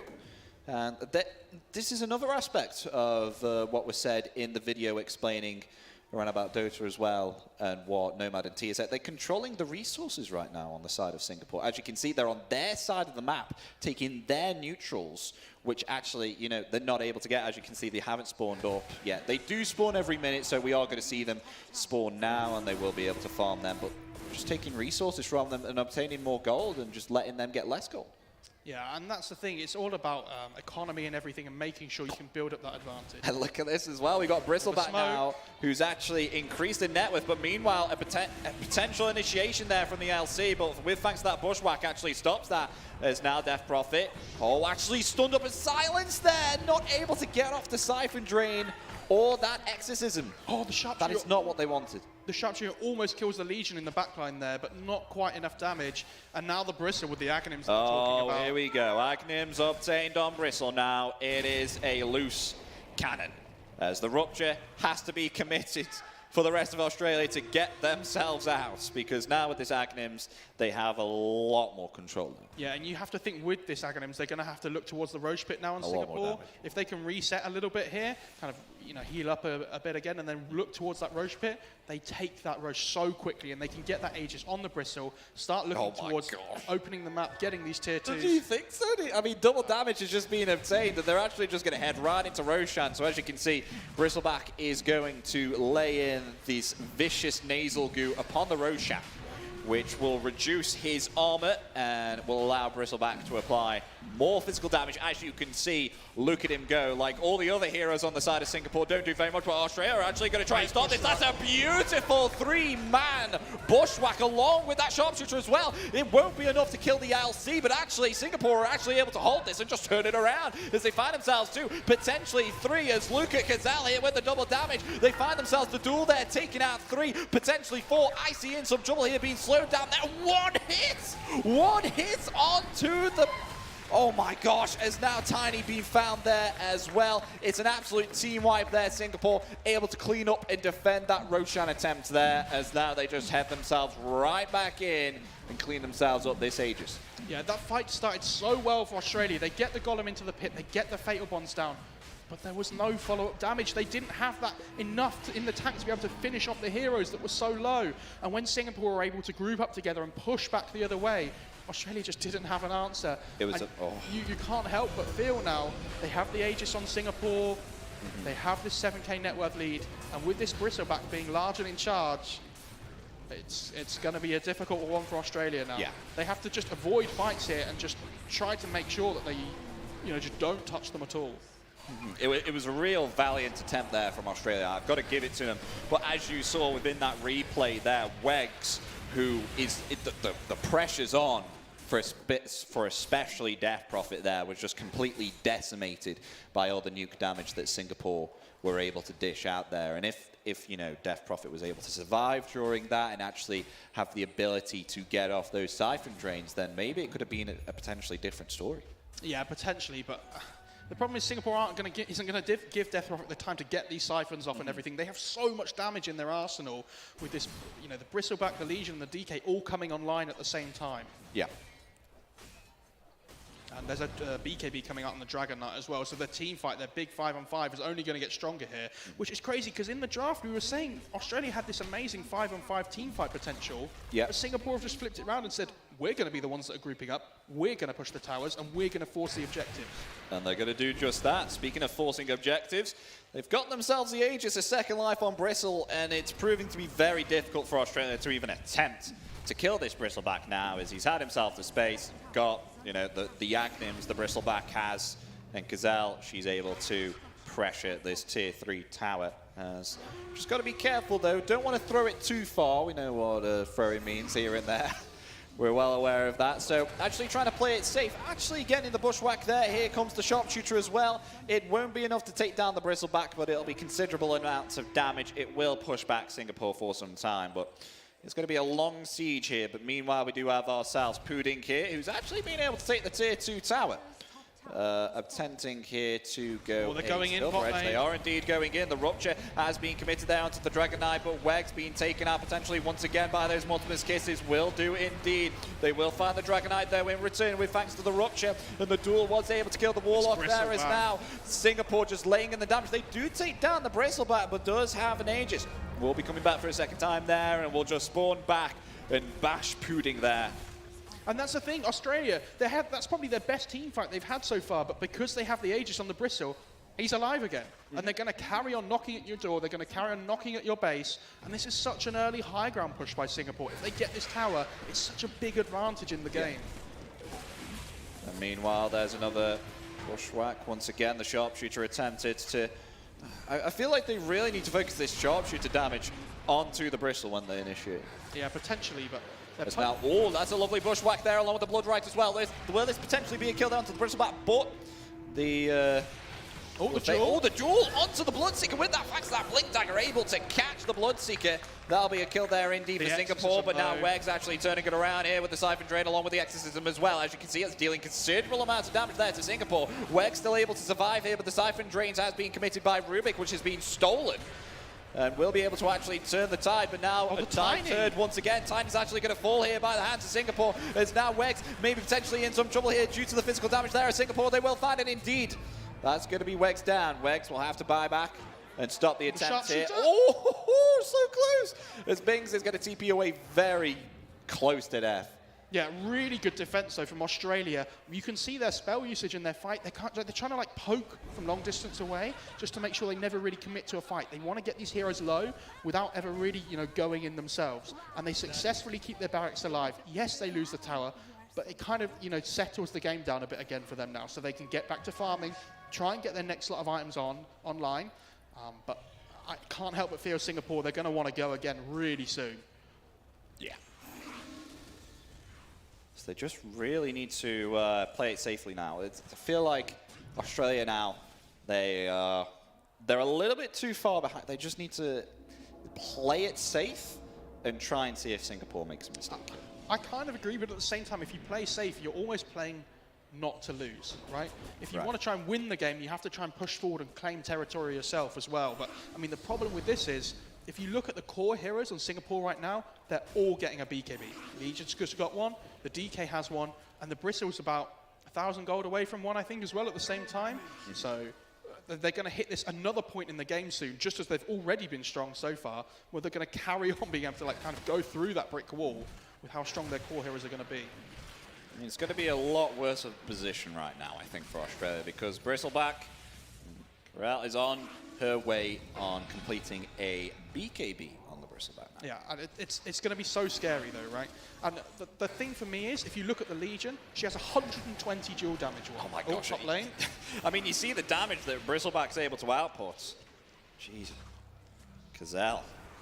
As now they attempt to try and get a kill here. There's the Blink and the Dragon Tail as well, but the chaotic offering, that's the counter initiation there, but it's not going to be enough. As they do indeed find the Bristleback there, actually. There's now the Rupture there as well. Oh, attempted duel, but just no vision there to attempt to use the duel. And Australia have actually been able to turn this around by taking out that Bristleback. They only lose Wegs. Australia are desperately trying to chase it to find more They kills. really are. They really are. But they don't have themselves anything else to throw out. They've already committed most of their initiations right now. Rupture being used. Wegs is down. Yeah, that Bristleback, not respecting the fact that he doesn't have the BKB quite yet on his hero, instantly gets tossed in the air by the Tiny, who has that huge physical damage, with the Shadow Blade coming through as well. And unfortunately, if you don't have your back turned to that hero on Bristleback, then you can get taken down relatively quickly. Still have to play carefully. I mean, I don't think it's over yet, though, ladies and gentlemen, because as we've just seen, we thought this Bristleback was going to be the center of attention at which they are indeed able to end the game. But by the looks of it, Australia have indeed been able to take out this chunky hero. So not able to dish out that damage yet with the siege, Singapore yet. So I think they're still in it. And meanwhile, Pudding on the Tiny is starting to get more items. So this Midas that we've spoken about, the later the game goes, the more gold and more net worth able to climb. It's a very nice item for if you're wanting the game to go late. It's about to hit the 30-minute mark. The late game is around about 40 minutes plus, would you say there? I think it depends on the game, but about 40 minutes usually you would say. Yeah. I mean, the thing is for me, like the Silver Edge, it could catch them off guard because it's really good against the Bristleback, it's really good against the DK, but it's up to Australia to find those openings. Yeah. They might be 8,000 gold behind, but if they can use this item to their advantage to try and find openings in the game, you want to try and surprise Singapore and take them by, shock them into thinking, oh my God, how are we going to deal with this ourselves now? Give them something to think about. As the BKB is going to be on the queue next for Tiny. Mindbreaker for the Tiny, that's a really good item this game. Increasing that attack down. Oh, sorry, attack speed. Oh, I was about to flame you there. That was cool. Yeah, I did get that right. I don't want to mess up that hard. Okay, so they're smoking here up on Singapore. They want to try and look for something.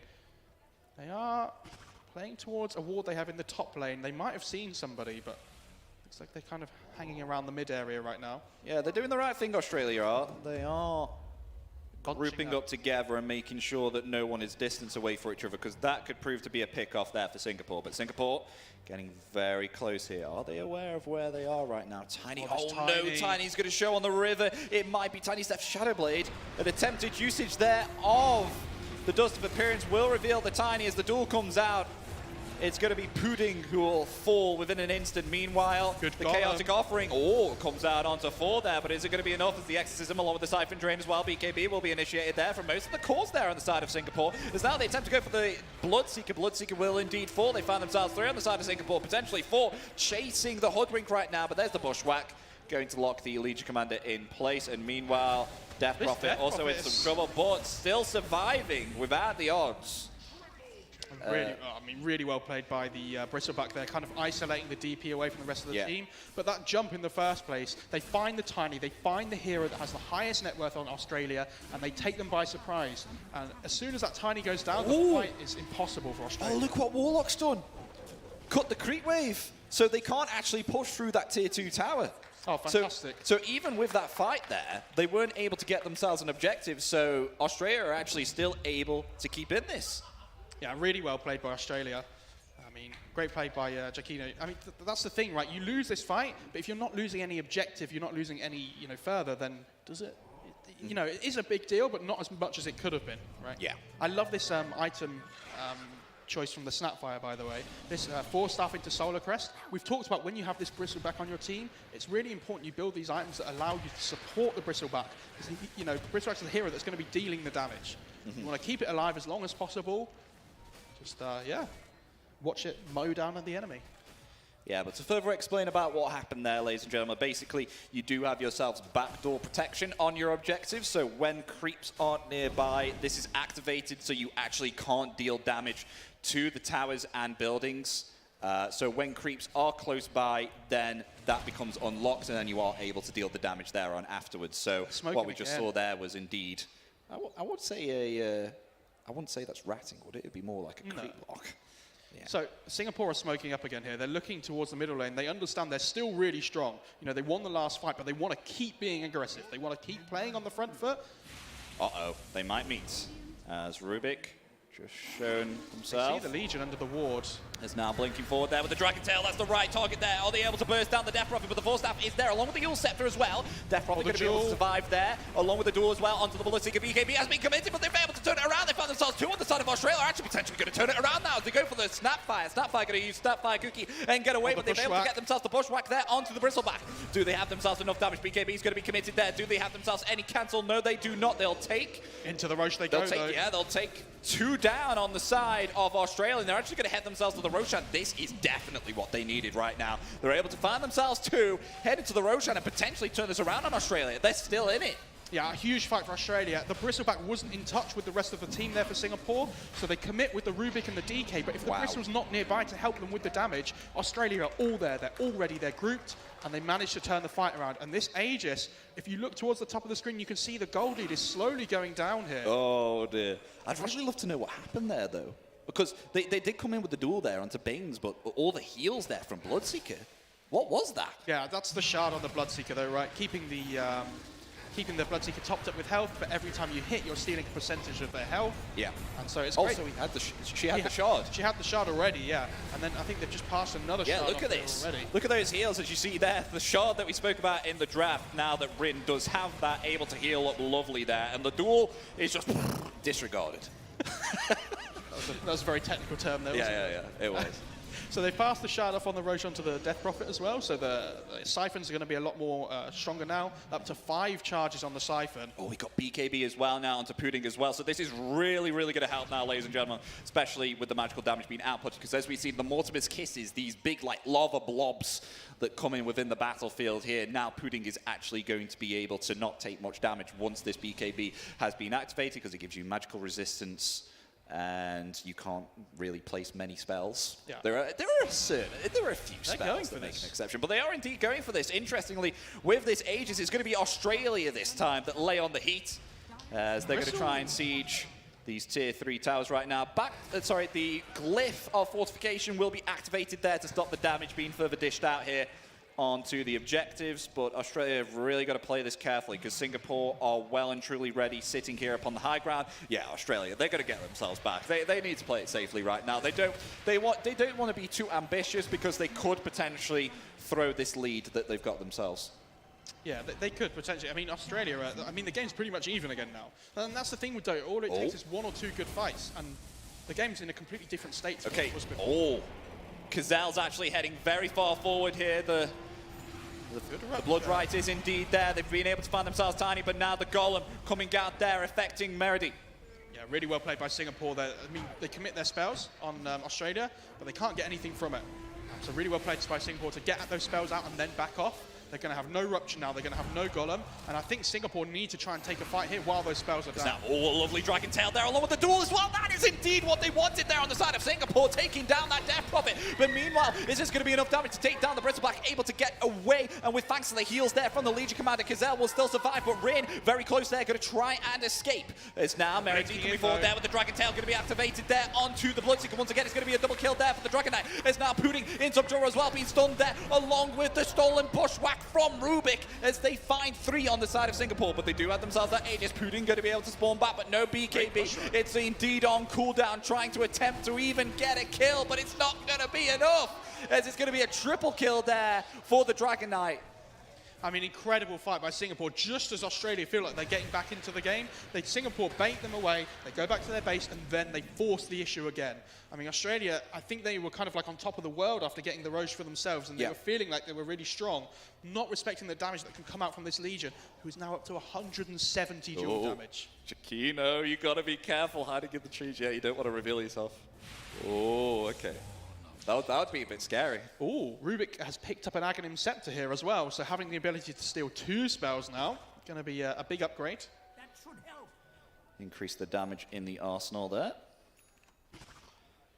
As Bristleback is very close to also finishing a Abyssal Blade here, which will be very nice, particularly now against Pudding. As we discussed, the BKB shields you against most spells.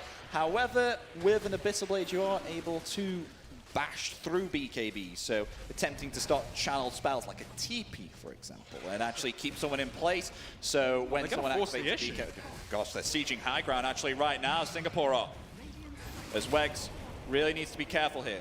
Yeah, they have to be so careful on Singapore, though. They do commit the Rupture, though, onto Kazel, but able to heal up with the moment of courage. Tiny is up in 5 seconds, so Australia are going to be much stronger when the Tiny's alive. Now that, oh dear, it might be Death Prophet. But a beautiful Bushwhack there. Is this going to be enough to let Death Prophet survive? No, it's not. Death Prophet going to fall there, down for 70 seconds with no buyback. Meanwhile, an avalanche and a toss back there from Pudding. Is this going to be enough? Bristleback able to get away with thanks to that moment of courage again there from Bings. Yeah, Australia needs to try and find a way of getting onto the back line, because this supporting cast of the Snapfire and the Rubik are doing so much work, and they need to be able to kill them first before dealing with these. Pudding's really got to be careful here. They're still attempting to siege within this Singapore, as dishing out the spells, as Pudding getting ready there. The toss back is indeed there, but where's the follow-up of the damage? The moment of courage comes out, but a Golem coming out there onto 2. They're able to find the kill there onto the Dragon Knight. Oh, they catch the Rubik. Oh, they catch the Rubik there with the Bushwhack. Is this going to be enough, Australia? Do they want to press forward with this momentum? No. They'll be happy in securing that kill there on the mid laner of Singapore, and they will further defend until Wegs is back up. Singapore are sticking around, though. They want to try and go again. They are. So now Wegs back up in around about 10 seconds. So are Singapore still going to hang around here? That's the question. No, they are finally going to retreat themselves back here, understanding that Dragon Knight, one of their heroes, is indeed down, so they're not going to risk it. They don't want to throw away an opportunity here to win themselves this game through. They'll play it safe. Yeah, Gem upon the Legion commander here. So Gem allowing you to find all that vision on the map, finding everything invisible, which, as you can see, with the Tiny running in and tossing these heroes back, going to be very important. So we'll see if Australia are aware of this Gem. Oh, meanwhile, though, a 5-hero smoke on the side of Australia. Oh, As they they see the potentially Rubik. find themselves Rubik. Where's the avalanche? There it is. But they actually commit Rupture there as well. But the duel coming out there on the Bloodseeker. This is not going to be enough to take down the Bloodseeker. Maybe perhaps Bloodseeker still going to be able to survive that onslaught there. The heals there, but it's not going to be enough. Bloodseeker will finally fall there. The buyback coming out now from Bloodseeker. Rain wants to get back to the fight. They were able to find themselves 3 kills here on the side of Australia, potentially 4. Bristleback being used up there. The BKB will be committed. Where's the cancel? They don't have themselves one. Oh, the Bloodseeker has a basher, but wasn't quite in the fight to be able to try and cancel the TP. There are no buybacks here on these 3 dire heroes, though. So Australia, they have the Exorcism running. Are they going to try and punish Singapore here? Look at the Exorcism ghosts. Where are they going? They're heading for a journey. Where are they going? All right, they just disappeared. Okay, that might have been a graphical bug there. But nonetheless, still with this Exorcism up, they really want to utilize this as Wegs. Still got to be careful. Oh, the Exorcism. It's expired now. Tiny, though. Yep, Tiny's still going to lay in the damage there. The Dragon Tail comes out. Kazel trying to lay in the damage there along with the Bissell Blade as well. They need to save Pudding. Pudding in some trouble here. Going to activate the BKB. Still deal the damage, but it's not going to be enough. Will fall. The break is there indeed, but Kazel still able to survive. The Dragon Tail there onto Rin. Rin in some trouble. Will be forced staff back. Wegs now within the midst of this fight here. The buyback coming out from Pudding, actually. Wants to join back to the fight. Wegs is definitely in trouble. Another Dragon Tail there, along with that Vicious Nasal Goo. That is the Death Prophet down. They really need to head themselves back now, Australia. And that's the problem. They have this 5 against 2 situation, but they're pushing into the high ground, which is the hardest part of the map to take over. And all of a sudden, this Bristleback's level 25 for the start of that fight. So he gets the extra 12% lifesteal, can kind of run into this fight, just deal huge amounts of damage. And now, all of a sudden, Singapore are just back in the lead again. And yeah, Roshad's hit minimum respawn time. They're going to look to try and take over this area of the map. So Roshan going to be back in around about 40 seconds, but that's about the same time that Wegs on the Death Prophet will be back. So maybe perhaps we'll see ourselves some Roshan shenanigans second time. Yeah, potentially. I mean, this Dragon Knight's about to hit level 25 as well. They're really coming online here. Look how much pure damage, sorry, not pure damage, sorry. Look how much bonus damage the Legion Commander has, 200 plus. 200 damage. That's quite a lot. And that all comes back to those early duels. I mean, this fight in the bot lane, though, you can see they managed to just kill off the Bloodseeker here, but the great turnaround, and again, the Exorcism comes out. If they'd have killed the Bristle there, I think the game would have been completely different. Yeah, that would have been big, but unfortunately they didn't. Oh, the Rosh spawn just as they leave the Rosh pit. They don't know. Maybe they do. Okay, is Miniki going to go back in? All right, maybe not. They don't know just yet. Oh, they're going to leave it. The Roshan just spawned as they were in the pit, and now they don't know it's there. I think they don't want to take the Rosh fight for now, though, because they know all 5 heroes of Australia are back up now. They have to be really patient. You can see both teams kind of just sitting on opposite sides of the river, just kind of posturing themselves ready for the Rosh fight, and this is going to be huge. Whoever wins this next fight is going to have a massive lead. There's a refresher orb on the 3rd Rosh as well. So I mean, they had themselves some very nice vision here on Singapore. I gotta say, you know, they got themselves a Sentry Ward down by. Oh, now they know. Now they know. Singapore, they're gonna head themselves in and attempt to try and take this Roshan, but there's no one showing on the map. So Australia are well aware that something's ongoing within the Roshan pit. They're going to smoke up. Do they have themselves enough time to attempt to cancel out this attempt for the Roshan? Yes, they do. They're going to head forward. They instantly take down the Rubik. But meanwhile, Death Prophet's just going to be melted along with the Bloodseeker as well. Wegs and Rin will just be decimated by the hands of Singapore there. I think there was too many heroes trying to focus down the Rubik. Yeah. And I mean, the Tiny went on the Rubik, which was a really good pick-off, but if the Bloodseeker and the DP want to enter towards the Rosh pit, they need the Tiny with them. They just need to be a little bit more patient, and they tried to take 2 separate fights at the same time. So the Tiny gets this great kill on the Rubik, but it doesn't matter if you're losing 2 heroes for it. And without buyback, they're going to force the issue here. They have an AC on the DK. They have this Bristle coming in, which is going to be doing like 500 damage a hit. I can see them trying to end this game here. Yeah, I can see this as well. There's now no buyback available on 2 of the cores here on the side of Australia. What can they do as they're just heading in? I mean, the big spells are indeed on cooldown there. Whatever can they do? 2 supports and Tiny's trying to wrap top lane, but he's just trying to end the game at the same time. Oh dear. Meanwhile, the buyback has become available now for the Death Prophet. Pudding hammering into the tier 4s. Who is going to get it first? They're actually, look at this. Australia are actually stopping Singapore from actually attempting. Oh, the TP cancel. Wait, Pudding could do it. There's the glyph. Is she going to further push in? They could actually end it. They don't have themselves any TPs. I don't think Singapore to get back. Okay, there's a TP there from DK. The Dragon Tail will come out there as they will attempt to take down the Tiding. She does have a buyback there. That was so good there from Pudding. Able to actually push back there. No buyback actually available on the Tiny. No buyback on the Tiny now, and the Bristle's still in the Radiant base. Like, they need to try and find a way of dealing with this Bristle. Exorcism up in 25 seconds. Oh, the bash there. But the kisses. From the Bristle, the multiple kisses as well. No BKB there from Wegs. Will fall. 2 heroes down for 100 seconds. As there's the chaotic golem. Bloodseeker's up again. Oh dear, Bloodseeker's back. There's a buyback as well. Oh, the bash! The bash comes out just in time. Rin able to get the kill, but the Aegis is indeed on the Bristleback. As now Rin trying to hammer into the supports here, but now Merideep just blinking it along with the LC as well. They will just clean up Rin there. All 3 of the cores down as they head now for the Ancient, and it's going to be game 2 going to Singapore.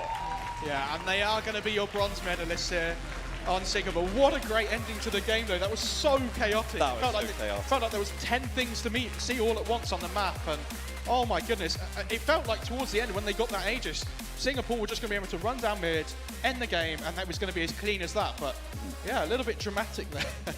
I bet if Singapore were absolutely frightened when they see some absolute massive amount of pebbles just hammering into their tier 4s, staying so close to their ancient objective. I mean, I would have been very scared as well. And they did cancel some of the TPs, as you saw there. They cancelled the Bristleback TP, but the TPs were indeed coming off cooldown. Singapore were able to get back and stop Pudding from doing that, and were able to actually survive. Yeah, we have to say unfortunate for Australia, but you know, congratulations to Singapore. I mean, an amazing series to watch, especially that game too, and wow, just incredible. It was indeed incredible, and I got to say, I got to further on your words there from Australia. A superb attempt there. They were able to survive that early game, which was really surprising to see. And you know, especially with the Midas pick up there, Pudding did deliver, almost gaining the victory there for Australia, hammering into those objectives during that team fight was happening. It was amazing to see. It would have been absolutely an insane clutch if Australia were to pick that up. But unfortunately for them, it's going to be Singapore who claim themselves this best of 3, and they're going to be able to get themselves the bronze medal. Yeah, I mean, so impressive. I mean, you have to say, you know, we were saying Singapore might have been the favourites before this tournament. They come in and they deliver and they get the bronze medal in the end. Maybe not what they were originally hoping for, but, you know, they'll be happy with how everything's gone in this series, I would say. They looked convincing, I think, most of the time. And I think they'll look back at this and, you know, be happy with their performance generally. Do you think, who would you give the MVP to out, though, of Singapore? I think over the whole series, I think it has to be Bings. I mean, she was incredible in that Dawnbreaker game in Game 1. And in Game 2, though, all those duels early on, finding those pickoffs, getting that early damage online really helped them. Yeah, I mean, full credit to Bings. Yeah, I feel like it would be a split between Bings and Meredy, especially on the DK. These Dragon Tails were absolutely insane. But with that, ladies and gentlemen, that concludes our best of 3 as we head straight back to the desk. Thank you very much, gentlemen. Fantastic job getting us through that series. And, of course, fantastic job to Singapore for taking that 3rd place bronze medal. But also, fantastic job to T, because you have started this MVP train. Now you've made, can we say a trophy? I was expecting something 3D, maybe, but... I'm sorry, Singapore. Origami is not one of his strong points. I had the choice of picking 2 flags that I did draw. I picked Singapore in the end, and congratulations, you won. I had a little trophy in the bottom corner. I understand you are going to be winning some medals, but you also get a piece of fine art as well. Physical copy, none of this other stuff. And yeah, so please come and collect your terrible flag trophy. Beautiful stuff. I love the smiley face as well. Yeah, very happy trophy. I had to somehow give it some flair. So yeah, congrats Singapore. You played amazingly. But yeah, they're mentioning MVPs and stuff, and honestly, I'd like to throw it to Bings as well. Yeah. I think she has, in 2 games in a row now, she has just kind of conquered her lane and just unlocked the ability for her team to play aggressive. And that then allows, you know, like Meredy to shine as well, finishing the game 15-2, popping off on this DK. But just the synergy of just offlane and mid throughout this series was just exceptional in just breaking down the map game after game. Yeah, I love being wrong. Thankfully, it happens a lot. And in this, with this team, you know, when we came into watching them, I was like, man, is this DK really going to work out for these guys? You know, it feels slow. It feels a bit clunky for them. But they've absolutely proved me wrong here. They've shown us exactly why they've been playing this hero so much, because they're looking for games like this. And they just played around the hero so well. They played the hero so well. Like, it was awesome. Yeah, let's continue on the train of heroes in just for a second, because you were kind of maybe a little bit surprised to see them switching up a few things coming into the second game. I mean, obviously paid off for them, but was, you know, is that kind of typical of a team to see them switching things up, even though it worked well for them in that first game? I think when we're talking about like really high-level Dota, it is common because they can see something in a game which makes them scared to say, okay, well, they do know how to beat this strategy. If we give them another chance to do it, they will. So that's when a winning team will change a strategy. Is that what happened here? Very possibly, honestly. Very possibly. But yeah, the team which won changed up their strategy for game number 2, which I thought was really cool. Very insightful of them. The other team kind of kept a couple of the same picks going, which was fine. You know, they changed a couple of their cores, which is going to make a big difference to their draft. So yeah, didn't really have any huge problems with either draft, right, T? No, not really. It's for Singapore at least. I like the fact that they're going to game 2, changing things up. When you're the team winning, sticking to your guns is really easy. But when you change it up in that second game, when you surprise your opponent once again, not only have you beaten them in the game, you're now kind of confusing them a little bit in the draft. So I like the fact that Singapore had the confidence in game and draft in both of it. And again, that's why they have 2-0'd this and have claimed that bronze medal. Yeah, keeping it fresh, keeping it funky. I like that from Singapore. Let's go back and relive some highlights. We're going to go back to a bit earlier on in the game. We've got a clip that's just around 50 minutes into this second game of this series. What are we looking at here, gentlemen? We are looking at Bing's Legion Commander. And this is why when you win the lane, you are able to just to pop off. This is a beautiful smoke. Smoke makes you temporarily invisible from the map. You can't be seen. And this is where instant jump, of course, Meridy's there helping as well. But the whole lineup of Singapore, it's about this. You find one hero, you have so many spells, so many ways to kill a hero that you find them, be it the DK or the Legion jumping in, it's going to just unlock the engagement. So yeah, they just beautifully played their pick-off style lineup just through, again, the DK and the Legion Commander. And then bringing up our next moment that we want to be highlighting here. We've got a couple of clips going back to back around 20 minutes time. So what is it specifically that we're looking at here? This part in the game is very important. This was a big kind of hammering it home where the real advantage was here. And I mean, catch them inside the pit like this, like you think it's all going wrong for the side of Singapore, but it's not. No, of course not. They're just tanky. And that's the thing, right? Singapore, in this position with the HP being so low, you see the red bars going quite further, quite small there. The confidence to be able to go, guys, we're winning the fight. We're having the advantage. Australia, they use some of the big spells. But in doing so, yeah, Singapore, they just brushed it off. And we mentioned in the pre-show the importance of Roshan, that is the objective inside that river. Because they got the Aegis, that second life, they were able to just continue sweeping throughout the map. And that's why we mentioned when you win your lanes and you have a bit of an advantage going into that mid-game playing around Roshan, it is going to feel so much better because you have that kind of an insurance policy, and having insurance is very good. Yeah, and we saw that later on in the game as well, right? We were kind of seeing Australia trying to bring things back rather, but then that final Russian fight, I don't know, that just kind of really cemented it for Singapore too. It did, yeah. That final rush fight was a pretty tricky one. I mean, you know, there were still opportunities in the game for Australia. You know, they did actually manage to somewhat defend. It was like it was very hopeful. And again, credit to Australia. You know, they kept themselves in it. They kept fighting until the very, very end. They weren't willing to go down without a fight, and that was really cool to see. And they even, I actually thought they were going to come back at one stage. You know, they looked good. This Bloodseeker running around, healing up everybody. These fights are close. You do it.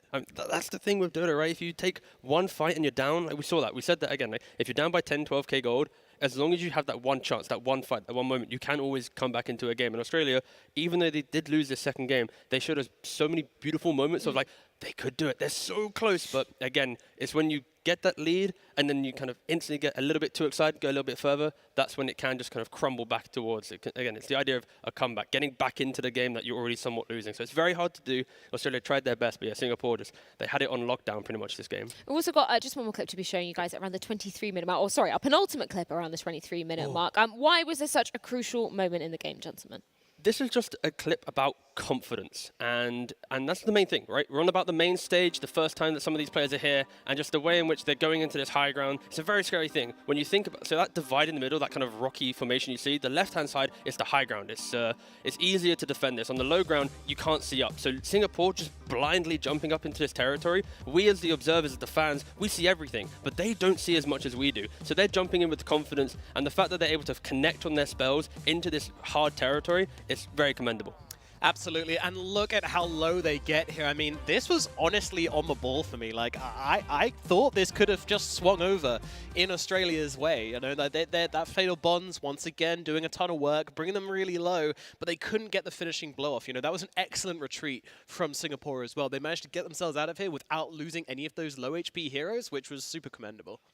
Yeah, I mean, that's the theme of the game, right? The second clip and this clip is kind of the same clip in essence of how low Singapore was, but they continue to make the plays. And again, it's very easy when you're behind a little bit to go, all right, guys, let's just reset. Let's wait for that next moment to go with a confidence play. So again, yeah, Singapore just highlight after highlight. It's just, we're in the moment. Let's, convert. Let's win this second game. So yeah, again, I'm very happy that they didn't have any signs of kind of doubt or fear being on the main stage. That is really impressive. I mean, highlight after highlight after highlight, because I believe we do have one final one that we're going to be showing. Because this is when, we were seeing Australia, we were sort of seeing them crying to come back into it. Singapore, but then they just brought the pain in this final clip. Yes, they did. So this was a point in the game where, this was Australia going for something on the other side of the map, which was awesome to see. Again, they made that comeback start to happen, and unfortunately, they do just end up losing both of their big cores straight off the bat. But again, look at this, like Kazel just running in, just like, look at the HP. She doesn't have the Aegis, she doesn't have anything really to keep her too tanky, but she's like, no, I'm getting into the middle of this fight. Of course, the DP Bloodseeker, it does help that they are dead to give them a bit more numbers advantage, but yeah, again, the main theme of our three clips, maybe the first one was a bit more of a fun little pick-off, but all three clips are just confidence, fun. They weren't scared of the main stage. They weren't scared of the fact they're playing for a bronze medal. They have claimed the bronze medal now, so congratulations to Singapore for a beautiful series. And just very quickly there, the purges from the Legion Commander needs to be pointed out as well, because there were 2 occasions where the Bristleback was like 100% dead, but the purge comes out from the Legion Commander, just saving him, giving him that tiny burst of heal, but taking those silences off him, allows him just to fly away at the speed of sound and live and turn the fight around. Any closing thoughts, gentlemen, before we do jump into our final game of the day? Thank you for Australia for coming all this way. With every victory, there obviously has to be someone who loses, and I think Australia, they showed great sportsmanship throughout this entire tournament. And even though they weren't able to convert in this series, I look forward to seeing how they bounce back in the future, the kind of national tournaments that we have. Because again, outside of this, there are a lot of these kind of tournaments popping up now. So I'm really excited to see the women's Australian team just kind of come back with a good comeback story. Yeah, I know. I think that's what I've really been enjoying, particularly about this tournament as well. The fact that it is so global. We're getting to see so many teams from every corner of the globe coming together and really fighting for their country pride. But we do have one more game on the cards. This is going to be for our gold and silver medals here at the Commonwealth Esports Championships, and we are rubbing our hands because this is going to be an absolute banger. It's England taking on Malaysia after this.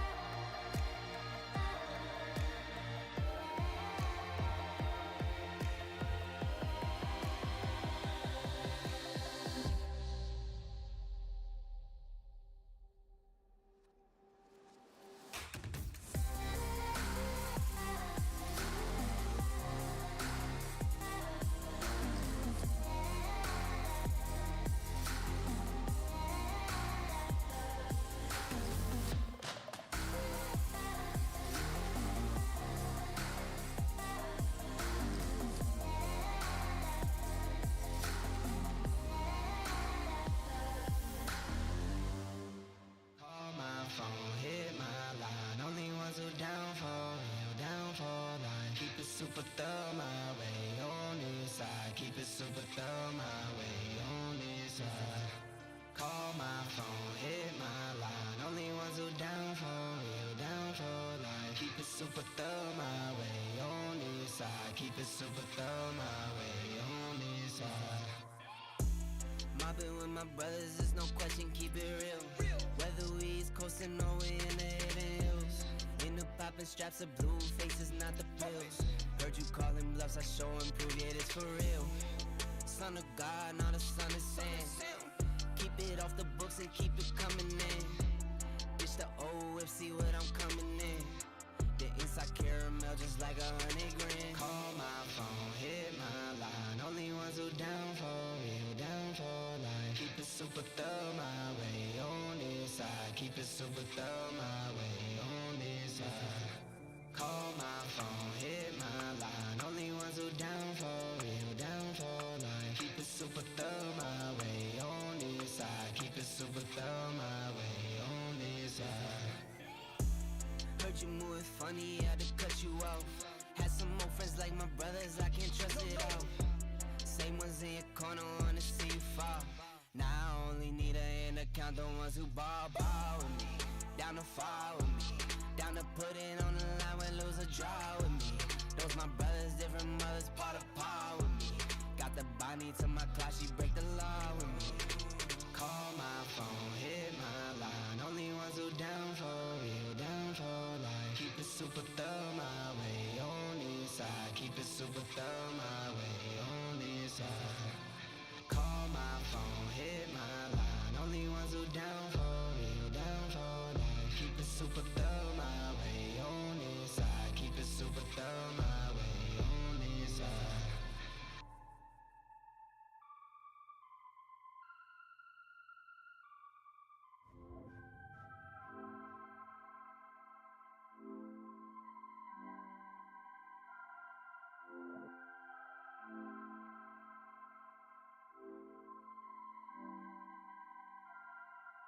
I get to it first, I got you mad. I guess that when I get to it last. Get it that I'm never going back. Get it that I'm never going back. I get to it first, I got you mad. I guess that when I get to it last. Get it that I'm never going back. Get it that I'm never going back. Going up, going up, going up, going up, going up, going up. Get it that I'm never going up, going up, going up, going up, going up, going up, going up. Get it that I'm never going. I get to it off the runway. Different incomes, not one way. Living life on a one way. I knew this would happen someday. You could ask my day one day. Cloudy days turn to sun rays. Only way to way up way. Know my way, know my feng shui. I get to it first, I got you mad. I guess that when I get to it last. Get it that I'm never going back. Get it that I'm never going back. I get to it first, I got you mad. I guess that when I get to it last. Get it that I'm never going back. Get it that I'm never going back. Going up, going up, going up, going up, going up, going up. Get it that I'm never going up, going up, going up, going up, going up, going up, going up. Get it that I'm never going. Different summer, different car keys. I'm the life of the party. Might buy a bike like a Harley. Totally do so gnarly. God got me, can't harm me. I got armor and an army. Battle scars, battle smartly. Just forever like a Sharpie. I get to it first, I got you mad. I guess that when I get to it last. Get it that I'm never going back. Get it that I'm never going back. I get to it first, I got you mad. I guess that when I get to it last. Get it that I'm never going back. Get it that I'm never going back. Going up, going up, going up, going up, going up, going up. Get it that I'm never going up, going up, going up, going up, going up, going up, going up. Get it that I'm never going. Get it that I'm never going. Get it that I'm never going. Get it that I'm never going. Never going.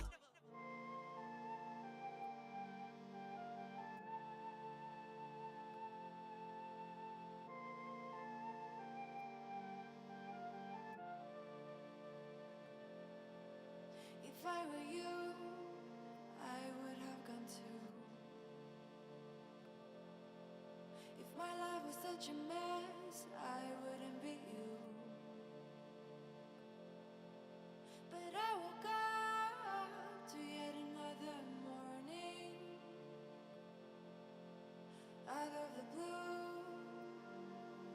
You went and I was left behind. I know you found your peace of mind. Why you want more?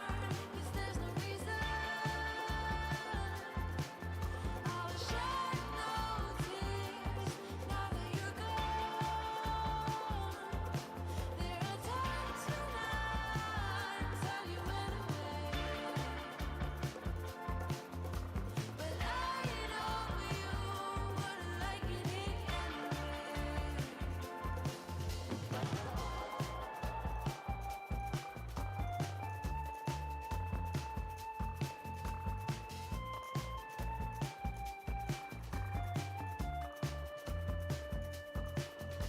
You used to say that you don't belong, but I never thought you would go. What did I do wrong?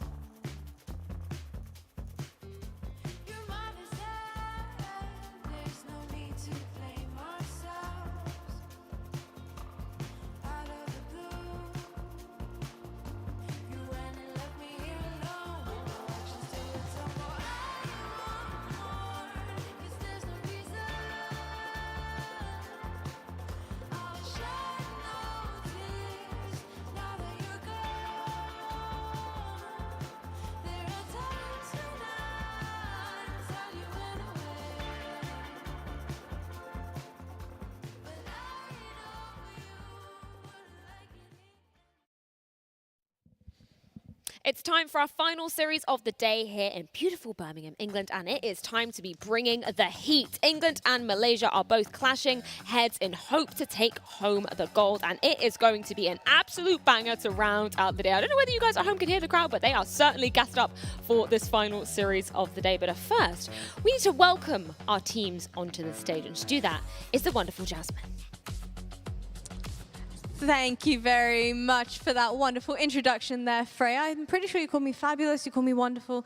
Oh, stop it, you. I'm blushing now. But we did indeed very previously see Team Singapore close this one out and take home their bronze victory. Congratulations are in order for them. But coming on up, we have two more teams. We have Team Malaysia and Team England duking it out to try and claim those gold and silver medals. So without further ado, please give a round of applause for Team Malaysia.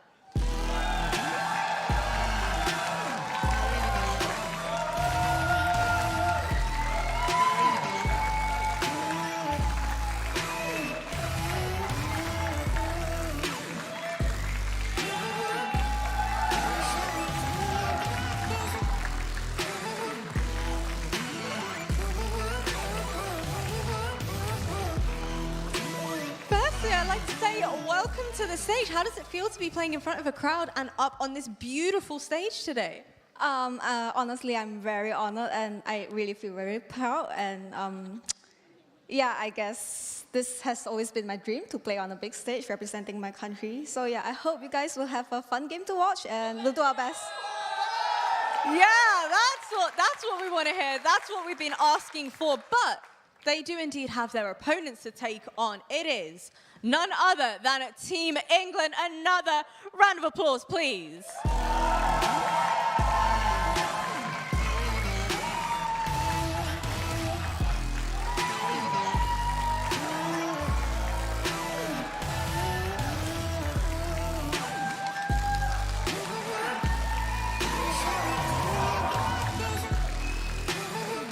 Hey, Belle. It's been a minute. Yes. I had no idea you were going to be here. How's it going? Moved on over into Dota, have you? Yeah, I have. Amazing. Well, I'm certainly looking forward to seeing the team kind of duke it out and fight for that gold medal. Do you think you are feeling confident enough to do that? I definitely believe so, yeah. We've already had one game versus them, so we know what went wrong, and we lost in it, so we know where to improve, and we definitely think we have a really good chance versus them. And how's the preparation kind of looked heading into the Commonwealth Games, by the way?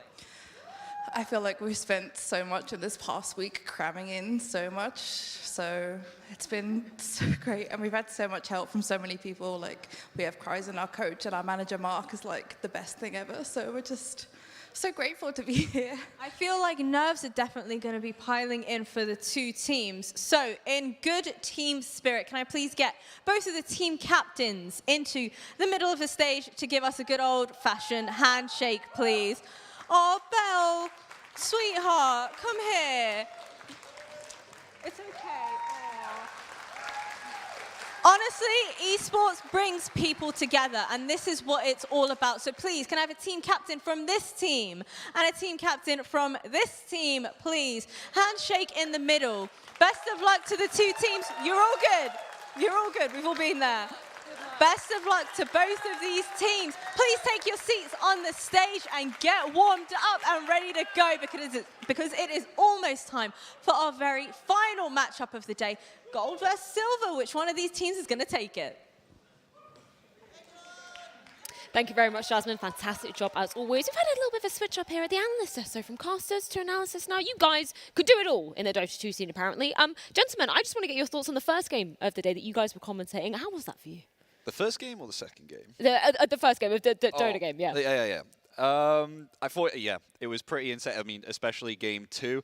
I mean, game 1, it was, you know, we expected like some of the momentum from watching it, but then game 2 really, really took us by surprise. I'm sure a few people actually heard my voice break there when they're actually hitting the tier 4 tag. Yeah, that really, really took me by surprise. It was absolutely insane, but I'm sure you enjoyed game 2 as much as that. It was amazing, and it was nice to see, you know, two teams that they hadn't played each other in quite a few days. They were the first game of the tournament against each other, and to see how much they'd improved, both of them, since the last time was amazing to see. And yeah, the crowd was amazing with it and everything as well. So, you know, so much energy. It's really cool. Yeah, it's absolutely incredible to be in this atmosphere here. Moving on to our, obviously, gold and silver deciding place matches, England versus Malaysia, as we just saw down on stage with the wonderful Jasmine. I just want to get a bit of a synopsis of some of the history behind these two teams, because we were saying, you know, Malaysia coming into this, clear favourites, you were stating them as. Yeah, for sure. I mean, Malaysia, they're currently it's safe to say undefeated right now during this tournament at the moment. I think they are 7 games up, if I'm aware, and they've got themselves some rivalry between the two, Malaysia and England have, because Malaysia within the group stage actually beat England, and that was a pretty paced match there, but with what happened during that game, maybe perhaps England have learned a little bit of things and can pull it back. Yeah, I mean, what are you looking at particularly from Team England to be showing coming into this series then, if they were hoping to claim revenge over what is definitely going to be the toughest opponent here in the Dota 2 Women's Division? Yeah, I think for me personally, I think Ruby on Team England has to be the one that you look towards. I mean, when they played against each other in the group stage, Malaysia would only ban heroes that Ruby would play. You know, she's very much a focal point for me for this team. You know, we've seen her play lots of different heroes. When she comes online, she's, you know, delivers a big whack. And I think we need to look for that today. I think Malaysia, again, will probably do the same thing. They will try and, you know, almost knock her out of the game a little bit. And I think it's up to Team England to find a way to deal with that and try and give Ruby the best, you know, game that they possibly can. Yeah, so specifically for Team Malaysia coming into things, if we're characterising them as these huge favourites, the ones that are pitted to be taking the gold, why is that? What is so dominant about the way that they handle themselves in Dota 2 that allows us to say, you know, these are the clear favourites? Yeah, I mean, Aurora is particularly one of them, you know, very cool-headed, you know, absolutely superb. I mean, one of the things which I really like, which can really take teams by disbelief, is the variety of hero pools that they have. I think that Aurora has only played Zeus twice, but any other hero, she's played it once. So it really does take the teams by surprise, and I think she's done very, very well. And I think Malaysia have this really incredible support structure behind them. They have this really amazing coach that I've managed to chat to, and he's, you know, they have really good ideas about the game and everything. They have, you know, incredible support from their manager and everything as well. I'm not saying that England don't, but they seem to have like a very professional attitude towards the game, where I think they understand and they know that they are the favourites, but they are more than happy to try and play up to that title because they know how strong they are as a whole unit. And through their captain, you know, kind of shot calling them through the game, they all come in together and they all make sure they play on the same page. You used a keyword coming into this to describe Malaysia. Organisation. That's exactly what you said we should be expecting. 100%, yeah. They've done superbly well. I mean, it just shows by the results, 7-0. They're doing really, really well. It'll be exciting, especially to see these two come back-to-back, won't it, man? Yeah, absolutely. And, these are the Malaysia are the team that they will all sit around the computer together, that they'll do some really high-level replay analysis. They'll make sure they're all on the same page so that it feels like, watching them, that they're prepared for anything. Anything that comes their way, they'll be, super prepared for. The coach will be ready. And I'd be, really favouring them. And moving on to the side of Team England, is anybody specifically that you're going to be looking at coming into this that, maybe pulling out a few tricks on the server today?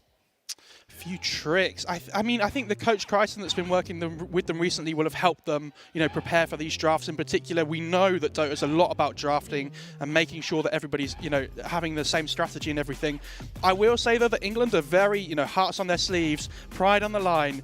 When they win, they scream. When they lose, there'll be tears. And I think that's such a nice thing to have. But I just hope the pressure doesn't get to them under the lights, because we know what they can do. It's just about making sure that they give everything that they possibly got. I mean, yeah. And in regards to Malaysia's side, they're of course very confident. They're going to be very level, as Mo was speaking about, of course, organisation and being very into the draft and the stage of the game. So it's going to be really interesting for both teams to see how it comes up. Yeah, you spoke about the kind of targeted bans, was it you saying, that we should be expecting from the side of Malaysia? Is that something that we should expect from England as well? How do you feel like that draft is specifically going to go down between these two? I would say, I think it's really difficult to ban out this Malaysia team. Epi was saying they've got this really wide range of hero pools that they can access. So I think just banning out certain heroes and players in particular, I don't think will necessarily work. I think England need to focus on what they want to do as a team, and they need to ban out the heroes that they think are going to cause them the most problems and the strategy that they've prepared. Anything that you're specifically looking at for Team England in this, considering, I think you pitted them as the underdogs for this matchup, of course, if Malaysia are the heavy favourites. What do you think they could potentially do to upset Malaysia in this situation? Well, considering looking at Malaysia, I feel like their two most biggest impacts right now are their core heroes, and they're having significant impacts across the matches. If England can find some way to disrupt the momentum of these calls and actually being able to push it back and find these opportunities of bringing it back for themselves, then I definitely think they could find the key in I wouldn't say breaking Malaysia, but find the key in actually, succeeding and winning a game against Malaysia. I kind of want to take a little bit of a wider look at this kind of Dota 2 scene overall, because this is a really unique event in the fact that we're coming together as countries, as regions, and I've been speaking about it with the Rocket League guys earlier, with the eFootball guys too. Can you just give kind of a synopsis to viewers at home who might not be familiar with kind of the stronger regions in terms of Dota 2, specifically in women's as well? Can you kind of give us an oversight of what that specifically involves? I mean, I think it's no surprise that we've seen, we know Malaysia are going to be in both finals for Opens and for Women's. I mean, Dota in Southeast Asia is such a huge thing. A higher percentage of the people that play esports and everything play Dota in Southeast Asia than I would say in like Europe and specifically England and things as well. So, I'm hoping that SEA has this amazing base and everything to work with, but England we're getting there almost. We have some good players and everything, but we need to try and bring it all together and offer them the same support that the SEA teams do and everything as well. Yeah, no, 100%. And we've always talked about sort of big stage experience coming into this as well. Do you know too much about Malaysia and England in terms of what other experience they would have had prior to coming into this competition? How are we kind of looking at them in terms of being comfortable on this land stage? I feel like it's really hard to control your nerves, especially with on the stage, isn't it, Mo? Like, even for ourselves. So, if for the players, we've spoke about how Dota 2, you can make like the smallest amount of mistakes. You make them on the stage, it just eats at you more. So you really have to make sure that it not gets at you, keep it cool, level-headed, and make sure that doesn't happen to you. Yeah, I think, like we've said, England are a very emotional team. When they win, they'll scream, and when they cry, there'll be tears. But controlling those emotions under the lights is difficult, and I think that's where the support structure comes through from, from Mark, the manager, and everything as well. I just hope he's prepared them mentally, and they've had the chance to calm down, taking their air on the stage, because it's really important that they can settle themselves quickly. Yeah, can you just give a summary as well, because we talked about it for the other disciplines here at the Commonwealth too. Just the role of coaches within this specific game, because I know in my hometown game, Counter-Strike, coaches can't talk during the actual game unless they take a tactical pause. You've only got a limited amount of time in terms of those tac pauses in the game. So can coaches talk all the time in Dota 2? What's the kind of dynamic there? And so in the draft, it's obviously, it's about 15 minutes or so at the start of the game. The coach is there to help the team, make sure everybody's in the right page, making sure we're all on the same strategy. We're picking the heroes that we want to pick. But then when the game starts and the horn goes and everything, and the blood starts to splatter, the coaches can't take part. They're not going to be near the players. They're going to be further away. And that was the difference when I was watching the eFootball and everything early. You could see the coaches next to them and supporting them and everything. So it was a long game. And when the coaches aren't there to support them, it can be very difficult. You don't get much reset time. So that mental game is a really important thing in Dota. Yeah, I think stamina is also a word we're always going to be talking about in Dota as well, particularly when we're coming into best of threes as well. And we didn't see that playing out in the group stage. That was just best of one. So best of threes, how do you does it make you weigh up either of these teams kind of differently looking at this format? So they've just got to make sure that indeed they keep, obviously repeating what I said last time, they've got to make sure they keep themselves cool and level-headed. But the further you progress through these things, I think even Nomad and T suggested that you have to find some way to reset. You can't linger on the previous game that happened. So for some of these teams, it can be slightly difficult to get into that phase. But once you find it, then it's going to help you so much, because you're able to reset. Because Dota, of course, being a new game, going into game 2, it's so important to keep yourself fresh mind. It's like, right, we're going to go into the next game. Don't want to mess around with what happened in the first game, and we go straight into that. You can see the home support though right now. These players are really feeding into it. And that's the kind of energy you want though if you're a player. Maybe you're a bit nervous, you come up to the stage, but the crowd give you all that support that you need, because they're going to need it. They're going to need to feed off it. And I just hope they enjoy the moment, because these are the kinds of things that you look back at when you're old and you'll be like, this was awesome. Yeah. I gave it everything I had. Win or lose, what a moment. No, it is absolutely incredible to see the full-on support coming out and the crowd. Just throwing it back to eFootball earlier, man, the Malaysian player as well, taking that W. You could see his family in the crowd, all of his fans as well. He was literally in tears on that stage, and it's how much this means to these guys to be representing their country as well. We've spoken a little bit about the meta of Dota 2 currently, so maybe for viewers that are just now rejoining the Dota 2 universe, or maybe viewers that are not so familiar with exactly how it's going down, how would you kind of describe the current meta of the game? Complicated question? Well, no, it's not actually. I wouldn't say it's that complicated. I would say I don't know if Mo agrees with me or not, but at the moment, I don't think really much has changed. And I think a lot of players at the moment are really looking for a new patch right now, because it's kind of a little bit stale. It really is. I think there definitely needs to be somewhat of a change. So during this entire meta stage, I think people have started to understand what heroes are strong, what heroes are not strong, as we've seen a lot of heroes, especially that Bristleback that we saw in Game 2. Yeah. It's interesting because we've had 2 major events now. There's one going on at the moment as well, where we feel like we've had the same patch, but even across that time, things change. People think they've figured it out at the start, and by the time the next event comes around, even though it's the same patch, things have completely changed a little bit. So I think for the general meta overall, I think for these teams in particular though, they have their kind of set ways that they like. So it might not reflect with the meta of what the rest of the professional teams like, for instance, but if they find something that they like in particular, then I think they should settle for it. Like we've seen an anti-mage from Ruby. Yeah. Was it yesterday or the day before? I think it was yesterday. This is a hero that we hardly ever see. A lot of professional players, they'll smack talk it. I don't want to ever see this hero, ever. It's awful. You can never fight with it. But, England made it work because it fit the game for them and what they needed to do. Yeah, I know the guys on the desk earlier were saying that they feel like the hero pool, just from looking at the amount of times that different heroes are being picked during the group stage, pretty balanced at the moment in Dota. Would you agree with that? Dota's a wonderful game for that. Yeah. I think the patch at the moment as well, even though it's been going on for such a long time, I think that's the reason, is because I actually think Dota at the moment is in a really good place. Yeah, there can always be tweaks to certain heroes and things, but I think Dota at the moment is in a place where you feel so good watching it, because the games are always really exciting. We have lots of early fights and everything, but they have the potential to go late. The games can go on and drag on a little bit, and then you get different kinds of heroes that can come in and be exciting and those kind of things. And yeah, it's just amazing to watch. And I know it's a difficult game to watch for people that don't necessarily play it, but feed into that, and hopefully some people that are watching this stream might think, yeah, I like the look of this game, I can give it a go. Yeah, I mean, just to kind of go along that topic, is there anything that you would sort of give? Okay, say you've got a new viewer. This is the first game of Dota 2 that they have ever watched. Right. What should they be looking out for? Like, what's the #1 thing that you're saying? That's what you should be focusing on coming into this game that will kind of help tell the story of the game. I don't even know how to. I mean, there's a lot of answers that I could give you that would drive them away from the game. Okay. I think, but That's I think not so great. we'll avoid those ones. I think Dota is a game. It's very when you play Dota, you're heavy on Dota because you get drawn into the complexity of the game, right? So I think being able to watch and take things in, but also learn to be patient, because a lot of people that play the game have played it for a long time. So if you're going to come in now, there's nothing wrong with that, and people will help you along the way. Make friends in your area, especially in your country and everything. As we see here, when you make friends with other people in your country, you can all balance off each other and just have a good time doing it. That's the most important thing. Well, just while we're getting everything set and ready for this final game of the day, we do have a quick video of an interview with the players, so let's check in on that one.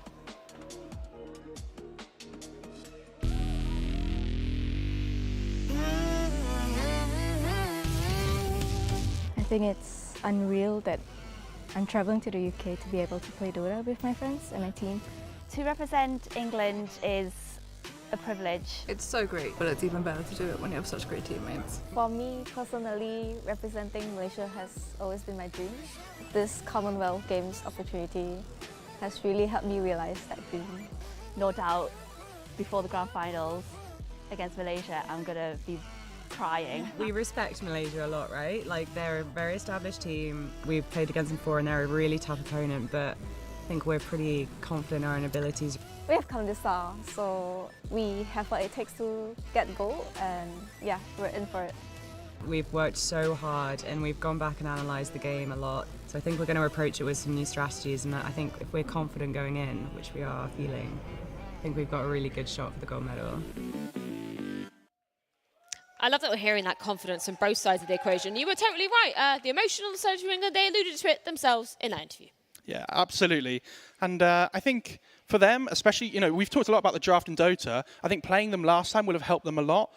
They struggled a lot in that game. I mean, it was quite one-sided, but they'll look back at the game, think, what have we learned from this? What can we take into the draft with our coach and everything so we can prepare for next time?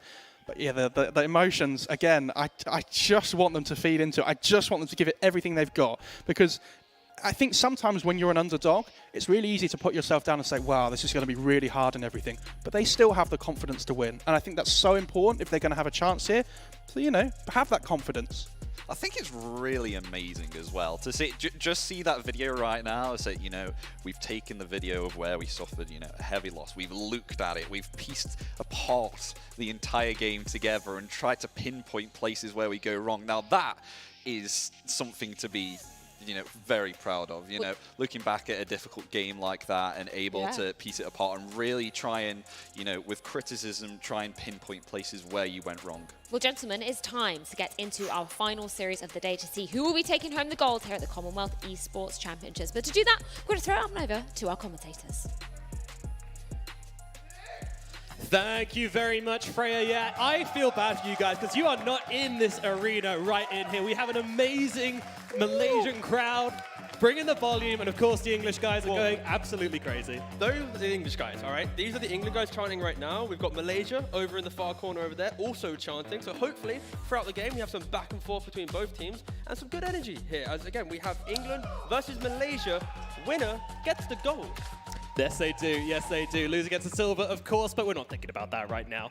Our eyes are focused on that gold, so let's break it into this draft for game #1 of this best-of-3 series. And we're going to start things off with a Nyx Assassin and a Snapfire coming out for Team Malaysia. T, talk me through both these heroes. Ooh, okay. So, first of all, I think let's mention just Zeus first pick. It's been one of the favorite heroes in the tournament so far. True. And why is it? It's just because the vision it provides. All of his spells in some way will provide some vision. and just kind of simplifies the game plan. I think a lot of these teams, they have struggled when they don't have vision control, so it's nice to see them already pick up the Zeus. And on the simpler side of Zeus as well, a ton of damage coming out from that hero. You'll see lightning bolts, you'll see it all going off, and he just does pump out so much magic damage, probably more than any other hero at the moment. Yeah, even when in the support role. Again, of course, earlier today we were mentioning core supports and all that jazz. Yeah, Zeus, even when played in support, you're often like top 2 damage by the end of the game. So look at some of the support players showing on this hero. But Malaysia's response, they pick up a Nyx Assassin. It's a hero that is innately very tanky due to his skill set. It's the main spell is his Carapace, because you can get into the middle of the fight. Once you activate that spell, he'll have some kind of like metal shards appear from his body. Ooh, yeah, very much.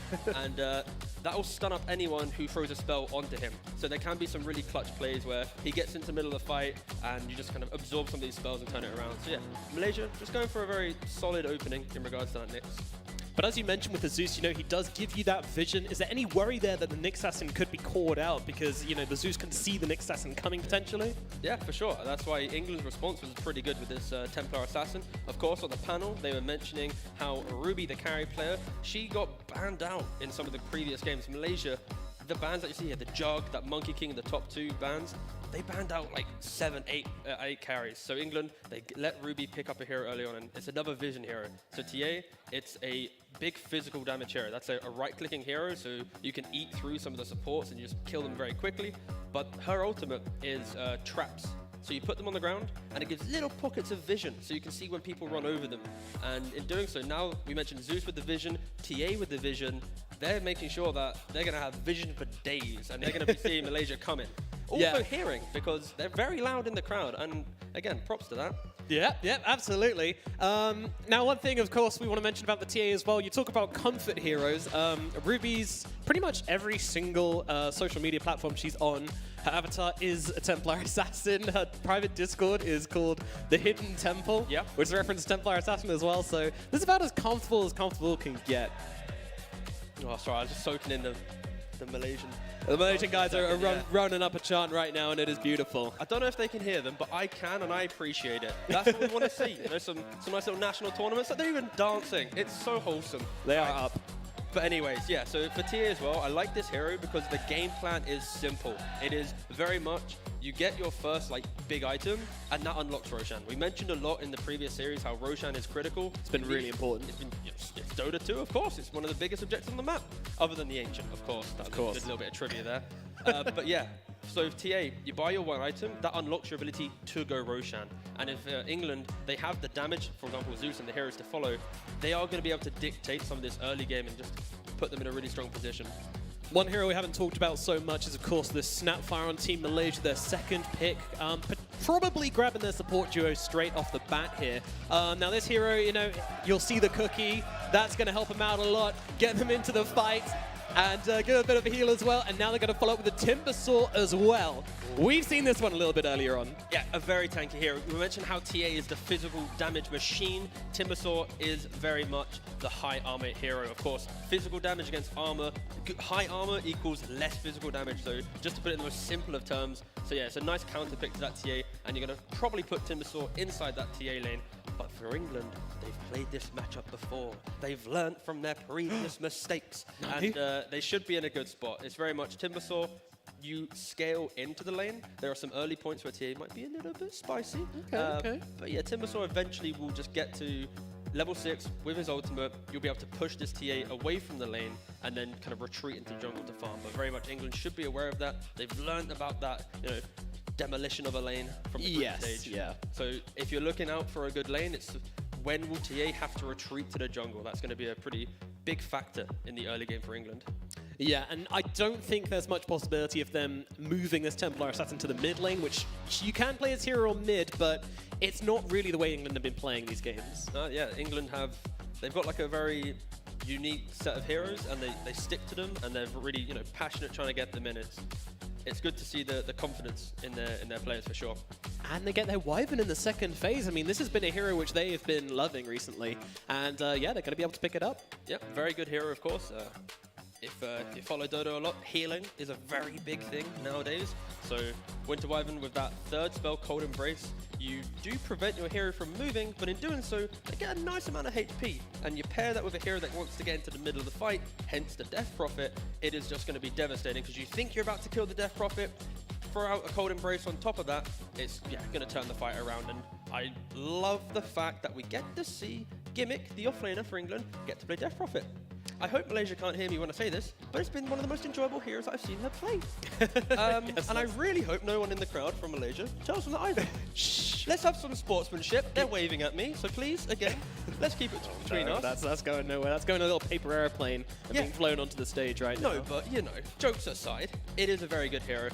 In regards to England, they played it throughout the group stage, of course, and it leans into what we just mentioned previously. It's the idea of this Death Prophet gets into the middle of the fight. They mentioned it in the previous cast. Her skill set, her third spell is called Siphon. And when a hero comes close and you siphon them, you activate it on them, it then slowly channels additional HP into your hero. So you basically, you take damage, but you're healing as well, as long as they stay in that close proximity. So now you pair that with the Winter Wyvern that I mentioned with Cold Embrace, there's like so many forms of healing that if Malaysia in any way just second guess their move, it's going to be fully healed up, but they instantly respond with this Medusa, and this is kind of like the insurance policy of Malaysia's draft. Very safe. It's very safe. Yeah, Medusa, she's a hard carry hero, which means that she's going to be aiming to come online later on in the game, and those split shots are what basically makes her do that, right? She's basically a tanky, damagey hero, but to get to that point in the game, she needs a lot of items, which means she's going to need to be farming in the jungle for a long time. Most likely, we're going to see Malaysia for at least the first 15 to 20 minutes fighting without her and trying to give her the space she needs to farm up her items. Yeah, very much. Medusa is, again, it's a slower hero. You need items to come online. You're not a hero that suddenly gets 7 kills in lane and runs around the map ganking. Maybe in some people's pubs in the audience, I think some guys down here might be doing some roaming Medusa, but yeah, very much, it's a very slow hero. I can hear them complaining now, but it's fine. But yeah, the Medusa is a slower hero, and I think for England at least, they have one answer in regards to the Zeus. Medusa is a carry that when she gets her items, she stands still, and you have to treat her like a big turret. She'll throw out lots of, arrows in different directions with that split shot that you mentioned, but she doesn't move around the fight too quickly. And Zeus is a hero that all of that damage is centralized pretty much in one area. So they do have a counter to Medusa, but the carry for carry matchup of Medusa TA very much favoring Malaysia. Medusa is a carry that outscales TA, and it is a little bit difficult to go punch for punch later on. So it's all eyes on England in that early game. Can they utilize this Death Prophet, take the early towers with her ultimate? Can they get that early Roshan with that Templar Assassin, and with those key objectives then push through to the high ground? Because they can hit building very quickly with TA and Death Prophet, but eventually Medusa will have a jolly old time and just try and 1v9 this game. It's a good term in Dota when the hero is so good you will literally beat your opponents and your teammates and win the game alone. This is what this Medusa pick is for Malaysia. And you know how in like really bad films when the final enemy you have to face is some variant of yourself? That kind of feels like what England are facing here. The final boss, something they've struggled with so much in this tournament, has been breaking that high ground, doing it successfully, not giving away too much of a lead whilst doing it. Team Malaysia have basically said, we recognize that, we're going to pick this Medusa, we're going to sit inside our base if we have to, if it gets to that point, but we know this is our insurance policy that you guys aren't going to successfully break our high ground. So game on, England. Let's see what you can do. Yeah, pretty much. And again, don't forget, Malaysia and England, they've played already before. They played a best of 1 in the group stage. In Malaysia, they came out ahead in that. They had 33 kills to 12. They ended the game in about, oh no, that's the wrong game, lads. Please hold. Technical difficulties. Next hero being picked. No, we're not leaving this, Nomad. Okay, I tried to 40, bail you. No bailing here. We accept our faults. So 41 kills to Malaysia to the 11 of England. And it pretty much was what you're saying. They had a Medusa as well in that game. Summer went 13 kills, 0 deaths, 13 assists. Items came in very quickly. So this is a strategy that Malaysia have run against England before. So it leans into what we're saying. It's England. They know why they lost that previous game. I feel like it's the story of how did England recover. Because again, Malaysia are the favorites right now. And as a final pickup here, we're going to see the Shadow Shaman coming out for England. And this is going to give them even more pushing potential. The crowd like the pick. I like the pick. I think this is a great fun pick. It does move Zeus to the mid lane, and I think that's absolutely fine. Like, this is something they'll be very happy about to play, honestly. That was owned on the Zeus. A core Zeus will help England a lot because they've opted not to pick a traditional hero that will initiate the fight in regards to the offlane. It's very much you play a really strong laning phase, and the items you buy allows you to transition into mid game through overwhelming your opponent with numbers. We're going to see a lot of these big team fights where England is bringing 4 or 5 heroes, where Malaysia, they can only bring, let's say, 4 heroes to each fight. So the early team fight should be England favored in regards to that, but what's the final pick?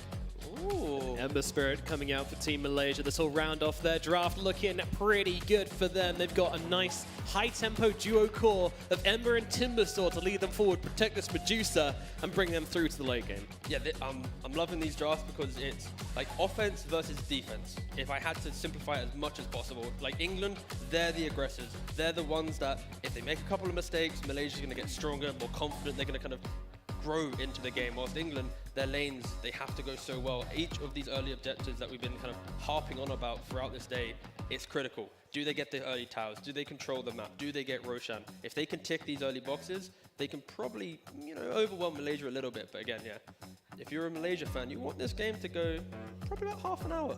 Half an hour, you're happy. Anything before that, England's game. But after that, if we get into extra time, it's not going to look good. Extra time. What are you? Who have you become? I'm trying to trying to feel play for the both audience. fields, yeah, exactly, yeah. Oh yeah. So any of the football guys still sticking around? No. I mean, no one cheered for football there, so they're gone. They're out of the building. Back to Dota then, I guess. Back to Dota. Well, I mean, honestly, this England draft, it does look like it can break high ground, but it is all or nothing for them. I love this confidence for them to double down on that with the Shadow Jump. They didn't back out and go, oh, we're worried. We'll pick like a tiny mid or something to give them some options in the late game. Like, no. We're happy. We know what we're comfortable playing. We're going to play it this way, and we're going to smash them. Yeah, and that's the confidence that you need coming into this grand finals. It's a best of 3. If you lose the first game, you've got 1 game ready to bounce back. And if you don't, that's a 2-0. Suddenly, you're a silver medalist, not the gold medalist. So yeah, love the confidence. All right, here we go. Game number 1 in this best of 3 gold medal match. It is Team England versus Malaysia. And a happy anniversary, Mum and Dad from Gimmick as well. That is beautiful. That is beautiful. That is adorable. I love it. Let's get into it. So, focusing, of course, first on this mid lane. How do you think that one's going to go down between these two? Oh, I mean, the last time that these two mid laners matched up, Aurora did have a little bit of an edge. So that's why maybe the Zeus pick happened as well. But very much, Ember is favored a little bit in the Ember versus Zeus matchup, just because of speed that you can play around the map. Zeus, it's a hero that you don't suddenly appear in another lane. Your ultimate, your big damage, that can, but yeah, the Ember just can play them up a little bit more. So I'm looking towards Malaysia's mid laner to have a little bit of a nicer entry to this game. Yeah, that could definitely be the case. And I just want to point out that Ruby has changed from Papa John's to Overclockers as well. It was an unofficial sponsor, now it's an official sponsor. Going from pizza to fans. Interesting. A bold swap. How do you think that's going to impact her gameplay, T? I mean, as Winter Wyvern says, always changing. Always changing. Deep. I mean, it's an early fight on 5-on-5, but yeah, both teams kind of dodged each other. England went down to the bottom side of the map. Of course, when a Dota game starts, both teams are vying to go for the bounty runes, and England, they opted to move 5 heroes into that Radiant side. They've now got 2 of the bounty runes, and both teams will have an even start into this game. Yeah, Malaysia doing the exact same thing, and that's the most common start to a game. Sometimes we see some shenanigans try to catch each other out. It does get a bit mind-gamey, but at least in here, game number 1, we're keeping it nice and sane. Oh, already in the bot lane. Snapfire, of course, TPing down to the bot lane because she'd started top, so she needed to be with her Medusa. And that's going to be something that a Shaman and a Death Prophet, these are very aggressive heroes in regards to if they get some early kills, pressure that Medusa. So yeah, England, that's the lane that we're really looking for to kind of pop off. It's been the story of their entire group stage so far. It's been Gimmick on these aggressive offlaners, kind of winning the lane a little bit and allowing everyone else to play around her. Yeah. So what does winning a lane actually entail, Teal? Creeps, killing creeps gives gold, but how do you actually bully someone out of the lane in Dota? I mean, you got to hit the creeps, get the gold, get some big items, and then from there you can start taking these towers, right? It's about pressuring the heroes. And of course, like we mentioned, Medusa, it's a weaker hero. She doesn't really have any spells to throw into the lane, and the early game spells offset some of these laning matchups. And it's why when you look at, let's say, this top lane here, this Timbersaw into TA, Timbersaw with 3, 4 levels, you're going to scale into the lane, as you see that Whirling Death use, that applies a lot of pressure onto TA, because TA doesn't have spells to throw back onto the Timbersaw. Ooh, beautiful two-man stun coming out from HG as well with the Whirling Death. That's going to send Lily limping back behind under their tower. I mean, they're still okay for now, but a lot of pressure being put on early on here by Malaysia. Yeah, and that's the pressure Malaysia needs to apply here, because this Winter Wyvern, it's kind of the saving grace for this lane, because you have the Cold Embrace to apply some heal to this Templar Assassin, but also you'll get some points in Splinter Blast, your second spell, and you can kind of keep the tower alive whilst your TA retreats to jungle. So England identified the weakness of their TA lane by picking up this Winter Wyvern as well. So nice stuff in the draft there at least. And again, getting low here on the Timbersaw, but a stun comes out from HG, and won't be enough to finish the job there with the Winter Blast. That's the nice aggression. Again, like I mentioned, Timbersaw, with early levels, once you get to, I'd say, pretty much like level 3 is when Timbersaw's super happy. You have 2 points in your passive, and that passive is more armor, more HP regen, and that's where physical damage heroes like TA really struggle. So yeah, it's, you know, England, they're identifying when they're strong, and they're giving it a good go. That they are, T-Gov, that they are. So far, no deaths yet in either of these lanes. First blood, of course, giving a pretty substantial higher gold than a regular kill would do, so that's always one to look out for, but so far, not happening yet. But again, yeah, England responding with their own pressure up in this top lane quite a lot, and when we look at those last hits, we can see that the Timbersaw is actually really struggling. Yeah, again, it's a lot of pressure applied. You're going to regen up, then you're going to go back to lane, and for England, they need to kind of build up an early lead so that when TA moves to jungle, because that inevitably will happen, it is going to be fine. It's not like you're running away from a lane, you're tactically retreating to find more farm. That's what I say in my pubs when people would, you know, trying to keep them happy. We're tactically retreating, guys. Yeah, make them feel smart about it. That's the way to go. Oh, Karen able to pull off the pull here, but not before it starts going to come over and try and invade, and we'll get that big creep last hit as well. Yeah, and already England, I think, props to the Zeus in mid lane. She's already identified that the Nyx is somewhat missing, so she's parked herself underneath this tower, and very much aware. They have a ward, the little green guy above, the yellow phoenix with a green HP bar, but yeah, really helping out, seeing what's happening. And in doing so, HG on the Nyx walks to mid, unable to really find anything. Yeah, but in turn, also good read from HG, realizing that, that's true. Are you really going to sit under the tower under a hunch? No, you're not. You've got vision. I'm going to find it. I'm going to deward it, and that'll be that. And this is, again, going to give Ruby even more space, because the Nyx, he's been away, and when the Nyx is away, the Timbersaw will not play. He's just going to stand and watch the lane. Yeah, and that's what Nyx Assassin really does in lanes. You don't really play the lane. You're running around. You're stopping the supports, doing what they want to do, which is, you know, pulling neutral camps, stacking camps, and doing all those shenanigans. So yeah, so far, nothing crazy happening. It's 4 minutes in, we've got no kills, everyone's content farming. Yep. Do you think nerves maybe, you know, causing everyone to play a bit safer than usual perhaps? I'm going to just say enjoyment of hitting creeps. Every Dota player just loves hitting creeps, don't we? I mean, none of these lanes are like innately built to find kills. So no one should be right now going, oh, they have to find kills, this is what they're built for. Like, both of these drafts, they enjoy their laning phase. They enjoy the trade of farm. But again, it's more eyes on England to ramp up their pace, but Ruby in the top lane, getting a little bit of a pressure applied to her. Very easy game for our observers as well, so a shout out to them, of course. Bryn and Kershi doing an excellent job on the cameras today. Yeah! Big cheer, big cheer. Love observers. What's your favorite? No, I'm going to do that. Don't ask me what my favorite observer was. Obviously Bryn and Kershi. Between them two. That's a tough one.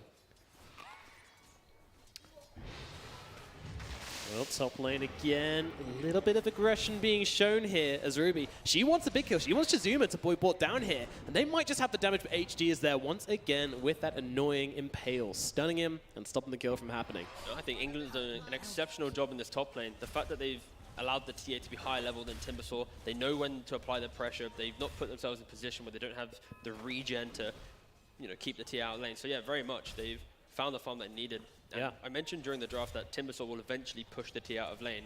If your TA is leaving lane with a level and item advantage and happily going jungle, like, England's going to be very happy with that. Yeah, that's a happy way to leave the lane, you know. That's a graceful exit. A happy retirement.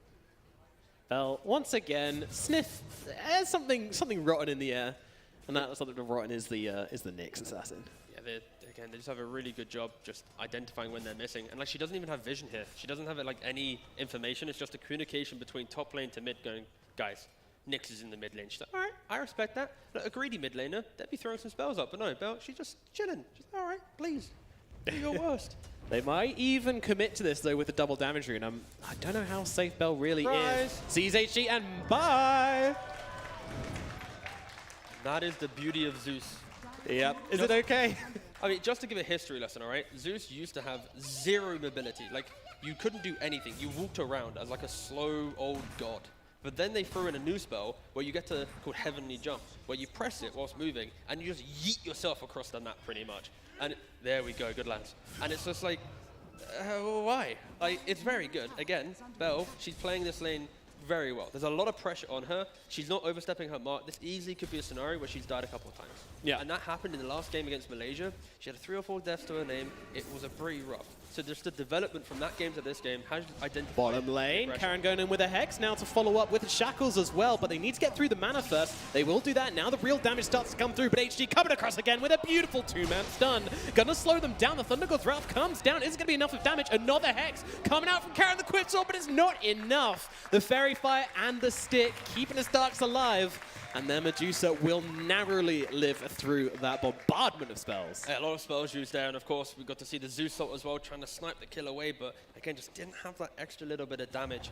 But yeah, nice defensive rotations from Malaysia. They brought in the Nyx for that big double stun. They also threw in a salve to try and keep the Medusa a little bit healthy. Yeah, a little bit of a wee top up. Yeah, nice little, yeah, just a little something.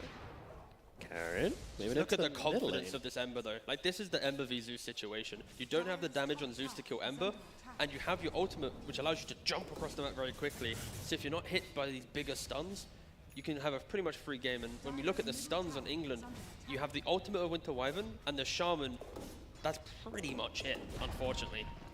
Yeah. So this Ember is she's gonna play with confidence. She's gonna play up in the face of England, bait out some spells, like, please, try and kill me. Then she can quickly disengage with the ultimate that we mentioned, Remnant away, and then reset the fight. So England need to be careful. Oh, Ruby, they're moving in onto the TA right now, but she is moving in a great direction.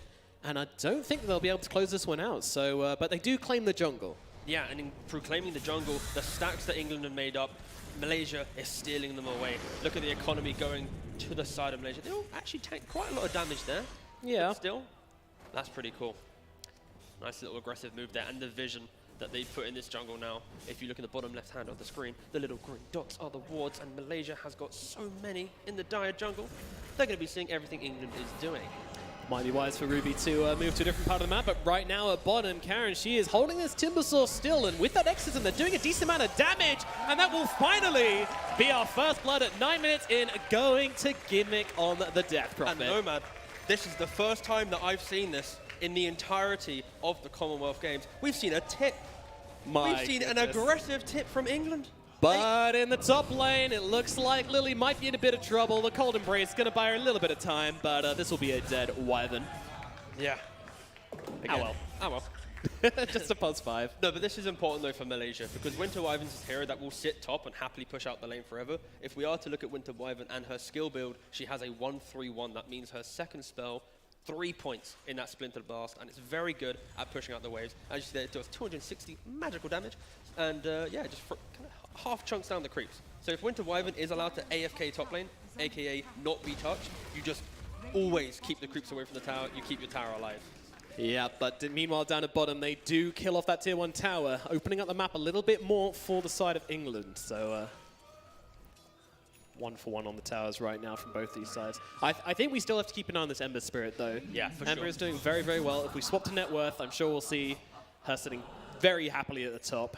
Yeah, that's a clear advantage. And that's the key thing for Malaysia right now, and they're pretty happy. Losing some of these early towers doesn't matter too much for their draft, as long as they can protect the top half of their map. That top triangle, that's where the bigger ticket neutral creeps are. That's where more economy comes through, and in doing so, you just get to your items a little bit quicker. And again, they move on to Lily, feeling safe under the tower, but maybe a little bit too safe, but now moving away through the trees, using that flying ability to get away, but unfortunately just about catching her on the edge of that Sleight of Fist is going to give Aurora the nit. Will they find her, actually? Oh, okay, so she's tried to slay up, so didn't find her. Great juke from Lily there. Wow. I mean, as you're waiting, though, Aurora is not giving up on this, and Lily, I mean, it's an admirable death, but death shall still come. I'll give it to Aurora there. She identified the fact that Winter Wyvern didn't have a TP, so she uses one slight north, doesn't connect. Where could she be? Checks to the west. You find, you continue to kill. So yeah, nice just reading the fact that she couldn't get out, she couldn't, you know, leave that area of the map. Oh, that's very wholesome. I really hope that the mics pick up the crowd a little bit. Otherwise, I don't, talking to because we're going to get copy striked. They are very good at singing, to be fair. It's tone perfect. Tone perfect. Well, that gold advantage, which Malaysia did have, has shrunk just a little bit, but definitely not that important this game, I would say. Not one of these games where we're saying like gold is the be-all, end-all of everything. I think it's a very objective-focused game. I think if you're Malaysia, though, you're happy in this situation. You're looking at the game to be even, so that when England ramps up that aggression, tries to go for that first Roshan, if it's on a level playing field, you're probably going to expect Medusa and Ember to have an equal item to the side of England. So I think, yeah, the fact that Malaysia has this early lead, they're going to be pretty happy and confident and not feeling like they have to do too much. If anything, for England, they're going to be the team that will look to try and accelerate the pace of this game a little bit to keep themselves in it. Yeah, they need to find a way to go and fight Malaysia on their terms. Now, what point will that be? Well, that all depends on what item timings they manage to reach. Ruby, depends on what item she goes for now, but she's actually come into contact with the Ember. So Lily's just going to turn around, drop the ultimate here. The Winter's Curse, of course, not that strong early on, so it's okay just to use it to slow down this aggression from the Ember Spirit, and that's exactly what they're going to do. But it's smoke up. Instant smoke from Malaysia. So once a team uses a big spell that has a high cooldown, so you can't use it again, you instantly use a smoke so you kind of disappear on the map. That's on top. It is Gimmick in the top lane. This would be a big kill. It's under the tier 2 tower though, so pretty ballsy from the side of Malaysia. Gimmick heading back there. They are chasing deep here, and with the wraparound from Malaysia, they are able to take down Gimmick in the top lane. Beautiful play from them. I mean, that was confident. Just outright aggression. And that's the whole point, right? Because they saw the Winter Wyvern use that big spell, they instantly then pivot to the next core they see on the map, and that was the Death Prophet in the top lane. And in doing so, they also respect the Death Prophet. They don't throw in all the melee heroes to get to the siphon that we mentioned before, that additional HP drain that you can get. So yeah, beautiful pick off, the speed that they played in England. They need to be careful, because right now they're not being able to really connect the dots with their aggression. I think unfortunately for them, we mentioned Zeus being the big damage dealer. Because of the multiple supports coming into mid lane, helping the Ember, Zeus is 3,500 net worth to the Ember's 5,900. But that is because Malaysia kind of tri-lane mid, and in Dota terms, it's very unsportsmanlike. Normally, it's an honest 1v1 duel. No, I'm joking.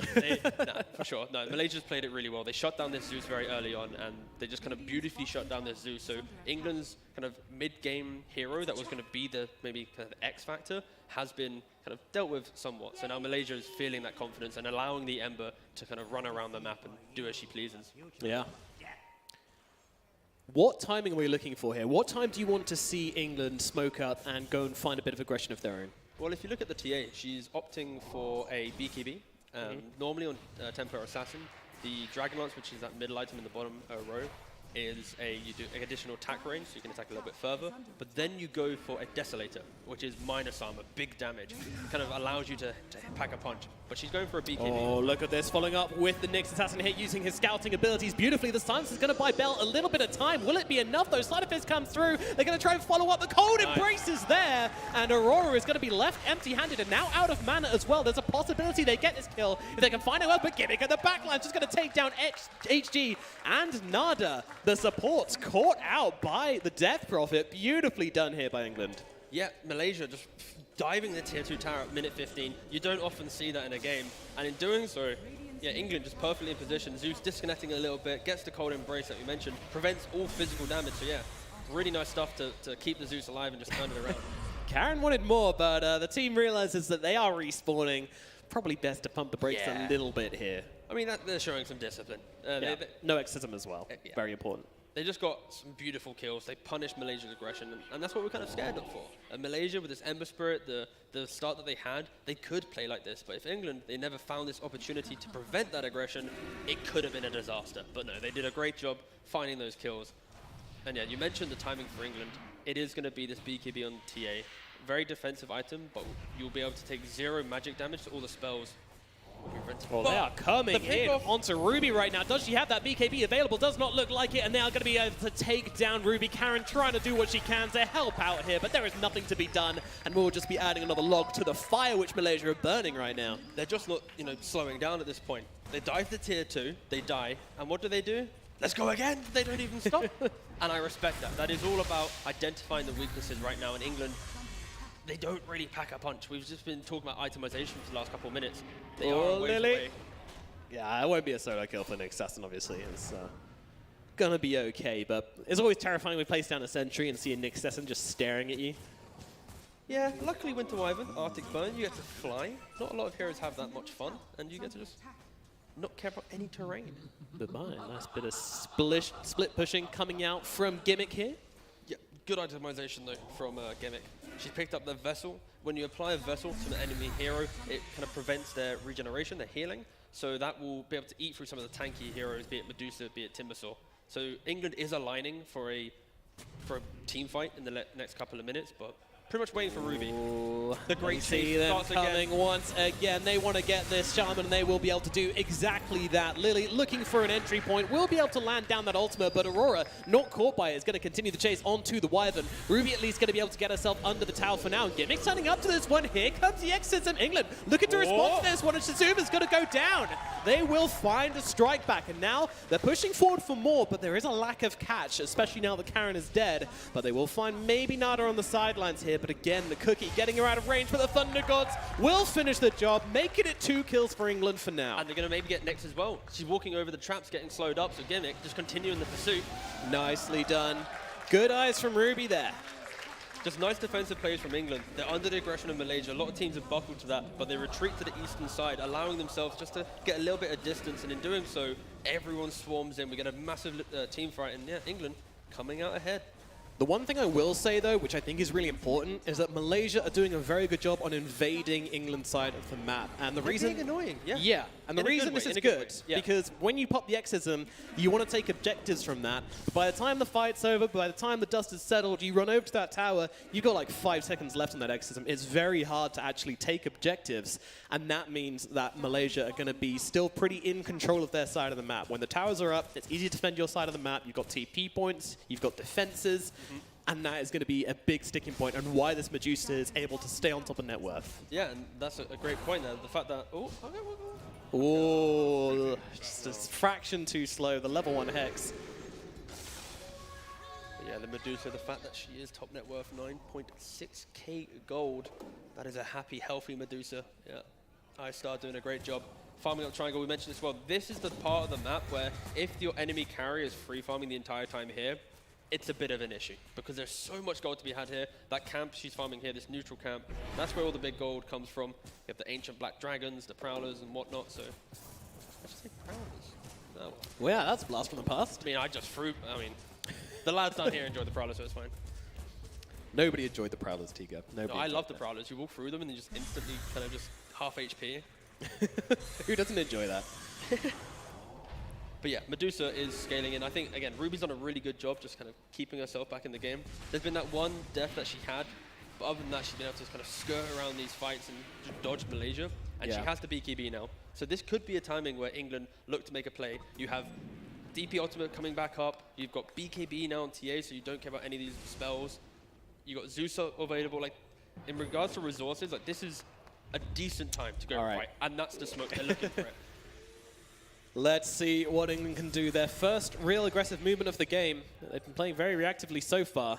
Let's see what they can do. Ruby Smoker's going to get popped, immediately pinged out. Great read there from Shizuma. And in fact, the Emma Spirit is willing to poke the beast here. HG comes in from behind. If Ruby gets caught out, this could be really bad. She's going to have to put a BKB. And now they're just looking to run away. Karen on the side trying to catch out Aurora, but there is that ultimate coming across from Mortimer. And that's going to bring it down very low, but they've got the Emma Spirit caught out. Emma Spirit dead. And they're going to have to use the Winter's Curse just to hold back Istarks. But Ruby in some trouble as the heroes start to surround onto her. Belle trying to help out as best she can, but Ruby goes down. That is big, big news. Belle still trying to pump out the damage here. Will be able to bring down HG, but Lily is going to get cut down by that Timbersaw as Timber moves onto Belle, but both of them are out of mana, so I don't think anything's going to happen from this. As it is a 3-for-3 trade, but one which really favors Malaysia here, I'd say. the fact that Medusa wasn't able to die, Gimmick did a really good job just sticking on top of Medusa, preventing her really entering the fight, but the Timbersaw just occupying all of England's time, just sticking on top of this TA, not allowing her to kind of pump out this damage, because again, TA, you don't want to be right-clicking the Timbersaw. That's the high armor hero, as we see a lot of information just appear on the screen at one time. This is information vomit. This is the fight recap. And the key thing is, just look at the 2 gold numbers up top. That is the gold exchange. Both teams walking away with a hefty 900 and a bit of gold. So It's such a nerd tea. I like to look at the damage, the red numbers, No, you it's know? not That's a about the money. cool one. Life- It's about the damage. It's built around money. If you don't have money, you can't buy items. If you can't buy items, you don't have friends. So they have items and friends now. Some life lessons being taught here by Tika. As in the top lane, Karen unfortunately getting taken down by Aurora. That is the problem with the Ember Spirit, catching out these little stragglers. If you ever think, oh, I'll go and catch that wave, no one will notice. He will notice, he will be there, and he will burn you up. Yeah, and if you look at the bottom right-hand screen on the screen, Medusa, her courier is dead for a minute. That is the Skadi going to be complete, and that Skadi, it will rip through the entirety of England. Ooh, nice dodge from Bell. Yeah, very quick reactions there to get up onto the high ground. Actually, the turnaround onto the Nyx Assassin. Bye-bye. That'll be a clean kill from them, but of course, the fact that they're stuck in their base right now is definitely not part of the game plan for England. No, again, I've got to give it... Oh, big curse? Whoa, whoa, whoa, wait a minute. Is this going to get the kill? The cookie comes out to buy Zuma a little bit more space. They won't be able to finish the job here, and now the kiss is coming through. A bit of revenge onto Lily. She tried to go for the cube plays. Unfortunately, didn't quite work out. Ooh. Okay, credit to Bell. She's played a very good game. She's been dealt the under...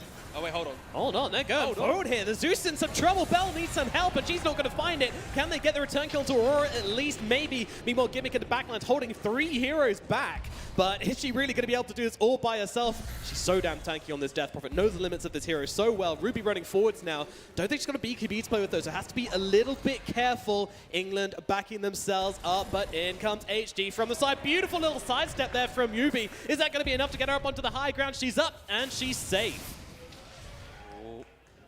Again, England just under so much threat, so much pressure. It all started with that Winter's Curse onto Timbersaw, but unfortunately, they didn't have the little bit of follow-up to help them out there. If we, Death Prophet actually does have the BKB as well, so yeah. Malaysia just really utilizing their heroes nicely, going towards the objectives, taking the fights at the towers, allowing their heroes to set up correctly. Medusa up front, Nick scurrying around in the invisibility of the ultimate, looking for some pickups. Yeah. Yeah. It's a very technical game being played from Malaysia, right? Like, a lot of the times in these fights, we're like, England are doing it. They're finding the kills. You know, the scoreline is very close, but ultimately, here they come, actually. They're coming up the high ground. They just want to get a quick pick-off here onto Nada and maybe see if they can get anything more. So the right-click from Gimmick will finish the job. Nice catch out there from England, but Malaysia is so damn fast. They are really lacking on catch here in England. Yeah, the main thing there is it's the support who tanked that engagement. Yeah. The support did die, so now the cores of Malaysia are available to contest this Roshan. But England, they get a pick-off, they're going straight to Roshan using the ultimate of Shaman, the minus armor of TA.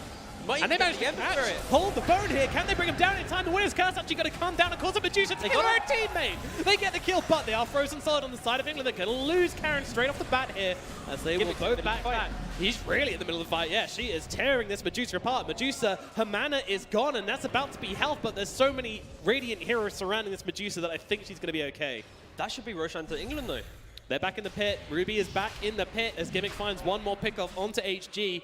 And I don't think there's anything which Malaysia could do about this. What a few moments from England. They get this small victory, which means so much more. The one time they're able to really break out their side of the map. Oh, it needs to be quick. It needs to be quick. Nah, they got it, they got it. It's bad, but there's kisses coming through. It's okay, it's okay. Whew. Wipe the sweat away, everyone. The fact that England, under all that pressure, they see one opportunity to basically beeline it to Roshan, and their heroes are great for it. Like we mentioned, the Shaman ultimate, the minus armor of TA to eat through the high armor of Roshan, just throw it all in the pit. Malaysia, they were like, wait, guys, they're doing it, we gotta go. And when they kind of all run in, it allows England to pick off, and I think Winter Wyvern, again, very good ultimate there, layering on the stuns on the Ember. Ember easily could have probably jumped out of that if the curse stun didn't come in, sorry. So yeah, great stuff from England, and again, they were under so much pressure. The fact that they got out of that pressure, and now they've got a little bit of breathing room, I want to see them do some more fights. Oh yeah. Oh yeah. I mean, I was really worried when I saw that curse. I was like, the Ember's about to die. Oh no, the curse has come out. But you know, Medusa was hugging the Ember. Oh yeah, the Medusa was there to fulfill that damage and also stop the Medusa from chasing forward any further. Yeah, beautiful curse. That's the absolutely fun thing beautiful. about Winter Wyvern. Like, even when you're behind, as long as you get the hero that does the right click to punch the person that doesn't, you know, like you can always get a kill. That is what curse does do as a spell. It do. It really does. do. Yes. England now with the Aegis still don't have a net worth advantage, but they're going to try and make one. They need to look towards some objectives. They're going to be happy. They're going to be feeling very good they got this Aegis, but again, they're going to be straight back to business. There's a DD in the bottom lane. Ooh. Of course, rune spawn every 2 minutes. And in the bottom lane, there is a DD. So maybe if TA can get that, that will be the damage he needs to really convert in this fight and really kind of have that great entry that the TA needs to eventually make. But Malaysia see it first. Oh no. Oh no. Oh no. Wait, you have to say no, I'll say yes, so then we're not biased. Oh yes, let's go Malaysia. Yes. Let's go Malaysia. I don't know, I can't decide who's behind and who's in front right now. It's a very even game, but Belmiko, oh dear, walks into the Nyx Assassin and gets torn apart. But I think if we're having to be honest, it's still Malaysia in the lead. I think so. It's theirs is the draft that scales a little bit more. Theirs is the draft that Medusa will be able to outscale the TA. And I think England, they did an exceptional job finding a way to give themselves some additional time. Again, Aegis, it lasts for 5 minutes. So once they pick it up, that is 5 minutes where TA has a second life. And Malaysia, in the back of their minds, they're going to be doubting themselves a little bit. Do we need to go high ground? Do we want to fight into that 2-life TA? It's already a challenge killing her once. So yeah, England's done a good job delaying, but they need to find a window with this Aegis when Zeus is back alive, that they cross that river in the middle of the map, they find a kill on Malaysia and start taking some towers. Because yeah, right now, Malaysia, they're chilling. They're enjoying this game. They really are. They're happy to just not really do much on the map. You know, earlier we saw them being over-aggressive, and that was a luxury for them. That's because they were far ahead, at least in the context of this game, that they were able to run forward, you know, make some cheeky plays. Did they get a little bit too cheeky? Maybe. We'll do sometimes. It's 28 minutes to use cheeky in the cast. I was timing. That's a record for me. I was timing. I was going to see how long it took us to use the word, but yeah. Yeah, a record for you as well. Thanks, mate. Right. That is a bit time to make something happen here. England, they are smoked up. They want to make something happen with its Aegis still. 1 minute 30 left upon it. But that's the aggression you want to see from England, at least. Like their draft right now, if they're not in the lead, if they're not taking the fights, it is going to feel harder as time goes on. So they are utilizing this kind of moment where they have the Aegis advantage, they have the items, they have everything they need to win a fight, honestly. Yeah, and they're baiting Gimmick a little bit here. Yeah. Saying, go and take some creeps in the mid lane, you know, make yourself look tasty. But that's because Gimmick has been instrumental in England's ability to stay in these fights. The fact that she gets into the middle of the engagement, she kind of forces Malaysia's heroes to run in different directions, and that then allows Shaman to control one hero, TA to blow up another. So yeah, I think Gimmick right now is kind of like the pillar of England's lineup that is really just cementing their ability to keep themselves in this game, as the network does swing 4K to the side of Malaysia. That's pretty small for this point in the game, and considering the heroes we've got, but it is substantial because almost all of that is in the Medusa over the TA. HG's on the hunt. Yeah. About to find literally everyone. Oh, oh, nice they smoke into it as well. Lightning comes down, not going to see him. And HG sneaks away. Malaysia have done a great job though. Snapfire tanked the first smoke, Nyx tanking the second smoke. So yeah, really good stuff from Malaysia, being able to just like read when England wants to fight. The supports on Malaysia are just like, please, if you're going to kill me, and now an instant smoke from Malaysia. Yeah, Medusa's like, let me finish those creeps. That was very skilled from Ember. Ember actually slight dodged the smoke. That is like, not often do you see that. So I respect that. That was, so Ember might actually now show in top lane, because when you're not under the cover of smoke and your team is, the enemy, if you have vision, you'll see the smoked heroes. Of course, Ember isn't smoked right now. You see that from the top indicator. Great smoke from Malaysia, though. The moment that Aegis ends, they had it timed, they had it ready to go. Stopwatch is ticking. And they try and make a play. England going to be able to evacuate that area of the map, but again, that does mean Malaysia, they own this part of the map, and this is also the part of the map which Roshan spawns on, so it's pretty damn important. What's Gimmick got right now? So she's got the BKB, the Vessel, yet to pick up another item. Of course, in this stage of the game, you're often running around with your team, not really farming as much.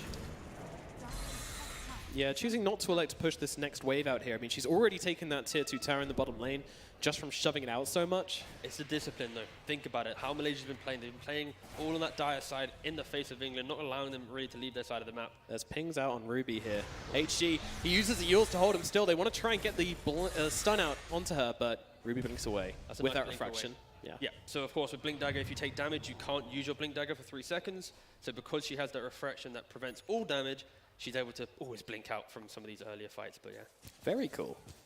I tried to give a decent explanation there. I tried my best. Did a great job. Thank you. Double damage. Bottled on the Medusa. That's pretty scary. Oh, no. Oh, God. You hate to see this. You really do. So she'll be able to use DD whenever she wants in this fight. And that is going to be just a disgusting amount of damage from Malaysia in this next engagement. Yeah, the only upshot of this is the fact that you could possibly get a Winter's Curse out, but that is a real clutching at straws kind of moment here. Malaysia definitely feeling super good in the position they're in right now, and in fact, they're going to go to the high ground. Jess Starks starts on that tier 3 tower. She is beating away at it. The positioning though from Malaysia, they're sending up the Medusa to high ground. No one's close enough, so the Winter's Curse is going to be able to clip multiple heroes. And also they have a Lotus up there, putting that onto the Medusa, so any spell thrown onto Medusa will be reflected back to England. So this Winter's Curse we've been mentioning, if she uses it whilst that Lotus, that purple circle is around the Medusa, the Winter Wyvern will also get it applied to her.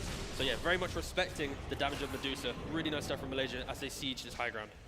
Yeah, X is coming out as well. Ruby from the sidelines, just going to take a little bit of damage and then blink away before the refraction pops. So again, good read, good usage of the hero. A lot of these players showing that they're very, very comfortable on the things that have been picked for them here. Yeah, this is the point where England might try and send out one hero on the map. When an enemy is sending 5 heroes to hit your high ground, if you're able to get one core across the river, start hitting some of these neutral creeps, or the creep waves on the Malaysian side, you're going to be able to force Malaysia to think, wait a second, are we allowing her to farm? Are we taking their base? And when you start having multiple questions thrown in the team, that's when it gets easier to kind of find some disconnect and get a fight going. But England, they smoke up once again. The last time they did this, they got a Roshan. Maybe this time they can get some kills. Let's see. Smoke popped on Karen. They see this Timbersaw in the trees in the lane. Sorry. Very annoying hero. You don't really want to jump him. He's a bit too annoying. And now the Ember's just going to throw in the chains there as well. And HG, again, this Nyx just being so annoying, offering that layer of protection, which is going to be very tricky, and now they're going to come in onto England here. Gimmick, she could be in some trouble, but in comes a Winter's Curse, not bad. Going to cause them to tear apart the Nyx assassin, but Karen dead the backlines, did get the snakes off just in time as Ruby starts to pile the damage into the Ember. Meanwhile, Gimmick and the front lines can't hold off all these heroes by himself. Can Ruby get off the kill? Yes, she can! Thunder Gods comes down, and now England, they're on the offensive. They want to look for more, and Nada is going to be that more as she goes down as well. 3 heroes dead on the side of Malaysia, 2 dead on the side of England. And that, we mentioned in the draft the vision, right? They're running into mid lane. You've got traps down, the Zeus, everything. Like, if Malaysia, if they want to take this fight, it needs to be concise. If they question themselves for a second, England, they have the damage. And you're seeing it here. Medusa, Timbersaw, they're the impossible ones to kill, right? Yeah. But every fight that England's winning, they're killing the other 3 heroes. So it's kudos to England identifying who they can kill, getting those kills, and then moving elsewhere. Yeah, yeah. Also, fantastic job from Gimmick there. You know, yes, she did die, but she did so holding back all those Malaysian heroes from coming forwards there. So she was like literally just hugging all 3 of them. Like, no, I will protect my team. Yeah, fly, you fools. Yes. So yeah, good stuff from England. And this entire time, look at the TA on the net worth, 19,500 gold. It's a lot of gold, T. Rounded up there. But yeah, it's very much kept up in net worth in this game. But those Radiant heroes are starting to respawn. England weren't able to get much done. They get some vision down on the map, but that's about it. What's the BKB time left? Okay, so TA. So with her BKB, every time you use it, it decreases in duration by 1 second. So the first BKB you have is 9 seconds, the second 8, yada, yada, yada. So once you get down to 6 seconds, it can be a little bit inconvenient because when the first time you used it, you had an extra 3 seconds. So you have to be really disciplined with how you use it. And this is going to be the theme of the late game where TA with her BKB, Ember with her BKB, like how do you use them? How do you correctly get in? Because both teams, they do have the ways to punish you if they don't BKB correctly. And I would say for sure that Ruby has been very, very disciplined with her BKB. There's been a few times where they've been vomiting spells onto her. She just stays with her fraction, blinks away, doesn't pop that BKB too early, which I think is a really, really important factor, especially in this kind of game. Bell clearing out that mid wave, getting rid of those pesky illusions, which of course do apply that to Scotty. Yeah, I just want to give some credit to Bell. Like she got tri-laned in the mid lane. She's been like bottom of the net worth for the cause, but she's still been like keeping up for what she needs to do. Oh, smoke popped, but not gonna happen just yet. I think we're dead. Both teams kind of posturing to take the fight. Again, look, Roshan's up. Whoever gets this Roshan will be in command of the game for the next 5 minutes. Because England got the previous one, that's why we're still able to even talk about them in this game. Malaysia with the Aegis, it could have been it. So the fact that England was able to swipe that away the first time really gave themselves like a lifeline. So the second Aegis is so critical for both teams if they want to get the first game in this best of 3 for the gold medal at the Commonwealth Games.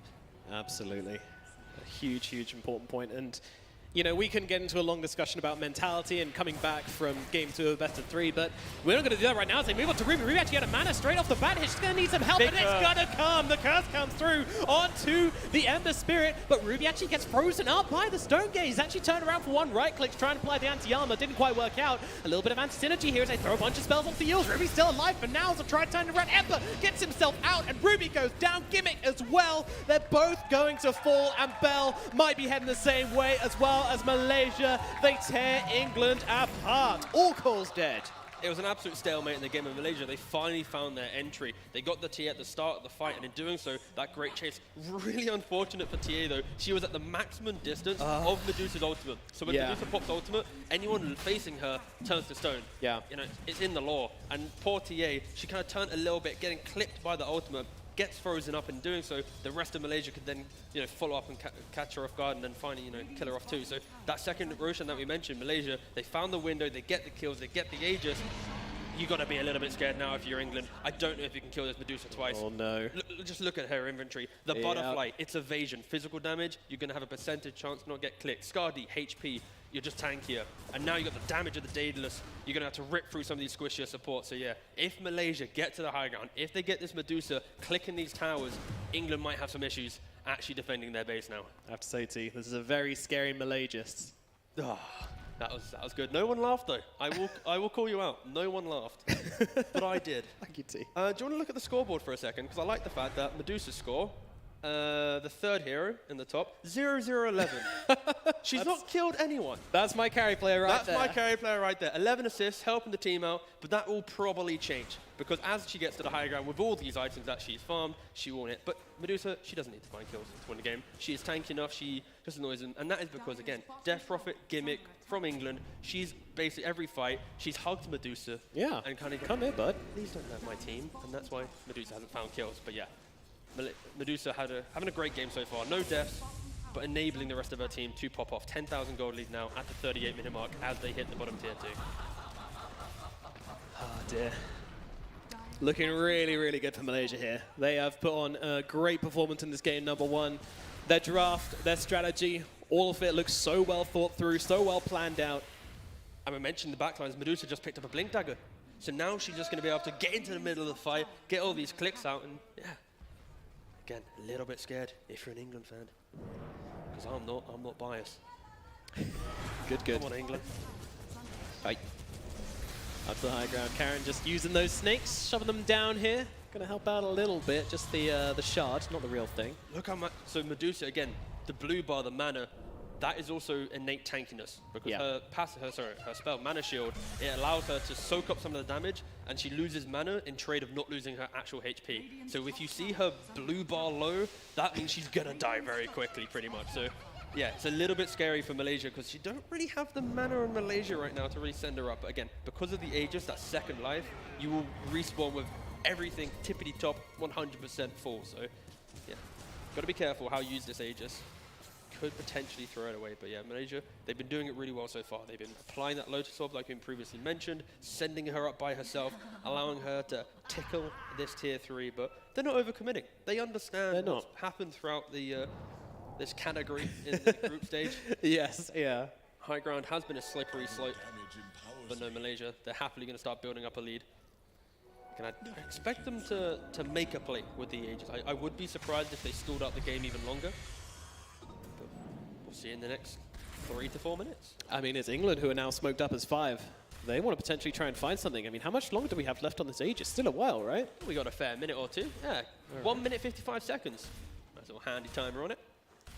And don't forget, England can see that timer. So they will be able to perfectly see when it ticks down to 0 and disappears from the inventory. They can Wards out. instantly jump. They might be running into the Ember Spirit here, but they don't have the lockdown to actually kill him off here. Lily's going to come in and try and help out here. They need to follow up with a perfect silence, but unfortunately it wasn't hitting onto any other creeps there. Therefore, it will end prematurely and they won't be able to get the kill. And meanwhile, straight to the bottom lane.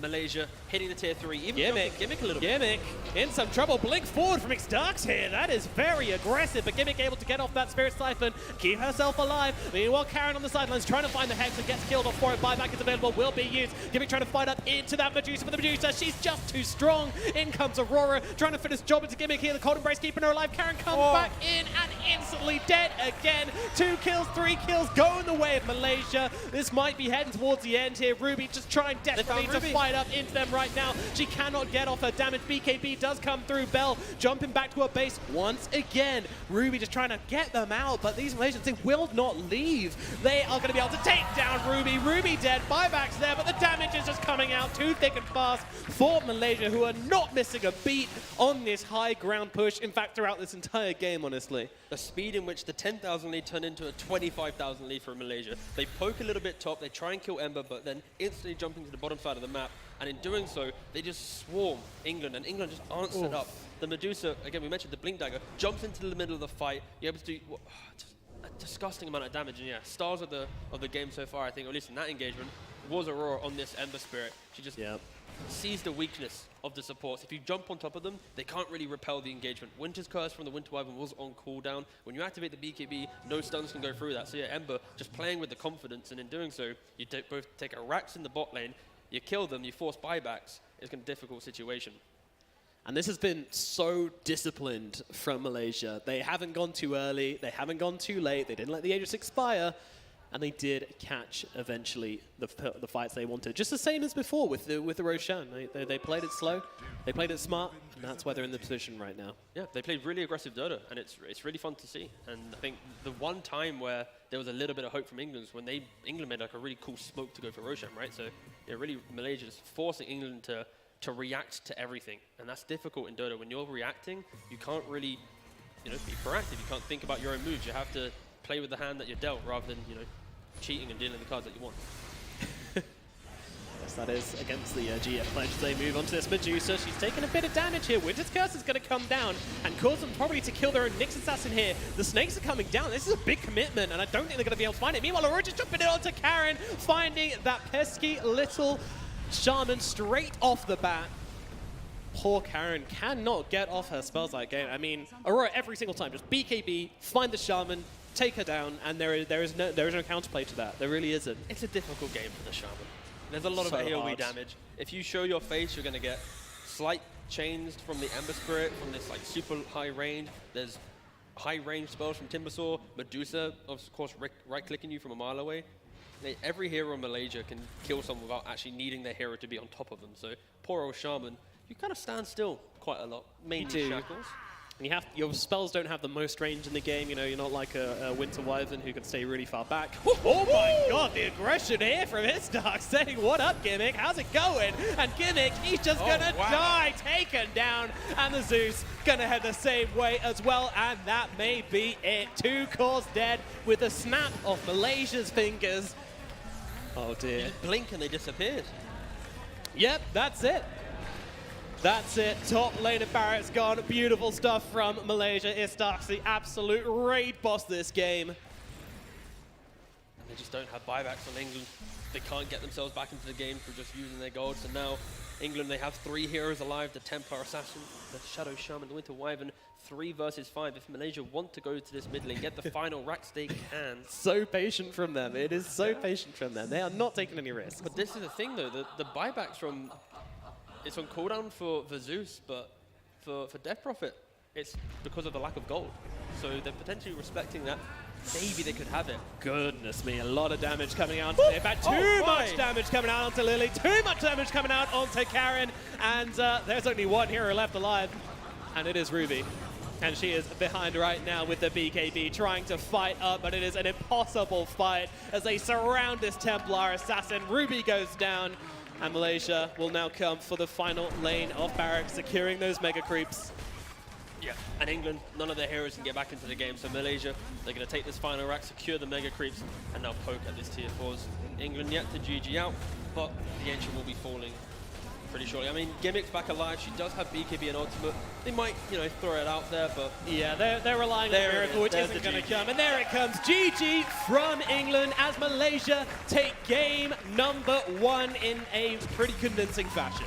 Yeah, again, it's a beautiful game, I think, from Malaysia. They just played super methodical. The aggression that they had, the position that they held this entire time, and there's the Malaysian fans, very loud.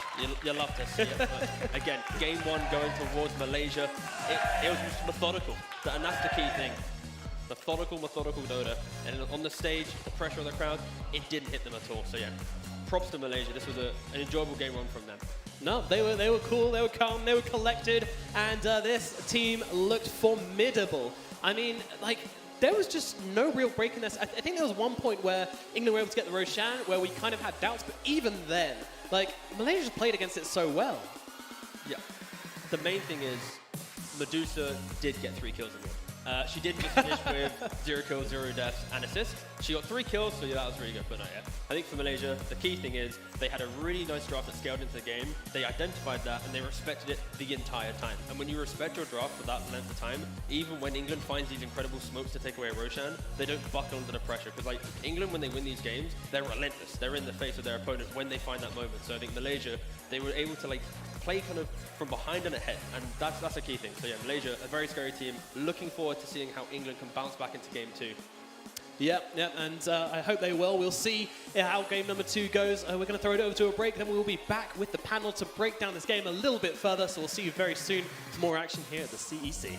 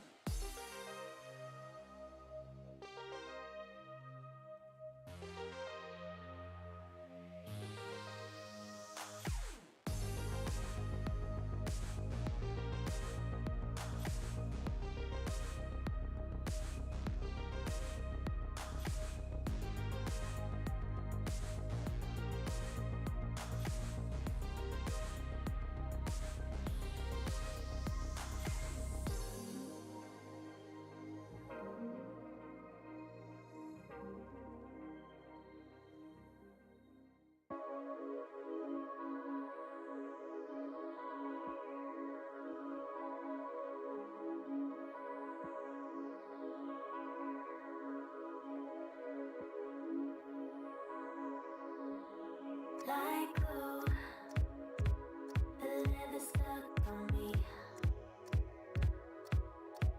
I wanna move.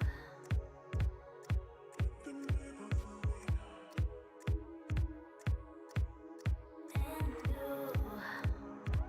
Yeah, they all want a piece of me. Everyone in the crowd wanna feel it, they wanna be me.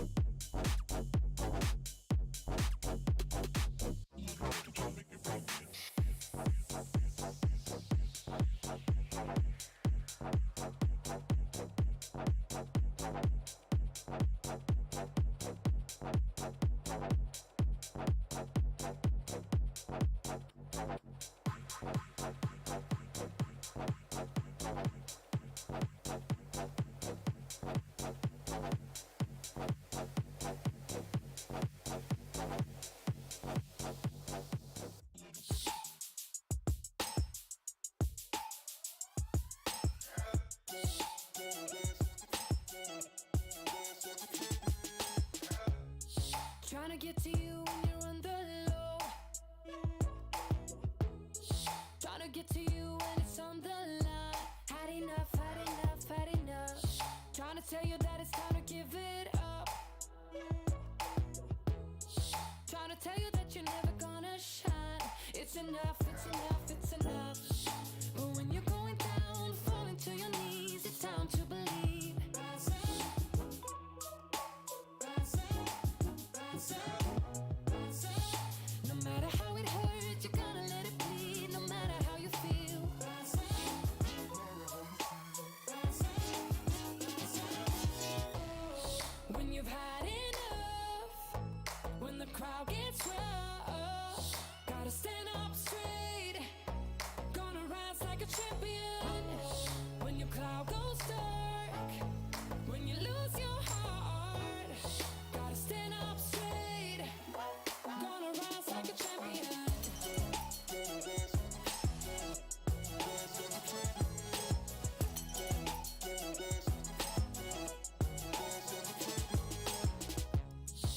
Cause we all walk to the same beat,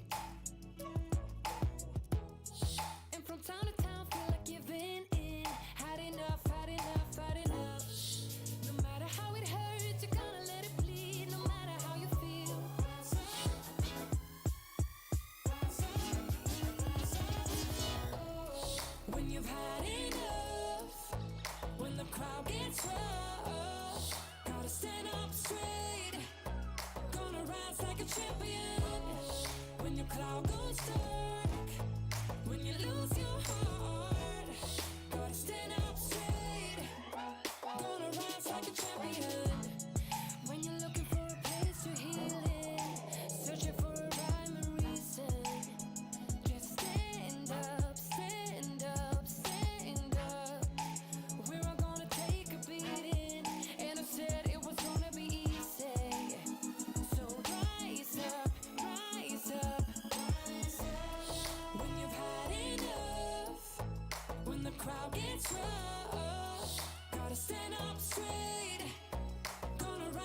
champion.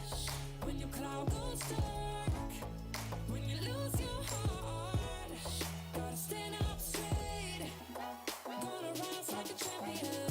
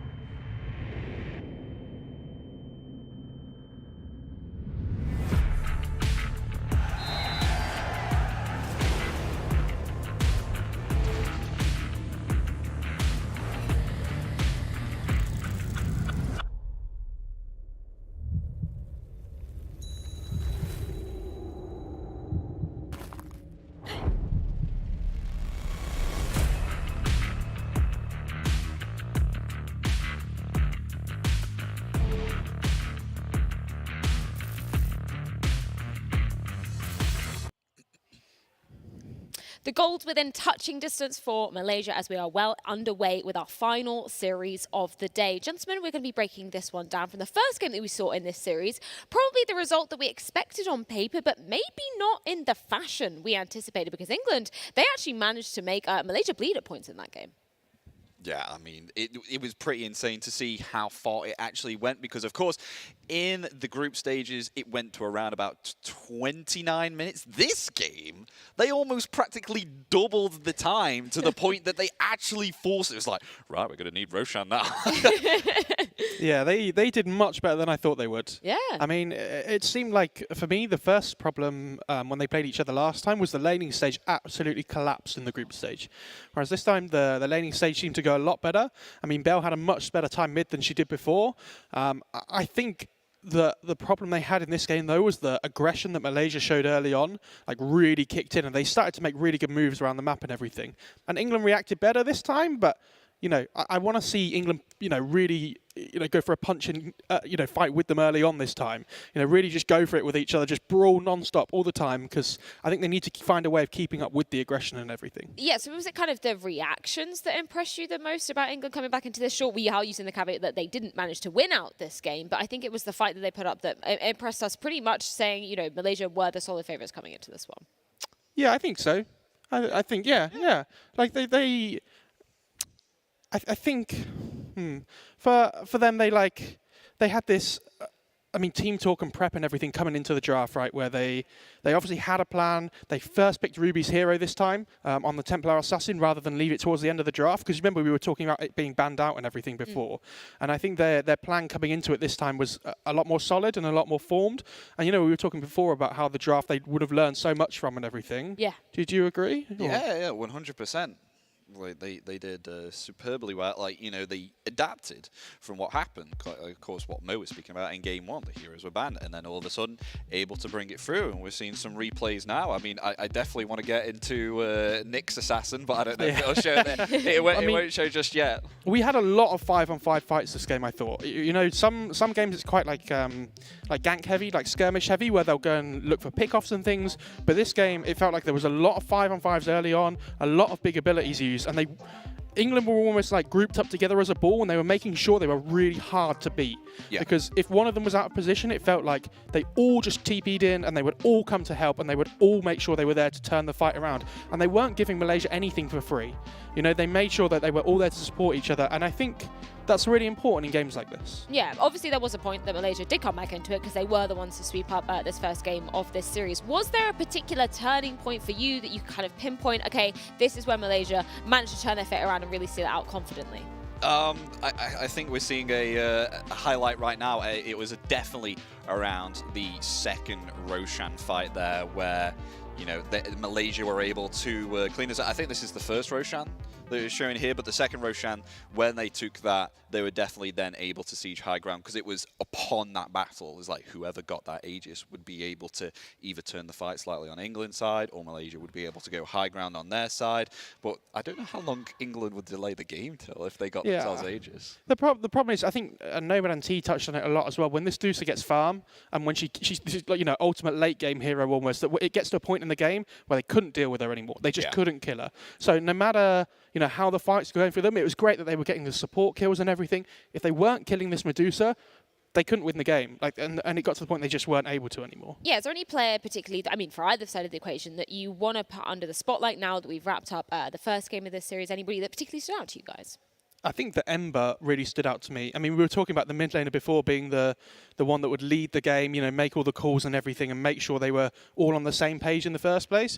But I think the Ember made so many rotations in the early game that, you know, connecting to the Nyx and everything especially, where the Nyx would go and find information in invisible. So like when you're running around invisible, it's really hard for the enemy to know where you are. So the Nyx would give the information and then the Ember would connect with them and they would find so many kills together and everything. So yeah, really impressive, I think. Yeah, I definitely think that HD on the Nyx Assassin did definitely pay off with the reconnaissance as well. Like, as we saw, I think it was about 2 or 3 smoke breaks, especially the one near the side of England's jungle, near the steps, close to the Roshan it was, yeah, where they did attempt to go for a smoke, and then they broke it instantaneously. It's like, oh no, Nyx Assassin's underneath us, oh dear God.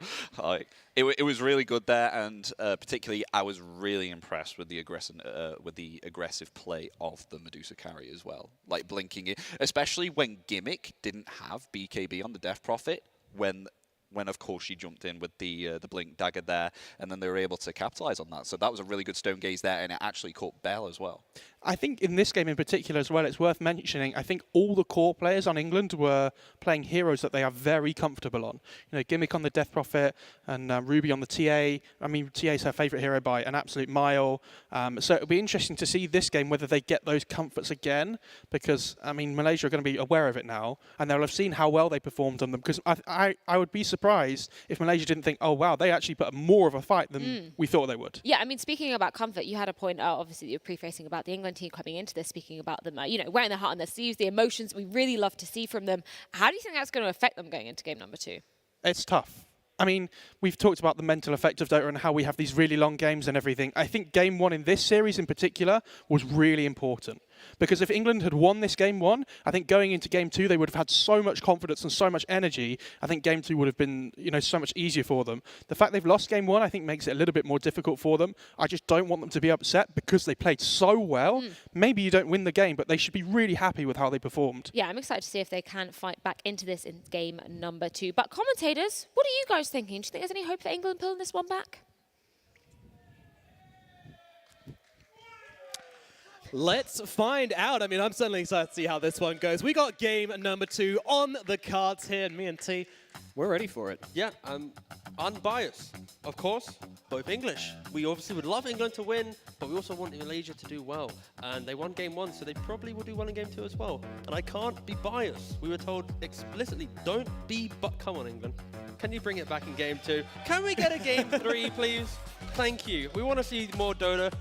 That's the beauty of the game. Yes, we do. And as you can see behind us, sneakily in the background, we got ourselves a draft straight away. And, well, we got a bit of a switch-up coming out here. So we got Zeus to start things up with England, and then they're going for Nyx, and me and T were like, oh, man, they're going to do the same thing again. But then, bang! The Dragon Knight comes out. Okay, so the reason why I think Malaysia opted to go for the DK this time instead of Snapfire was because of development of the best of 3. England before, they normally they tried this Zeus in support, they've tried it mid, but what happens if, let's say, the puck was available, right? You put the puck instead of the Viper. If Malaysia don't have any clean stuns, Bell could be popping off on this mid lane, elusive hero, running around the map for free. So yeah, I think Malaysia just adapted their picks a little bit, kind of trying to predict England's adaptation coming into the series, or second game at least, but yeah, England, their picks are really annoying. Of course, we saw a Zeus, even when behind on net worth, was still able to pack a punch and provide some big damage. It was also kiting away that Bell did an exceptional job with her heavenly jumps, always being able to, disengage from some of these bigger fights. And now you got Viper, another big hero from Gimmick at least, and it's really potent in lane. And in regards to Malaysia's first 2 picks, really good against them. I think Nyx, of course, is a decent counter to Viper. I mentioned Carapace in game 1. You pop that spell, you then stun anyone who's damaged you whilst it's active. Viper, a lot of AoE damage, a lot of just things on the ground. So Nyx can just scurry into the middle of it, pop that Carapace, and then Viper will get stunned up wherever she is on the map, and then it allows you to initiate. Yes, it does. And also, as we saw last game as well, Malaysia, they know how to play around this Nyx assassin. That Nyx was using an ultimate, getting the invisibility, using the safety of Spike Carapace just to go really, really deep. That's why we saw them going under the tier 2 towers, going deep into the enemy side of the map, because they had that Nyx assassin to lead the charge. Yep. And I think in this game, number 2, England need to do a much better job in getting those sentries down and controlling the Nyx assassin and trying to punish this guy for just being so damn aggressive. Yeah, I'd argue it's more about England. How do they protect Bell in the mid lane? Because don't forget, HG on the Nyx assassin, she left this Timbersaw quite early on. You don't really need to help Timbersaw out, so she walks mid, and now suddenly you have an Ember and a Nyx assassin, both, breathing right on top of this Zeus, and it's so difficult to play that matchup. And yeah, that's kind of why England have banned out the Ember as well. They're respecting these jumping mid laners that can pressure the Zeus a little bit. But no, I'd like to see England just adapt how they approach the mid lane, as you see the bans now on the screen as well from the side of England. Indubitably. We have a Marcy, an Ember Spirit, and an Ursa banned out by the side of Malaysia. And on the side of England, we have the Medusa, the Ember Spirit, and the Void. All right, so we got a pick from Malaysia here. In the previous game, this was a cheeky little Timbersaw. That's not one cheeky per game. We can't use that anymore. You've used yours. I still got mine. They used it in the previous game too. Oh, is it one per series? One per. Blimey, you're a strict man, T-Gav. Okay. I mean, you gotta be. Anyway, Malaysia, they got a pick. They most likely will be picking their position 5 here, because they've already picked up the Nyx Assassin, which is a supporting hero in the position 4 role, and Dragon Knight, very flexible. But in regards to draft, you don't really want to show where heroes are going straight away. So picking up your supports, as long as they're stronger meta supports, you can, reveal that a little bit earlier. You can indeed. You can indeed. But Malaysia taking their time over this one. They're really discussing, they're really deciding what they want to pull out here. The key difference right now between these 2 lineups is just the stuns, the team fight. England, they don't really have any. They don't have any way to centralize a fight. They don't really get to say, this is where we're going to take this engagement. Malaysia, on the other hand, every hero they have has a stun. Nyx with the Impale, it's a cheap stun. It can hit multiple heroes, super effective.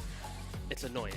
Dragon Knight, your second spell, Dragon Tail, it hits one hero, but it lasts an eternity. That's about 4 seconds. But once you buy this Bling Dagger, you jump into the middle of the fight, instant stun. When you lock a hero down for 4 seconds, that is such a long time in Dota. That allows a lot of damage to come in. And it's why you see Malaysia once again pick up the Snapfire. Her ultimate, Multima's Kisses, it just allows a volley of just fiery mess across the map.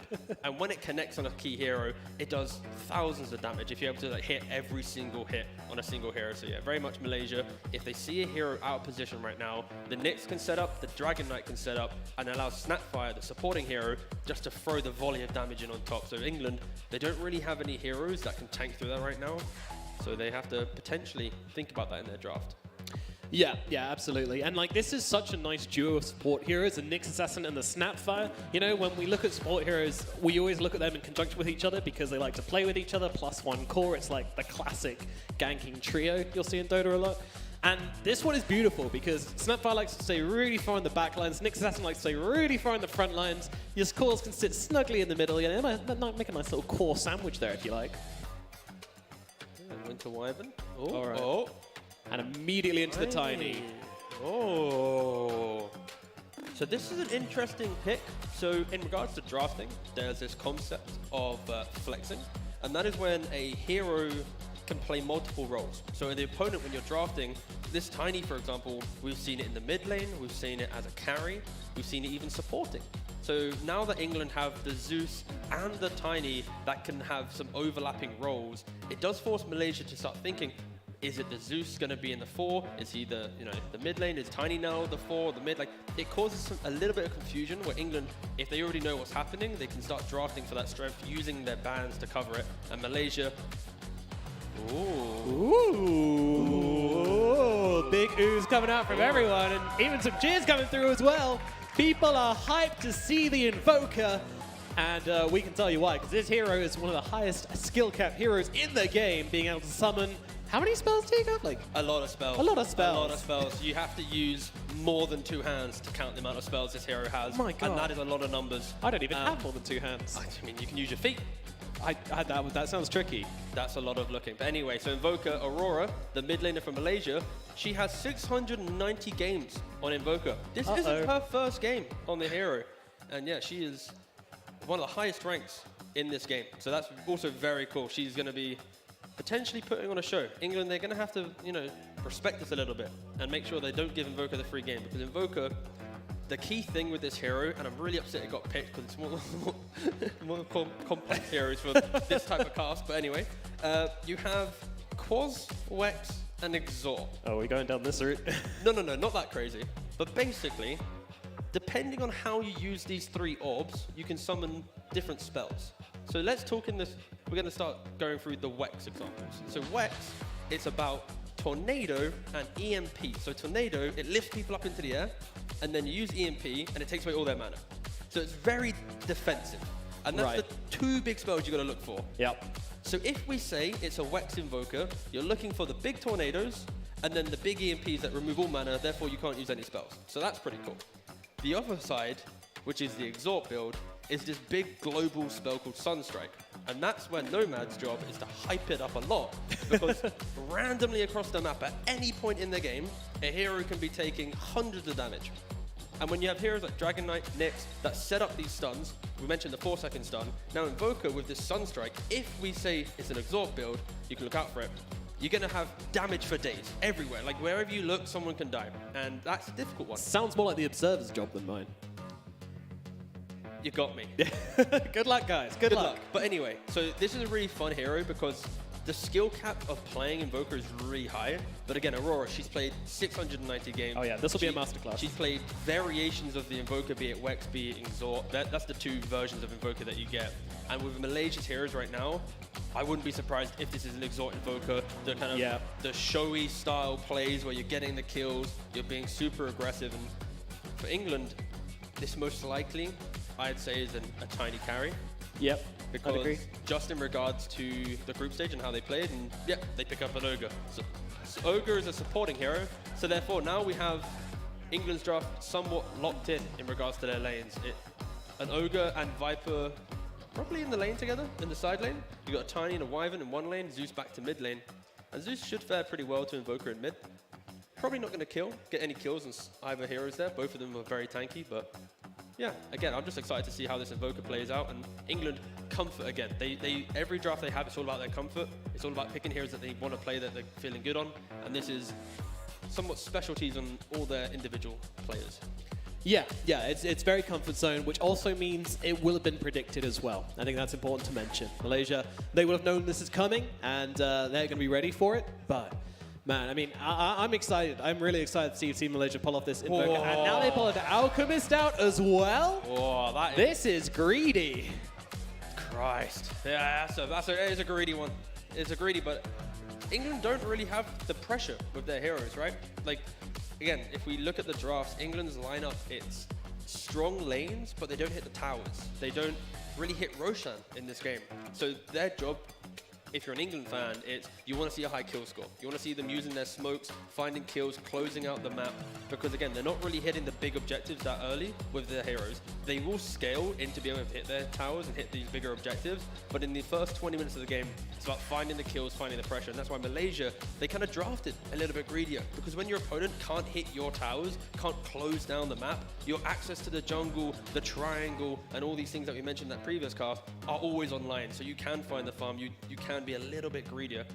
And the question is, why is Alchemist greedy? Well, because passive, Green One's greed. It's actually in the name. Literally called it. When you hit neutral creeps, you get bonus gold for everyone you hit. So you're a carry that can have double the net worth, double the economy of the enemy carry, just because you are literally getting double the money. Because you exist. Give or take from the jungle creep. So it's always scary when a team pick Alchemist, because unless you shut them down, when you have that one-on-one duel at some point, carry to carry, Alchemist will just have double the amount of things compared to the poor old Tiny that will be playing a little bit more, you know, kind of just in a cheaper side of things. But again, England, they have their comfort heroes, they have really strong lanes.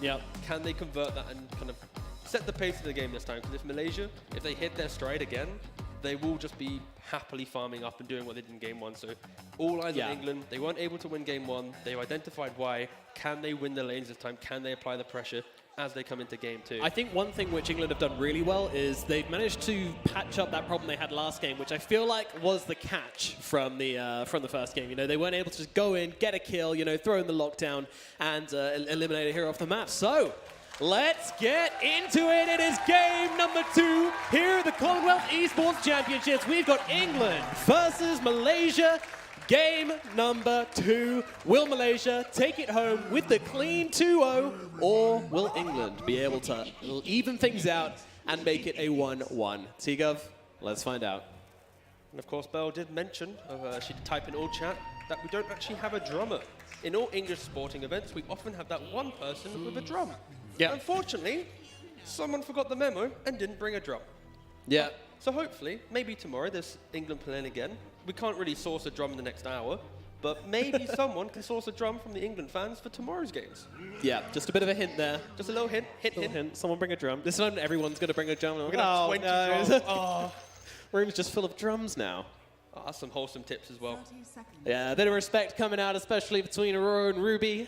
Both of them recognizing that they are kind of the center points of these teams, I would say, at least.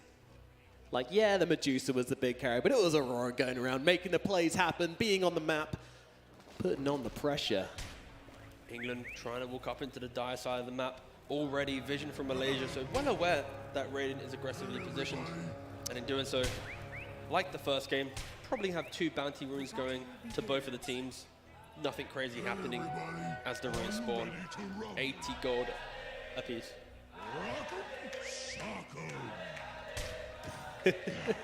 A lot of high fives going around, a lot of chanting in the arena. People are excited for their second match. That's the Malaysian fans, by the way. They're very excited, of course. Oh, they are. Their team's doing great. This is the best of 3. If they win the second game, they've only gone and done it. They've won the gold. So, of course, it's an emotional game for them. Absolutely. Absolutely. Whoa. The important lane. That's EMP, by the way, guys. Thank you, T. Yeah, that's the one you were talking about earlier. So going for the Wex build on this evoker. For now. But yeah, the key thing is, as you just saw there on the screen temporarily, it was, EMP, big AoE spell that takes away the mana. So England, we talked about their aggression, the need to own the map. If Invoker is in the right place at the right time, you can really deter that aggression. So a lot of pressure on England to do well in this lane. If you own the game, if you own the lanes, you're able to just pretty much pick and choose your fight. And that is a key thing. If you unlock that in a Dota game, the momentum is incredible. So the first 4 to 5 minutes of this game, all eyes on Radiant to make the moves. Already putting some pressure onto Nada in the top lane. Yeah. I mean, you know, we talk about making moves, we talk about putting pressure on. What are the physical things which we want to see England doing to make that happen? This is what we're looking at right now. Gimmick on this Viper.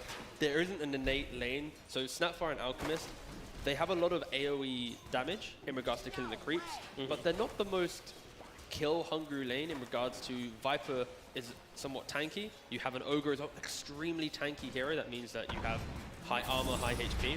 So in doing so, this Viper will just be able to non-stop tick down. You see the poison attack. If you build up multiple of these poisonous attacks, it then slowly does damage over time. And these heroes like Alchemist, these melee heroes, you really hate laning against Viper because you're always in proximity to get hit by this. And yeah, you see there, it scales beautifully. So yeah, Gimmick is in a pretty decent lane, and Gimmick has been just popping off throughout the group stage. One of the stronger players on Team England, especially when she gets that good lane, she can just lead the team. And this is the type of Viper lane that you need to see just crush the Alchemist. Like, you need to see this Alchemist go to jungle, because if Alk is just free farming and Invoker's free farming, we mentioned that greed, it's hard to really come back into a game when both the enemy cores have just had all this free time to farm up. But yeah. So far, so good. Nothing too crazy happening. No, it won't for a while. I feel like, you know, after game number 1, hopefully we get an earlier first blood than 9 minutes, but, you know, I got nowhere to be. Yeah, we're going for a game 3, man. That's of course. It wouldn't be a grand finals of a tournament if it didn't go the entire way. True enough. We hope for that at the very least. Yeah, I mean, the thing is, right, they need to finish this game at like a reasonable pace, because once again, Malaysia, they've gone very greedy, and they do have the heroes to do that. You know, we talked about Tiny being the catch. He's also that building, pressuring hero as well. Ruby, you know, she's going to play very much around the objectives. Oh, as Gimmick goes down in the top lane. Ooh. Oh, okay, all right. So if you look at Alchemist, actually, the reason why this kill came in, it's 2 points into the stun. So we were just mentioning how Alchemist is a greedy hero. That's because if you look at the passive, the third spell, that's where the gold comes from. Once you've leveled up this spell, any creep you hit, any bounty rune you obtain, additional gold. But she opted to go super aggressive in the lane, go 2 points in that stun, and then, yeah, they're actually finding the kill. So opting to be a little bit more sacrificial, just to offset the fact that Viper should be winning this lane. Nice little heads-up play there from the Alchemist. Very good, very good. Yeah, that's not the start which Gimmick was expecting to this game. You pick Viper, you expect to win the lanes, but caught off guard. Can't blame her. Caught the observers off guard as well. Very sneaky kill. Not one you expect up in the top lane. Meanwhile, at mid, Invoker off to an excellent start here. 22-16. And yeah, now we know that the Invoker is going the Wex build. So everything we mentioned during the draft is going to be that controlling utility style Invoker. Top lane, Shazuma taking some hits there, but there's a big old stun coming out onto Ruby, and that's going to... He's okay. He's a DK anyway. Dragon Knight, very tanky hero. And I kind of like if we go back to the Invoker real quick, the reason why Wex complements her team right now is because it allows her to buy Urn and then complete that Vessel. The Vessel is a key item against regeneration. You see a little bit of a poke in mid lane. But when you have tanky heroes, that Vessel, it mitigates the healing. It mitigates your ability to keep heroes in the fight. And England, they rely on the tankiness of the Viper, the heal from the Cold Embrace from that Winter Wyvern. So once you negate that with just one item, the Vessel, a very cheap item, it unlocks the rest of your team to fight. So again, Malaysia's identifying where England will kind of lean on for these early fights. And once you pick up that item, I wouldn't be surprised for Malaysia to try and turn up that aggression. But yeah, currently she has the Urn, a little bit away from the Vessel, but once that's complete, could be some smoke ganks and some fighting happening from Malaysia. England should be communicating that right now, telling the team that it is a Wex Invoker, it isn't Exalt that's greedier, and that the pace of this game will slowly build up once the Invoker starts dictating when she's online. Yeah, and in the middle lane as well, you know, we do expect the Invoker to have a little bit of an advantage simply because this is such a comfort pick for a very, very good player. You know, she's had so many games in this hero that you just expect her to have a little bit of an advantage over Belle. Belle, she's been playing this Zeus really, really well through this tournament. So, you know, this is something which she's comfortable with, but it's not the same as playing a hero for, like, you know, so many times throughout your entire pub games and everything like that. Like, yeah, the good thing for Zeus, though, it enables the team so nicely. So if her teammates are doing well and she's not doing so well, she can lean on them to enable. She has that ultimate, she has this press one button, does damage to every hero in the game instantly. So that's going to just allow this Zeus, if there's any opportunities, she's aware, yep, you see there, Thunder God's Wrath, it'll do 300 damage, scaling up to 550, but yeah, at any point, bam, pop that ultimate, you're doing plenty of damage. So yeah, Major, nicely mindful, but they're very tanky though. Like, pretty much all of their heroes actually are going to get tanky pretty quick on the side of Malaysia. Yeah, and it does feel bad to go for this bottle on the Zeus and then have both of the heroes rotate in onto the active runes. If you pick up the rune, you get a full bottle refill. That is going to give you a ton of regeneration and mana regen. It basically allows you to sustain yourself as that hero in the middle lane, especially a hero like Zeus, who is a spellcaster, so uses lots and lots of mana. But the supports come in, they take the active rune. We have to look at Alk. Look at Alk. Look at Alchemist in the top jungle. If we go down a little bit, look at the bounty runes. 1 second. What are you doing, Tid? I'm hyping up the bounty runes that Alk's about to take. There we go, we see 1. Oh. We see 2. Okay. Okay, wait for it. Alk. That's a lot of money. Are they gonna wait? Give him some more points in Greevils and let the mid laner take it? Haven't seen the bounty runes yet, but Alchemist loves the bounty runes. The Greevils grieve, more money. I mean, she'll know they're there, but... She'll know they're there. She wants some more points in... Oh, no, she doesn't. There we go. The money comes through. You love to see it. But anyway, Alchemist on the dire side, it's really good because, see, the neutral camps, they're very close to each other. So when you throw down your Acid Spray, which is a big AoE damage spell, you just get to bring all the neutral creeps together, quickly clean them all up. But I've never hyped up Alk taking a bounty rune before, so I can take that off my checklist. That was on your checklist? It was. Okay. The simple man. Karen being surrounded down in the bottom lane. 4 heroes collapsing in onto this lane to try and take this tower. And this, this Dragon Form's going to help them out a lot with that. Yeah, and that's the really nice thing, though, from Malaysia and what they've done there. The Dragonite, you hit your ultimate, you get your level 6. It turns you into a dragon, so you do more damage to the towers. It applies a little bit of damage over time. Yep. And then the Invoker rotates up. Don't show this, but there's so much information. Too much. Too much. So then the Invoker comes into bot lane as well, and you just get Whoa, to take Lily. Down.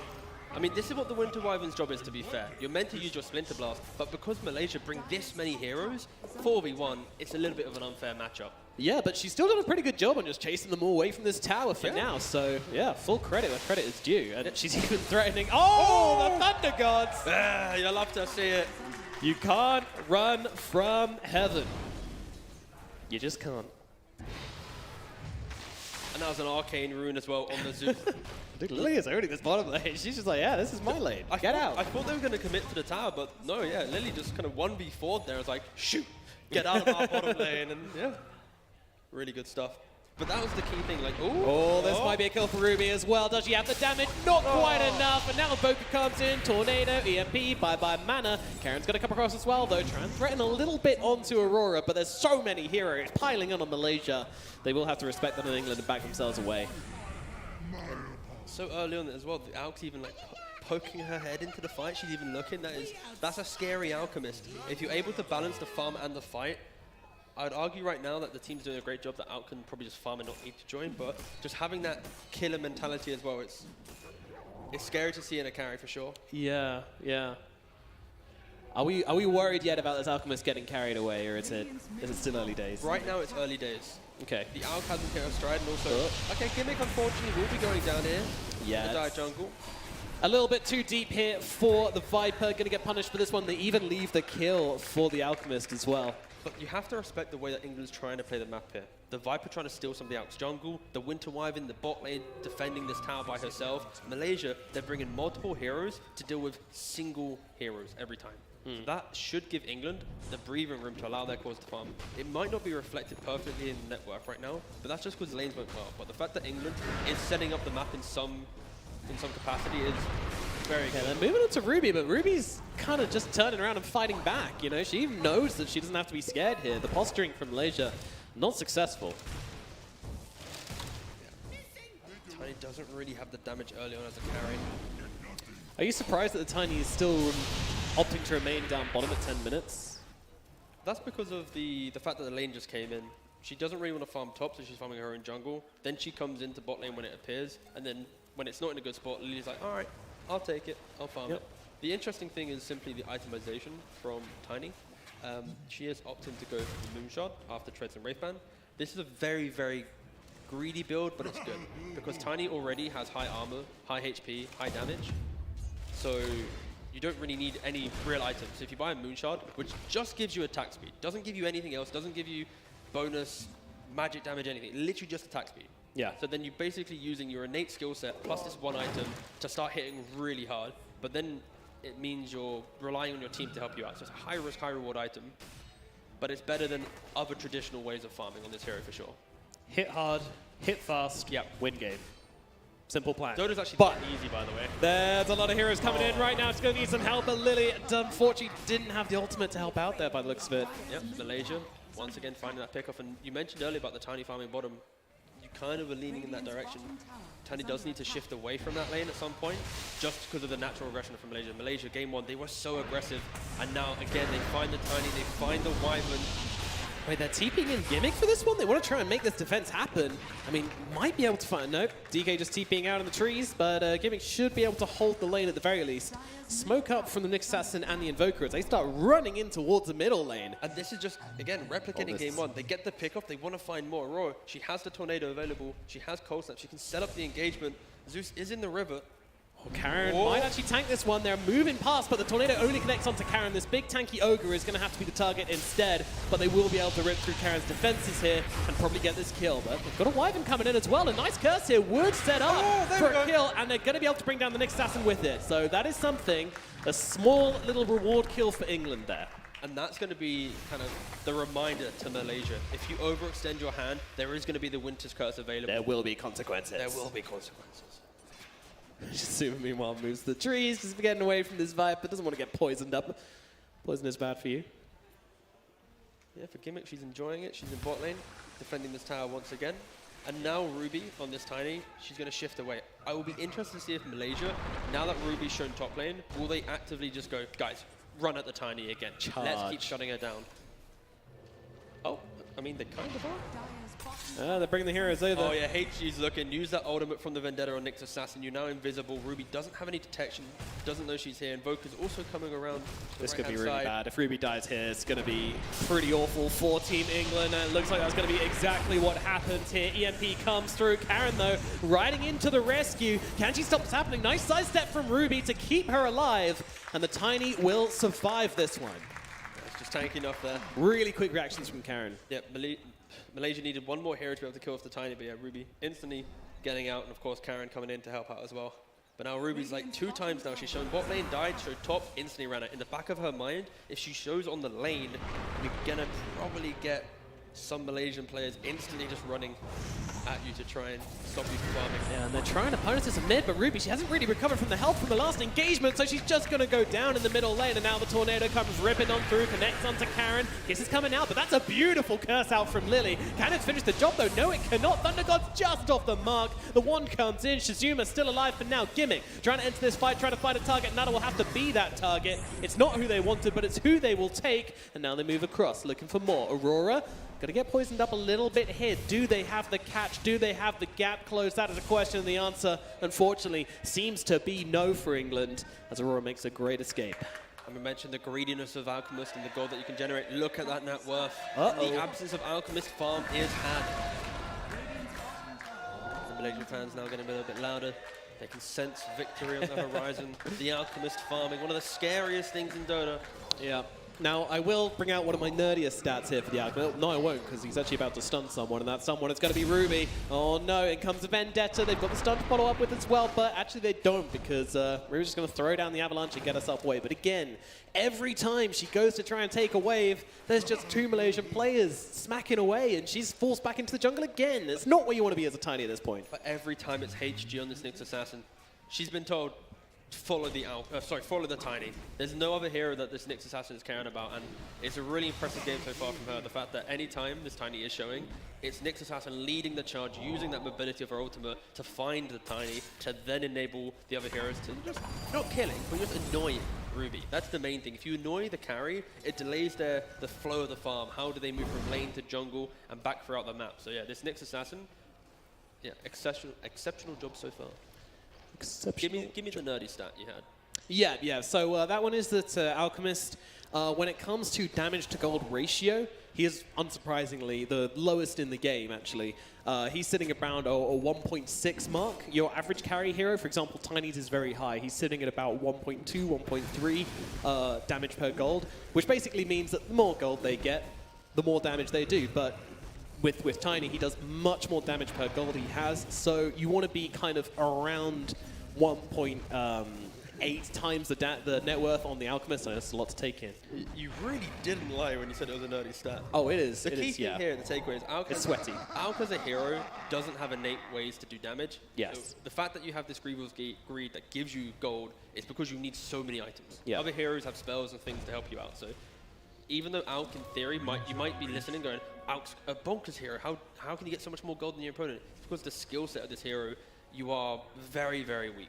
The items really make you. Unlike any other hero in Dota, like Alk relies on items to do literally anything. You're basically missing a spell. Or 2, or 3. Unfortunately, Gimmick, though, is missing some teaming. Ooh, yes, she is. Surrounded by Malaysian heroes right now, and they will take her down. Gimmick gone to the hands of Aurora. Another great pickup from Malaysia here. Yeah, and this is going to be, for England, they don't really have that hero that starts the fight. You see Malaysia, the theme of the game for the last 17 minutes, has been any hero that finds a hero, you're going to set it up for the rest of your team. That's what stuns do for you. And right now for England, they're relying on Viper to get the BKB, that big item that we mentioned in the previous game, spell immunity, to then be able to run up into these scary areas because they don't have this simple point and click stun to kind of set up the fight, if that makes any sense. So yeah, Ruby kind of needs to find some space on the map because it's a bit difficult, but again, shows bottom, but this time Ruby hits the creep wave once, like, okay, I'm gonna leave. Because look at Malaysia, they're sweeping into the bottom side of this map so quickly. This is a rough one for sure. Now, Alchemist is double the net worth of this Tiny. Tiny is yet to really get an item, if we're looking at it honestly. Hyperstone, 1, not even online. It's a sorry state of affairs, but Ruby staying positive, laughing away with the chat wheel there. Anyway, let's look more towards what's Malaysia's next move? It's probably going to be a big pickup into that Roshan. We've now hit that phase of the game where they can do it. The Alchemist has the Radiance, about to complete the BKB. This Alchemist is going to be near unkillable because this is the stage of the game where unless you have some maybe minus armor to be able to deal with the tankiness of Alchemist, you really don't kind of kill him off too well. It's tricky. It is tricky. So Jumping onto the supports here. They're trying to bring down this Winter Wyvern, and I think they're going to be able to do exactly that. Lily turns around with the Winter's Curse, does have the Cold Embrace, but doesn't want to sit still inside these flames, but unfortunately will drop to the Mortimer's Kisses from Nada, as Nada now helps HG get away from Gimmick. Gimmick won't be able to bring down the Nyx Assassin either, so no retribution for them right now. They're moving on to the Evoker. They might be able to bring down Aurora, and they will. The Evoker stepping up too far and getting punished for it. Now they move across, they'll bring down Nada as well. 2 kills to the side of England. They needed to find some pickoffs. Malaysia was kind of getting too comfortable in this game. And yeah, they bring everyone here. They take this tower. That is big. That is big. Well, they've opened up the map for themselves a bit now. And actually, Shishuma going to move on to Karen. And Karen will be the one to fall for this. But look at the damage coming out to the DK. This is worth it. For Team England, they pick up another one. Finally finding themselves some place in their game. They have plenty of damage once they can set up the fight. And this was an Alchemist who didn't really get into the engagement. So this entire lead Malaysia has, it's non-existent if the Alch can't get into the middle of the fight. But don't... yeah, I'm just looking at the Alch now. Look, there's a BKB. Don't look at the Alchemist. This is a 9-second BKB. 400 got away from Blink Dagger. England, they need to be mindful of this. Yeah. And when this Blink Dagger comes online, that gives him the final thing he needs to be super effective in these fights as they take down Lily in the river. The real question is, England need to be ready for this Roshan contest. Malaysia, they have 2 options right now with this lead that they have. Go to Roshan, or smoke, get kills, and then go Roshan after that. They're the 2 things you're looking at Malaysia to do. So for England, they also need to decide to push out their lanes and wait for an opportunity to surprise them. I think there's a lot of emphasis on Lily here with the Winter Wyvern. This curse could be the game changer. It goes through BKB. You can hit it onto the Alchemist, get everyone to hit him. Probably not going to kill him, but at least hold them down to get some damage on top. Or the other way around is you can curse the Alch to hit someone else, and then you easily will kill them off because Alch with ultimate running, the additional attack speed, will be able to punch down some of these supports. So yeah, this Winter Wyvern positioning will be key. England, they are behind. They need to take a fight in their own their own side of the map, underneath their own vision. Yeah, Malaysia has done an exceptional job in the first 20 minutes to build up. Look at the drawing on the map there. That was Zeus. That's an England drawing, so... Zeus is like, don't play bottom. That's basically what England's saying. They respect the top side of the map, respect Roshan. Roshan, of course, is in the top left corner of the map inside the river. So playing around this area means that... Ooh! Smoke up? They saw that. England yeah, saw that. surely. Surely. Close, but not quite. Oh, nice little all chat from Gimmick as well there. That's a good one. That is a good one. Now the back themselves away, but they're jumping in. Yeah, they managed to find Giving. Oh no! BKB. She guys got the BKB actually turning around and poisoning up the Alchemist here, dropping the ultimate onto him and forcing him away, along with the Avalanche from Ruby. And that will be able to buy them the time they need. I mean, first BKB's popped and nothing really gained for it. That's a big win though for England. Alc's first BKB is running into territory where you don't really get any kills, and sure you're trading it for the Viper BKB, but just anything going the way of England is what they need right now. Clutch onto it. And Tiny now has